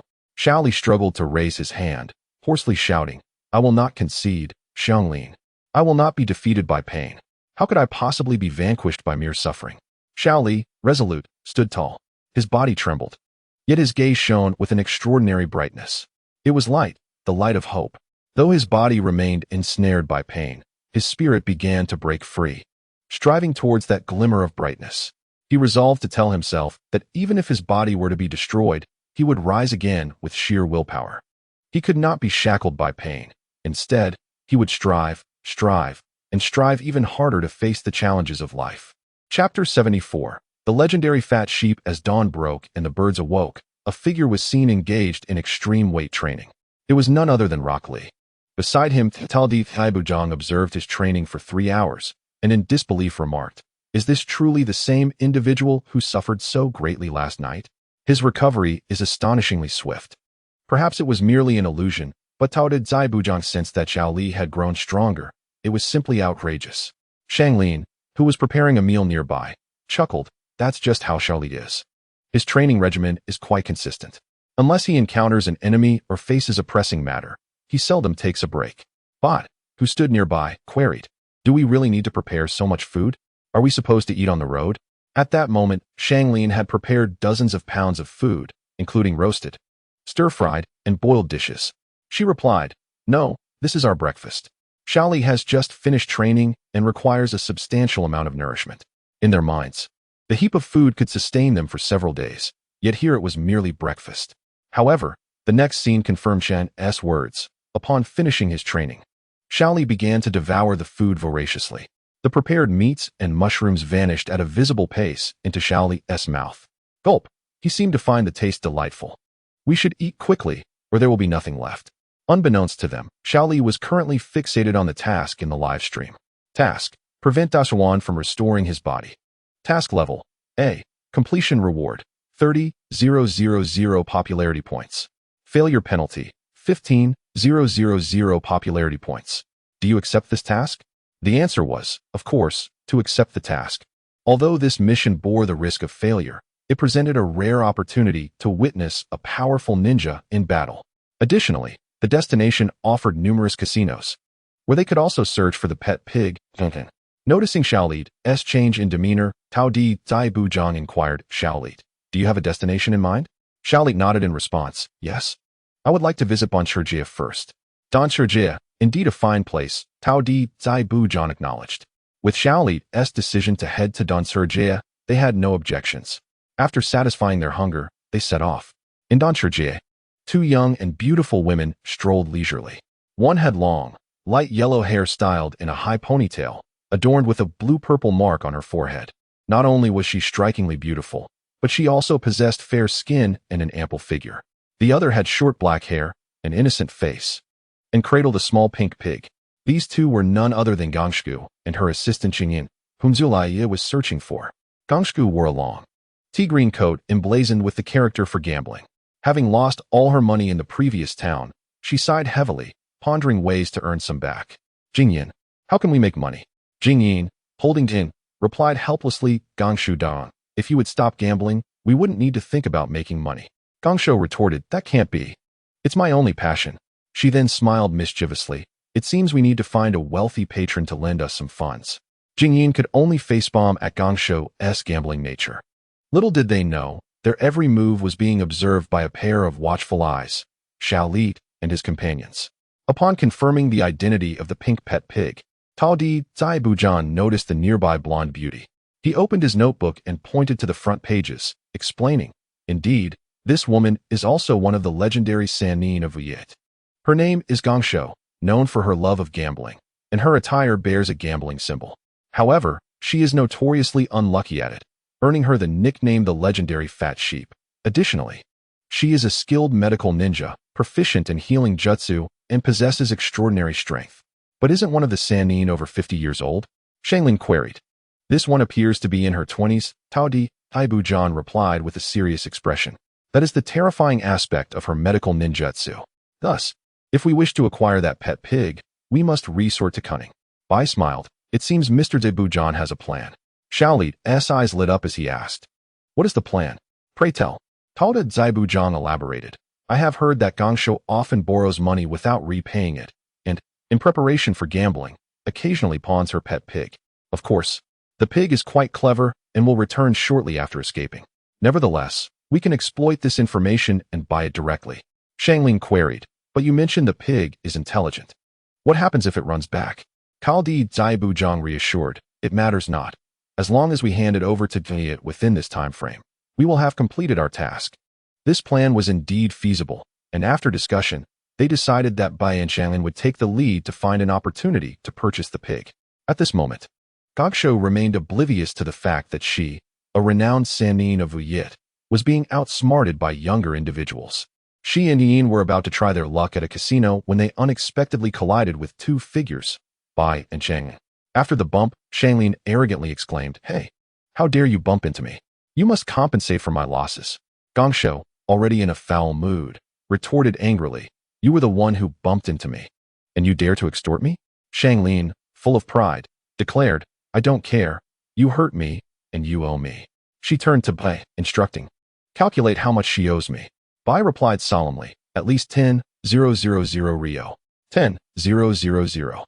Jing Yin, realizing these two were looking for trouble, immediately countered, "Who bumps into someone and demands 10,000 Rio? You're trying to swindle us." Shanglin scoffed, "Swindle? My father is the head of a merchant guild. Do I need to swindle you for such a trivial amount?" "Head of a merchant guild? Trivial amount?" Gangshu's eyes glinted with mischief as she planned to teach the impudent child a lesson. "I have no cash, but I can offer you this little pig as compensation." Shanglin, surprised at how smoothly the plan was unfolding, reached out to accept it, only for Gangshu to continue, "But wait, this pig is quite rare, and I have raised it since it was young. We are like family. If you wish to take it, it will cost you 200,000 Rio." Shanglin's outstretched hand immediately recoiled. 200,000 Rio? Is this pig made of gold? Gangshu smirked, "It's not made of gold, but our bond is priceless. 200,000 Rio is hardly excessive. Or perhaps you simply lack the funds." Shanglin, incensed, retorted, "You insult me. 200,000 Rio is 200,000 Rio, humph." Originally, they had prepared 300,000 Rio, but this was significantly lower than expected. Even after deducting the 200,000 Rio cost, they could still profit 800,000 Rio from this mission, a remarkable deal. With the exchange of money and goods, both parties were satisfied with the transaction. Gangshu watched Shanglin and Ba depart with a cold smile. That insufferable little brat will regret it when it returns in a few days. Meanwhile, Shanglin and Ba brought the tightly bound in before Xiaoli. "How was it?" "Smooth sailing." Xiaoli gave a thumbs up, praising, "Exceptional acting. When we run out of money, acting could be a splendid alternative." Shanglin, with her head held high at a 45-degree angle, thought, "Truly, there is no competition." Just as they were about to contact Vliet, Xiaoli felt a sudden warmth emanating from the cursed seal on his body. Is Gasserwan nearby? Chapter 75. Conspiring for a deal. Picking up from where we left off, Xiaoli was preparing to take Danin away when he sensed the curse mark heating up. The situation indicated that Asherwan was likely in the vicinity. Noticing his expression, Shanglin inquired, "What's wrong, Xiaoli?" Xiaoli did not conceal the matter from them, stating, "My curse mark is heating up. Asherwan has appeared nearby." Bai, filled with confusion, asked, "What is this curse mark? Is it a type of ninjutsu?" Xiaoli responded, "This is a secret technique developed by Orochimaru that has amplification effects.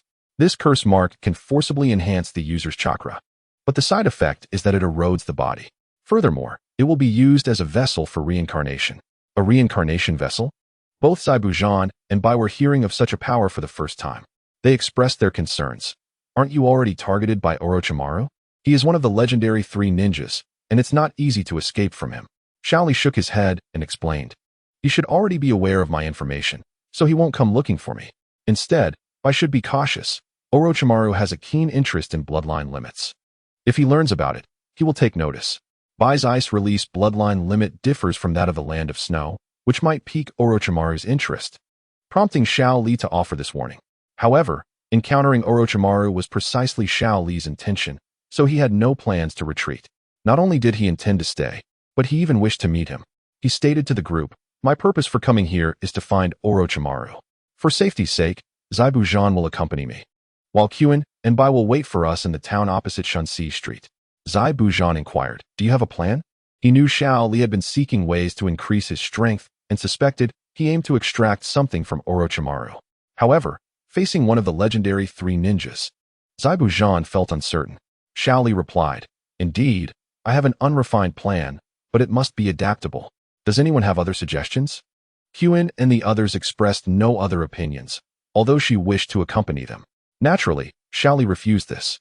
Orochimaru is among the most dangerous of the legendary three, and he did not want to put Qin at risk. As they strolled down the forest path, Xiao Li and Zaibu-Zhan proceeded slowly. To counter any potential attacks from Orochimaru, Zaibu-Zhan had meticulously prepared numerous contingencies.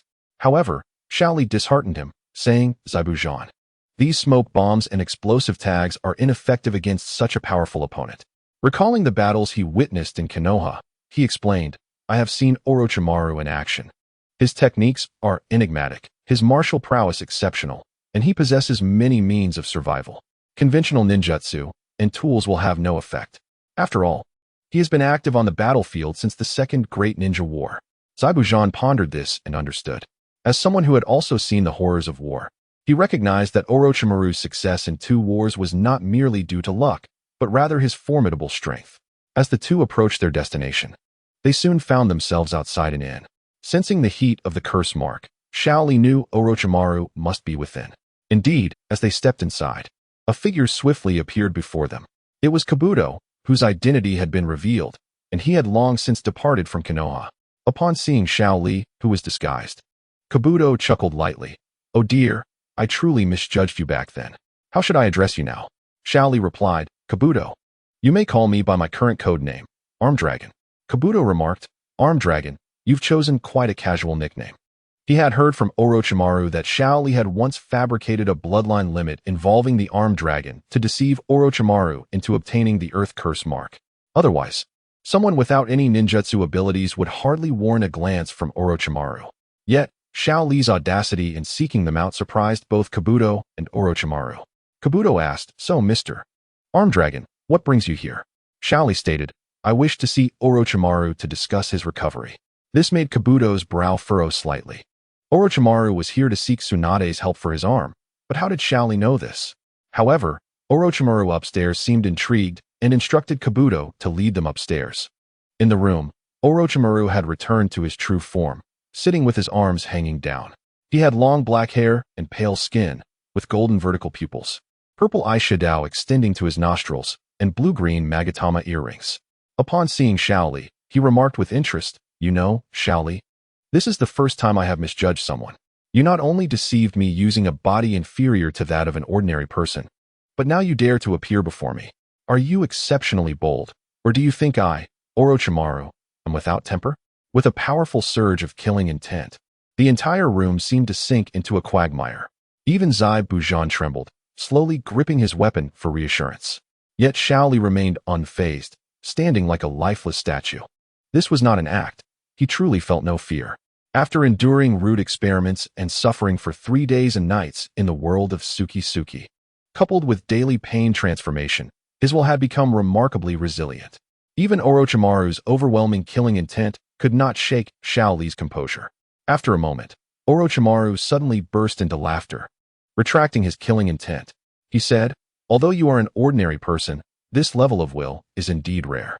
It was your unflinching demeanor during the 8 Gates formation that convinced me of your potential. He then shifted the conversation, continuing, Now, state your purpose and do not waste my time. As Orochimaru's killing intent receded, Zaibu-Zhan finally felt at ease standing beside Xiao Li, genuinely admiring him. The young man's unyielding demeanor in the face of Orochimaru commanded respect. Xiao Li wasted no time and directly stated, I want your heaven curse mark. Orochimaru chuckled ominously. What makes you think you can obtain it? Xiao Li replied, You are seeking Tsunade for treatment. She is in Shanxi Street. However, unfortunately, Jiraiya is also searching for her and is on his way here. I can help you delay him. Orochimaru scoffed. Do you really think you can hold off Jiraiya? Aren't you being a bit overconfident? Jiraiya is a formidable opponent, on par with you. Xiao Li did not refute this, but continued. Using force is certainly not an option. But we have Tun Tun, which is a task entrusted to us by Jiraiya. If I move the meeting place for Tun Tun further away and mention an even more distant town, even if he does not believe it, he will buy you some time. Orochimaru's eyes flickered as he contemplated the veracity of Xiao Li's words. However, he did not deliberate for long, declaring, I do not believe you. I want Jiraiya's communication frog as part of the deal. I will give you the Heaven Curse mark in exchange for the communication frog, and have Kabuto's clone accompany you. Chapter 76, discovered at Shun-Si Street, the inn. After some haggling, Xiao Li handed the communication frog over to Kabuto. As Zai Bujan observed, Orochimaru placed the Heaven Curse mark on Xiao Li. The moment a three-tomo appeared on Xiao Li's neck, he decisively rushed out with Zai Bujan. His cellular vitality could not be concealed from Orochimaru. Although he was uncertain whether Orochimaru would attempt reincarnation, the likelihood of being captured for research was quite high. Therefore, according to plan, the instant he received the Heaven Curse mark, Zai Bujan unleashed a wide-range mist concealment technique. Dense fog rapidly enveloped the entire street, and Zai Bujan quickly carried the somewhat dazed Xiao Li away. Indeed, as he had anticipated, upon coming into contact with Xiao Li's cells, Orochimaru's eyes lit up. However, he did not expect Xiao Li to be fully prepared and swiftly withdraw.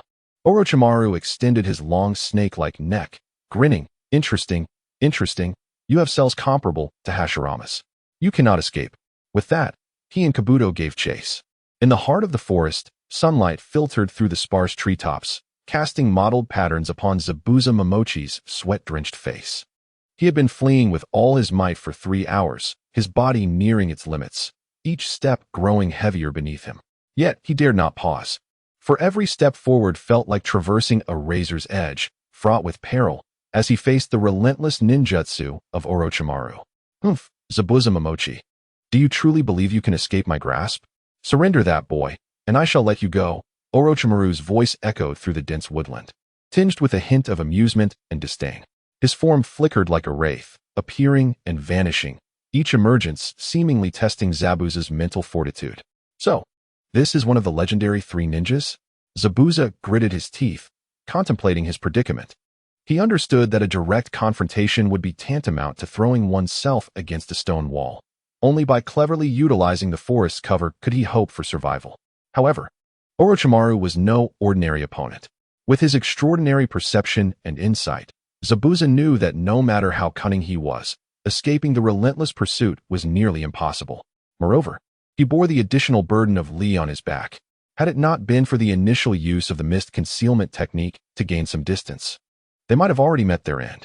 Yet, they were nearing their limit. Orochimaru and Kabuto were closing in, and it was only a matter of time before they were caught. Just as Zabuza pondered how to evade the pursuers, Li slowly opened his eyes. He took a few deep breaths, beginning to adjust his state. The heavenly curse mark resonated with the earthly curse mark, a connection he had not anticipated. This forced him into a stupor for several hours to acclimatize to the power of the curse marks. Thankfully, Zabuza's experience and strength had allowed him to escape. Otherwise, the consequences would have been dire. Now awake, Li promptly declared, Zabuza, let me take over. Zabuza, panting heavily from exhaustion, replied, Can you move? Li reassured him. Do not worry, I may not excel in anti-tracking, but I am confident in my speed. Zabuza nodded in agreement. He was indeed at his limit. This time, it was Li's turn to carry him as they fled. Li's speed was impressive, especially unburdened, quickly vanishing from sight. Orochimaru, observing their retreating figure, extended his long tongue and mused, quite remarkable. Even with dual curse marks, he was only incapacitated for 3 hours. I am quite intrigued. Kabuto chimed in with a chuckle. Though Li's cellular vitality is high, Lord Orochimaru seems to favor the Uchiha Sharingan. Indeed, Orochimaru affirmed, the Sharingan is the most exquisite of bloodline limits. However, the cells of Hashirama are equally captivating, which is quite frustrating. Were it not for the confirmation that Li's body could not utilize ninjutsu, I would be tempted to reincarnate in that form. Alas, the limitations of taijutsu are too constraining. Ninjutsu remains far more satisfying. Without ninjutsu, much of my research would be hindered. This is not the outcome I desire. After pursuing for another hour, they finally halted by a riverbank. Traces of water-style chakra lingered, evidently left by Zabuza's use of ninjutsu to conceal their tracks. It appears they have escaped, Orochimaru observed. Kabuto adjusted his glasses and inquired. Lord Orochimaru seems not to be too disappointed. Such extraordinary cells would be a disappointment if they had not fled, would they not? After all, there will be future opportunities to meet, Orochimaru replied. Kabuto asked, what shall we do about this communication frog? Orochimaru smiled. They came prepared. Do you think this frog is genuine? However, to evade our pursuit, they likely distanced themselves long ago, inadvertently buying us time. We must hasten our search for Tsunade. As Orochimaru suspected, the frog was merely a temporary summoning beast designed to mislead them. Yet, Jiraiya was indeed on the move, and Orochimaru was aware of this. Hence the ruse. This was the art of deception, 9 truths and 1 lie. As long as Orochimaru had the need, he would believe it. Meanwhile, Lee, carrying Zabuza, traversed mountains and valleys. After several hours of arduous travel, they finally confirmed their safety as night fell. Upon reuniting with their companions, a sense of relief washed over them. Zabuza remarked, truly, Orochimaru has opened my eyes today. To elicit such admiration from Mr. Zabuza, one must wonder about Orochimaru's prowess, White commented. Zabuza chuckled. It is best not to be too curious. I would prefer to never engage with such individuals again. However, it seems that is no longer an option. Since teaming up with Lee, we have encountered either the legendary 3 ninjas or the mysterious Akatsuki organization. Surviving in the presence of such figures explains their rapid growth. Yet, compared to Orochimaru, Kankuro was more concerned about Lee's condition. Lee, with both curse marks, will it not burden your body? Lee shook his head after regaining his breath, explaining, I only activate 1 at a time. The burden is not significant. Unless absolutely necessary, I would not engage both curse marks. Consider it a trump card. Zabuza inquired. When shall we deliver Tun Tun to Jiraiya? After calculating the time, Lee confirmed, the day after tomorrow at noon. We must first ensure our states are optimal, and then we will contact Jiraiya here. As for Orochimaru's mission, I do not intend to fulfill it. Let the consequences come. My life is far more precious than mere popularity. Chapter 77. The heart of the strong Mount Aoi is a modest hill near the port. At its base lies a harbor by the sea. Jiraiya was on his way to collect a mission while practicing new ninjutsu with Naruto Uzumaki. To be honest, Jiraiya initially posted the mission simply because he heard Kankuro's voice was female. He never anticipated it would be completed, hence the reward of 1 million Ryo. Who would have thought this seemingly random group of ninjas would indeed fulfill the task? This realization pained him, and he muttered, it seems Tsunade has become quite careless. She cannot even keep track of a little pig.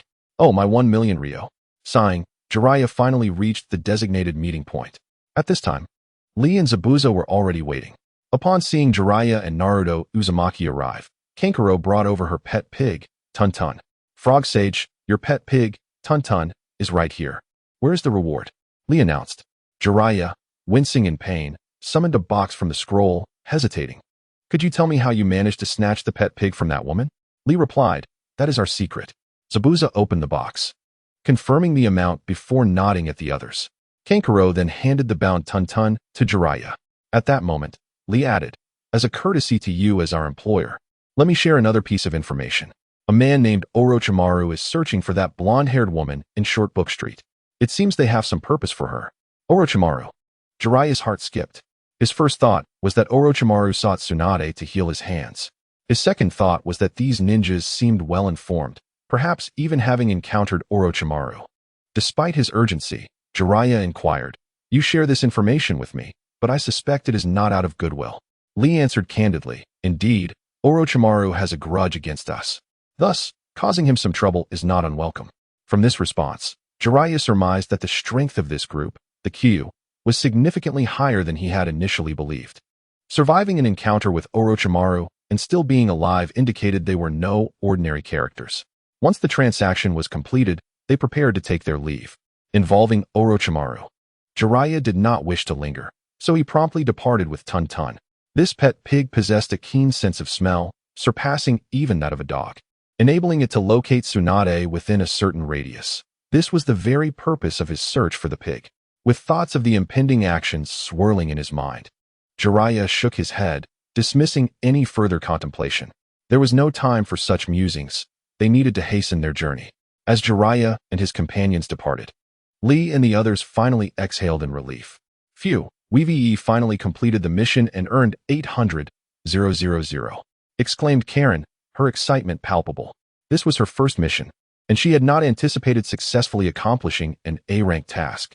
Zabuza, releasing his weapon, mused internally about Lee's substantial growth. Informing Jiraiya of Orochimaru's whereabouts not only served to delay the latter, but would also prevent him from uncovering their identities, a dual advantage. Meanwhile, Haku and Karen were already devising plans on how to spend their newfound wealth. Each member of the team would receive 100,000, leaving 400,000 as team funds. Karen had never seen such a sum before. It was pure bliss. However, the experienced Zabuza regarded it with indifference. It's just 100,000, a mere trifle, he remarked.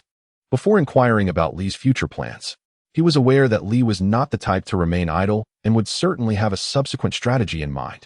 As expected, Lee declared, "Zabuza, don't you think our strength is rather lacking?" He clenched his fist, feeling the latent power within. Whether it was Orochimaru or Jiraiya, their capabilities were insufficient. This was unacceptable. Recalling Orochimaru's murderous aura, Zabuza still felt a shiver of trepidation. Indeed, they were too weak. Previously, he had believed that with his and Haku's abilities, they could at least ensure their own survival, if not dominate the ninja world. However, recent realizations had humbled him. Their strength was negligible. Furthermore, the individual accompanying Jiraiya was none other than Naruto, who had visited the Land of Waves last time. Being under Jiraiya's tutelage, he would undoubtedly possess formidable skills in the future. Lee nodded. Thus, I plan to rapidly enhance my strength. Otherwise, we will be left behind by others. Zabuza inquired. What do you intend to do? I shall travel to the Land of Wind, to Sunagakure.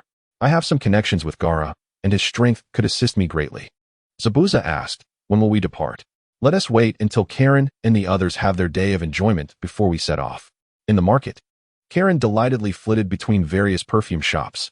Her passion lay in collecting fragrances, which made her fond of such stores. Haku, on the other hand, was busy preparing herbs or sampling dumplings. Zabuza remarked, "It has been a long time since I have seen Haku so relaxed. But he is still preparing herbs." "He is quite concerned about you," Lee replied. "Is this something you taught him?" Zabuza explained. "In the Umbu, one must learn a bit of everything. Otherwise, one becomes vulnerable during missions. Not every ninja village has medical ninjas, and even in Konoha, not every team is equipped with one. Hence, everyone learns a few techniques for treating wounds." However, when Zabuza recalled the situation in the Mist Village, he felt a wave of discontent. He clenched his fists. Wondering if he possessed Orochimaru's power, perhaps he could alter the fate of the village. Just as the two contemplated how to bolster their strength, Lee received a notification regarding his live-streaming task. Ding. Mission to prevent Orochimaru from restoring his body failed, deducting 15,000 popularity points. Remaining popularity points, 37. The mission had failed, indicating that Orochimaru had struck a deal with Tsunade. Although uncertain whether Tsunade could heal Orochimaru's hands, the situation had indeed shifted. Lee occasionally gleaned snippets of information from the comments. This transaction was initially meant to be disrupted by Naruto. However, Naruto had yet to arrive, allowing Tsunade to acquiesce to Orochimaru's terms. Reflecting on the first and second Hokage he had seen in Konoha, Lee felt that Orochimaru's methods might be the most potent among the legendary Sannin. The forbidden technique, Edo Tensei, which summons the souls of the deceased from the Pure Land to the present, was indeed a troublesome matter. Moreover, Lee pondered why, if the dead could reside in the Pure Land, others still feared death. What was the point of continuing the conflict in the ninja world? Yet, having never visited the Pure Land, he remained unaware of its true nature and could only speculate. Chapter 78. The Night of the Desert. Gaara appears in a shadowy corner of an ancient structure. Orochimaru met Tsunade, accompanied by Kabuto. According to the terms of their collaboration, Orochimaru would resurrect Tsunade's lover and brother, promising not to wage war against Konoha in exchange for her healing of his arms. Ultimately, Tsunade could not withstand the longing for her loved ones and consented to the collaboration. On the ground lay two bound villains, unconscious within the ritual circle, a preparation for the revival of the deceased. To resurrect Tsunade's kin, it was imperative to first heal Orochimaru's hands. Those hands, once capable of wielding countless jutsu and stirring chaos, now resembled withered branches, exuding an indescribable desolation. Tsunade inhaled deeply, gently placing her hands upon Orochimaru's arms. her eyes closing in concentration. Warm chakra flowed from her fingertips as she delved into the fractured meridians, damaged muscles, and nearly congealed blood. However, as the treatment progressed, Tsunade's complexion gradually paled. In the later stages of her healing, her chakra seemed to encounter an invisible barrier, a void that was difficult to articulate, akin to attempting to grasp a wisp of smoke, only to feel the emptiness slip through her fingers. A flicker of astonishment and helplessness crossed Tsunade's gaze. It became apparent that Orochimaru's hands had long since transformed into mere flesh. The sole of his arms had been stripped away by some mysterious force. Nevertheless, Tsunade did not yield easily. Driven by her dedication to medical ninjutsu and unwavering belief, she explored every possible avenue. Yet, the outcome remained disappointing. Her profound healing merely alleviated the intense pain resulting from the absence of his soul. The medical chakra nourished Orochimaru's hands like gentle rain, yet it could not restore the soul that had been taken. At most, it offered him respite from his unending torment. When the procedure concluded, Tsunade wearily sat aside, sweat trickling down her cheek, her eyes reflecting both relief and regret. Orochimaru, too, exhibited a fleeting, inscrutable emotion. Was it sorrow? Or perhaps a mockery of his own capricious fate? Perhaps it was a blend of both. Sunagakure, nestled within the vast expanse of the Wind Desert, greeted visitors with its boundless sandy hues. Even the sky tinted with a faint golden glow. Here, the sunlight bore an intensity unlike anywhere else. The village's architecture, starkly different from Konoha's lush greenery or the Mist Village's damp chill, was constructed from sturdy sandstone, characterized by rugged lines, monochromatic colors, and minimalistic structures, adaptations to endure the harsh living conditions. Lee and his companions stood upon a sandstone outcrop, feeling the gentle breeze brush against their faces as they gazed upon the village amidst the yellow sands. Haku remarked, "No matter how many times I come here, it remains difficult to adapt." The swirling sands obscured the sun, enveloping the entire village in a haze of chaos. They infiltrated every crevice, eroding structures and chafing skin, leaving inhabitants with no refuge. To survive in such an environment, the villagers of Sunagakure must cultivate skills to combat the relentless winds and sands. Zabuza stated, "This is one of the reasons for war. No one wishes to live here, so they resort to warfare to seize land." Lee remained silent, guiding his comrades through the village. The vigilance in this place is considerably more relaxed than that of Konohagakure, perhaps due to the recent alliance formed with them, resulting in a lack of military preparedness. After a brief reconnaissance, they discovered Gaara's residence. Currently, Sunagakure is under the joint management of the elders, following the assassination of the Kazekage by Orochimaru and the absence of a successor. As the Jinchuriki, Gaara is naturally under strict surveillance. A cursory glance reveals numerous ANBU operatives concealed nearby. Kisame Hashigaki remarked, "Indeed, the security is tight. It would pose a challenge to infiltrate unnoticed." Rock Lee replied, "While it may be troublesome for us to enter, it would be quite effortless for Gaara to exit." Puzzled, Kisame questioned, "How could Gaara leave when he is unaware of our presence?" Lee, with a mysterious smile, responded, "You shall find out by nightfall." With Lee's cryptic remark, the others were left to wait. Fortunately, time passed swiftly, and the night descended upon Sunagakure. At this hour, the village assumed an entirely different visage. The moonlight cascaded upon the golden dunes, casting a soft and enigmatic glow, as if the entire village were draped in a delicate veil of silver. This veil, however, was merely the chill of the night. The low humidity in this region hampers heat retention, causing temperatures to plummet rapidly after sunset. Additionally, the lack of vegetation fails to effectively regulate temperature, resulting in significant diurnal temperature variations. The temperature in Sunagakure had dropped to a mere 5 degrees, perfectly suited for Bai to execute the crystal ice mirror technique. Before long, a shimmering ice mirror rose within the room, allowing Bai to stealthily infiltrate the building. He meticulously navigated, employing ice techniques to avoid triggering any alarm traps. Soon, he located his target. Inside the room, Gaara sat in meditation. Ever since he became the host for Shikaku, sleep had eluded him, for if he were to succumb to slumber, Shikaku would seize control of his body and wreak havoc. Thus, meditation became his preferred method of rest. At that moment, Gaara sensed a peculiar chill gathering in the room. "What is this?" He opened his eyes, observing the rising ice mirror with caution. The ability to infiltrate this place under the watchful eyes of so many ANBU was indicative of an extraordinary ninja. As the ice mirror unfolded, Bai's silhouette emerged within the room. "A pleasure to meet you, Gaara. I am Bai, and your friend Lee wishes to invite you out for a moment." Gaara replied calmly, "What reason have I to trust you?" Bai responded, "I cannot provide proof, but you may use your sand eye to observe. At a distance of 500 meters to the north, you will find them." With that, the ice mirror shattered into droplets, and Bai's figure vanished without a trace. Gaara pondered for a moment before cautiously employing his sand eye to investigate. At 500 meters away, he spotted Rock Lee and Temari. Among the two, one was the girl who had conveyed the message, while the other stood nearby, obscured by a mask. Upon noticing the approaching sand eye, Lee waved enthusiastically, calling out, "Gaara, can you come out to talk?"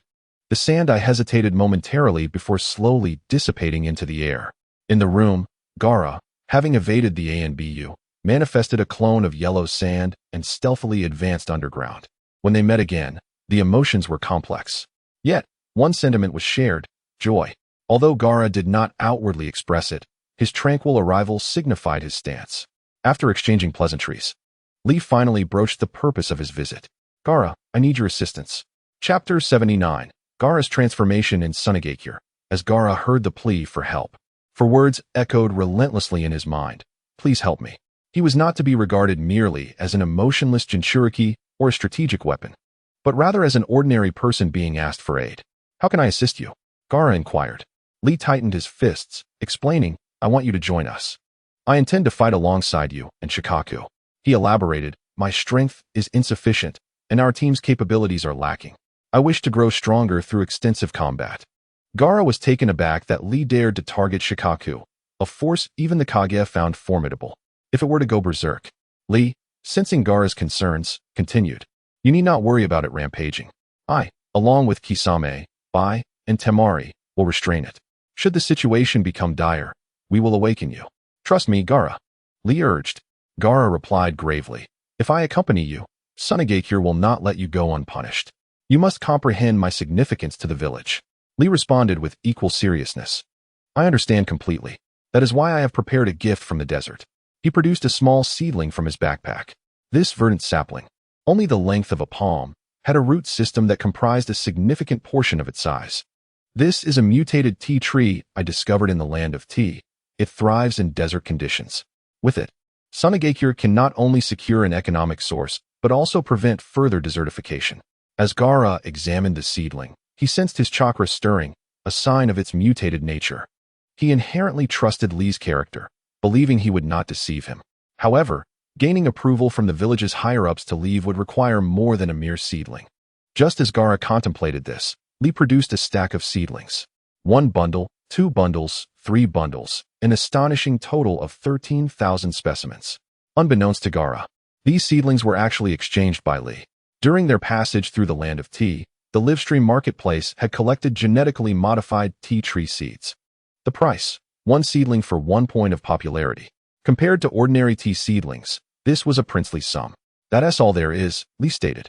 "Though there are just over 10,000, these tea trees are unique and will undoubtedly silence the higher-ups of Sunigakure. If they cannot cultivate them, they can learn the technique in the land of tea." Gaara tucked away the seedlings, stating, "I will inform the elders. Grant me half a day." With that, he set off to the Kazekage Tower to consult the advisors. The Elder Council of Sunigakure was led by Chiyo, who managed the village's affairs. Despite being 70 years old, she tirelessly reviewed documents late into the night. When she saw Gaara approach, she was taken aback, for he had never before sought her out. Not only her, but all the villagers knew Gaara to be someone who never approached them. "What brings you here today?" Gaara wasted no time, placing the seedlings on the table and stating, "I wish to leave. These are my terms for exchange." Chiyo's immediate reaction was to refuse. "Absolutely not. Do you have any idea how many people covet the tailed beasts?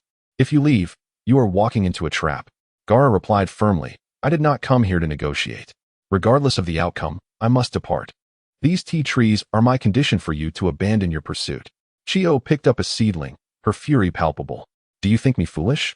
You believe a few tea seedlings will suffice." Yet, mid-sentence, Chiyo froze. As a top-tier medical ninja, she instantly recognized the peculiar nature of these seedlings. They could actually activate chakra. "Where did you find these?"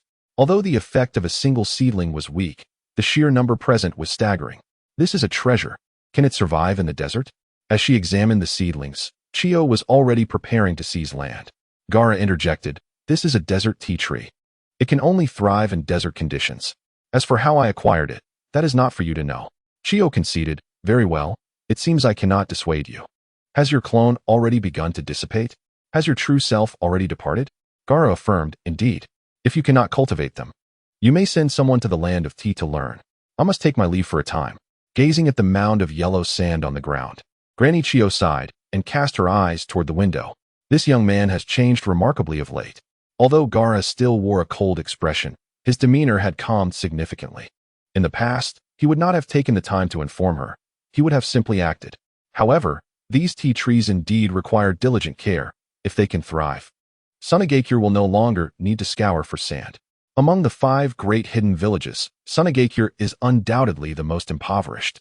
The land here is barren, resources scarce, and the climate harsh. Should the tea trees manage to survive in the desert, they would become the most valuable asset for Sunagakure. Meanwhile, after Gaara reunited with Lee and the others, they hastened deeper into the desert. The desert night brought a sharp drop in temperature, causing the moisture in the air to condense into dew, adorning the dunes and vegetation with a shimmering glow. Yet, the group had no inclination to admire this unique beauty. They marched on silently, adjusting their states of readiness. Shikaku, the beast of the desert, ruled this realm, possessing strength comparable to that of a Kage. Nonetheless, in their quest for power, Lee and his companions decided to awaken Shikaku's true form. Time flew swiftly, and soon it was deep into the night. After Lee completed his healing, the group braced themselves for what lay ahead. Gaara spoke gravely. "Are you all certain you've thought this through?" Zabuza Momochi wielded his long blade like a needle, smiling. "To be honest, I am quite eager to encounter Shikaku. I genuinely wish to see who is stronger, it or the Three Tails." The Three Tails, Isabu, belonged to the 4th Mizukage, Yagura Karatachi, who was also a target Zabuza had once sought to assassinate. If he could triumph over Shikaku, surely the next attempt on the Mizukage would not fail. Karen, unaware of the tailed beast's might, observed the seriousness of her comrades and understood it must be an extraordinarily powerful presence. Thus, she prepared with utmost focus. Meanwhile, Lee was warming up, saying, "Gaara, you should rest easy. Tonight will be our first battle in training. Even if we must drag it out, we will hold it until dawn." Seeing the determination in their eyes, Gaara ceased his insistence. He raised 2 fingers to his forehead, and with a surge of chakra, he unleashed the jutsu to release Shikaku. Ninjutsu, the technique of false sleep. With a strange cry, Gaara finally fell into a deep slumber. Almost simultaneously, a sharp, maniacal laughter echoed through the desert. Chapter 80. In pursuit of strength, battle Shikaku, the tailed beast, appeared as a massive creature adorned with cursed seal patterns, proficient in wind release and magnet release sealing techniques. Having been confined within Gaara for so long, it had never tasted freedom. But tonight, it was liberated. Amidst the swirling sands, Shikaku's colossal form loomed like a moving mountain, radiating a blue chakra glow like the blazing sun in the desert, blinding to behold. Particularly, its eyes exuded a chilling aura, as if ready to devour any opponent.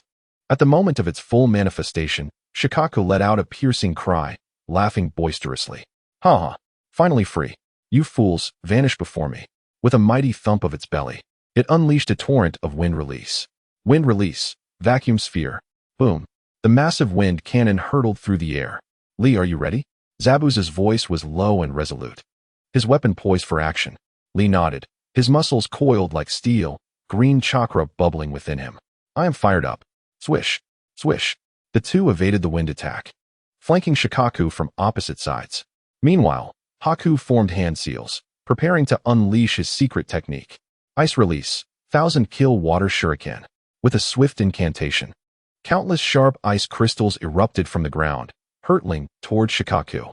Yet, Shikaku merely scoffed, flicking its massive tail to shatter the ice crystals effortlessly.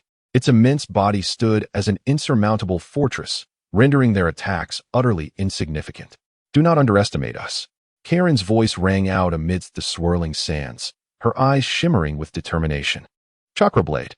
Lee shouted in unison, his figure darting forward like a released arrow, launching himself at Shikaku. Leaf Great Whirlwind.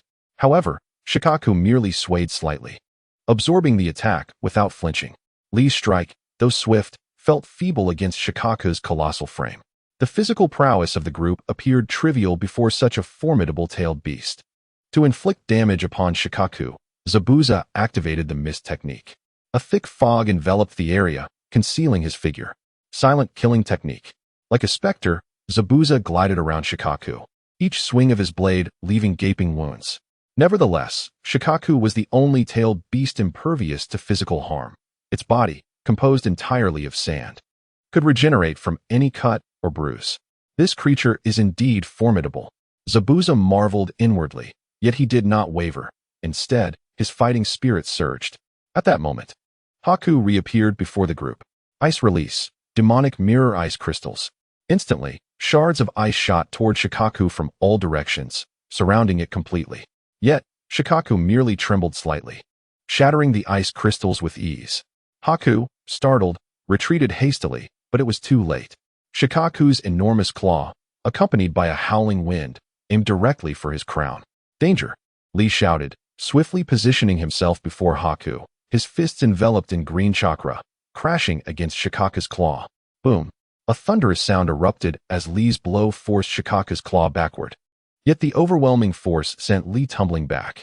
Lee, Karen exclaimed, rushing to apply her healing jutsu. I'm fine.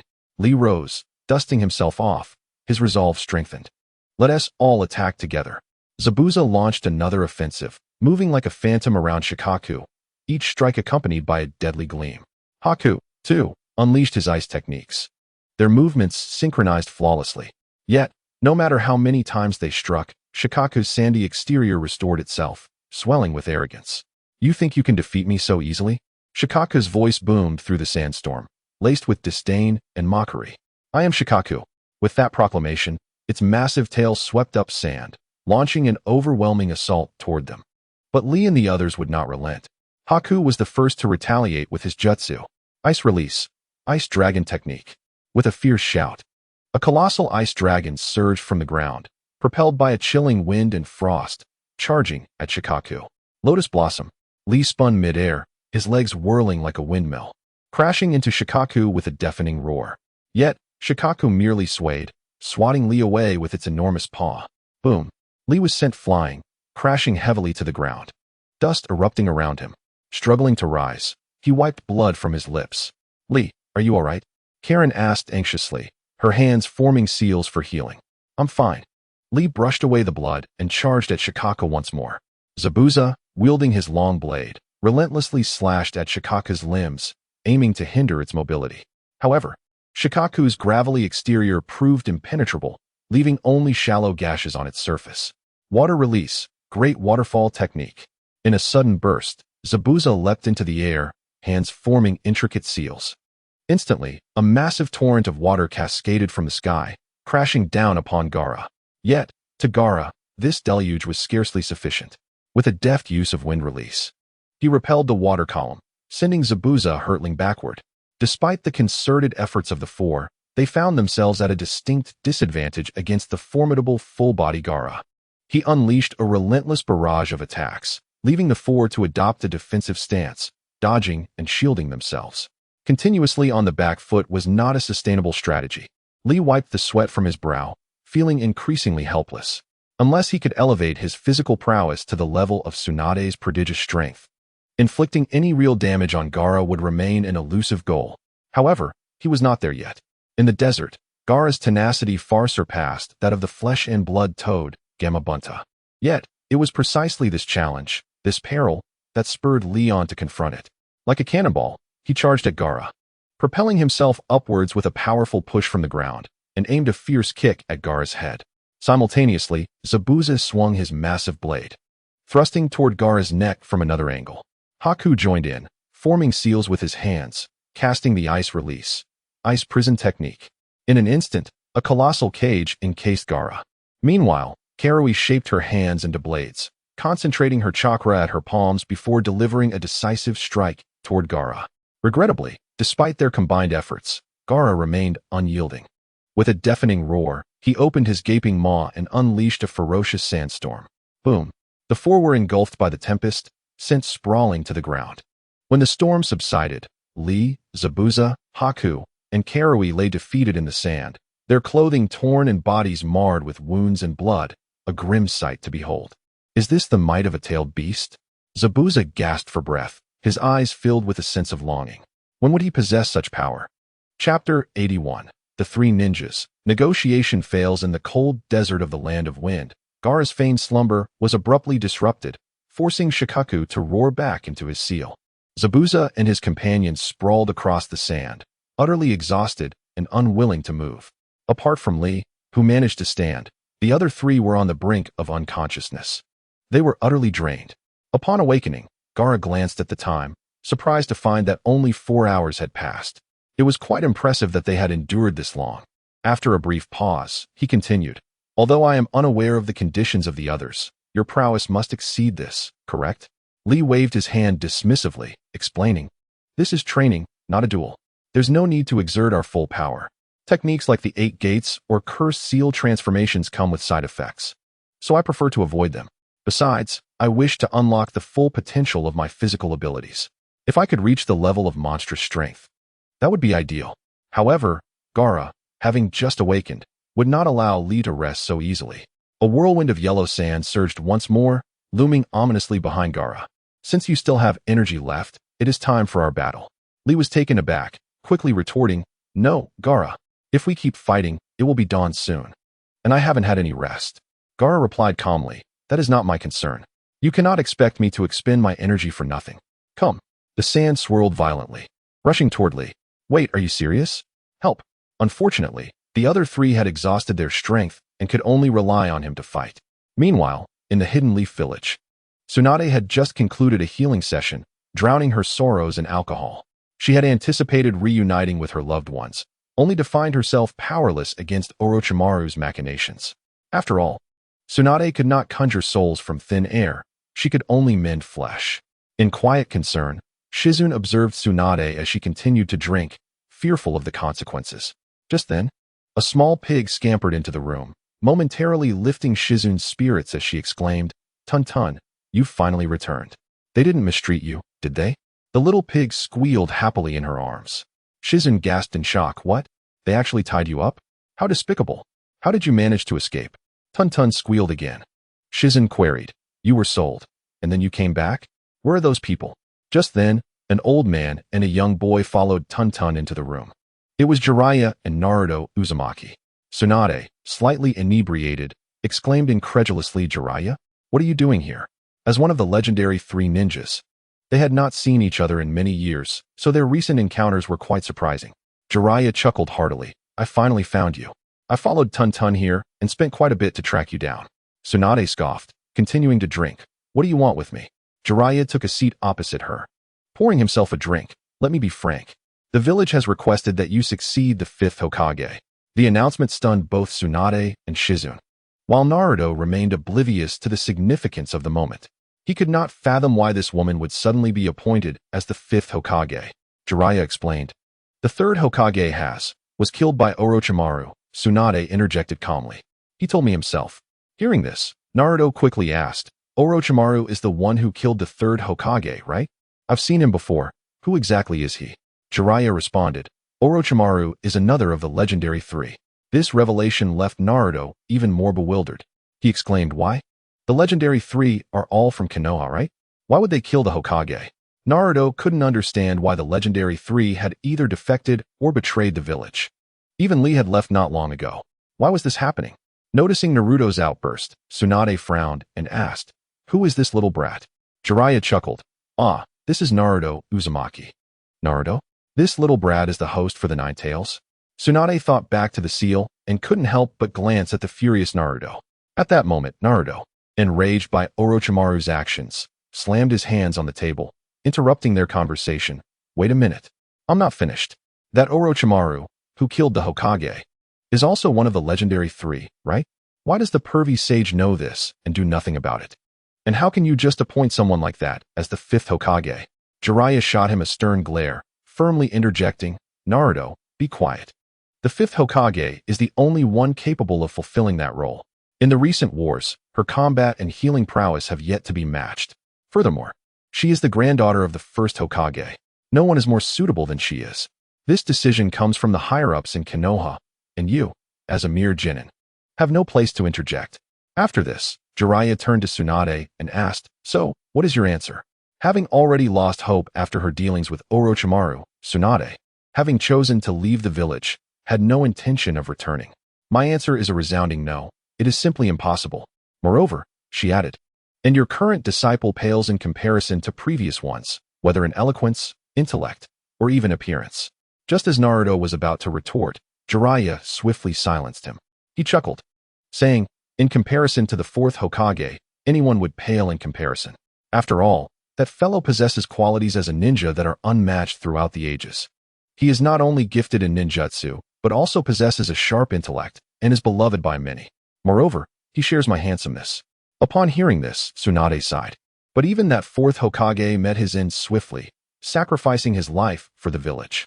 With a cold tone, she continued, life is not akin to wealth.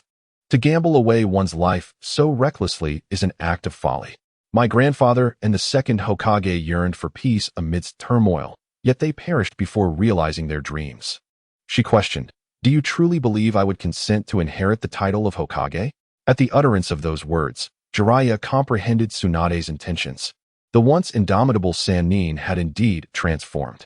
Chapter 82. The situation in Konoha. In a tavern, Jiraiya and Tsunade sat facing each other. He gazed at his former teammate, whose appearance had not dulled with age, and felt a wave of nostalgia. Tsunade, you have indeed changed, he remarked. Tsunade replied with a cold smile, time alters all. Even Master Sarutobi, in his old age, clings to his delusions and ultimately succumbs. She declared, the title of Hokage is nothing but trash. Only a fool would aspire to it. With that statement, Tsunade felt a weight lift from her chest, as if she had finally voiced thoughts long suppressed. However, Naruto, upon hearing her words, was consumed with anger and yearned to confront her. Although Jiraiya held him back, he exclaimed, let me go. This woman dares to mock grandfather Hokage and the fourth Hokage. I must teach her a lesson. Tsunade retorted with a smirk. You have quite the audacity, little brat, to challenge me. Step outside. She was not one to indulge in whims, and she was ready for a duel outside. Extending a single finger, she proclaimed, as one of the Sannin, I require only a finger to deal with you. Her disdainful demeanor infuriated Naruto, who immediately grasped his kunai and charged at her. With a flurry of shuriken launched his way, Tsunade effortlessly dodged, snatching the kunai from Naruto's hand and sending his forehead protector flying. With a flick of her finger, she sent Naruto crashing to the ground. Tsunade remarked nonchalantly, you seem rather invested in the title of Hokage, little one. Naruto retorted, I am different from you. I am determined to inherit the name of Hokage because it is my dream. In that moment, Tsunade glimpsed the shadows of her lost loved ones, her lover and brother, who had perished on the battlefield for that very title. You little brat, have no comprehension of the sacrifices required to become Hokage, she said, before turning to leave. Weary of the false hopes bestowed by Orochimaru, she was utterly disenchanted. Let those who desire the title pursue it. I no longer wish to engage with it. Seeing her departure, Jiraiya hastily implored, Tsunade, won't you reconsider? Tsunade remained silent, her actions speaking volumes. With a resigned sigh, Jiraiya lamented that if Tsunade did not return, the title might very well fall into Danzo's hands. In the headquarters of the Root organization in Konoha, Danzo Shimura was still bound with one eye and one arm restrained. His emotions were a tumultuous mix of anxiety and excitement, for a long-cherished desire seemed on the brink of realization. Fortune appeared to smile upon him this time. Shortly thereafter, a Root ninja hurried in. Lord Danzo, Jiraiya has returned to the village, the ninja reported. Danzo immediately inquired, with how many people? The Root ninja replied, only he and Naruto Uzumaki. Danzo slapped the armrest and laughed. Excellent. Haha. Kazama, prepare the gifts. I shall pay a visit to the daimyo's estate. This time Tsunade, the one I feared most, has not returned. Let us see who those old geezers can produce. With that thought, Danzo laughed triumphantly and set out with his guards. Meanwhile, among the other ninjas who received the news, reactions varied. Some were filled with dread, others with satisfaction, while many remained indifferent. For instance, in the training grounds of Konoha, Might Guy was in a state of despair due to Lee's departure from the village, abandoning even his usual training. He cared little for who would become Hokage. He was more concerned about why Lee had left without a word, suddenly branded a rogue ninja. This was utterly contrary to Lee's spirit. Nearby, Kakashi gazed at the sunset, contemplating the village's recent upheavals. Reflecting on how the once fervent Guy had become so despondent, Kakashi hesitated to share his findings with him. Given Guy's temperament, he might rush to confront the root. Konoha, in its current state of turmoil, could not withstand further upheaval. Yet, Guy's sharp intuition pierced through the tension. Kakashi, do you know something? Kakashi, putting away his book, scratched his head and replied, nothing in particular. However, you know Lee's character better than I. He would never commit an act detrimental to Konoha. Guy responded, that's not my concern. What irritates me is that he left so abruptly. With a loud crash, he shattered a nearby stone. Kakashi thought to himself, isn't it your impulsiveness that drove him to silence? But what had transpired during those days that led Lee to root? Had he been coerced by Danzo, or had he received some secret mission? Yet, Kakashi felt something was amiss. As far as he knew, Danzo had been actively searching for Lee, even more so than during Orochimaru's defection. This was highly suspicious. There must be some unknown undercurrents at play. Meanwhile, Neji, Hyuga, and Tintin, who were in the same class as Lee, appeared equally dispirited. Tintin had always viewed Lee and Guy as kindred spirits. Yet the absence of their boisterous presence left a palpable void. She inquired, Neji, why do you think Lee left? The Chunin exams were progressing smoothly. Why would he suddenly depart? Neji, practicing his gentle fist, replied, perhaps for some foolish reason. However, when I see him next, I intend to challenge him. During the Chunin selection, Neji had lost to Naruto, who had been overtaken by the Nine Tails, and he had always considered this a blemish on his record. He had hoped that Lee would redeem the honor of Team Guy in the final match. Yet, that fellow had not shown up at all, and was now labeled a rogue ninja. Frustration mounting, Neji's movements grew erratic as he struck out in a fit of anger. While those connected to Lee pondered his fate, others awaited the final outcome regarding the Hokage position. The leaders of Konoha's prominent clans, Nara, Yamanaka, and Akimichi, gathered at a barbecue restaurant, strategizing their future plans. They were aligned with the third Hokage's faction, and their younger generation were also students of Asuma Sarutobi. If Danzo were to assume the role of Hokage, their days would likely become arduous. In contrast, the Yamanaka clan had closer ties to Danzo, while the Hyuga clan maintained a neutral stance, believing they had no need to worry regardless of who became Hokage.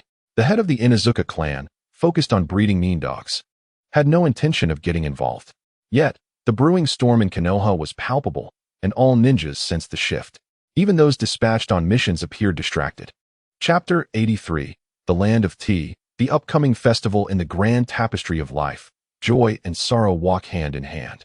Amidst the upheaval in Konoha, the training of Lee and his companions remained undeterred. In the desert, the boy who steadfastly believed in the power of perseverance stood silhouetted against the setting sun. Xiao Li's perspiration cascaded like raindrops, saturating his garments, yet his gaze grew ever more radiant.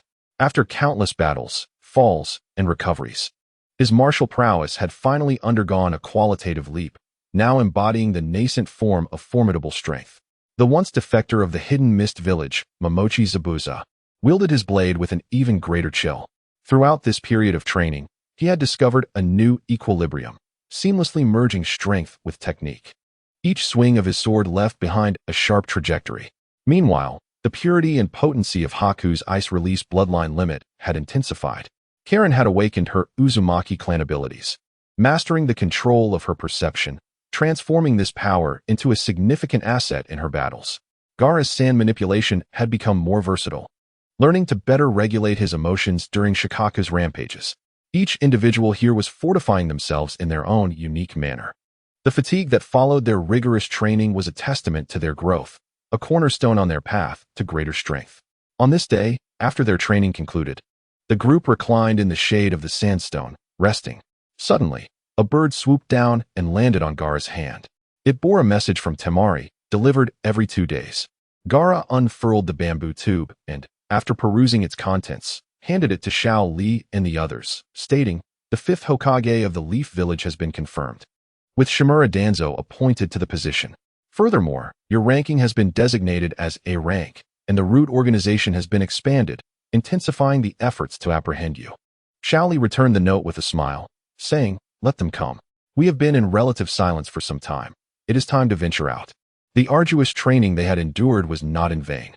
From the initial struggle to withstand Shikaku's onslaught to now being able to endure until dawn. Although they still could not overpower Shikaku, this did not denote their weakness, as not everyone possessed such formidable strength. At this moment, Momochi Zabuza inquired curiously, "How are the tea trees of Sunagakure faring? I am eager to savor the flavor of the Roa tea." The newly cultivated desert tea trees were named Roa tea due to their invigorating effects on chakra, a thought that had lingered in Zabuza's mind. The group was quite surprised to learn that Zabuza, hailing from the land of water, had a fondness for tea. Gaara replied, "If you wish to drink it, you will have to wait a while longer. The people of Sunagakure are still learning cultivation techniques in the land of tea." White suggested, "Shaoli, do we have any missions recently? If not, how about a trip to the land of tea?" This proposal from White was genuinely considerate of Zabuza. Aware of his love for tea, he not only brought tea leaves, but also suggested an outing to the land of tea. Shaoli, realizing the absence of missions, concurred. "All right, we might as well try our luck." The land of tea is a semi-peninsular nation, close to the sea, rich in fishery resources. However, it is more akin to a slightly larger island than a full-fledged country, with no ninja clans present, only various samurai factions functioning as violent organizations. After their decision, the next day they set off for the land of tea. The journey was silent and hurried, and after a full day of travel, they finally arrived in this tea-cultivating nation. The streets of the land of tea were permeated with a delicate aroma of tea mingled with the sense of food. Various stalls lined the streets, bustling with vendors fervently preparing their unique snacks and handcrafted goods. Karen remarked with a smile, "It seems we arrived at just the right time. They appear to be preparing for some festival." Zabuza calculated, given the timing, they must be about to hold the Honda Shrine's ceremonial worship. As a member of the Umbu, he had collected extensive information, including the Honda Shrine ceremony in the land of tea. Curious, Karen asked, "Zabuza-senpai, what is the Honda Shrine ceremony?" Zabuza explained, "Long ago, the people here dedicated the dragon and tiger precious jade within the Honda Shrine to quell storms. Shortly after the offering, the storms ceased. Thus this tradition has been passed down and evolved into the Honda Shrine ceremony, held every 4 years." Karen marveled, "Zabuza, you certainly know a great deal. So, we are fortuitously encountering the quadrennial grand festival. It should be quite lively." Zabuza replied, "Perhaps. Initially, it was a worship of the precious jade, but in recent decades, the ceremony has changed significantly. Now, it is mainly presided over by the strongest individuals, with local organizations participating in a race to gain control over the port's operations. So while there may be excitement, it remains to be seen what type of excitement it will be." As they contemplated this, a group of ruffians swaggered over, bellowing, "Hey, you newcomers, get lost. Don't you know we're with the Kaze family?" Karen, perplexed, asked, "With the Kaze family? I haven't heard of that. Are they a significant ninja clan?" The ruffians, upon hearing this, became infuriated, their anger boiling over as they rolled up their fists and shouted, "How dare you not know we're with the Kaze family? It seems necessary to teach you a lesson." One burly man swung a fist toward them, his aggressive demeanor prompting nearby onlookers to avert their eyes, fearing a bloody scene. However, they had the misfortune of encountering Karen. With her considerable strength, she sent the man flying with a single punch. Despite being a girl, Karen possessed immense power. The remaining ruffians, undeterred, pushed and shoved, encircling Xiao Li and the others. Karen chuckled lightly, "You are truly asking for trouble. Today, I am in a good mood.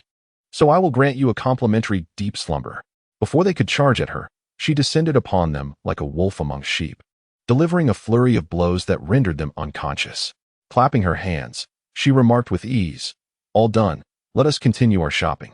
No one paid any heed to the fallen ruffians, not even the vendors, who turned away, indifferent to the fate of the assailants. After all, it had been ages since Karen had visited a perfume shop, and she had no interest in the Kaze family. Chapter 84, B-Rank Mission. The appearance of a Jonin as the first rays of sunlight bathed the land in the early morning. Karen donned her newly purchased, exquisite attire. She joyfully exclaimed, "Li, let us go shopping together." Xiaoli shook his head, "I wish to watch the race. You all may go and enjoy yourselves." Karen responded with disappointment, "Very well. Zabuza and the others have already set out early. I shall go buy some snacks myself." Arriving in the land of tea, Zabuza naturally wished to procure some new tea leaves. Gaara seemed to be seeking out ninjas from Sunagakure, leaving Xiao Li alone to observe the festivities. With the resounding clang of a massive gong, the Han de Shrine ceremony officially commenced. The entire nation was enveloped in a joyous atmosphere. People donned festive attire, streaming towards the port from all directions. Xiao Li, mingling within the crowd, gleaned the competition rules from various conversations. This race would commence from the port of Kaju, with competitors needing to reach the designated turnaround point at the Zotoryu Shrine to retrieve the precious jade before proceeding to the Honda Shrine on Ozu Island for the offering. However, Xiao Li felt disheartened to discover that only 2 participants were competing this time, explaining why Zabuza and the others had not come. Just as he was feeling dismayed, an announcement echoed across the island. Ladies and gentlemen, the Honda Shrine competition is about to begin. Representing the Wasabi family is Marino Idate. Representing the Kaze family is Hikizuru Fukusuk. The competitors, each symbolizing their respective factions, emerged to resounding applause from their supporters. The referee then declared, "Please take your positions." The match begins. With the sound of a gong, the 2 contestants dashed forward. However, the individuals trailing behind appeared to be Naruto, Sasuke, and Sakura. A puzzled Lee pursued them, discovering that indeed it was Naruto and Sasuke, along with Sakura. Strangely, Kakashi was not accompanying them. Rather, Team 7 was on a mission alone. Initially uninterested, Lee decided to follow, intrigued by the prospect of a mission involving ninjas, which often entailed combat. As he sprinted, Team 7 drew nearer, quickly reaching the seaside. Observing a small boat ahead, Lee plunged into the water. Although his swimming skills were not professional, he moved with the speed of a fish, propelling himself 2 or 3 meters with each stroke. In mere minutes, he reached the underside of the boat. From the sounds emanating from above, it seemed they were under attack. Judging by the vibrations and collisions, Lee surmised that Sasuke and the others were facing an enemy. However, given the intensity of the skirmish, it appeared they were merely contending with lower-ranked ninjas, prompting Lee to press on without interference. He soon arrived at the opposite shore and, as anticipated, encountered additional foes. Not far off, a Rain Village ninja clad in a jumpsuit with split green hair was assaulting Marino Ibiki.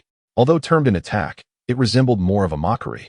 As the 2 adversaries were not on the same level, the Rain ninja effortlessly incapacitated Ibiki with a few thrown needles, leaving him vulnerable to relentless kicks and punches. Was he poisoned? Lee observed the battlefield from the shadows. Kakashi had once mentioned that such small, concealed weapons were lethal only when coated with poison. Therefore, ninjas utilizing needles typically carried poison. Yet, the assailant seemed disinclined to finish off Ibiki immediately, instead opting for ridicule. With a foot planted on Ibiki's stomach, the Rain ninja taunted, "You should continue to flee. Running is your forte, isn't it?" Ibiki, clutching his abdomen, managed a feeble retort, "I am not like you. You are the traitor, Aoi." The Rain ninja chuckled in response. "No, we are of the same ilk, those who cannot believe in betrayal." As he continued to strike, he added, "You abandoned your village, betrayed your brother, and fled alone. A man like you, who only considers his own interests, is unworthy of existence."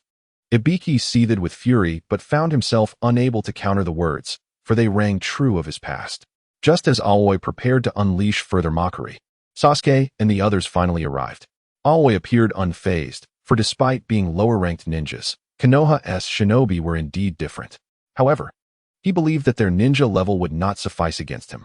It became evident that the lower-ranked ninjas who had attacked Sasuke were under Aoi's command. Faced with this provocation, Naruto and Sasuke shouted in anger and charged forward, while Sakura tended to Ibiki's wounds. In response to the duo's assault, Aoi evaded effortlessly, sidestepping their every move with ease. With a light laugh, he remarked, "The storm is upon us. I have no interest in continuing this." With that, he leapt into the air, his chakra creating a wind pressure that immobilized Naruto and his companions. Is this the extent of Konoha's lower-ranked ninjas? Then this is where you shall meet your end. Aoi drew forth his needles and swiftly shot them toward the group. The needles flew with such speed that Naruto and his companions could not evade, helplessly watching as the attacks closed in. Suddenly, just as they braced for impact, several stones struck the needles, creating a cacophony of clinks and clatters. Aoi turned sharply, exclaiming, "Who are you? Do you wish to meddle?" At that moment, Lee appeared, donned in a flame-patterned cloak and mask, embodying the guise of a mysterious figure. He did not respond to Aoi's inquiry. Instead, He advanced with a whirlwind kick that sent Aoi staggering back. "You scoundrel!" Aoi fumed, angered by Lee's counter. Yet before Aoi could utter more, Lee erupted with astonishing speed, darting toward Aoi like a flash of lightning. His taijutsu had reached a level of fluidity, each punch and kick imbued with the power to shatter stone. Aoi's eyes widened in surprise, though he quickly regained his composure. He dodged Lee's assault and retaliated with a swift flick of his wrist, launching several needles through the air towards Lee. Lee deftly sidestepped the attack and followed up with a flurry of 3 punches that sent Aoi reeling, wiping away the blood. Aoi marveled internally at the sudden appearance of this formidable ninja. His taijutsu displayed incredible speed and unpredictable attack patterns, making it difficult to defend against. "It seems you are determined to oppose me," Aoi bellowed, drawing an umbrella from his back and tossing it into the air. Ninjutsu, rain of poison needles. This time, instead of a few needles, hundreds descended like a torrential downpour. Faced with this onslaught, Lee opted against a direct confrontation. Instead, he executed a series of backward flips to evade the attack and rapidly circled behind Aoi, delivering a powerful punch. The sound of metal clashing filled the air as Aoi blocked the strike with a lightning sword, its crackling energy startling Lee, who instinctively recoiled. Aoi smugly declared, "What's the matter? Afraid to take it head-on? This is the Raijin sword used by the second Hokage. You're doomed." Naruto shouted in outrage. "The weapon of the second Hokage? How could it be in your possession?" Aoi chuckled, "Thanks to this little thief, Marino Ibiki, who procured it for me." The revelation shocked the group. They had not anticipated Ibiki to be the one who stole the sword. However, Lee remained unfazed. "You celebrate too soon. As long as I don't get hit, it doesn't matter." Despite the sword's power, Aoi was unable to wield it effectively. Lee activated the first gate, surging forward with renewed speed toward his opponent. This time, he targeted Aoi's vulnerabilities, launching a diving punch that sent Aoi soaring into the sky. Before Aoi could regain his bearings, Lee executed a reverse kick that propelled Aoi even higher. As Aoi spat blood, Lee positioned himself above, declaring, "You have lost." With that, he delivered a downward kick that sent Aoi crashing into the rocky shore, creating a massive crater. It was clear that Aoi would not survive. "Impressive," Naruto remarked, astonished by the mysterious figure's effortless victory over an opponent who had previously bested them. Sasuke clenched his fists, murmuring, "He has grown stronger." He had long suspected Lee to be the one behind the mask. Witnessing a friend participating in the Chunin exams displaying such prowess filled him with frustration, not out of jealousy of Lee's strength, but rather from his own feelings of inadequacy. Compared to Lee, he felt stagnant, as if he were treading water. Unaware of their thoughts, Lee, after defeating Aoi, retrieved the antidote and tossed it to Ibiki before vanishing with the Raijin sword. Sakura, intrigued, remarked, "That person is incredibly strong. He must be a Jonin." Sasuke, fists clenched, yearned to inform her that he was merely a genin. Yet, he pondered why there could be such a vast disparity in strength among genin. Without any hostile ninjas to impede them, they smoothly progressed to victory in the competition. At this moment, Lee had already reunited with Momochi Zabuza. Momochi, fiddling with the Raijin sword, remarked, "It is indeed a fine sword, yet regrettably, it is of no use to us." Among Lee's group, only Gaara possessed lightning attributes. But even he was not adept in swordsmanship, rendering it futile. Karin chuckled, "Let us consider it a collector's item. After all, it is a legendary weapon. Such artifacts, even if we do not wield them, are far better kept away from enemies." Just then, Gaara returned. Observing the group, he produced a mission scroll and inquired, "Everyone, I have a task here. Are you interested?" Lee took a glance and discovered it was a protection mission issued by the Land of Claws. The Land of Claws and the Land of Teeth had recently been embroiled in fierce conflict, and fearing assassination attempts from the latter, they sought ninjas as protectors. Though it seemed a commendable task, both nations were small, and it hardly required all of us to attend. Gaara then asked, "So, does anyone wish to partake? The reward is quite decent, equivalent to a B-rank mission." Lee suggested, "Let Karin and Haku handle it. We will eventually need to undertake separate missions. And this presents a perfect opportunity for Haku to mentor Karin, thereby enhancing her experience. As the number of the Sunlight Group increases, they will inevitably need to lead their own teams." Haku replied, "I have no objections. We indeed need more mission experience." Karin agreed, "Very well then. Haku and I shall venture to the Land of Claws." Although she wished to remain, Karine did not want to be a hindrance after Lee's suggestion. However, just after they departed for the Land of Claws, Lee received a live-stream mission the following day. Mission: prevent Sasuke Uchiha from fleeing Konoha. Mission level A. Successfully prevent Sasuke's defection to receive 12,000 popularity points. Failure to do so will result in a deduction of 12,000 popularity points. After much endeavor, Lee's livestream had garnered 18,000 followers. While not all were active viewers, he typically amassed over 2,000 popularity points daily. The accumulation of popularity points was secondary. Yet Lee found himself puzzled as to why Sasuke would choose to defect. Unbeknownst to Lee, the catalyst for Sasuke's defection lay within himself. During the Chunin exams, Sasuke had believed he could contend with Lee. However, merely a month had passed, and Lee had already reached the level of a Jonin. This disparity was unbearable for Sasuke. Consequently, upon returning to Konoha, he could not shake off this feeling. At that moment, Orochimaru sent his sound ninja to retrieve Sasuke, and after contemplation, he acquiesced. As Lee resolved to investigate the matter, Sasuke was already preparing to leave under the cover of night. In Konoha, the night was thick as ink, with moonlight filtering through sparse clouds, casting dappled shadows upon the stone-paved paths. A gentle breeze rustled the leaves in the central park. At this juncture, Sasuke's silhouette appeared particularly solitary under the moonlight. He was acutely aware that he was about to embark on a journey fraught with uncertainty and peril, driven by the desire for vengeance that haunted him. Yet, as he traversed through the park and exited the village, he unexpectedly encountered a waiting Sakura Haruno. Sasuke inquired, "What are you doing here at such a late hour?" Sakura, seemingly anticipating this moment, softly replied, "There is only this path if one wishes to leave the village." Sasuke urged, "Go back and sleep." He offered no further commentary, casually exchanging pleasantries before continuing on his way. Upon hearing this, Sakura was overwhelmed with tears. She grasped his sleeve tightly, her tears cascading like pearls from a broken string, her voice trembling. "Why won't you tell me anything? Why do you always remain silent?" Sasuke, raising his voice, retorted, "Why should I share everything with you? That's why I said you were being overly sentimental. Stay out of my business." His tone was resolute. He merely wished to carve his own path without the interference of others. Chapter 86. Awakening Elixir. Beside the park in Konoha, faced with Sasuke's rejection, Sakura murmured through her sorrow, "Indeed, I only seem to make you dislike me. But we have shared so much together. Ever since we teamed up with Kakashi for the exam, we have completed many missions. Though they were arduous and fraught with difficulties, they brought us joy. I am aware of the Uchiha clan's plight, yet revenge will not bring happiness to anyone, neither to you, nor to me, nor to anyone." Sasuke interrupted, asserting, "Indeed, I am different from you all.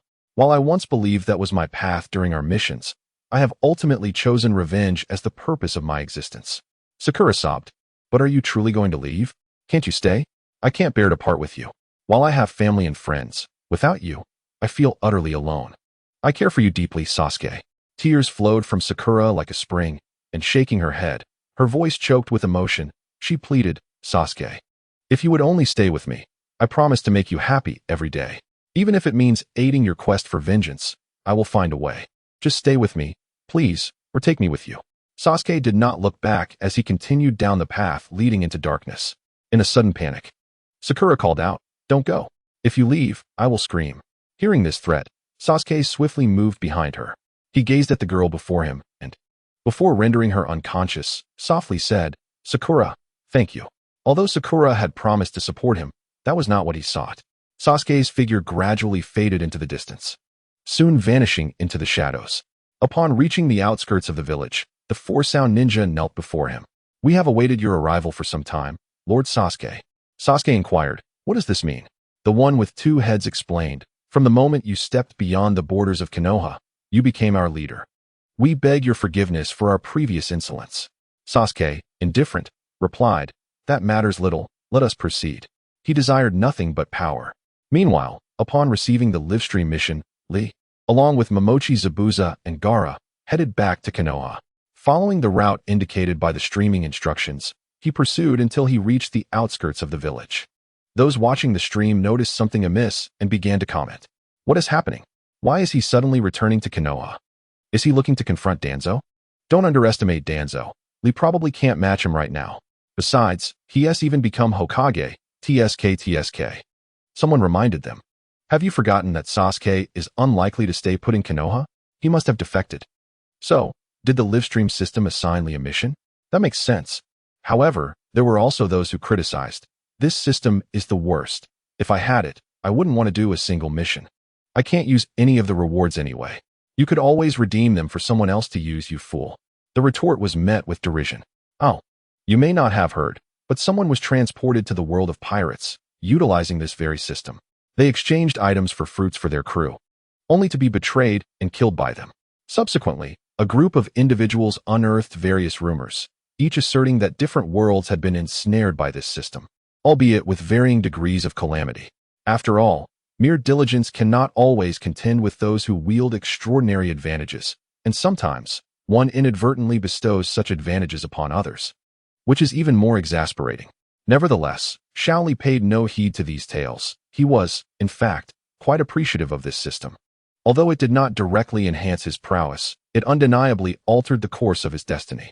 Regardless of the circumstances, it was far better than fading into obscurity, helplessly watching Teacher Kai in a wheelchair.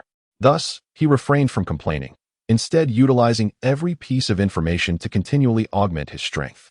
As time swiftly passed, the trio found themselves near Konoha. Shaoli inquired, Gaara, could you use your sand eye to locate Sasuke in that direction? Gaara manifested his sand eye, soaring into the air and scanning the vicinity. After a minute, 2, then 3, he finally pinpointed the target, at the 7 o'clock position. 4 individuals were escorting him along the path. Armed with this knowledge, they hastily pursued their objective. At that moment, the Sound Ninjas were blissfully unaware of their pursuers.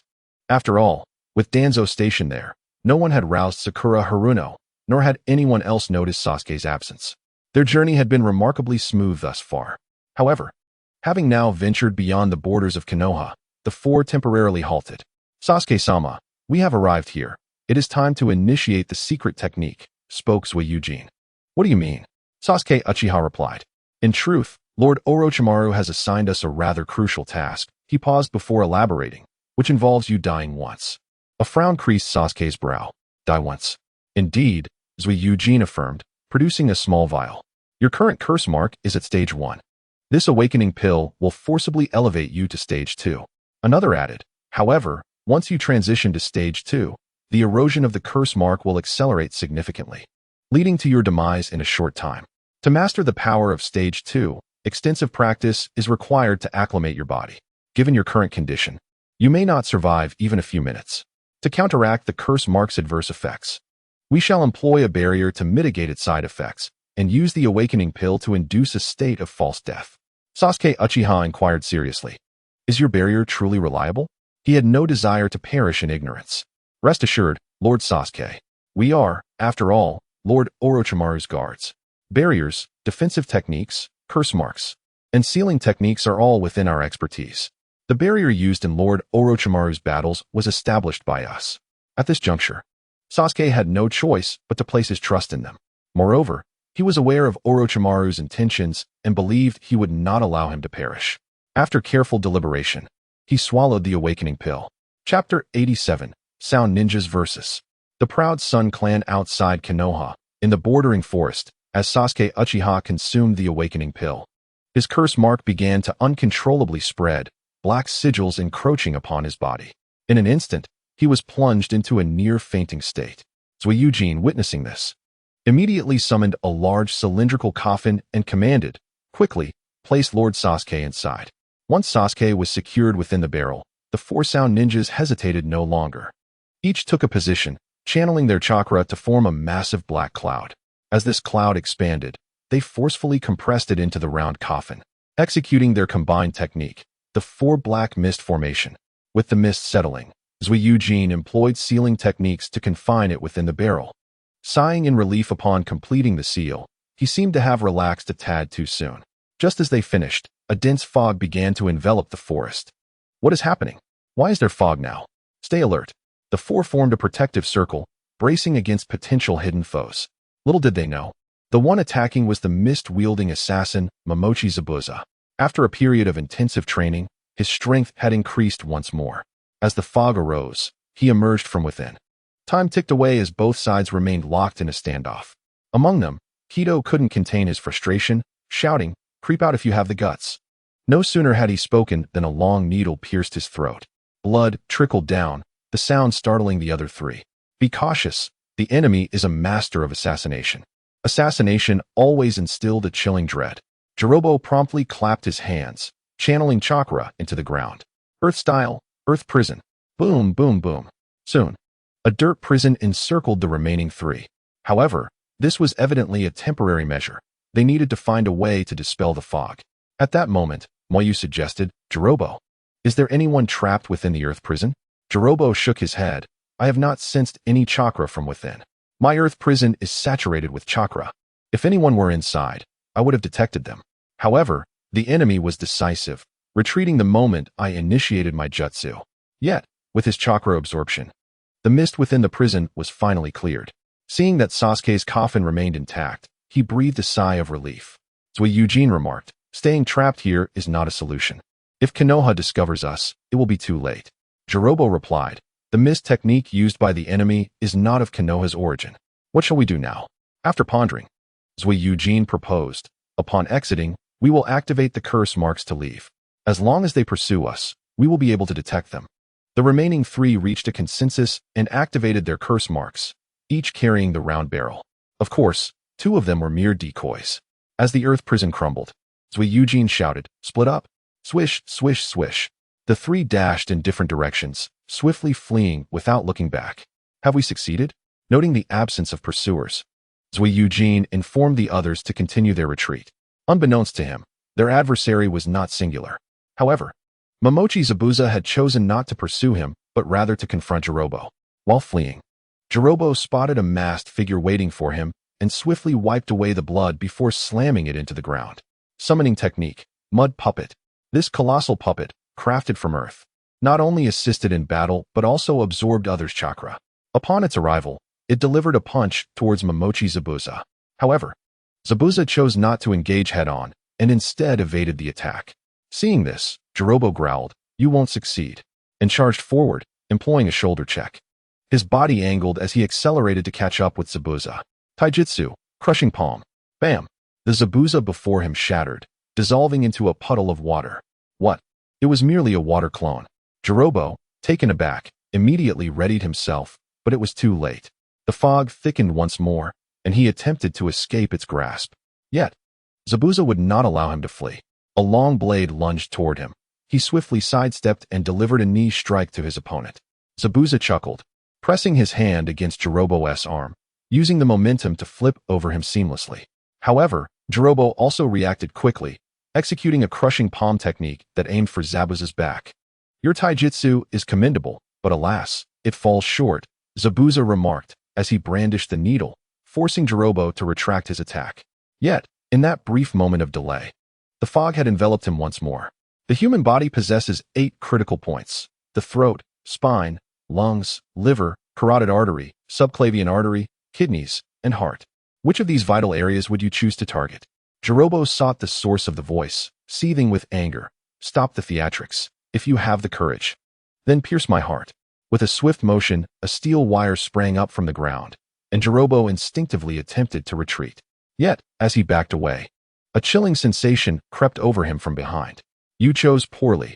The figure of Daibutsu revealed itself, declaring, "I shall strike at your spine and your throat."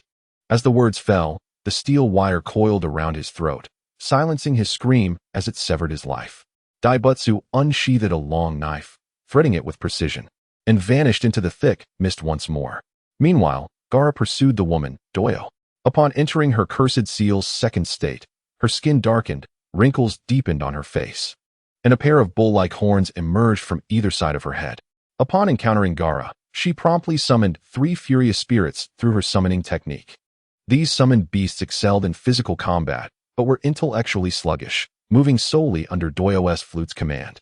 "Go forth, furious spirits."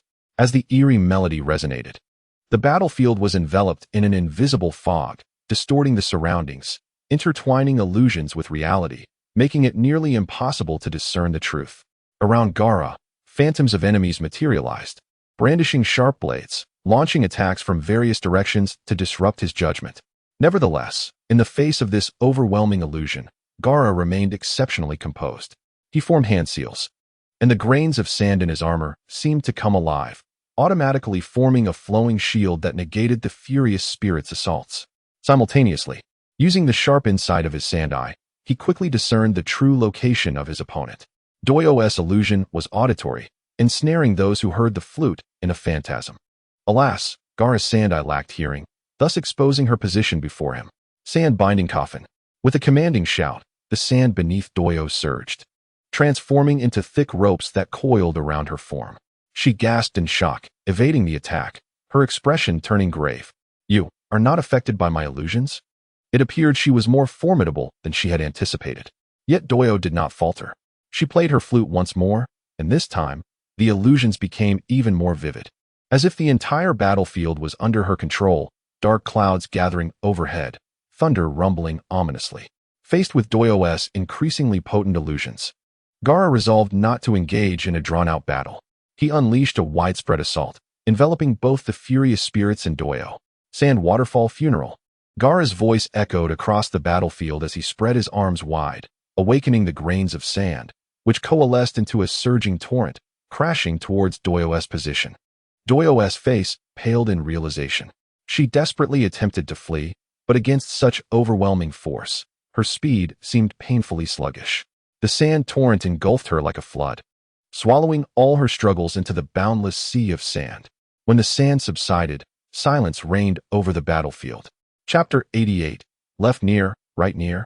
Near both sides in the forest, 3 of the 4 sound ninjas had fallen, leaving only the duo known as Zuijin and Eugene.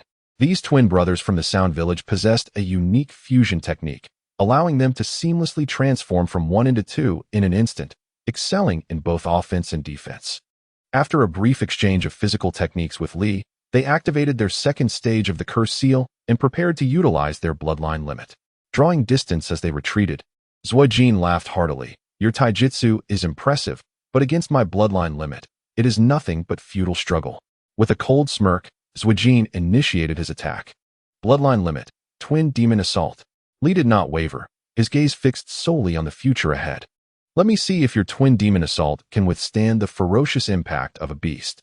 With a thunderous shout, Lee surged forward like an arrow loosed from its bow towards Zuijin. Unyielding, Zuijin clapped his hands together, prepared to embrace despair.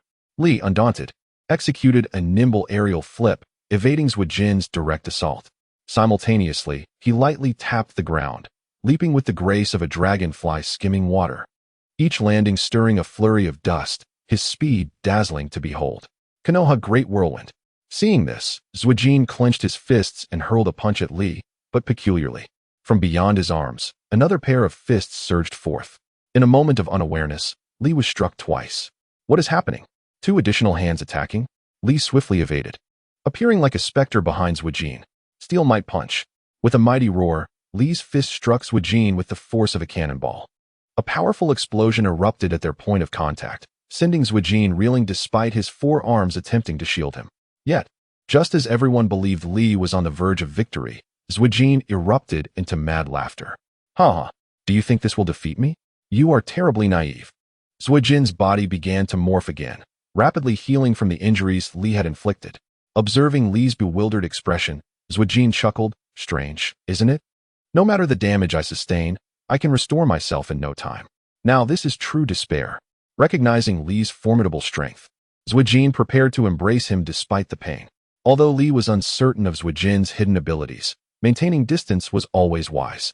However, it was too late. A monstrous head resembling a demon emerged atop Lee's form, seemingly sprouting forth, entirely unscathed. "What is this?" Lee attempted to strike at the head, but it proved unexpectedly agile. Evading him with ease, Zuijin smugly explained, "It is futile. This is the secret technique, parasitic demon art. Our bloodline limit allows us to utilize chakra to automatically decompose and reconstitute the cells or proteins within our bodies, infiltrating the enemy's body to disrupt their chakra pathways. Prepare to perish as your cells are consumed from within." "Huh?" Lee's heart sank. He had not expected such a bizarre ability, attacking at the cellular level. "But you still have half of yourself outside, right? If I eliminate you, it will suffice." Zuijin sneered. "It's useless. We are 2. Killing one of us accomplishes nothing. Is that so? But I wish to try, Li declared, launching into a fierce assault.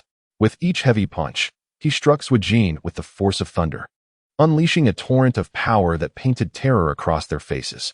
How can this guy possess such strength? The relentless onslaught soon left Zwajin severely injured. With no other option, he gritted his teeth and burrowed into Li's body. However, Zwajin was astonished upon entry. They had never anticipated that Li's cellular vitality was so potent, pushing back against their bloodline limit. No wonder Eugene fell silent after entering Li's body. He was likely preoccupied with combating the cellular retaliation. Yet, even more astonishing to Zwajin was the discovery of the Earth-cursed seal hidden within Li. This revelation filled them with rage and confusion. Why? How can you possess the Earth-cursed seal within you? They understood that the Earth-cursed seal was an exceedingly powerful force, granting immense strength to its wielder. However, it is equally perilous. A moment's negligence may incite uncontrollable fury.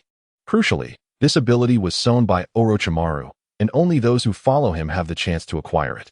At this moment, the Earth Curse mark within Xiao Li seemed to sense the call of the Earth Curse mark residing within Zwajin's body, beginning to stir uncontrollably. The two forces of the curse marks clashed and intertwined within Xiao Li, as if they were intent on tearing him apart. Xiao Li let out a cry of agony, his body trembling uncontrollably. His eyes were tightly shut, his complexion as pale as parchment, with traces of blood at the corners of his mouth. The two forces of the curse marks continued to intertwine and collide within him, as if they sought to rend him asunder. He felt waves of excruciating pain surging from all directions, causing his body to tremble without restraint. Soon, darkness enveloped him, and he collapsed heavily onto the ground, succumbing to unconsciousness. Zai Bujan and Gaara, upon witnessing this, rushed over. Zai Bujan checked for breath and, relieved to find Xiao Li still alive, felt a sense of respite. However, the current situation remained dire. Due to the two Earth Curse marks, Xiao Li's spirit was under immense strain. This was not merely a simple matter. It had escalated to a magnitude of 22. A moment's carelessness could render him a vegetable. Observing the flickering flames of the curse marks upon Xiao Li's body, Zai Bujan proposed, "Let us find a concealed place. Otherwise, we shall be discovered by Konoha." Gaara nodded, carrying Xiao Li along with Sasuke's coffin as they retreated into the distance. Shortly after their departure, Haruno Sakura, who had been unconscious in Konoha Park due to Sasuke's sleep technique, awoke. She had slept soundly until the sun was high in the sky when someone finally roused her. Upon waking, her first thought was dismay. Sasuke had left. She quickly resolved to search for him. Alone, she knew she stood no chance, so she needed assistance. But whom to seek? The answer was both distant and near. Not far away, Naruto Uzumaki was happily waving his arms, exclaiming, "Sakura, what a coincidence. Did you sleep well last night?" Naruto had taken Sakura out for ramen the previous evening. It was their first date, and he was still elated. Chapter 89. This is the feeling of Hokage. In the village of Konoha, the sun was high. The streets bustled with life, and couples strolled through the central park in abundance. Upon calling out to Sakura, Naruto hurried over, thinking, today, with Sasuke absent, is a perfect opportunity. However, as he drew closer, he noticed something was amiss with Sakura's expression. He inquired with concern, "What's wrong, Sakura?" This question prompted tears to cascade down her cheeks. "Naruto, Sasuke has left." Naruto, taken aback, asked, "Left? Where did he go?" Sakura sobbed, He has left Konoha. He intends to go to Orochimaru." Upon hearing this, Naruto froze in place. This fool had actually gone to seek Orochimaru? Did he not realize that this was the very person responsible for the death of Hokage-sama? Moreover, he had caused Sakura such heartache. Looking at the weeping girl before him, Naruto felt an overwhelming animosity towards Sasuke. Sakura continued, "I don't know who else to ask for help. You're my only hope now, Naruto. Please bring Sasuke back. I can't do it alone. Only you can stop him and redeem him." As she spoke, her sorrow deepened, transforming from quiet sobs into uncontrollable wails. Faced with such a heartbroken girl, Naruto clenched his fists. His expression shifted through various emotions, ultimately settling into his usual carefree demeanor. He laughed heartily, "I know, because you, Sakura, care for Sasuke the most. I can deeply empathize with the anguish you feel. The pain of having your beloved leave without a backward glance is suffocating." Hearing Naruto's response, Sakura lifted her gaze slightly. recalling the time when Sasuke had asked her about her thoughts on Naruto. Back then, she had replied that he was merely an annoying person who meddled in others' love lives. Now, she realized that Naruto was perhaps the one who understood her best, always there to assist her. "Thank you, Naruto." Naruto smiled, resolutely giving a thumbs up and assuring, "I will definitely bring Sasuke back. This is a promise for our lives." With that, Naruto dashed towards the village exit, uncertain of where to search, but resolved to venture out. Meanwhile, the Umbu, arranged by Shimura Danzo to keep watch, promptly relayed this news to the 5th Hokage, Shimura Danzo. Currently, Danzo was basking in the glory of his long-sought position as Hokage. However, he could not allow the Uchiha clan to remain at large. After a moment of contemplation, he commanded, "Come forth." With the ninjas of the village having ventured out, immediately dispatch personnel from each ninja clan to pursue Uchiha Sasuke. "We must not allow Uchiha Sasuke to fall into Orochimaru's hands. It concerns the safety of Konoha. If necessary, eliminate him on the spot." In the name of the 5th Hokage, the Umbu ninja immediately took their leave upon receiving the orders. Meanwhile, Danzo stood by the window, observing the ebb and flow of the village's populace. So, this is what it means to be Hokage. Haha. Returning to the other side of the story. While Konoha was mobilizing its forces to pursue, Zaibujan and Gaara were tending to Xiao Li's injuries. His primary affliction stemmed from psychological strain. Thus, Zaibujan utilized some herbal knowledge acquired in the past to concoct a mental remedy for Xiao Li. Although uncertain of its efficacy, it was better than waiting idly. As afternoon approached, both men instinctively perked their ears. A battle was underway. They quietly employed their respective reconnaissance techniques to probe towards the battlefield. In a dense forest, Junmaro, tasked with retrieving Zwajin and others, unexpectedly encountered the pursuers dispatched by Danzo.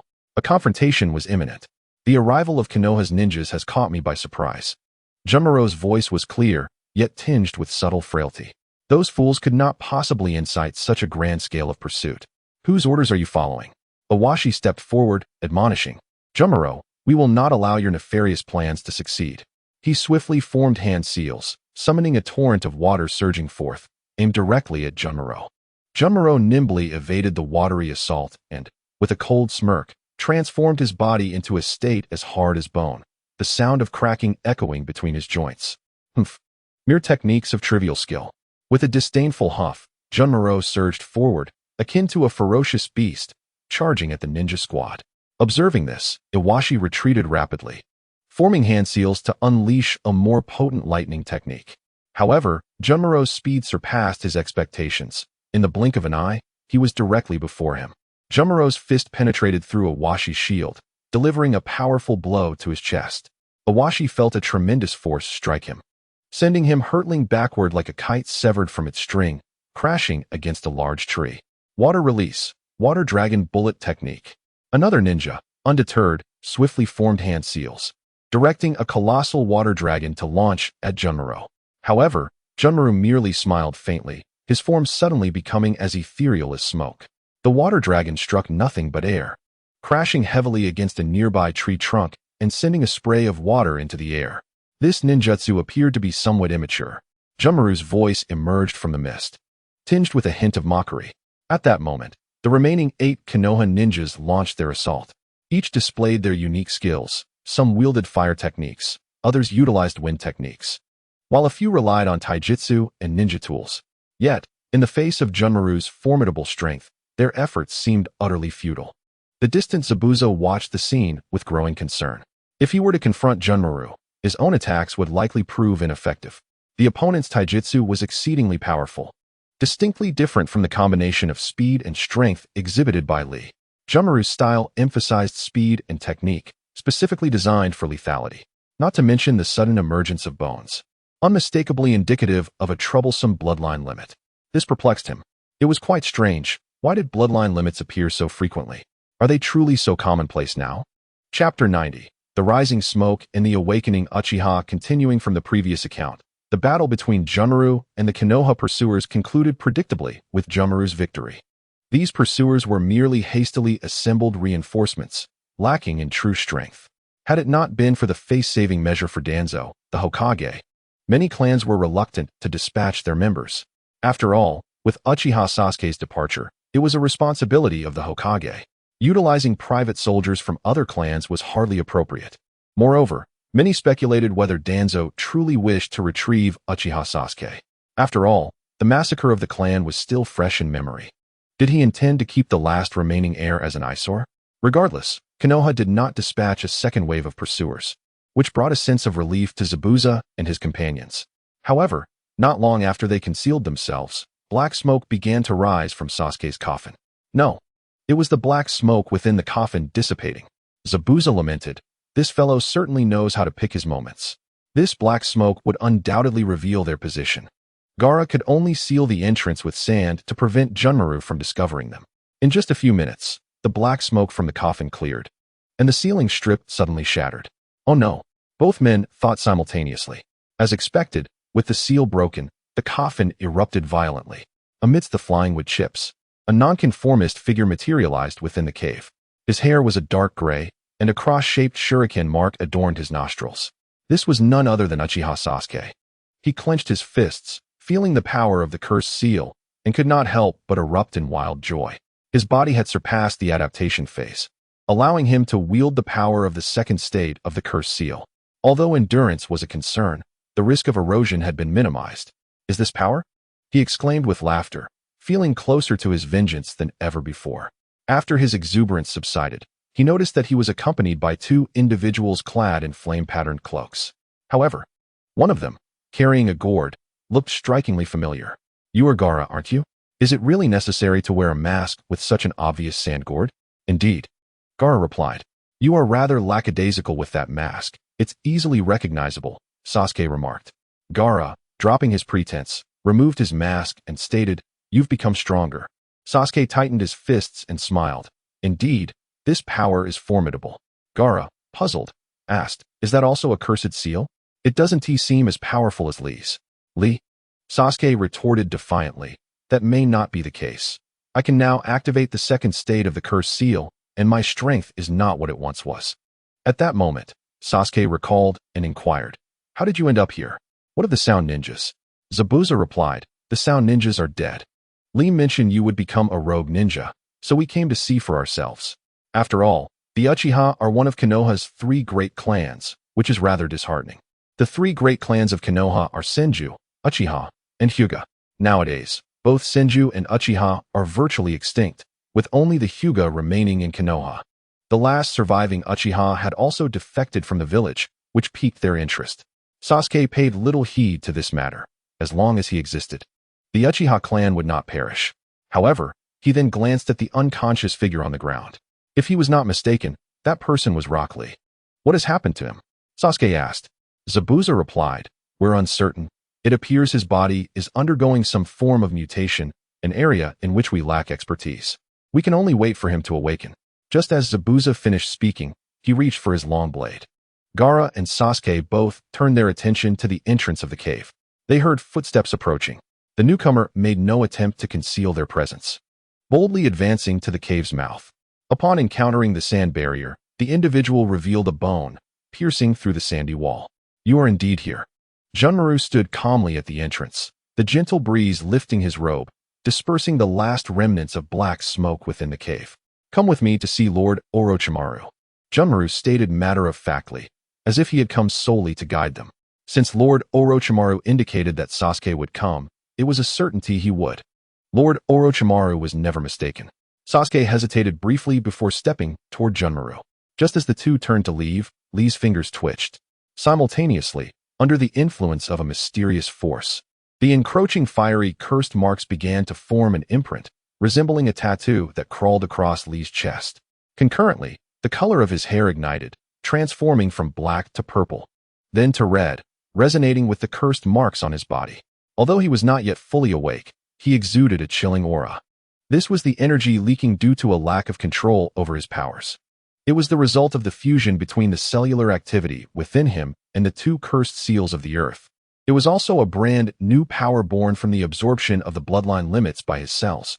This aura caught the attention of Zabuza and the others, even causing the composed Junmaru to pause. He suddenly turned his head and said, "Earth's cursed seal." Lord Orochimaru mentioned someone had deceived the Earth's cursed seal. It must be referring to him. Junmaru turned and conjured a bone sword. How dare you desecrate Lord Orochimaru's power with a mere human body? I cannot allow this. Clearly, Junmaru intended to eliminate Lee, this deceiver. Gaara and Zabuza would not agree to this, stepping in front of Lee in unison. Uchiha Sasuke also admonished. What do you intend to do? I will not permit you to harm him. Junmaru replied, Uchiha Sasuke, remember that you belong to Lord Orochimaru. This person has deceived Lord Orochimaru. It is your duty to eliminate him. Sasuke retorted, taking action is my own choice. I will not allow you to hurt him. Lee was one of the few who understood him. Even knowing he sought vengeance, he merely reminded him not to be blinded. Moreover, since the massacre, he was one of the few who cared for his growth. Compared to others, Lee's sentiments allowed Sasuke to live more freely. However, facing the Three's obstruction, Junmaru showed no sign of relenting. In his heart, Lord Orochimaru was sacrosanct. Therefore, Lee must die. But just as tensions escalated, Lee sat up, rubbing his head. Having just undergone fusion, his spirit was still somewhat weary. Reflecting on the clash of seals, Lee felt a lingering dread inside. Mental harm is far more perilous than physical injury. I truly just escaped with my life this time. He rubbed his temples to alleviate the mental strain and continued, Gaara, Zabuza, Sasuke, you need not interfere. Due to our confrontation, it is indeed one of my objectives. Shao Li approached the battlefield, assessing the lone survivor of the Kaguya clan. Junmaru, I have heard tales of your clan's fierce nature and formidable prowess. You have always been my desired opponent, and today, I shall grant you a fitting conclusion. Junmaru retorted, do not speak as if victory is within your grasp. I will ensure you regret your insolence towards Lord Orochimaru. Chapter 91, Corpse Bone Pulse Versus. Steel Fist Junmaru, hailing from the land of Water's Kirigakure, is a ninja of the Kaguya clan, consumed by the thrill of battle. Wielding the Kekkei Genkai known as Corpse Bone Pulse, he was the sole survivor during the clan's assault on the village of Mist Shinobi, later becoming the most formidable member among Orochimaru's Sound Five. The Kaguya clan is distinguished by their appearance, characterized by red eyeshadow and two red markings between their brows. Observing the youth of similar stature before him, Shao Li assumed a stance of invitation. Junmaru mirrored his actions, and in an instant, they lunged towards one another. Shao Li, with a swift motion, propelled himself forward like an arrow released from its bow. His body had seamlessly adapted to the surge of power imbued by his cursed seal, its fiery patterns serving as testament to his transformation. Konoha Hurricane, he roared, spinning through the air at high velocity, conjuring a tempest that threatened to engulf all obstacles in its path. Junmaru, with a dismissive grunt, advanced rather than retreating, intertwining his fingers to manifest sharp bone blades that met Shao Li's assault head-on. The clash erupted with a deafening sound as their powers collided. Shao Li's rotation was abruptly halted by Junmaru's bone blades, yet he rebounded with spring-like agility, charging once more at Junmaru. Junmaru, not to be outdone, deftly evaded while unleashing a flurry of bone blades that traced silvery arcs through the air, attempting to seal off all of Shao Li's retreat paths. A flicker of concern crossed Shao Li's eyes. Junmaru's bones appeared remarkably resilient and dangerously sharp. Nevertheless, he pressed on, quickening the tempo of his assault. He launched himself like a cannonball, fists clenched, channeling all his strength towards Junmaru's chest. Crushing palm, Junmaru merely scoffed, sidestepping the blow while executing a peculiar arc with his bone blades, targeting Shao Li's neck. With two resounding impacts, both combatants exchanged blows, neither inflicting harm upon the other. Junmaru, I have already integrated a segment of a cursed seal. You would do well to begin utilizing yours, lest you swiftly find yourself at a disadvantage, Shao Li warned. Flipping midair and executing a windmill kick directed at Junmaru's midsection. A flicker of surprise crossed Junmaru's features, yet he remained composed, swiftly adjusting his stance to deflect the strike with his bone blade. However, Shao Li's onslaught did not cease. His hands morphed into claw-like appendages, lunging at Junmaru's face. With a clang, Junmaru evaded yet again, simultaneously crafting a dense wall of bone blades that stifled Shao Li's attacks. Undeterred, Shao Li altered his approach, generating a gust of energy with his hands. Lotus Blossom Kick, he shouted, executing another aerial maneuver with even greater speed and power. His legs transforming into lethal axes as they descended upon Junmaru's chest. This technique, derived from the Lotus Blossom, transitioned seamlessly from defense to offense, relentless in its execution. Junmaru's expression shifted slightly. He had not anticipated such a formidable offensive from Xiao Li. He quickly repositioned himself, meeting Xiao Li's assault with his bone blades. The two forces collided again, producing an ear-splitting sound. Truly remarkable. You wield bone yet possess an astonishing flexibility, Xiao Li mused, momentarily halting his onslaught. The unique turning motion he had executed moments ago was something few could replicate, a testament to the Kagaya clan's control over their bone manipulation. Junmaru observed his bone blades, noting the fissure created by Xiao Li's powerful legs. Indeed, I must not underestimate you. Though your attacks are straightforward, they are compensated by remarkable speed and strength. In an instant, Junmaru surged forward, unleashing a barrage of bone sword strikes. Dance of the corpse. Xiao Li dove backward, employing his hands and feet to deflect the onslaught. Yet he did not relent. Leveraging the momentum from his previous defense, he spun in the air, aiming to seize Junmaru's neck with a downward claw. Pressing palm. This technique, learned from Jiraiya, was not one he intended to meet head-on. Junmaru retreated swiftly, but Xiao Li's speed was unmatched. Shoulder charge punch.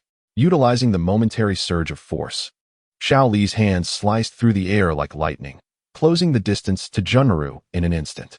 With two sharp impacts, his left fist struck like a shattering sword, while his right hammered downwards. Steel power slam. A resounding crash echoed as Junmaru was driven into the ground, though he emerged relatively unscathed, his bones forming a protective barrier against the blow. Nonetheless, the impact fractured a portion of his bone structure. Quickly retreating, Junmaru's gaze sharpened. You certainly possess great strength. As he spoke, he activated his cursed seal, which bore resemblance to the Earth's sigil, amplifying his power. Unlike Xiao Li's fiery patterns, Junmaru's sigil resembled the intricate veins of his body, twisting and spaced with precision. Simultaneously, his speed and strength surged, and spiny protrusions resembling quills sprouted from his body. Noting Xiao Li's curious expression, he explained, "This may appear peculiar, but this is my Kekkei Genkai, corpse bone pulse. I can freely manipulate bone bud cells and osteoclasts, even controlling calcium density to form bones. In essence, while others possess around 200 bones, the number of mine is indeterminate, and their hardness surpasses that of steel, rendering physical attacks against me ineffective." Witnessing the bizarre bones adorning Junmaru, the three onlookers wore expressions of grave concern, especially in close combat. They struggled to conceive a method to breach this formidable defense. You mentioned that you have integrated a segment of a cursed seal. Very well, I shall respond in kind. Ribs pierced through his skin, sprouting like thorny armor, while additional dagger-like bones emerged from his arms. This not only provided defense, but also served as weapons for counteroffense. Yet now was not the time for contemplation. As Junmaru initiated his assault, his body coiling with agility, the dagger-like protrusions covering him. Dance of the corpse spine. Junmaru's form spun towards Xiao Li like a top, an assault nearly impossible to defend against. Chapter 92, Bloom. Wings of the Firebird. The dance of the corpse is a technique where Junmaru, utilizing his Kekkei Genkai, allows his body to sprout numerous bones, granting him both high defensive capabilities and striking power in close-quarters combat. His rapid rotation resembled a spiked top, capable of pulverizing adversaries. Should an opponent retaliate, it would unleash a devastating counterattack, inflicting severe damage. Xiao Li, fully aware of this, chose not to confront the assault head-on. He moved with great speed, creating distance between them. Even when contact occurred, he resorted to blocking with the back of his combat gloves. After some distance, Junmaru's relentless assault finally began to subside. However, this was precisely the opportunity that Xiao Li had been waiting for. He moved at an astonishing speed, harnessing inertia to unleash his Lianhua technique. With a piercing shout, Xiao Li launched himself toward Junmaru, delivering a swift sidekick to Junmaru's chest. Yet, upon contact, Xiao Li sensed something was amiss. He was met with a barrier of bone, which possessed both resilience and hardness, effectively mitigating 50 points of damage. What was meant to be a powerful strike, sending him soaring into the sky, resulted in a mere two-step retreat. Junmaru thought to himself, what unexpected strength. To be repelled by 2 steps despite the bone defense. If that kick had landed squarely, it would have been unbearable. Realizing this, Junmaru promptly began to form a set of bone armor beneath his skin to withstand Xiao Li's forceful impact. Unfortunately, time was not on his side. He needed to eliminate Xiao Li swiftly before he could abscond with Sasuke. Wait a moment. Junmaru suddenly realized that Uchiha Sasuke appeared disinterested in heading to the Sound Village. Instead, He remained on the sidelines, merely observing. Could it be that this individual had no intention of departing? With this thought, Junmaru's gaze sharpened. He needed to dispose of the person before him and forcibly take Uchiha Sasuke away. To achieve this, he had to conclude the battle promptly. Indeed, I underestimated you. From this moment forth, I shall exert my utmost effort. As he spoke, Junmaru's body began to undergo further enhancement. His skin turned a deep brown. Black patterns emerged across his face, and his back arched dramatically, sprouting a tail. This was his second stage curse seal. However, as soon as it activated, he couldn't help but cough up a mouthful of blood. Time. He needed time. Xiao Li had also gleaned from the barrage of comments that Junmaru was afflicted with a bloodline limit ailment. If he engaged in strenuous activity, he would soon perish. Nevertheless, both fighters were now irreconcilable adversaries. Hence, Xiao Li resolved to conclude the battle before Junmaru succumbed to his illness, a mark of respect for this formidable martial artist. Earth's Cursed Seal, second stage transformation.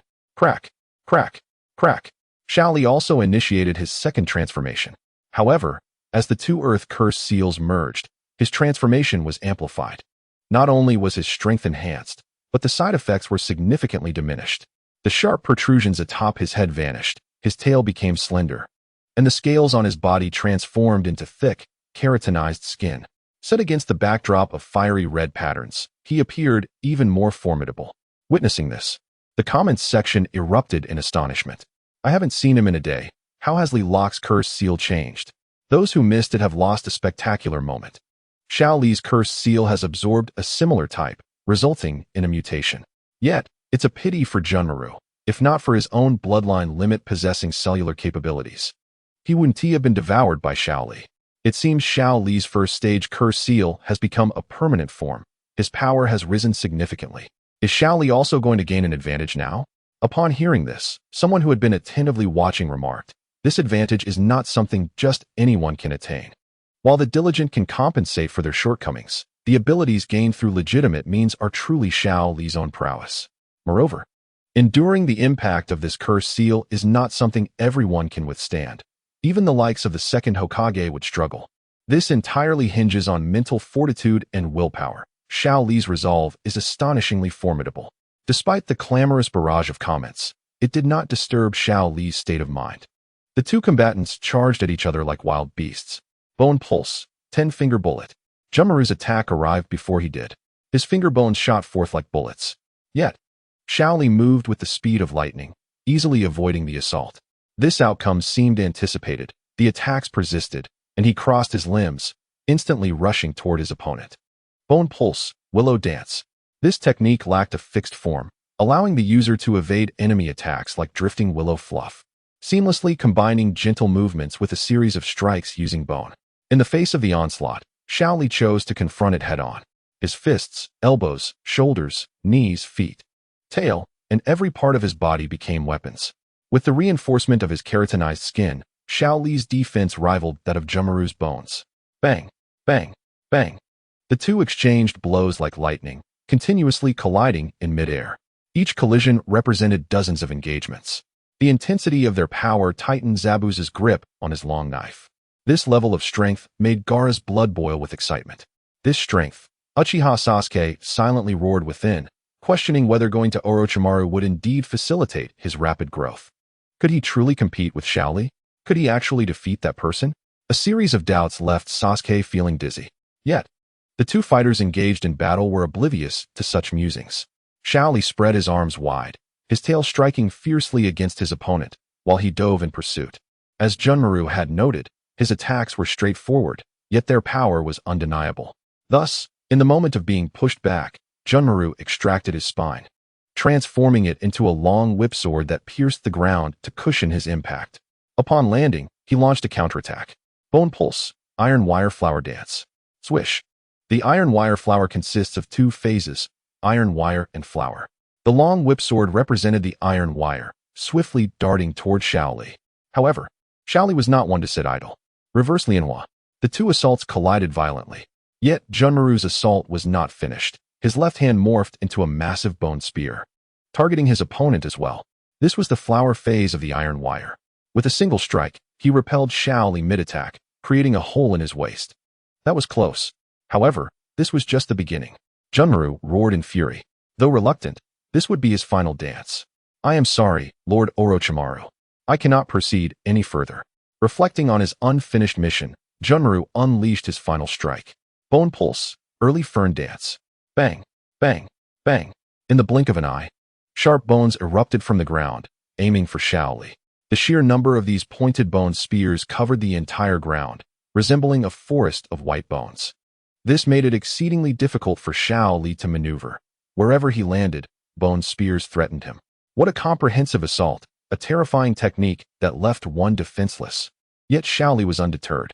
With a piercing scream, he leaped into the air, the friction with the surrounding air sparking around his arms. Ultimate technique, Fire Phoenix. The rapid friction of flames ignited a shriek, resembling a firebird striking toward Junmaru. Wherever it passed, bone spears shattered. A flicker of astonishment flashed in Junmaru's eyes as he swiftly raised his bone blade for defense. However, the fiery incarnation of Shaoli did not relent. With his muscles taut, he forcefully shattered Junmaru's iron wire bone blade. Simultaneously, he propelled himself off the ground, launching like a cannonball, his fist striking Junmaru's chest akin to a bird's beak. Bang! Junmaru's body soared backward like a kite with its strings severed, crashing heavily to the ground. Blood trickled from the corner of his mouth, and a glimmer of defiance shone in his eyes. He understood that he had been defeated. After exhausting all his strength, he had succumbed to this deceiver of Lord Orochimaru. Yet, he managed a relieved smile. To die on the battlefield may well be the fate of the Kaguya clan. With that, he collapsed to the ground. Chapter 93, An Unexpected Encounter. A change in history in the Hidden Sound Village, within a secluded underground facility, lay Orochimaru's secret base. One of his sanctuaries. Following Tsunade's treatment, while his hands had not fully healed, the pain had subsided. At this moment, Orochimaru was engrossed in research alongside Kabuto, examining a lifeless corpse. The corpse was violently ruptured from within by some form of assault, resulting in significant bodily dismemberment. Yet, the two individuals appeared unfazed, skillfully probing the cellular structure of the remains. Orochimaru remarked, "The more we delve into this, the more exhilarating it becomes." The simultaneous eruption of the heaven and earth curse marks on a single body yields a survival probability of less than 1 in a million. This is merely theoretical data. How precisely did Rock Lee's cells undergo such transformation? Surviving all this time is quite extraordinary. Kabuto adjusted his glasses and speculated, could he have transplanted Hashirama's cells? After all, Danzo has been relentlessly searching for him, which is rather concerning. Orochimaru shook his head. No, these are not Hashirama's cells. I attempted to extract cells during the curse mark activation. Despite Rock Lee's rapid retreat, I still tried. His cells lack chakra attributes. They are merely vibrantly active, resembling a hybrid of Hashirama's cells and ordinary cells. Kabuto chuckled. No wonder Lord Orochimaru chose not to pursue him further. However, Lee's rate of growth is indeed noteworthy. Just then, the nearby candle flickered and swayed ominously. This was a special item infused with chakra. If its master were to perish, the candle would extinguish. This particular candle belonged to Kimimaro. Kabuto's expression turned grave as he incredulously uttered, "How is this possible? Could it be that Kimimaro?" Orochimaru replied nonchalantly, "At this point, it matters little what happens to Kimimaro. Sasuke, we have awaited him for quite some time. I understand his hatred. He would come even if he were alone." A smile crept across Orochimaru's face as he contemplated a new vessel. However, unbeknownst to them, Uchiha Sasuke had not headed towards the Sound Village. After his battle with Kimimaro, he also faced Rock Lee. Utilizing Chidori and the Heaven Curse Mark, Sasuke was nonetheless defeated by Lee, who only employed the third gate of the 8 gates. This left Uchiha feeling dejected and reluctant to seek out Orochimaru. After all, his intention in visiting the Sound Village was to grow stronger. Yet Orochimaru's subordinates had been completely vanquished by Lee's group. Sasuke felt that visiting would be futile, and he might as well train alongside Lee. According to the intelligence he had gathered, both Zabuza Momochi and Gaara had become significantly stronger, and Lee seemed to possess some unique abilities. Although he was unaware of the specifics, it was always worth a try. If he failed, he could always return to Orochimaru. Therefore, Lee, do you require more members for your team? Gaara replied. This fellow is truly willing to set aside everything for strength. Lee paused momentarily. Sasuke, aren't you supposed to be going to Orochimaru? Although Lee considered Sasuke a friend, he had no intention of dissuading him. To him, each person's path was distinct, and it was Sasuke's prerogative to choose his own direction. If Sasuke were to suffer harm, Lee would simply seek vengeance. Why do you wish to join us now? Uchiha Sasuke affirmed, indeed. Going to Orochimaru is far more perilous. It would be better to train with you.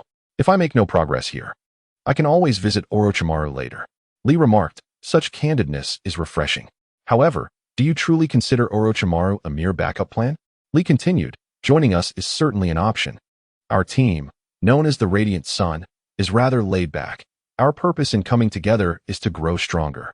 However, there is one rule: no indiscriminate killing and no betraying comrades for personal gain. As the saying goes, those who walk different paths cannot conspire together. If you find this place unsuitable, you may leave, but discord is unacceptable. Uchiha Sasuke mused. The phrase those who walk different paths cannot conspire together resonates well. At the very least, our current paths align. Lee concurred, precisely. He then asked, Gaara, Zabuza, is it acceptable for Sasuke to join us? Zabuza chuckled, I too sought strength in my time. If I find this arrangement unpleasant, I shall depart. Gaara added, I have no objections, though Shikaku may not be as agreeable. Shikaku had recently taken to brawling with a few others, gradually becoming more familiar with them. Previously, in a 1v4 scenario, it would relish in overwhelming its opponents. But now facing 1v5, it was understandably reluctant. If this continued, it would inevitably face a beating. Lee chuckled, tell it that once I have the means, I shall plant 100 acres of rock highland for it. Gaara replied, deal. Zabuza grumbled, why does this guy trust you so much? The last time I asked it for a bit of chakra, it refused. Zabuza had long coveted the tailed beast chakra, always eager to seize some during training. However, despite the vastness of the tailed beast chakra, without the beast's consent, he found himself powerless. Uchiha Sasuke listened, bewildered, although he was unaware of who Shikaku was. It seemed all parties had reached an accord. In welcoming Sasuke into their ranks, Lee generously produced a sword hilt, saying, everyone receives a welcoming gift upon joining. So this sword shall be yours. Sasuke exclaimed in astonishment, the sword of the Thunder God. Is this truly mine? Last I saw, it was in the possession of Kirigakure's AO. Time certainly has a way of shifting fortunes. Observing Sasuke's astonishment, Lee smiled. Of course it is yours. Use it well. With that, he handed the sword to Sasuke, who felt its weight and discovered that it harmonized beautifully with his lightning release chakra, causing him to become quite enamored with it. However, they had not ventured far when they paused in their tracks. Lee gazed up at a dazzling light in the sky. Puzzled, what is that? A radiant halo, brighter than sunlight, appeared in the sky, and before the group could discern its nature, it vanished abruptly. Zabuza remarked, it seems something fell. Gaara suggested, it isn't too far. I should go check. Curiosity piqued, the group pursued the phenomenon. A distance of merely a few thousand meters felt remarkably close to them. Within a minute, Lee arrived at the site first. But he refrained from approaching recklessly and instead observed quietly. From his vantage point, he discerned that what had fallen was indeed two individuals. One, a long-haired youth with bangs obscuring half his face, donned in a cloak. The other, a blonde boy who bore a striking resemblance to Naruto, sharing the same blue eyes and 6 whisker-like markings. This prompted Lee to wonder, could this be a member of Naruto's clan? Note, in episode 128 of Boruto, Sasuke and Sarada traversed to the era just after the 5th Hokage's appointment, coinciding with Sasuke's recent defection. Chapter 94, Doubts, is this the 5th Hokage? Continuing from the previous chapter. After Lee arrived first, Gaara and the others soon followed suit. As expected, they speculated whether the blonde boy was related to Naruto. Uchiha Sasuke remarked, he resembles Naruto strikingly. Aside from being a bit thinner, they are nearly identical. They did not approach too closely, as they were still uncertain of the relationship between these two and Konoha. However, the viewers in Lee's live stream erupted with comments upon witnessing this scene. Is this a joke? Vortex Boruto has appeared. I thought I was seeing things. It really is Boruto and Sasuke. Does this mean Sarada will show up too? But this doesn't make sense. Danzo has become the 5th Hokage, and Sasuke hasn't gone to Orochimaru. So how could these two appear? Has history already been altered? In response to such questions, someone chimed in. Surely you are not oblivious to the temporal paradox and the laws of physics. Clearly, Boruto and Sasuke have not traversed their own past, but rather a parallel world. Paradoxes will always remain paradoxes. Discussing this is futile, everyone. I hope to witness a different fate. You say, now that Danzo is in power and Jiraiya is absent, will Urashiki still meet his demise? He must perish, for the Otsutsuki are the enemies of the world. Yet, the abilities of Otsutsuki Urashiki pose quite a dilemma.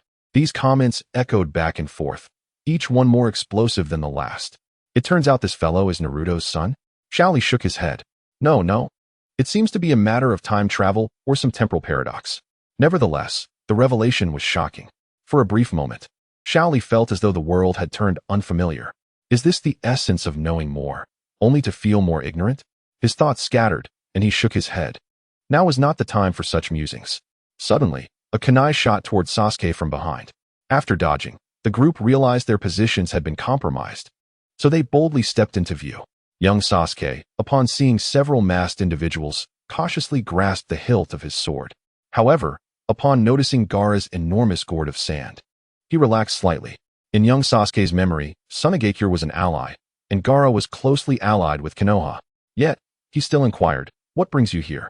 Zabuza replied, "Shouldn't that be our line? You two strange fellows have made quite an unusual entrance." Since Xiao Li and his companions wore masks, young Sasuke harbored some doubts. He wished not to alter the past, and thus said, "Apologies, we are travelers, intending to perform in a nearby village." Perform? Who are you trying to fool? However, since they were within the borders of Konoha, there was no choice but to refrain from attacking. Observing the situation, young Sasuke quickly pulled the curious boy away. Uchiha Sasuke pondered, "These two are quite suspicious. Should we follow them?" Shaoli shook his head in disagreement, for he was already aware of their identities and believed they posed no threat.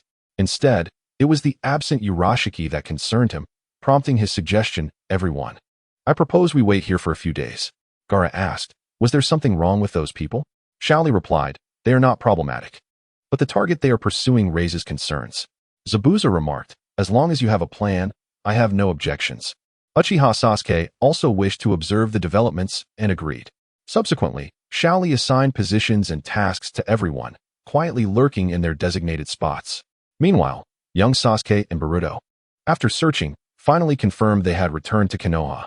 Whether it was the masked figure resembling Gaara or the familiar scenery of Hokage Rock, everything aligned with young Sasuke's memories. In the distance, the massive Hokage Rock was in the process of sculpting the fifth Hokage, although it was just beginning. This served as a testament to help Sasuke gauge the time frame.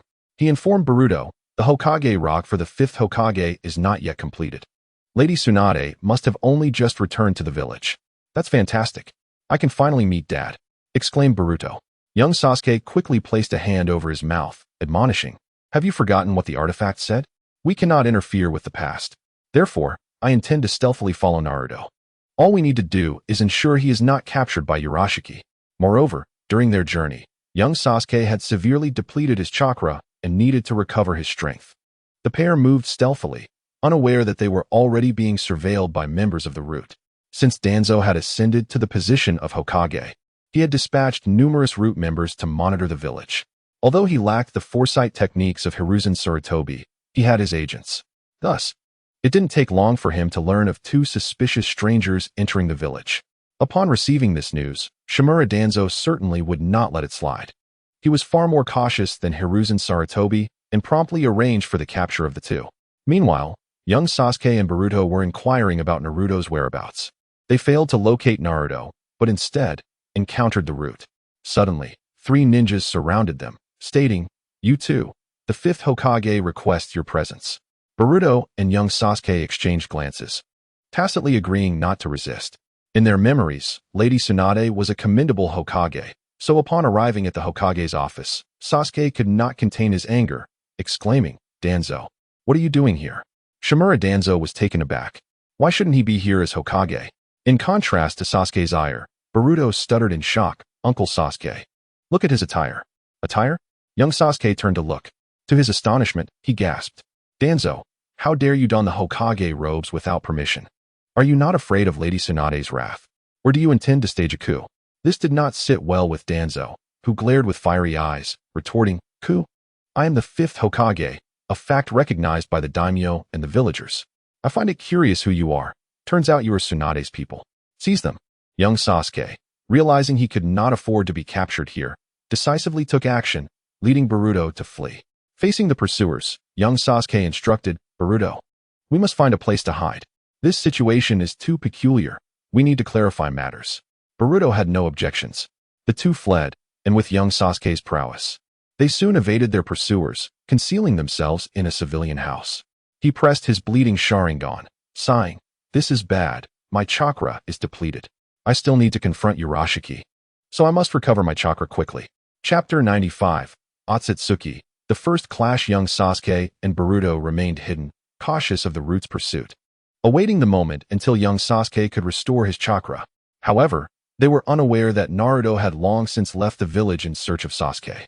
In the Hokage building, Shimura Danzo slammed his palm against the windowsill upon hearing the report, fuming as he commanded, search for them.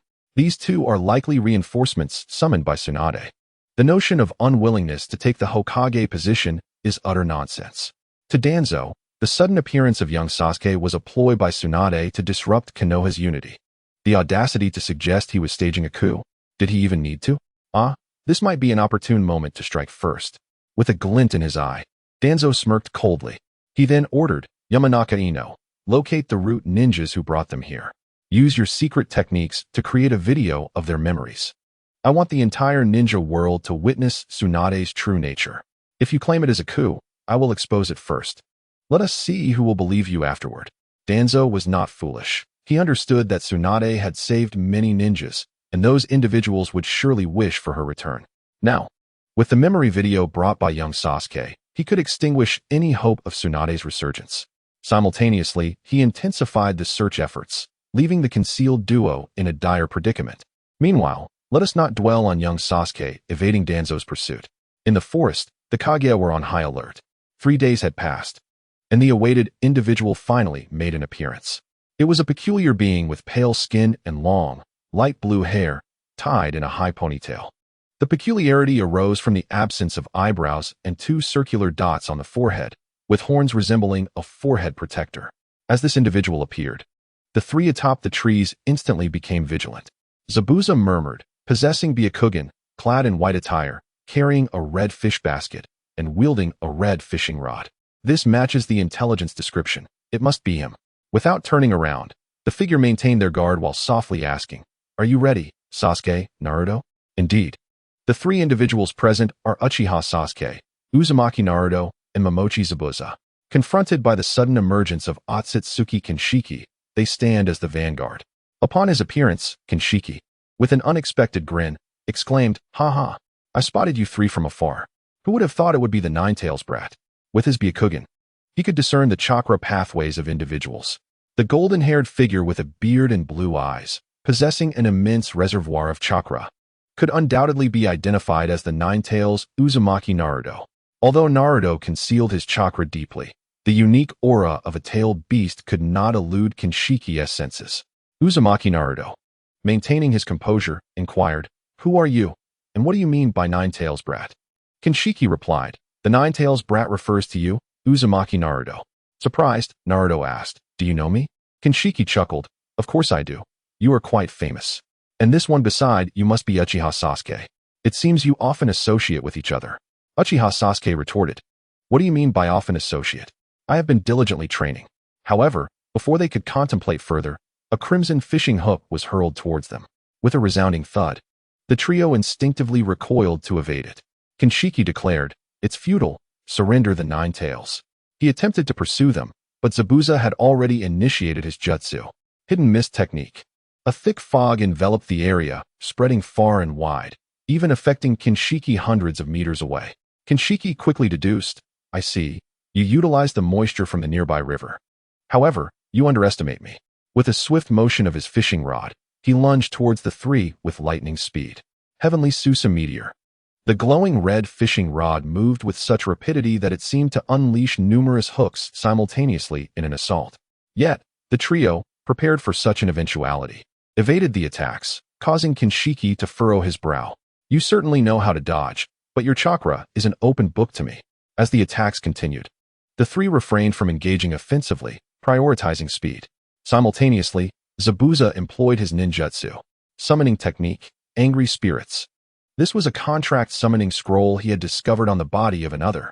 After gathering intelligence on Kinshiki, Rock Lee had inspired this technique, but Zabuza was the most suited to wield it. Upon its summoning, the three angry spirits leapt forth to assault Kinshiki. Lacking intelligence, Zabuza could not provide further commands, allowing the spirits to act on instinct. Nevertheless, this was sufficient, as Kinshiki realized that these spirits relied solely on brute strength rather than chakra. You fools! You have truly provoked my wrath. With the three angry spirits causing chaos, alongside Zabuza's swift blade, Kinshiki found himself grounded. However, in the dense fog, the spirits too were disoriented. Observing his assumptions validated, Kinshiki smirked, a bunch of ignorant monkeys. Now that you have lost your three spirits, prepare to perish. He then launched an attack towards Uzumaki Naruto. Yet, each strike failed to connect, as Zabuza and Sasuke shielded Naruto. You are far too naive. With the secret technique Yomi's Path, Kinshiki utilized an advanced space-time ninjutsu belonging to the Bloodline limit. This allowed him to conjure a black portal, traversing through different dimensions. His target was none other than Naruto. As the trio attacked, he slipped into the black portal, reappearing mere feet away from Naruto. Success! Kinshiki joyfully swung the fishing hook, aiming to pierce Naruto's body. However, upon tugging, he was taken aback. What is this? Why did I not capture any chakra? This unexpected turn left Kinshiki bewildered. Yet, Sasuke and the others had anticipated this scenario, swiftly distancing themselves. Zabuza meticulously analyzed. This individual seems capable of capturing chakra. He was perplexed by his previous failure. Uchiha Sasuke nodded, elucidating. Unfortunately for him, he miscalculated. Naruto bears a sealing technique within him, hence his ninjutsu was thwarted. It became evident that they too must employ sealing techniques. However, this was merely a ruse for Kinshiki, as Sasuke and the others had already applied their own seals. Their intention was to create an illusion that their information had not yet been divulged. Amidst the fog, Sasuke and Zabuza shielded Naruto as he maneuvered, making it challenging for Kinshiki to strike. Particularly, the trio appeared to move in a swift and tireless manner, much to Kinshiki's confusion. If you think you can evade my attacks by circling around me, you are gravely mistaken. My vision is a complete 360 degrees. As the red fishing rod swung in a furious flurry, resembling a crimson ribbon dancing in the mist, Zabuza intermittently intensified the density of the fog. When they discovered that Kinshiki was merely toying with them, the trio felt a surge of exhilaration. Kinshiki has fallen for our trap. Commenced the second phase of our plan. The timing was now crucial. Uzumaki Naruto nodded solemnly, understanding his role in this next phase. Upon Zabuza halting his movements, Uchiha Sasuke activated his Sharingan. Fire release, great fireball technique. A massive blaze erupted skyward. Such a formidable ninjutsu would typically not concern Kinshiki. However, he was aware that this was merely a distraction. Promptly switching his Byakugan to the blue Rinnegan. As expected, a feint followed by a physical attack, child's play. In an instant, he perceived everything. As the fireball detonated, Uchiha Sasuke surged forward, kunai in hand. After a series of rapid strikes, Kinshiki kicked Sasuke away. But to his surprise, Sasuke vanished midair with a resounding pop. A clone? It turned out that Sasuke had activated his Sharingan not for an offensive strike, but to execute the shadow clone technique at the precise moment Kinshiki switched his gaze. Indeed, lacking the Byakugan's capabilities, Kinshiki failed to detect the clone, and in his haste, he neglected to adjust his vision. This was the opportunity Zabuza had been waiting for. Uchiha Sasuke shouted, "Attack me!" Kinshiki, startled, hastily activated his Byakugan. What is this, flying needles? Indeed, as Sasuke called out, Zabuza unleashed a flurry of needles. The range of these needle attacks encompassed Sasuke as well. Using my comrade as bait, are you willing to risk mutual destruction? Kinshiki scoffed, switching to his blue Rinnegan. He realized that the needles had indeed struck both him and Sasuke, overwhelming his ability to evade due to their sheer volume. However, upon impact, he felt no poison. Could it be that Sasuke's presence deterred the release of toxins? Though his time reversal ability lasted mere seconds, during that interval, he had only been struck by the needles without any toxic effects. This sort of attack was hardly lethal. And indeed, as he observed, Sasuke was forced to retreat from the fray, leaving only Zabuza and Naruto to continue their assault. Did you truly think such trivial tricks could defeat me? You are utterly ignorant. Now, it is just the two of you. Let us see how long you can run. Yet, in his moment of triumph, Kinshiki failed to notice the shifting sands beneath him. In preparation for this battle, The ground had long been covered in yellow sand, due to its proximity to the river. Otsutsuki Pori did not think much of it. However, he was unaware that this yellow sand and the flying needles were crucial components of a meticulously crafted plan. Transforming into Naruto Uzumaki, Gaara was skillfully ensnaring Pori's feet with the yellow sand, which continued to wrap around him increasingly tighter. Soon, beneath Pori's calves, a mound of sand had formed. It was only at this moment that he realized something was amiss. Attempting to pull his feet free, he found himself utterly immobilized. What was happening? As the yellow sand continued to accumulate, Otsutsuki Pori suddenly comprehended the situation and roared, "You are not the Nine Tails. You are Gaara."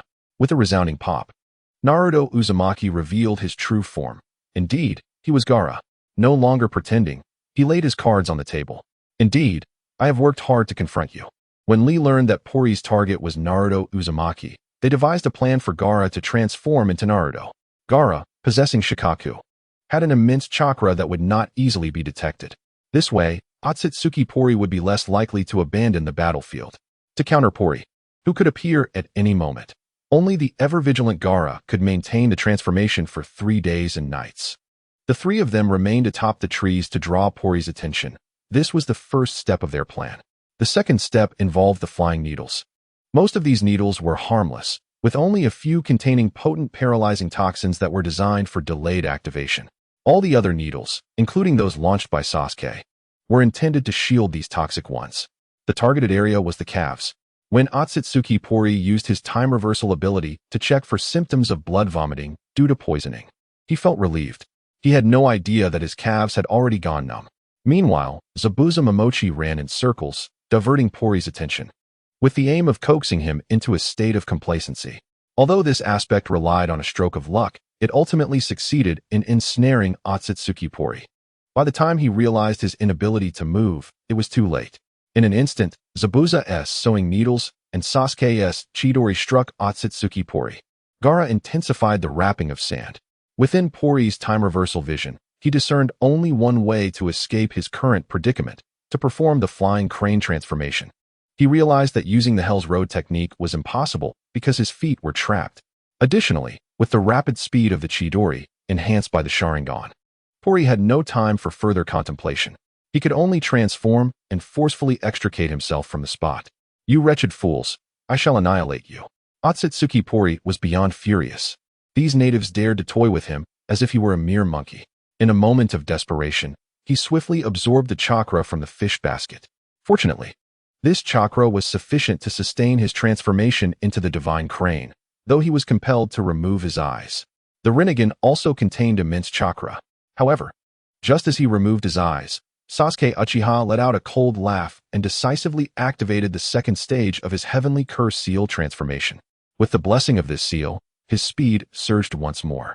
"Lightning release, Chidori," thundered Sasuke, his voice echoing. Although Pori sensed the looming danger and evaded the fatal strike, a chunk of his horn was blasted away. "Damn it! This is a noble symbol of the Otsutsuki clan, a representation of power." After Boruto struck off one horn, his strength diminished significantly, and now, with another chunk blown off, he found himself reeling from the backlash, spitting blood. The near-death experience due to insufficient chakra only fueled his rage. Chapter 97. Intersecting Gazes, Calculated Intelligence. Continuing from the previous account, despite the numerous setbacks during this transformation, Pori managed to break free from the yellow sand at a critical moment, soaring into the sky. After consuming the Crimson Fish Basket's chakra and utilizing his Rinnegan, Pori's eyes turned golden, and a golden Rinnegan manifested on his forehead, with multiple black stripes appearing across his face. However, the large horn resembling bird wings atop his head was completely bare, both sides having been obliterated. Otsutsuki Pori flapped his wings, glaring menacingly at the three opponents. Unexpectedly, he found himself cornered to such an extent. At this moment, Pori radiated a faint golden glow, his form having transformed into that of the divine crane. Yet his cold, merciless gaze betrayed a profound murderous intent. "Insects, perish!" Otsutsuki Pori sneered, charging toward the trio in an instant. Sasuke's figure flickered, transforming into a streak of black lightning. Wielding the sword of the Thunder God, aimed directly at Pori's vital points. His Sharingan glimmered with crimson light, capable of perceiving all illusions. Lightning release, Chidori lightning sword. Sasuke shouted, as the sword of the thunder god became enveloped in dense lightning, resembling a furious lightning dragon, surging toward Pori. Pori scoffed, his figure gracefully evading Sasuke's lethal onslaught. With a powerful flap of his wings, he retreated several meters, distancing himself from Sasuke. In the face of absolute power. These are mere parlor tricks, Pori derided. Just then, Zabuza appeared behind Pori, wielding his long knife with piercing coldness in his eyes. Silent killing technique, Zabuza whispered, his blade akin to a specter, silently lunging toward Pori. Pori's figure flickered once more, narrowly avoiding Zabuza's ambush. Furiously, he glared at his assailants, bellowing, "You despicable wretches!" Resorting to sneak attacks. Die! With a powerful flap of his wings, he was suddenly before Sasuke, striking him with a black chakra rod that sent him flying, blood spewing forth. As he turned once more, Zabuza, unable to retreat in time, was kicked violently against the rocks, crashing into them with a resounding thud, sustaining internal injuries and spitting blood. Unyielding, Gaara quickly formed hand seals, his chakra surging.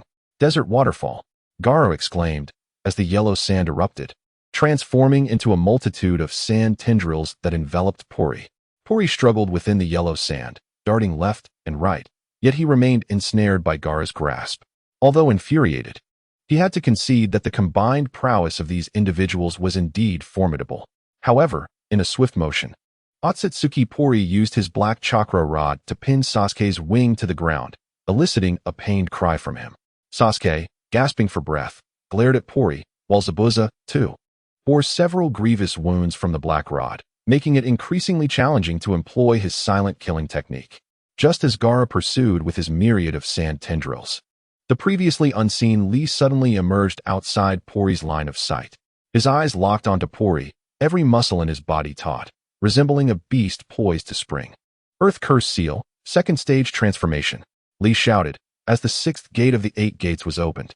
With a bellow, he propelled himself toward Pori like an arrow released from a bow. His speed was astonishing, even causing Pori to feel a chill run down his spine. "Who is that?" Pori exclaimed, hastily flapping his wings to evade Lee's attack. Yet, Lee seemed to predict his movements, spinning in midair and delivering a devastating kick to Pori's wing. Secret technique, Fire Flaming Bird Kick. With a thunderous crash, Pori's form was sent hurtling backward, crashing heavily against the rocks. The immense force shattered the boulder, creating a massive crater several dozen meters wide. Coughing violently, Pori lay on the ground, blood trickling from the corner of his mouth. His divine crane form flickered dimly. Seizing the opportunity, Sasuke, Zabuza, and Gaara converged, forming a triangular formation to ensnare Pori. "Your time of reckoning has come," Sasuke declared coldly. Otsutsuki Pusher struggled to rise, his eyes filled with resentment and fury.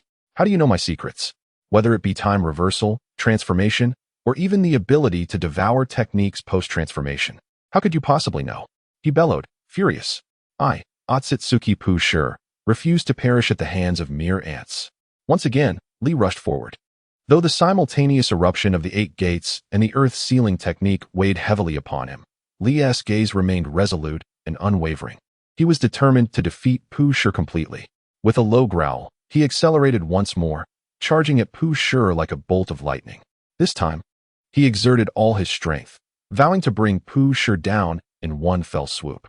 Upon witnessing this, despair welled within Pusher. He understood that he could no longer withstand Lee's onslaught. Yet, as a member of the Otsutsuki clan, how could he easily submit? "Even in death, I shall make you pay dearly," Pusher roared, launching himself at Lee once more. However, this time, his attack seemed feeble and ineffectual. Lee effortlessly evaded his strike and sent him sprawling to the ground with a swift kick. "It's over," Lee declared, clenching his fists, which resembled 2 small mountains, and bringing them crashing down upon Pusher. With a thunderous impact, Pusher's body was forcefully driven into the ground, his eyes gradually losing focus as the essence of life swiftly ebbed away. "Why you?" Pusher struggled to utter a few words. "The honor of the Otsutsuki clan cannot fall here," he shouted inwardly, but his voice dwindled into silence, ultimately vanishing into the air. Lee, too, immediately withdrew his explosive power, collapsing onto the ground. Such a full effort cannot be sustained for long. Sasuke, Zabuza, and Gaara, observing Pu Shi's fallen form, let out a collective sigh of relief. "We did it," Sasuke exclaimed with excitement. This guy was not only powerful, but also had strange abilities. Without prior intelligence, he would have been quite troublesome. Zabuza allowed a rare smile to grace his features. Indeed, it was no easy feat, however. Lee's strength has surged. His outburst has surely surpassed that of a Jonin. Lee smiled modestly and replied, "It's not so exaggerated. This is the result of our collective efforts." Pausing momentarily, he added, "Zabuza, let us seal the body first. People will arrive here soon, and we need to leave." Since Karui was studying medical ninjutsu and had received some human research materials from Lee, she needed the corpse for practice. Moreover, whether it was the Sound Ninja or the Otsutsuki, encounters with them were rare. The spoils from this battle could potentially exceed imagination. Yet, just as they were preparing to depart, Sasuke fixed his gaze upon Zabuza, his voice laced with anger. "Zabuza, what is the matter with your eyes?" If he wasn't mistaken, it was a pair of single Tomo Sharingan. Thus, he demanded a reasonable explanation. Lee simply replied, "These eyes are a gift from me to him." Sasuke looked at him in disbelief, confirming, "This is no joke. Where did you acquire the Sharingan?" Lee scratched his head, explaining, "Let us discuss this as we walk. You remember I disappeared for a while before leaving Konoha, right?" Sasuke nodded, recalling that he had been unable to find him during that time. Lee continued, "I was taken by the root. They captured me using Karui as leverage, insisting I join them. However, I refused and was subsequently tortured for a time. During that period, I discovered that Danzo possessed many Sharingan. So I kept my wits about me and sought information regarding them. Ultimately, I learned about the Uchiha clan." Hearing this, Sasuke quickly inquired, "What did you find out?" Lee took a moment to gather his thoughts before slowly revealing, "I learned about the Uchiha massacre." Sasuke immediately grew agitated, abandoning his curiosity regarding Lee's eyes, and demanded, "You must clarify this at once." Gaara and Zabuza pulled him back, advising, "Sasuke, Lee is just about to explain. Don't interrupt him." Sasuke released his grip, silently awaiting the answer. Lee sighed, "This is a long story. Gaara and Zabuza, please step aside." Although they were curious, they maintained their distance. At this moment, Lee spoke. The Uchiha massacre was largely orchestrated by Danzo from behind the scenes. Following the Nine Tails incident 12 years ago, Konoha's higher-ups suspected that the chaos was instigated by the Uchiha clan, and at Shimura Danzo's suggestion, they placed the Uchiha district under 24-hour surveillance. Simultaneously, the second Hokage isolated the Uchiha clan under the pretense of establishing a police force. This policy incited unrest among many dissatisfied Uchiha clan members, who sought to instigate a coup. Although you were still young at the time, you should have some recollection, as such circumstances do not arise overnight. Sasuke began to recall the past, memories flooding back. Indeed, there had been a time when his father bore a troubled expression, filled with worry. Lee continued, however. Two key figures emerged amidst this turmoil, Uchiha Shisui and Uchiha Itachi. They held an immense love for the village, perhaps even surpassing their affection for their own family. Sasuke retorted angrily, "How could that be? We are family, part of the same clan." Lee sighed, "Have you forgotten the will of fire of Konoha? Where the leaves dance, the fire endures. The flames will continue to illuminate the village, allowing new leaves to sprout. This is the will passed down from the first Hokage, expressing that the youth are the hope for the future, and the older generation must trust and protect them. The sacrifices of the older generation are not in vain. They inspire the youth to become the pillars of the future." While this notion holds truth, the unfortunate reality is that Konoha's ninjas were thrust into battle from a young age. Kakashi was merely 12, while Uchiha Shisui was only 9. In a bid to cultivate Uchiha Itachi's talents, he was brought to the battlefield at the tender age of 4. One can only imagine the impact this had on these children. This laid the groundwork for the turmoil that would follow. Having witnessed the brutality of war, they longed for peace. Konoha's higher-ups exploited this, utilizing Shisui and others as a bridge between the Uchiha clan and Konoha. However, Shimura Danzo clearly did not endorse this. He manipulated Shisui and others to restrain the Uchiha while simultaneously launching a surprise attack to seize Shisui's Sharingan. Though Shisui managed to escape after losing his right eye, he entrusted his left eye to Itachi, urging him to use it for peace and to thwart the Uchiha coup, while also instructing Itachi to keep this matter confidential. Ultimately, he leaped into the Nanga River, taking his own life.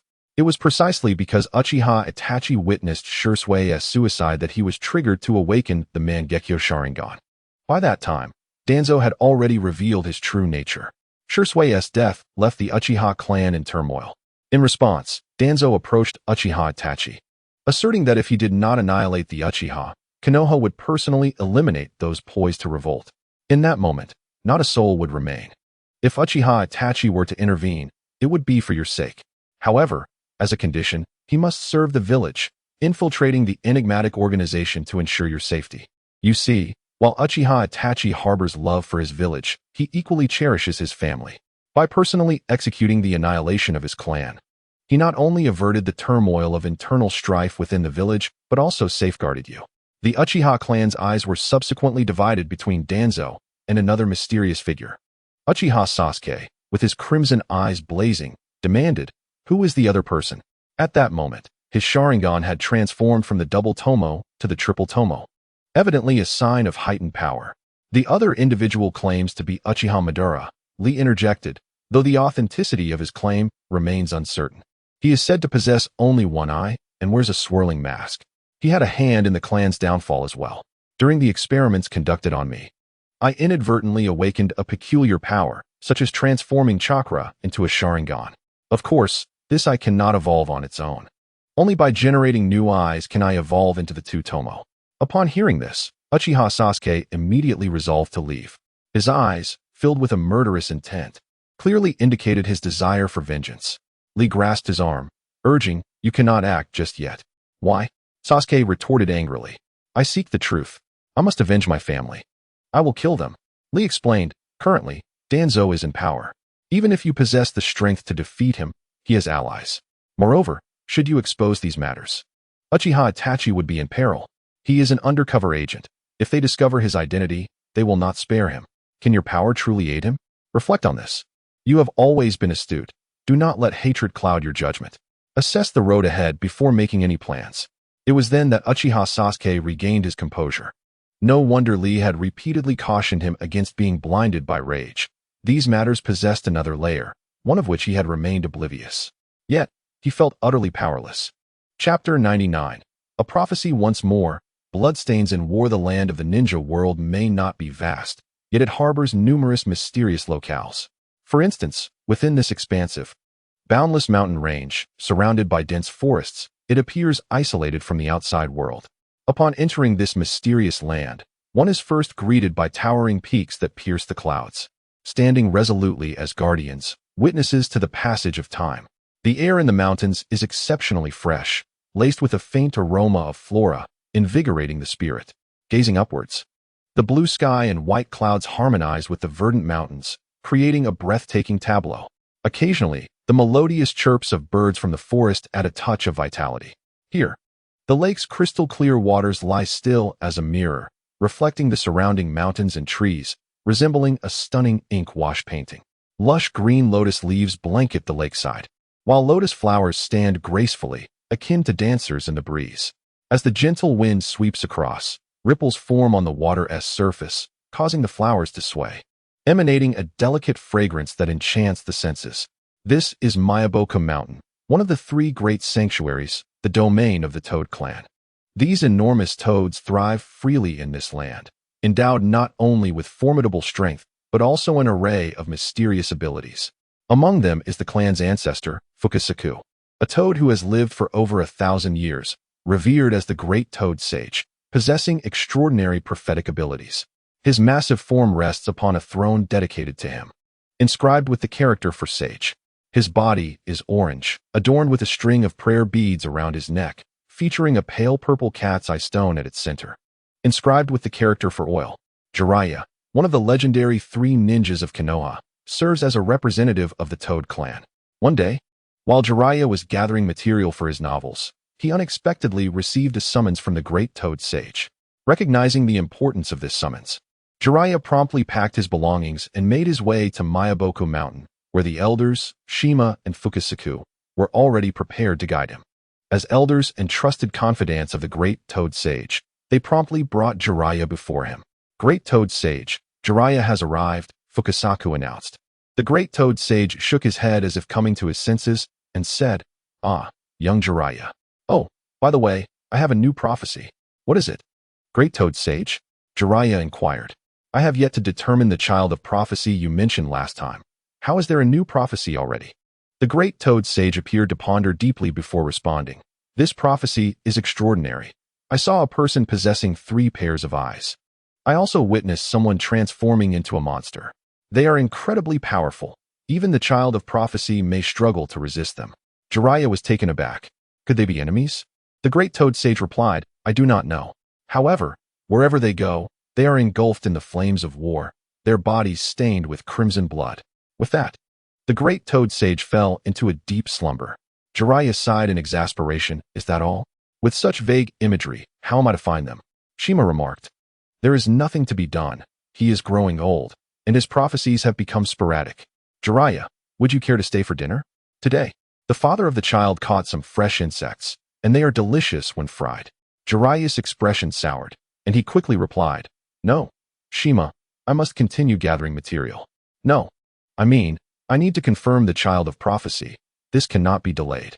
Shima lamented, What a shame. I was hoping to treat you to a little something.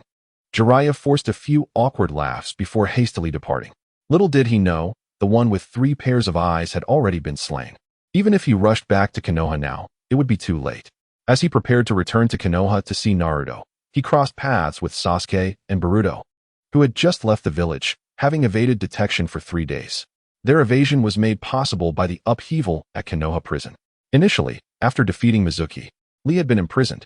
However, Mizuki had never given up on escaping, intent on seeking refuge with Orochimaru.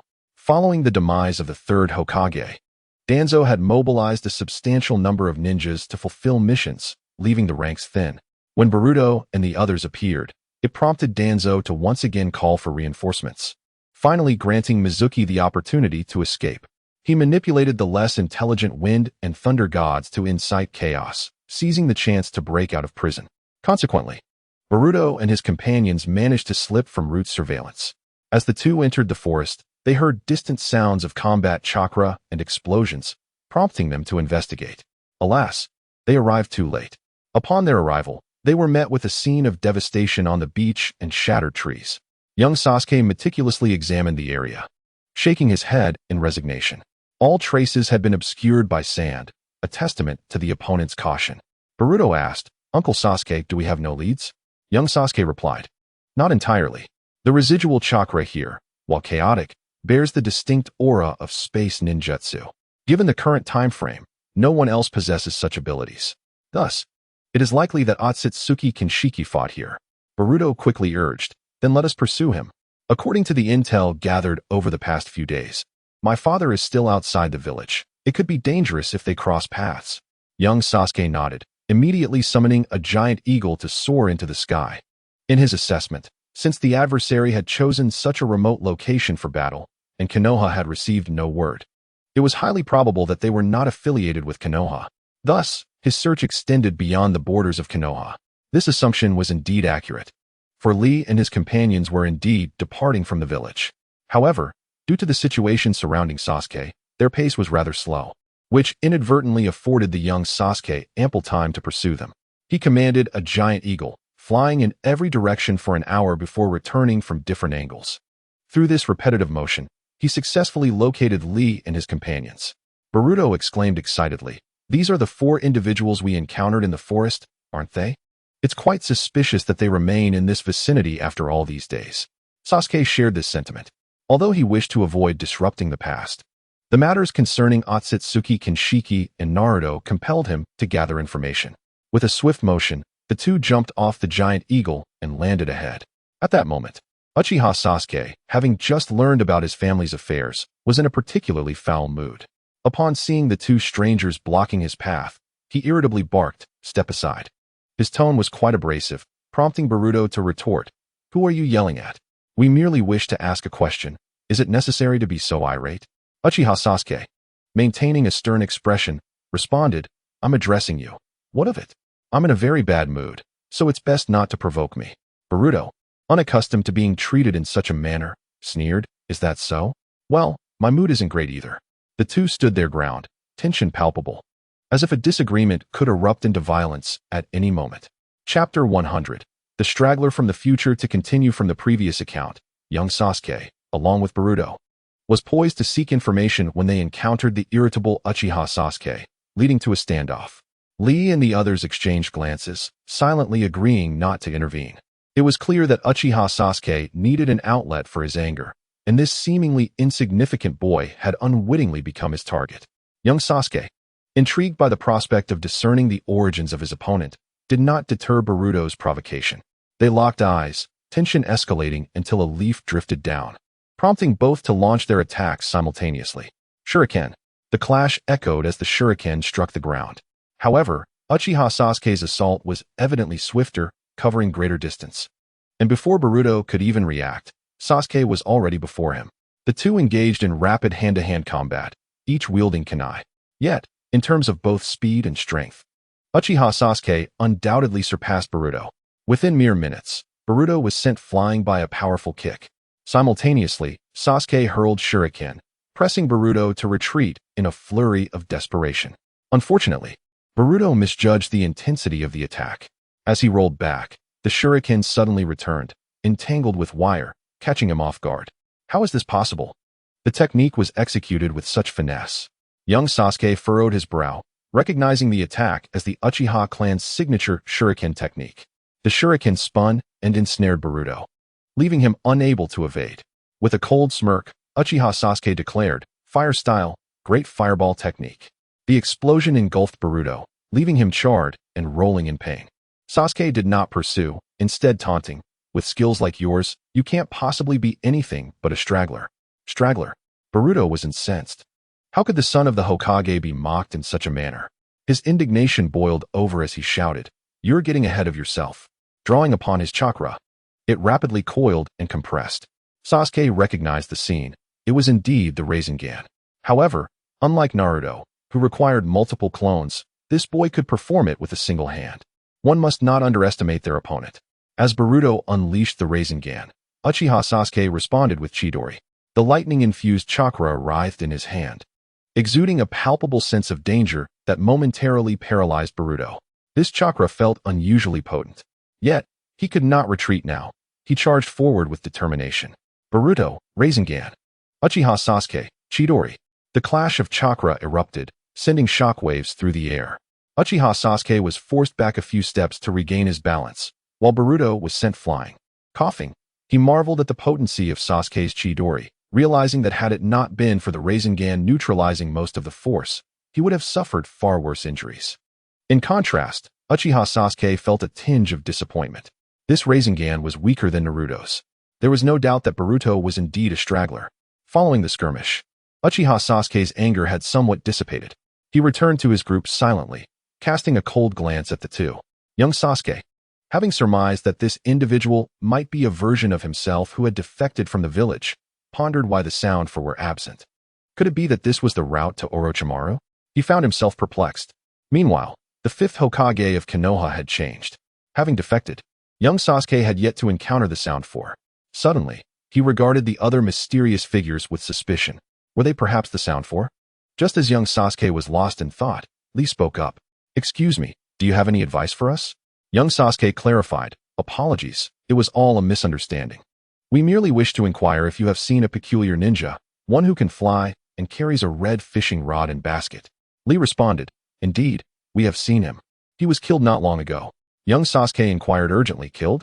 By whom?"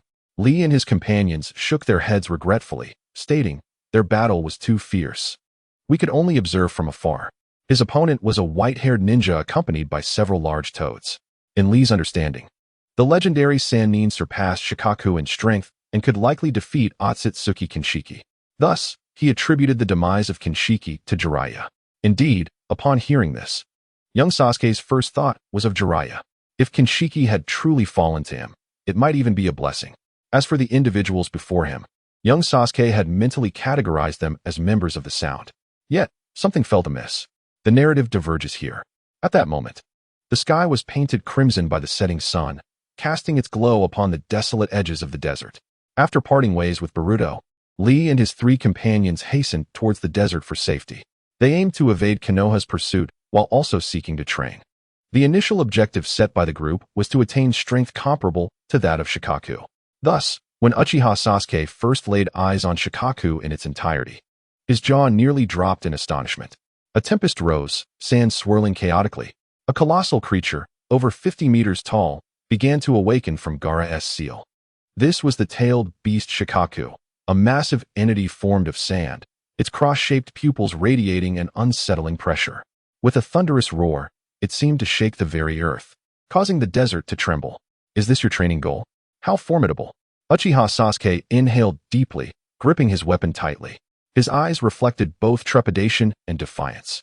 Though it was his first encounter with a tailed beast, he felt a mixture of reverence and the urge to confront it. However, Shikaku appeared to regard the young ninja with disdain, opening its mouth to unleash a deafening mockery. Ah, is this truly a member of the Uchiha clan? It has me in stitches. Hey, this little brat seems even weaker than Karui. Shikaku's voice reverberated across the vast expanse, laced with scorn and disdain.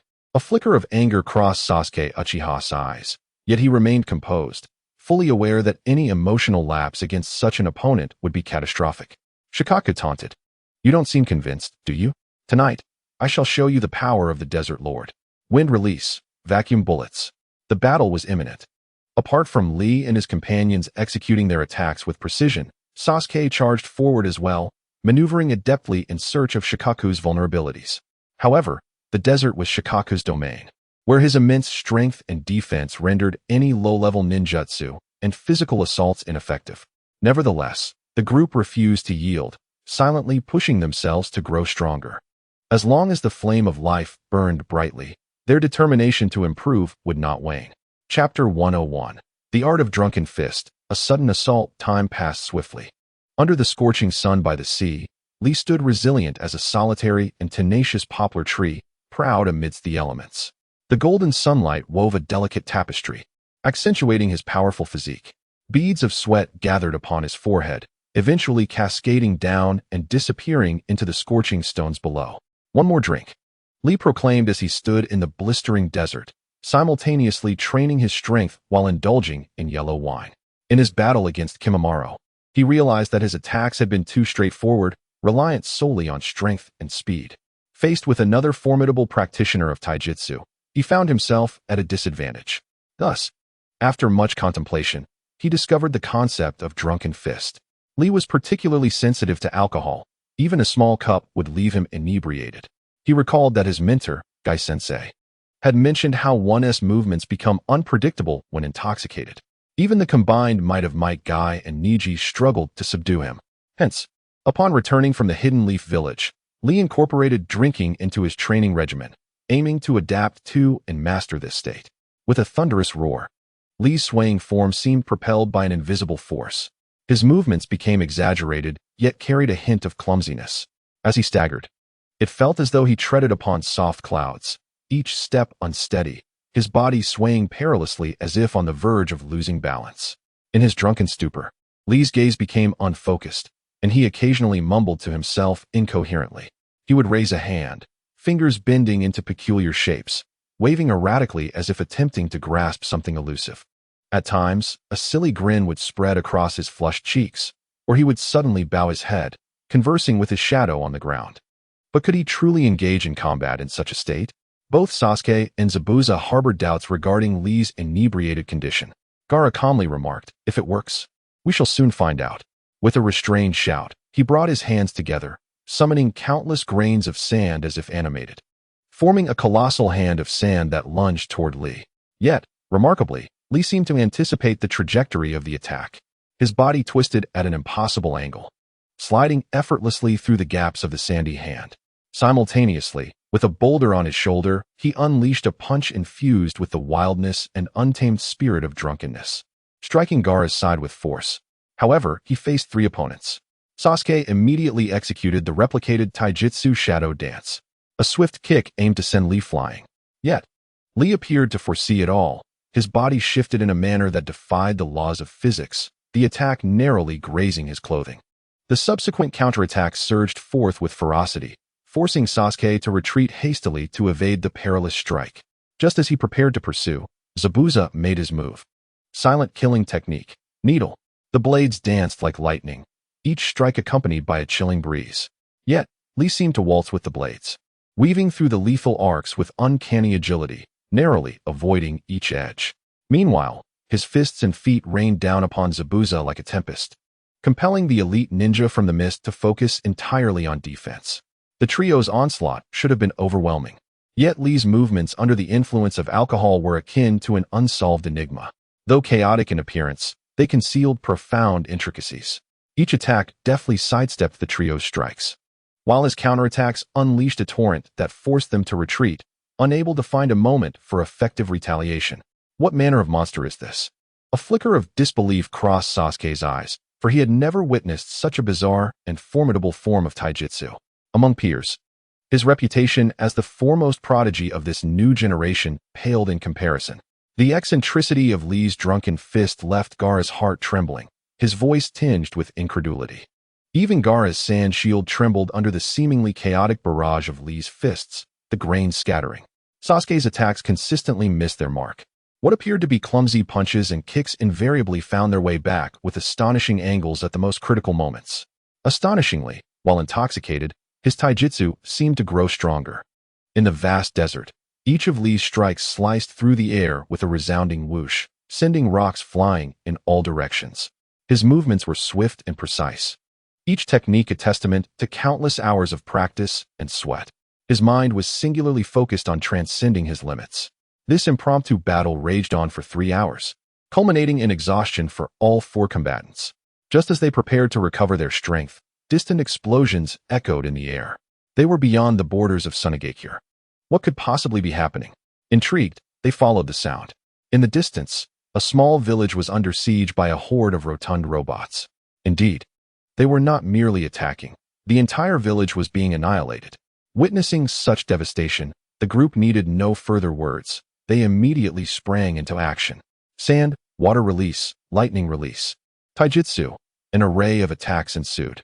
The peculiar robots were soon reduced to scrap. Yet, an odd scene unfolded. Sasuke exclaimed, "Be careful, these strange robots are hollow. Even if you breach them, they retain mobility." Li remarked, "The ones controlling them must be nearby. Gaara, scout the area."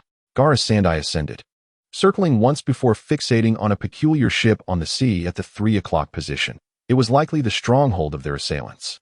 Upon hearing this, Li dashed forward at incredible speed, creating a trail of white froth upon the water.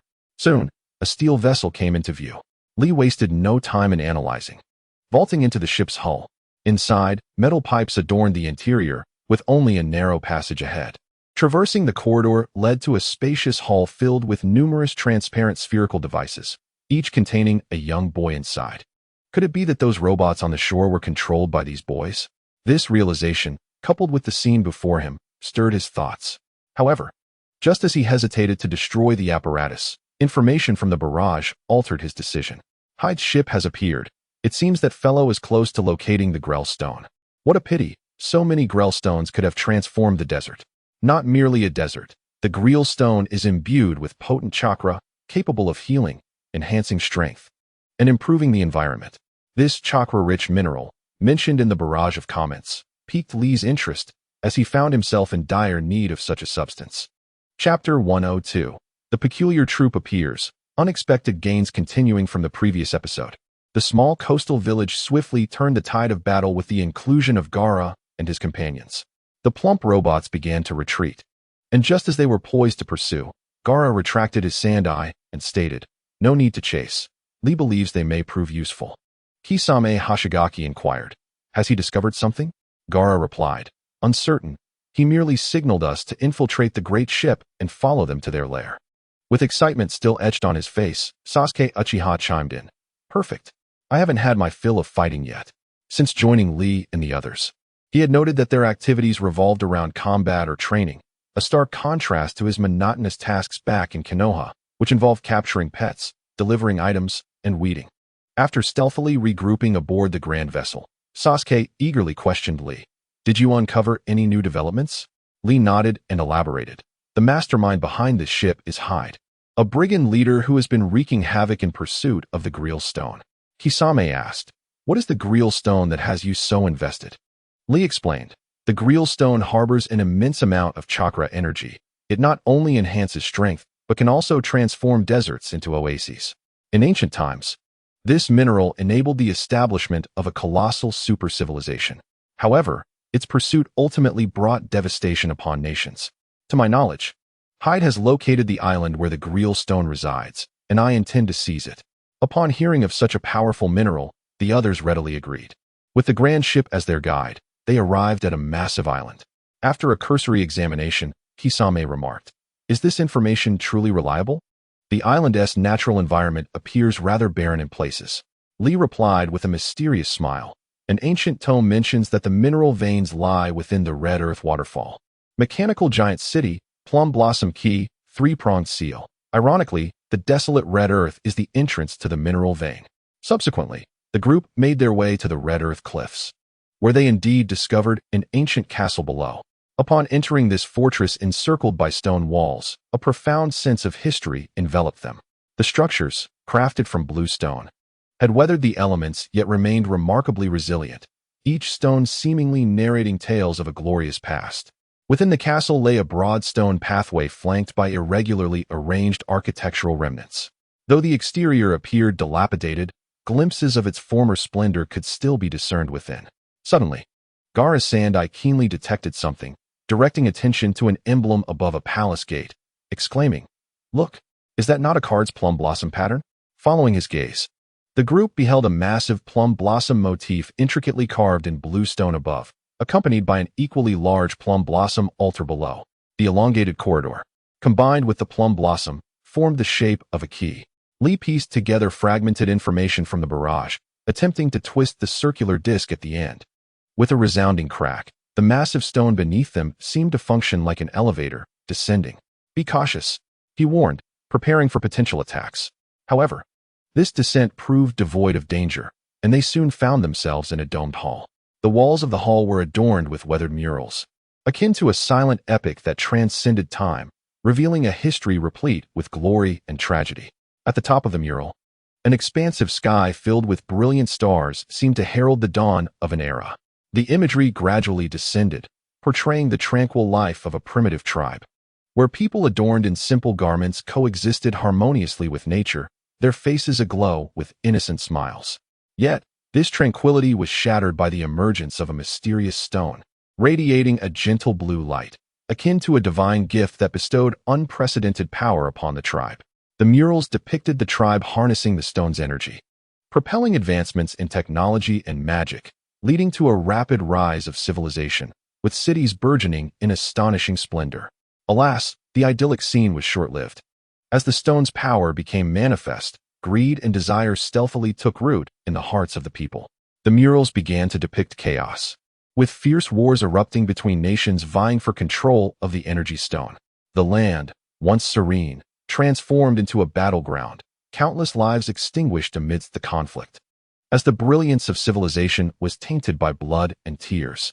Ultimately, an unprecedented war erupted, plunging the entire empire into an unparalleled crisis. The murals illustrated the energy stone releasing colossal energy waves, obliterating cities in an instant, reducing the once glorious civilization to mere ruins and boundless sorrow. The final scene depicted several ragged survivors standing atop the ruins, gazing into the heavens with expressions of bewilderment. Such is history. Glory and destruction often hinge upon a fleeting moment.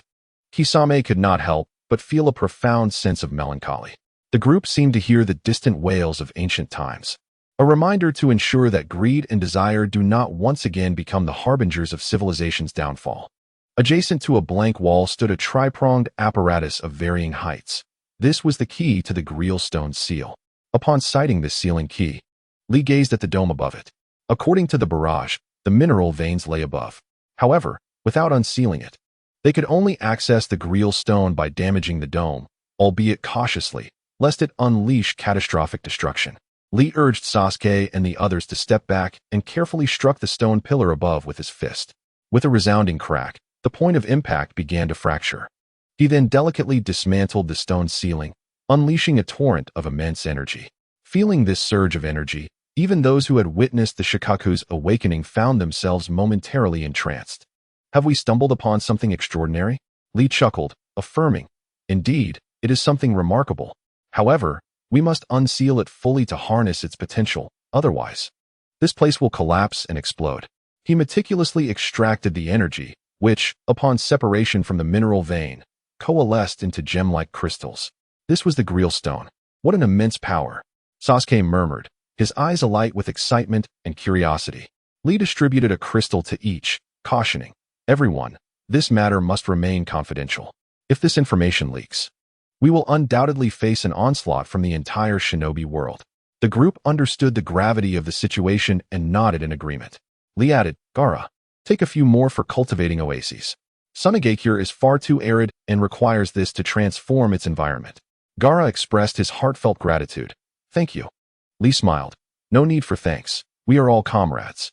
However, before we leave, ensure that you fill this place with yellow sand, covering even the exterior. Once Karen's sealing technique improves, we can return. The benefits of this location are too significant to overlook." Fortunately, the four of them remained level-headed, recognizing the seriousness of their situation. However, merely concealing the truth is insufficient. Hyde remains a ticking time bomb. Therefore, their next course of action is to eliminate Hyde, ensuring this place becomes a relic of the past. Chapter 103. The Dawn of Annihilation. Battle aboard the great ship as night descends. Silver moonlight bathes the island. After emerging from the ruins, Xiao Li and his companions locate the massive vessel where Hyde resides. This ship is imbued with advanced technology, featuring elevators, video communication, computer systems, and radar for navigation. At that moment, clad in a blue robe and wearing monocles, Hyde sits upon his throne, listening to reports from his subordinates. "Lord Hyde, the fleet dispatched to the Wind Country has failed on the very first day." Hyde inquires, "What transpired?" The soldier responds, "According to the retreating soldiers, they encountered 4 peculiar individuals while attacking the first village. These individuals possessed extraordinary and formidable powers, driving our fleet back with ease." Hyde muses, "Peculiar individuals with extraordinary powers? I initially believed that with the Grial Stone in my possession, I could conquer the world effortlessly. Yet, it appears that even a barren Wind Country has precipitated my defeat. Nevertheless, this will not extinguish my ambition. As long as I can locate the Grial vein chronicled in the ancient texts, I shall wield infinite power. It is near. According to the records, the Grial vein lies upon this very island. Once I find it, I shall have no rivals." Ha ha. Suddenly, as Hyde revels in his laughter, thick fog envelopes the room, prompting his displeasure. "Soldiers, what is the meaning of this? Such dense fog. Why is the ventilation not activated?" However, his inquiries go unanswered, and an eerie silence blankets the hall. Hyde, undeterred, seizes the communicator and bellows, "Where is everyone? Clear this fog at once." Unfortunately, no soldiers respond. Hyde remains oblivious to his dire situation, as even his guards are preoccupied with their own predicaments. In another cabin, Uchiha Sasuke makes the first move against his opponent, Camila, who is clad in greenish knight armor. Camila is fiercely loyal to Hyde and exhibits a merciless demeanor towards adversaries. Upon seeing Sasuke's masked visage, she taunts, "Intruder, your stealthy approach has indeed been arduous. Alas, it is unfortunate for you to encounter me." Sasuke, narrowing his eyes as he appraises his opponent, retorts, "Perhaps it is I who should be saying that. Though Camila is a formidable warrior under Hyde's command, in my eyes, she is but a minor obstacle." A cold smile graces his lips. "Let us engage. I wish to ascertain your true capabilities." Fuming, Camila exclaims, "Such arrogance. Perish." She transforms into a shadow, lunging at Sasuke with incredible speed, akin to a bat, rendering her nearly untraceable. Sasuke, however, evades her assault with ease, his Raijin blade becoming a streak of silver light aimed at Camila. Camila deftly somersaults in midair, evading the strike, and begins to dart about the air, diving and soaring, searching for an opening to attack. Yet, Sasuke anticipates her every maneuver, effortlessly countering her advances.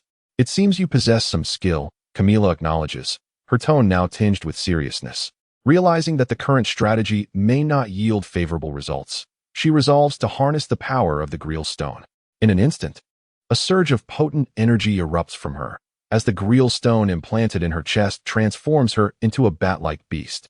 Her hair turns white, her scare vanishes, leaving her eyes an ominous red, and her mouth elongates, revealing sharp, beastly teeth. Her hands meld with her cloak, morphing into greenish bat-like wings, accompanied by a long black tail. Taste my wrath. Camila roars, launching herself at Sasuke as a streak of black lightning. This time, her speed surpasses her previous form by several folds, and her attacks grow increasingly ferocious. Concurrently, a unique sound wave genjutsu envelopes the room, infusing it with a chilling and malevolent aura. Just as Camila believes her illusionary assault is about to take effect, Sasuke swiftly appears at her rear. With the Raijin's sword like a bolt of lightning, he pierces through her armor, striking at her vital point. What? Camila gasps, stunned. She never anticipated Sasuke's velocity to be so extraordinary. At this juncture, even her utmost effort to evade is futile. The Raijin's sword leaves a deep gash across her chest, instantly staining her armor with crimson. You did not fall victim to my genjutsu. Camila stares incredulously at Sasuke. She is utterly unprepared for her rapid and devastating defeat. Sasuke retracts the Kusanagi sword, his three-tomo Sharingan coldly observing the fallen Camila. Apologies, but your illusions are transparent to my eyes. With that, he turns to leave, leaving Camila to wail on the battlefield. Meanwhile, in another arena, Rank faces a more dire defeat against Gaara. Rank has reverted to her human form, yet her body, marred with wounds and pallid complexion, speaks of the nightmare she has just endured. Her arms hang limply by her sides, fingertips still tinged with the residual warmth of controlling lightning, though that power has now dissipated into nothingness. Gaara, on the other hand, stands resolutely, the tumultuous sands in the air slowly settling. He approaches Rank with a chilling demeanor, stating, "Your lightning pales in comparison to the Chidori. With such inadequate strength, how dare you send people to the Wind Country to massacre villages? Truly, you overestimate yourselves." Even with the Greel Stone at their disposal, they could not unleash its true potential, resulting in a resounding defeat. Gaara shows no mercy, directly confiscating the Greel Stone. As for the fates of these two, he harbors no intentions of offering aid. In times past, had he not tasted the blood of his enemies through the sand-binding coffin, it would have been the height of his mercy. Just as Gaara and Sasuke conclude their battles, the remaining guard, Timothy, finds himself vanquished upon the ground, helpless and despondent, gazing at his adversary. This masked man has not even had to move to defeat him. The disparity is utterly disheartening. Yet, Timothy thinks, but Lord Hyde still requires my assistance. I must rescue him. You invaders shall surely be punished. He bellows defiantly, attempting to rise and strike. Xiao Li, observing, sighs, Timothy, have you not yet realized? Your esteemed Lord Hyde is the very fiend who murdered your parents. Chapter 104. The Last Resort. A sudden revelation. Timothy freezes upon hearing Xiao Li's words, followed swiftly by an eruption of rage. You lie. Lord Hyde is a noble figure striving for the ideal nation. I shall not permit you to defame him. In response to such fury, Xiao Li calmly retorts, the truth shall reveal itself. Why not test it? We have him under control. You may inquire directly. Timothy was taken aback by the words he heard. Hesitating in a corner of the hall, he suddenly felt a sense of trepidation about confronting the matter at hand. What if it were true? In that fleeting moment, his figure appeared particularly fragile. Xiao Li asked, what's wrong? Aren't you brave enough to question him? With gritted teeth, Timothy limped toward the center of the hall. In the corner, Peachland had already concluded his battle. At that moment, Hyde seemed to have aged decades, sitting there in a daze, lost and forlorn. When Timothy approached, his gaze fixed intently on the man who had once bestowed warmth and hope upon him, Hyde. In those tumultuous times, Hyde was the beacon of light that illuminated Timothy's dark world. He had saved the helpless young Timothy, offering him a safe haven, and even implanted the legendary Greer Stone within him, granting him extraordinary power. All of this could not possibly be false. Yet, thinking of his parents, he hesitantly asked, Lord Hyde, did you kill my parents? Was our village? In his childhood memories, his family and all the villagers had been slain by a band of robbers. However, he could not believe that the man before him was responsible. Yet Hyde's gaze was filled with mockery. At this point, he no longer wished to feign innocence. Everything he had was lost. You are correct. I killed your parents. It's quite remarkable that you've spent so many years by the side of your enemy without a hint of suspicion. How pitiable, ha ha ha. Timothy's voice trembled, as if it might shatter at any moment. What? Are you telling the truth? His eyes, once shimmering with hope, now appeared hollow and bewildered. He could not fathom that Hyde, whom he had regarded as a fatherly figure, was the very murderer of his parents. the one who had burdened him with hatred and solitude. Ah, do you still not understand? You are as foolish as your parents. Hade's voice was cold and piercing, like the winter wind that cut to Timothy's core. A mocking smile adorned Hade's face, appearing particularly sinister under the dim light. I saved you merely to exploit you in finding the vein of the Greer stone. Unfortunately, after all these years, you have still failed to assist me in locating it. Timothy's body trembled slightly, as if struck by an invisible force. His eyes widened, lips parted. Yet no sound emerged. In that moment, his world seemed to collapse. All that was beautiful, all trust vanished in an instant. He felt an unprecedented wave of despair and fury surging within him, nearly overwhelming him. How could you do this? Finally regaining his voice. It was now as fragile as torn parchment. He glared at Hade, his eyes that once brimmed with respect now filled solely with boundless hatred. Why? Why did you do this? My parents bore you no ill will. Why did you kill them? Hade let out a cold laugh, refusing to directly answer Timothy's question. He slowly approached Timothy, seizing his collar and lifting him with force. Who do you think you are? Merely a pawn I've used. Now, you hold no value, and I shall reclaim your power and send you on your way. A cruel glimmer shone in Hade's eyes, his words sharp as icy blades, cutting deep into Timothy's heart. Suddenly, Timothy felt a searing pain in his chest, a clear indication that the Greer stone was being forcibly extracted. In that moment, a series of images flashed through his mind, the smiles of his parents, Hade's benevolent gaze, and scenes of his struggle for survival amidst the flames of war. These images whirled through his mind like a lantern show. He felt an overwhelming sense of sorrow and helplessness. However, with Xiao Li and the others present, how could he allow Hade to prevail? Just as Hade reached for the Greer stone, Peach Land's needle pierced his arm, yanking him backward. Xiao Li declared, "Now do you understand? He has been using you all along. Among Hade's guards, you are the only one with a conscience, which is why I spared you. From now on, Hade's group is disbanded. Those responsible must be punished. The rest of you, leave with him." Timothy, dazed and disheartened, remained where he was as Xiao Li instructed them to depart. Suddenly, he spoke. "I choose to leave, but I have one request. I want to deal with Hade myself." Xiao Li replied, "That is acceptable. Resolve your grievances quickly, then leave." Timothy took up his sword and stepped toward Hade. And in the midst of Hade's astonished and furious gaze, his life of sin was brought to an end with a single strike. Once Timothy had composed himself and expressed his gratitude to the others, he departed with the remaining companions. At that moment, Peach Land expressed his confusion. "This doesn't seem like your style, Xiao Li. Even if he isn't that wicked, you wouldn't actively resolve his hatred and obsession, would you?" The other two also looked on in curiosity. Xiao Li explained, "There is indeed a reason for my actions. You all should remember the enormous seal array in the center of the sealing chamber, right?" Gara inquired, "Is there a connection?" "Indeed," Xiao Li affirmed. "That is a summoning array for a space-time rift. Only those of royal blood from that country can summon it with their blood.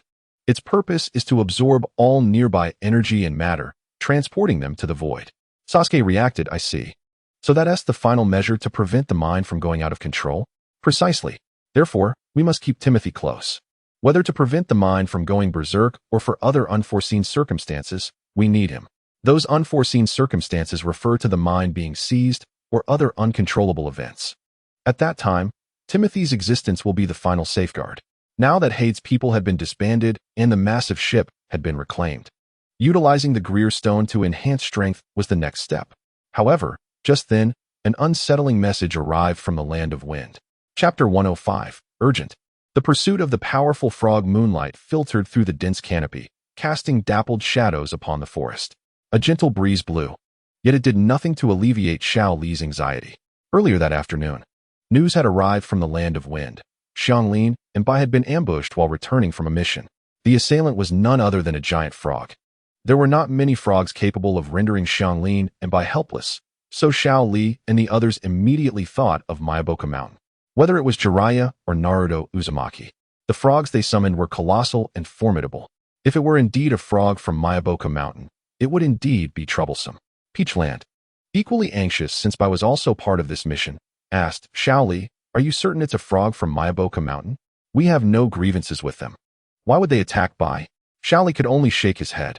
Logically, even if he had defected from Konoha, it should not concern Mayaboka Mountain, so he was uncertain of the reasons behind it. Regardless, he had to go to the aid of Xianglin and the others. In the dead of night, the group of four hurried toward the land of claws, with Gaara's sand eye hovering in the air to search for traces. This search continued until after 8 the following morning. As the sun rose high in the sky, they finally discovered shattered ice crystals in a valley. Peach Land investigated the clues, stating, "This is indeed Bai's ice release." However, the fact that it has endured until now without melting suggests that the thickness of the ice has been augmented. Uchiha Sasuke, so, does that mean their only option against the giant toad is to defend? Yet, judging by the scattered ice crystals nearby, it seems the two did not head towards the land of wind. Gaara pondered aloud, "Don't you find it strange? Throughout our pursuit, we have not discovered any tracks indicating the movement of the giant toad, which is quite unusual." Lee remarked gravely, "Indeed, that is peculiar. Regardless, we should pursue them further and investigate. As we are unaware of their exact location, I suggest we broaden our search area. Anyone who uncovers new clues should signal the others." The remaining 3 concurred, and after dispersing a short distance, they continued their pursuit. Meanwhile, Kankuro and Haku were concealed within a dense canopy, exhausted from their escape. Had it not been for Kankuro's chakra armor, which possessed flight capabilities, they might have already been captured. Kankuro gasped in frustration, "What is wrong with this world? A toad that can fly? Is this some kind of joke?" Haku, leaning against a tree, remained vigilant while resting. The opponent they faced was indeed absurd. Not only could the toad speak, but it could also levitate. Thankfully, Kankuro could carry ice crystals while flying, allowing Haku to traverse between them using his bloodline limit. Haku analyzed, "This toad likely came prepared. It knows you possess the ability to fly. Moreover, it mentioned at the outset that you are the foretold demon, indicating it possesses prophetic abilities." Kankuro, vexed, exclaimed, "What demon? I haven't wronged anyone. This is infuriating. What is the deal with these toads?" As he muttered curses, a colossal toad suddenly leaped down from above, its massive form nearly engulfing him. "Run, Kankuro. That toad's power is terrifying," Haku exclaimed, desperately channeling chakra to create an icy barrier to block the toad's hand. With a resounding crash, the barrier shattered. Seizing the opportunity, Kankuro grasped another ice crystal and fled without looking back, gritting his teeth as sweat trickled down his cheeks. "This is truly troublesome," he thought. The pair raced through the thick forest, leveraging the terrain to evade the relentless pursuit of the toad. However, the toads exhibited extraordinary speed and strength, making it nearly impossible for them to escape their ominous shadow. "This won't do. We must devise a plan." Haku's eyes gleamed with determination. Ice release, ice prison technique. Haku quickly formed seals, attempting to entrap the toad with his ice ninjutsu. Yet, the toad's enormous size thwarted his efforts. Before the ice prison could fully envelop it, the creature shattered it with a mere swipe. Damn it! How could this happen? The earthy-hued toad not only possessed immense strength, but also used its flight to target their escape route. Its attacks came like a tempest, leaving the two struggling to defend themselves. With a thunderous impact, Kankuro was struck by the toad's hand, sending him crashing to the ground, blood spilling from his lips. "Kankuro!" Haku shouted anxiously, hastily launching an assault to intercept the toad. Ice release, one-horn whale. A colossal ice whale surged toward the giant toad. Despite the whale's considerable size, it was no match for the over 40-meter-tall behemoth. Such a display of ninjutsu knowledge, the toad scoffed, "But alas, your efforts are merely delaying the inevitable." With that, it soared into the sky, rapidly pursuing the two. Injured and slowed, they could not evade the toad for long. "This time, let us see where you can run." The toad propelled itself off the ground, using its powerful legs to close the distance to Kankuro. "Come with me to Miyaboka Mountain. You cannot remain in the ninja world any longer," it declared, its hand reaching for its target. In a moment of desperation, Haku drew upon his last reserves of chakra to conjure a massive ice spear, driving it toward the toad's hand. The spear pierced through the toad's own strength. "You have enraged me," the toad bellowed, clutching its wound before leaping into the air again. This time, it aimed directly at the fleeing Kankuro. "Enough is enough. I shall not let you prevail," Haku declared resolutely. Just then, a colossal adamantine chain appeared, effortlessly passing through the toad's foot. The adamantine chain. "You must be from the Uzumaki clan." The chains possessed sealing capabilities that rendered the attack futile. However, the toad quickly retaliated, swiping down at Kankuro with its massive hand, the force creating a gale that filled the air. "Is this where I meet my end?" Kankuro thought, struggling to rise and continue resisting, but his energy was spent, leaving him to watch the impending attack. Chapter 106. A critical moment. Iron arm and strength as the powerful toad's force struck Kenkaro. A gust of yellow sand suddenly surged around him, intercepting the toad's hand just before impact. Though the sand was initially dispersed by the toad's strike, more sand soon emerged to block its path. Sand manipulation jutsu. They turned to see Lee and Gaara rushing to their aid. The giant toad, taken aback by the sudden numbers, halted its assault, standing still. At that moment, Lee and his companions took stock of the formidable toad before them. Its sandy yellow skin gleamed in the sunlight, a heavy iron band encircling its massive girth, lending it an imposing stature. It hovered in the air, eyes glinting with the sunlight, seemingly unperturbed by the four adversaries before it. However, upon witnessing the injuries inflicted upon Kenkaro and Haku, the group felt a surge of anger. "You monster! You dare harm our friends!" Lee shouted, launching himself toward the giant toad like an arrow released from a bow, his fist crackling with the sound of thunder as it struck toward the beast's abdomen. With a disdainful grunt, the toad made no attempt to evade, merely swiping its forearm. With a resounding crash, the toad's confidence was shattered as Lee's formidable strength sent it hurtling backward, struggling to regain its balance in midair. "Impressive strength," the toad acknowledged. "But do not let it cloud your judgment. My previous setback was merely due to carelessness." In an instant, the toad transformed into a blur, dashing towards Sasuke. Sasuke narrowed his eyes. "You toad, your words are deceitful. You claim indifference yet target the weakest among us." He swiftly formed seals, preparing to unleash a fire-style ninjutsu. However, the toad's speed far exceeded his expectations. Before he could complete his seals, a massive toad's hand was already descending before him. Sharingan, activate. In a moment of crisis, Sasuke activated his Sharingan, barely managing to track the toad's hand as he sidestepped just in time, though the force of the wind from the strike left his cheek stinging. "It appears I must take this more seriously," Sasuke thought, channeling a fire-style technique. Fire release, Phoenix Fire technique. Flames erupted in all directions, making the trajectory of the attack nearly impossible to evade. Concealed within the flames were shurikens, adding to the complexity of the assault. The toad scoffed, its form flickering as it effortlessly dodged Sasuke's onslaught, moving nimbly from one position to another. However, it had not anticipated that this was merely Sasuke's ruse to lure the enemy. Just as it prepared to counterattack, a sharp blade silently approached from behind. The voice of Zabuza Momochi was cold and merciless as he executed his silent killing technique.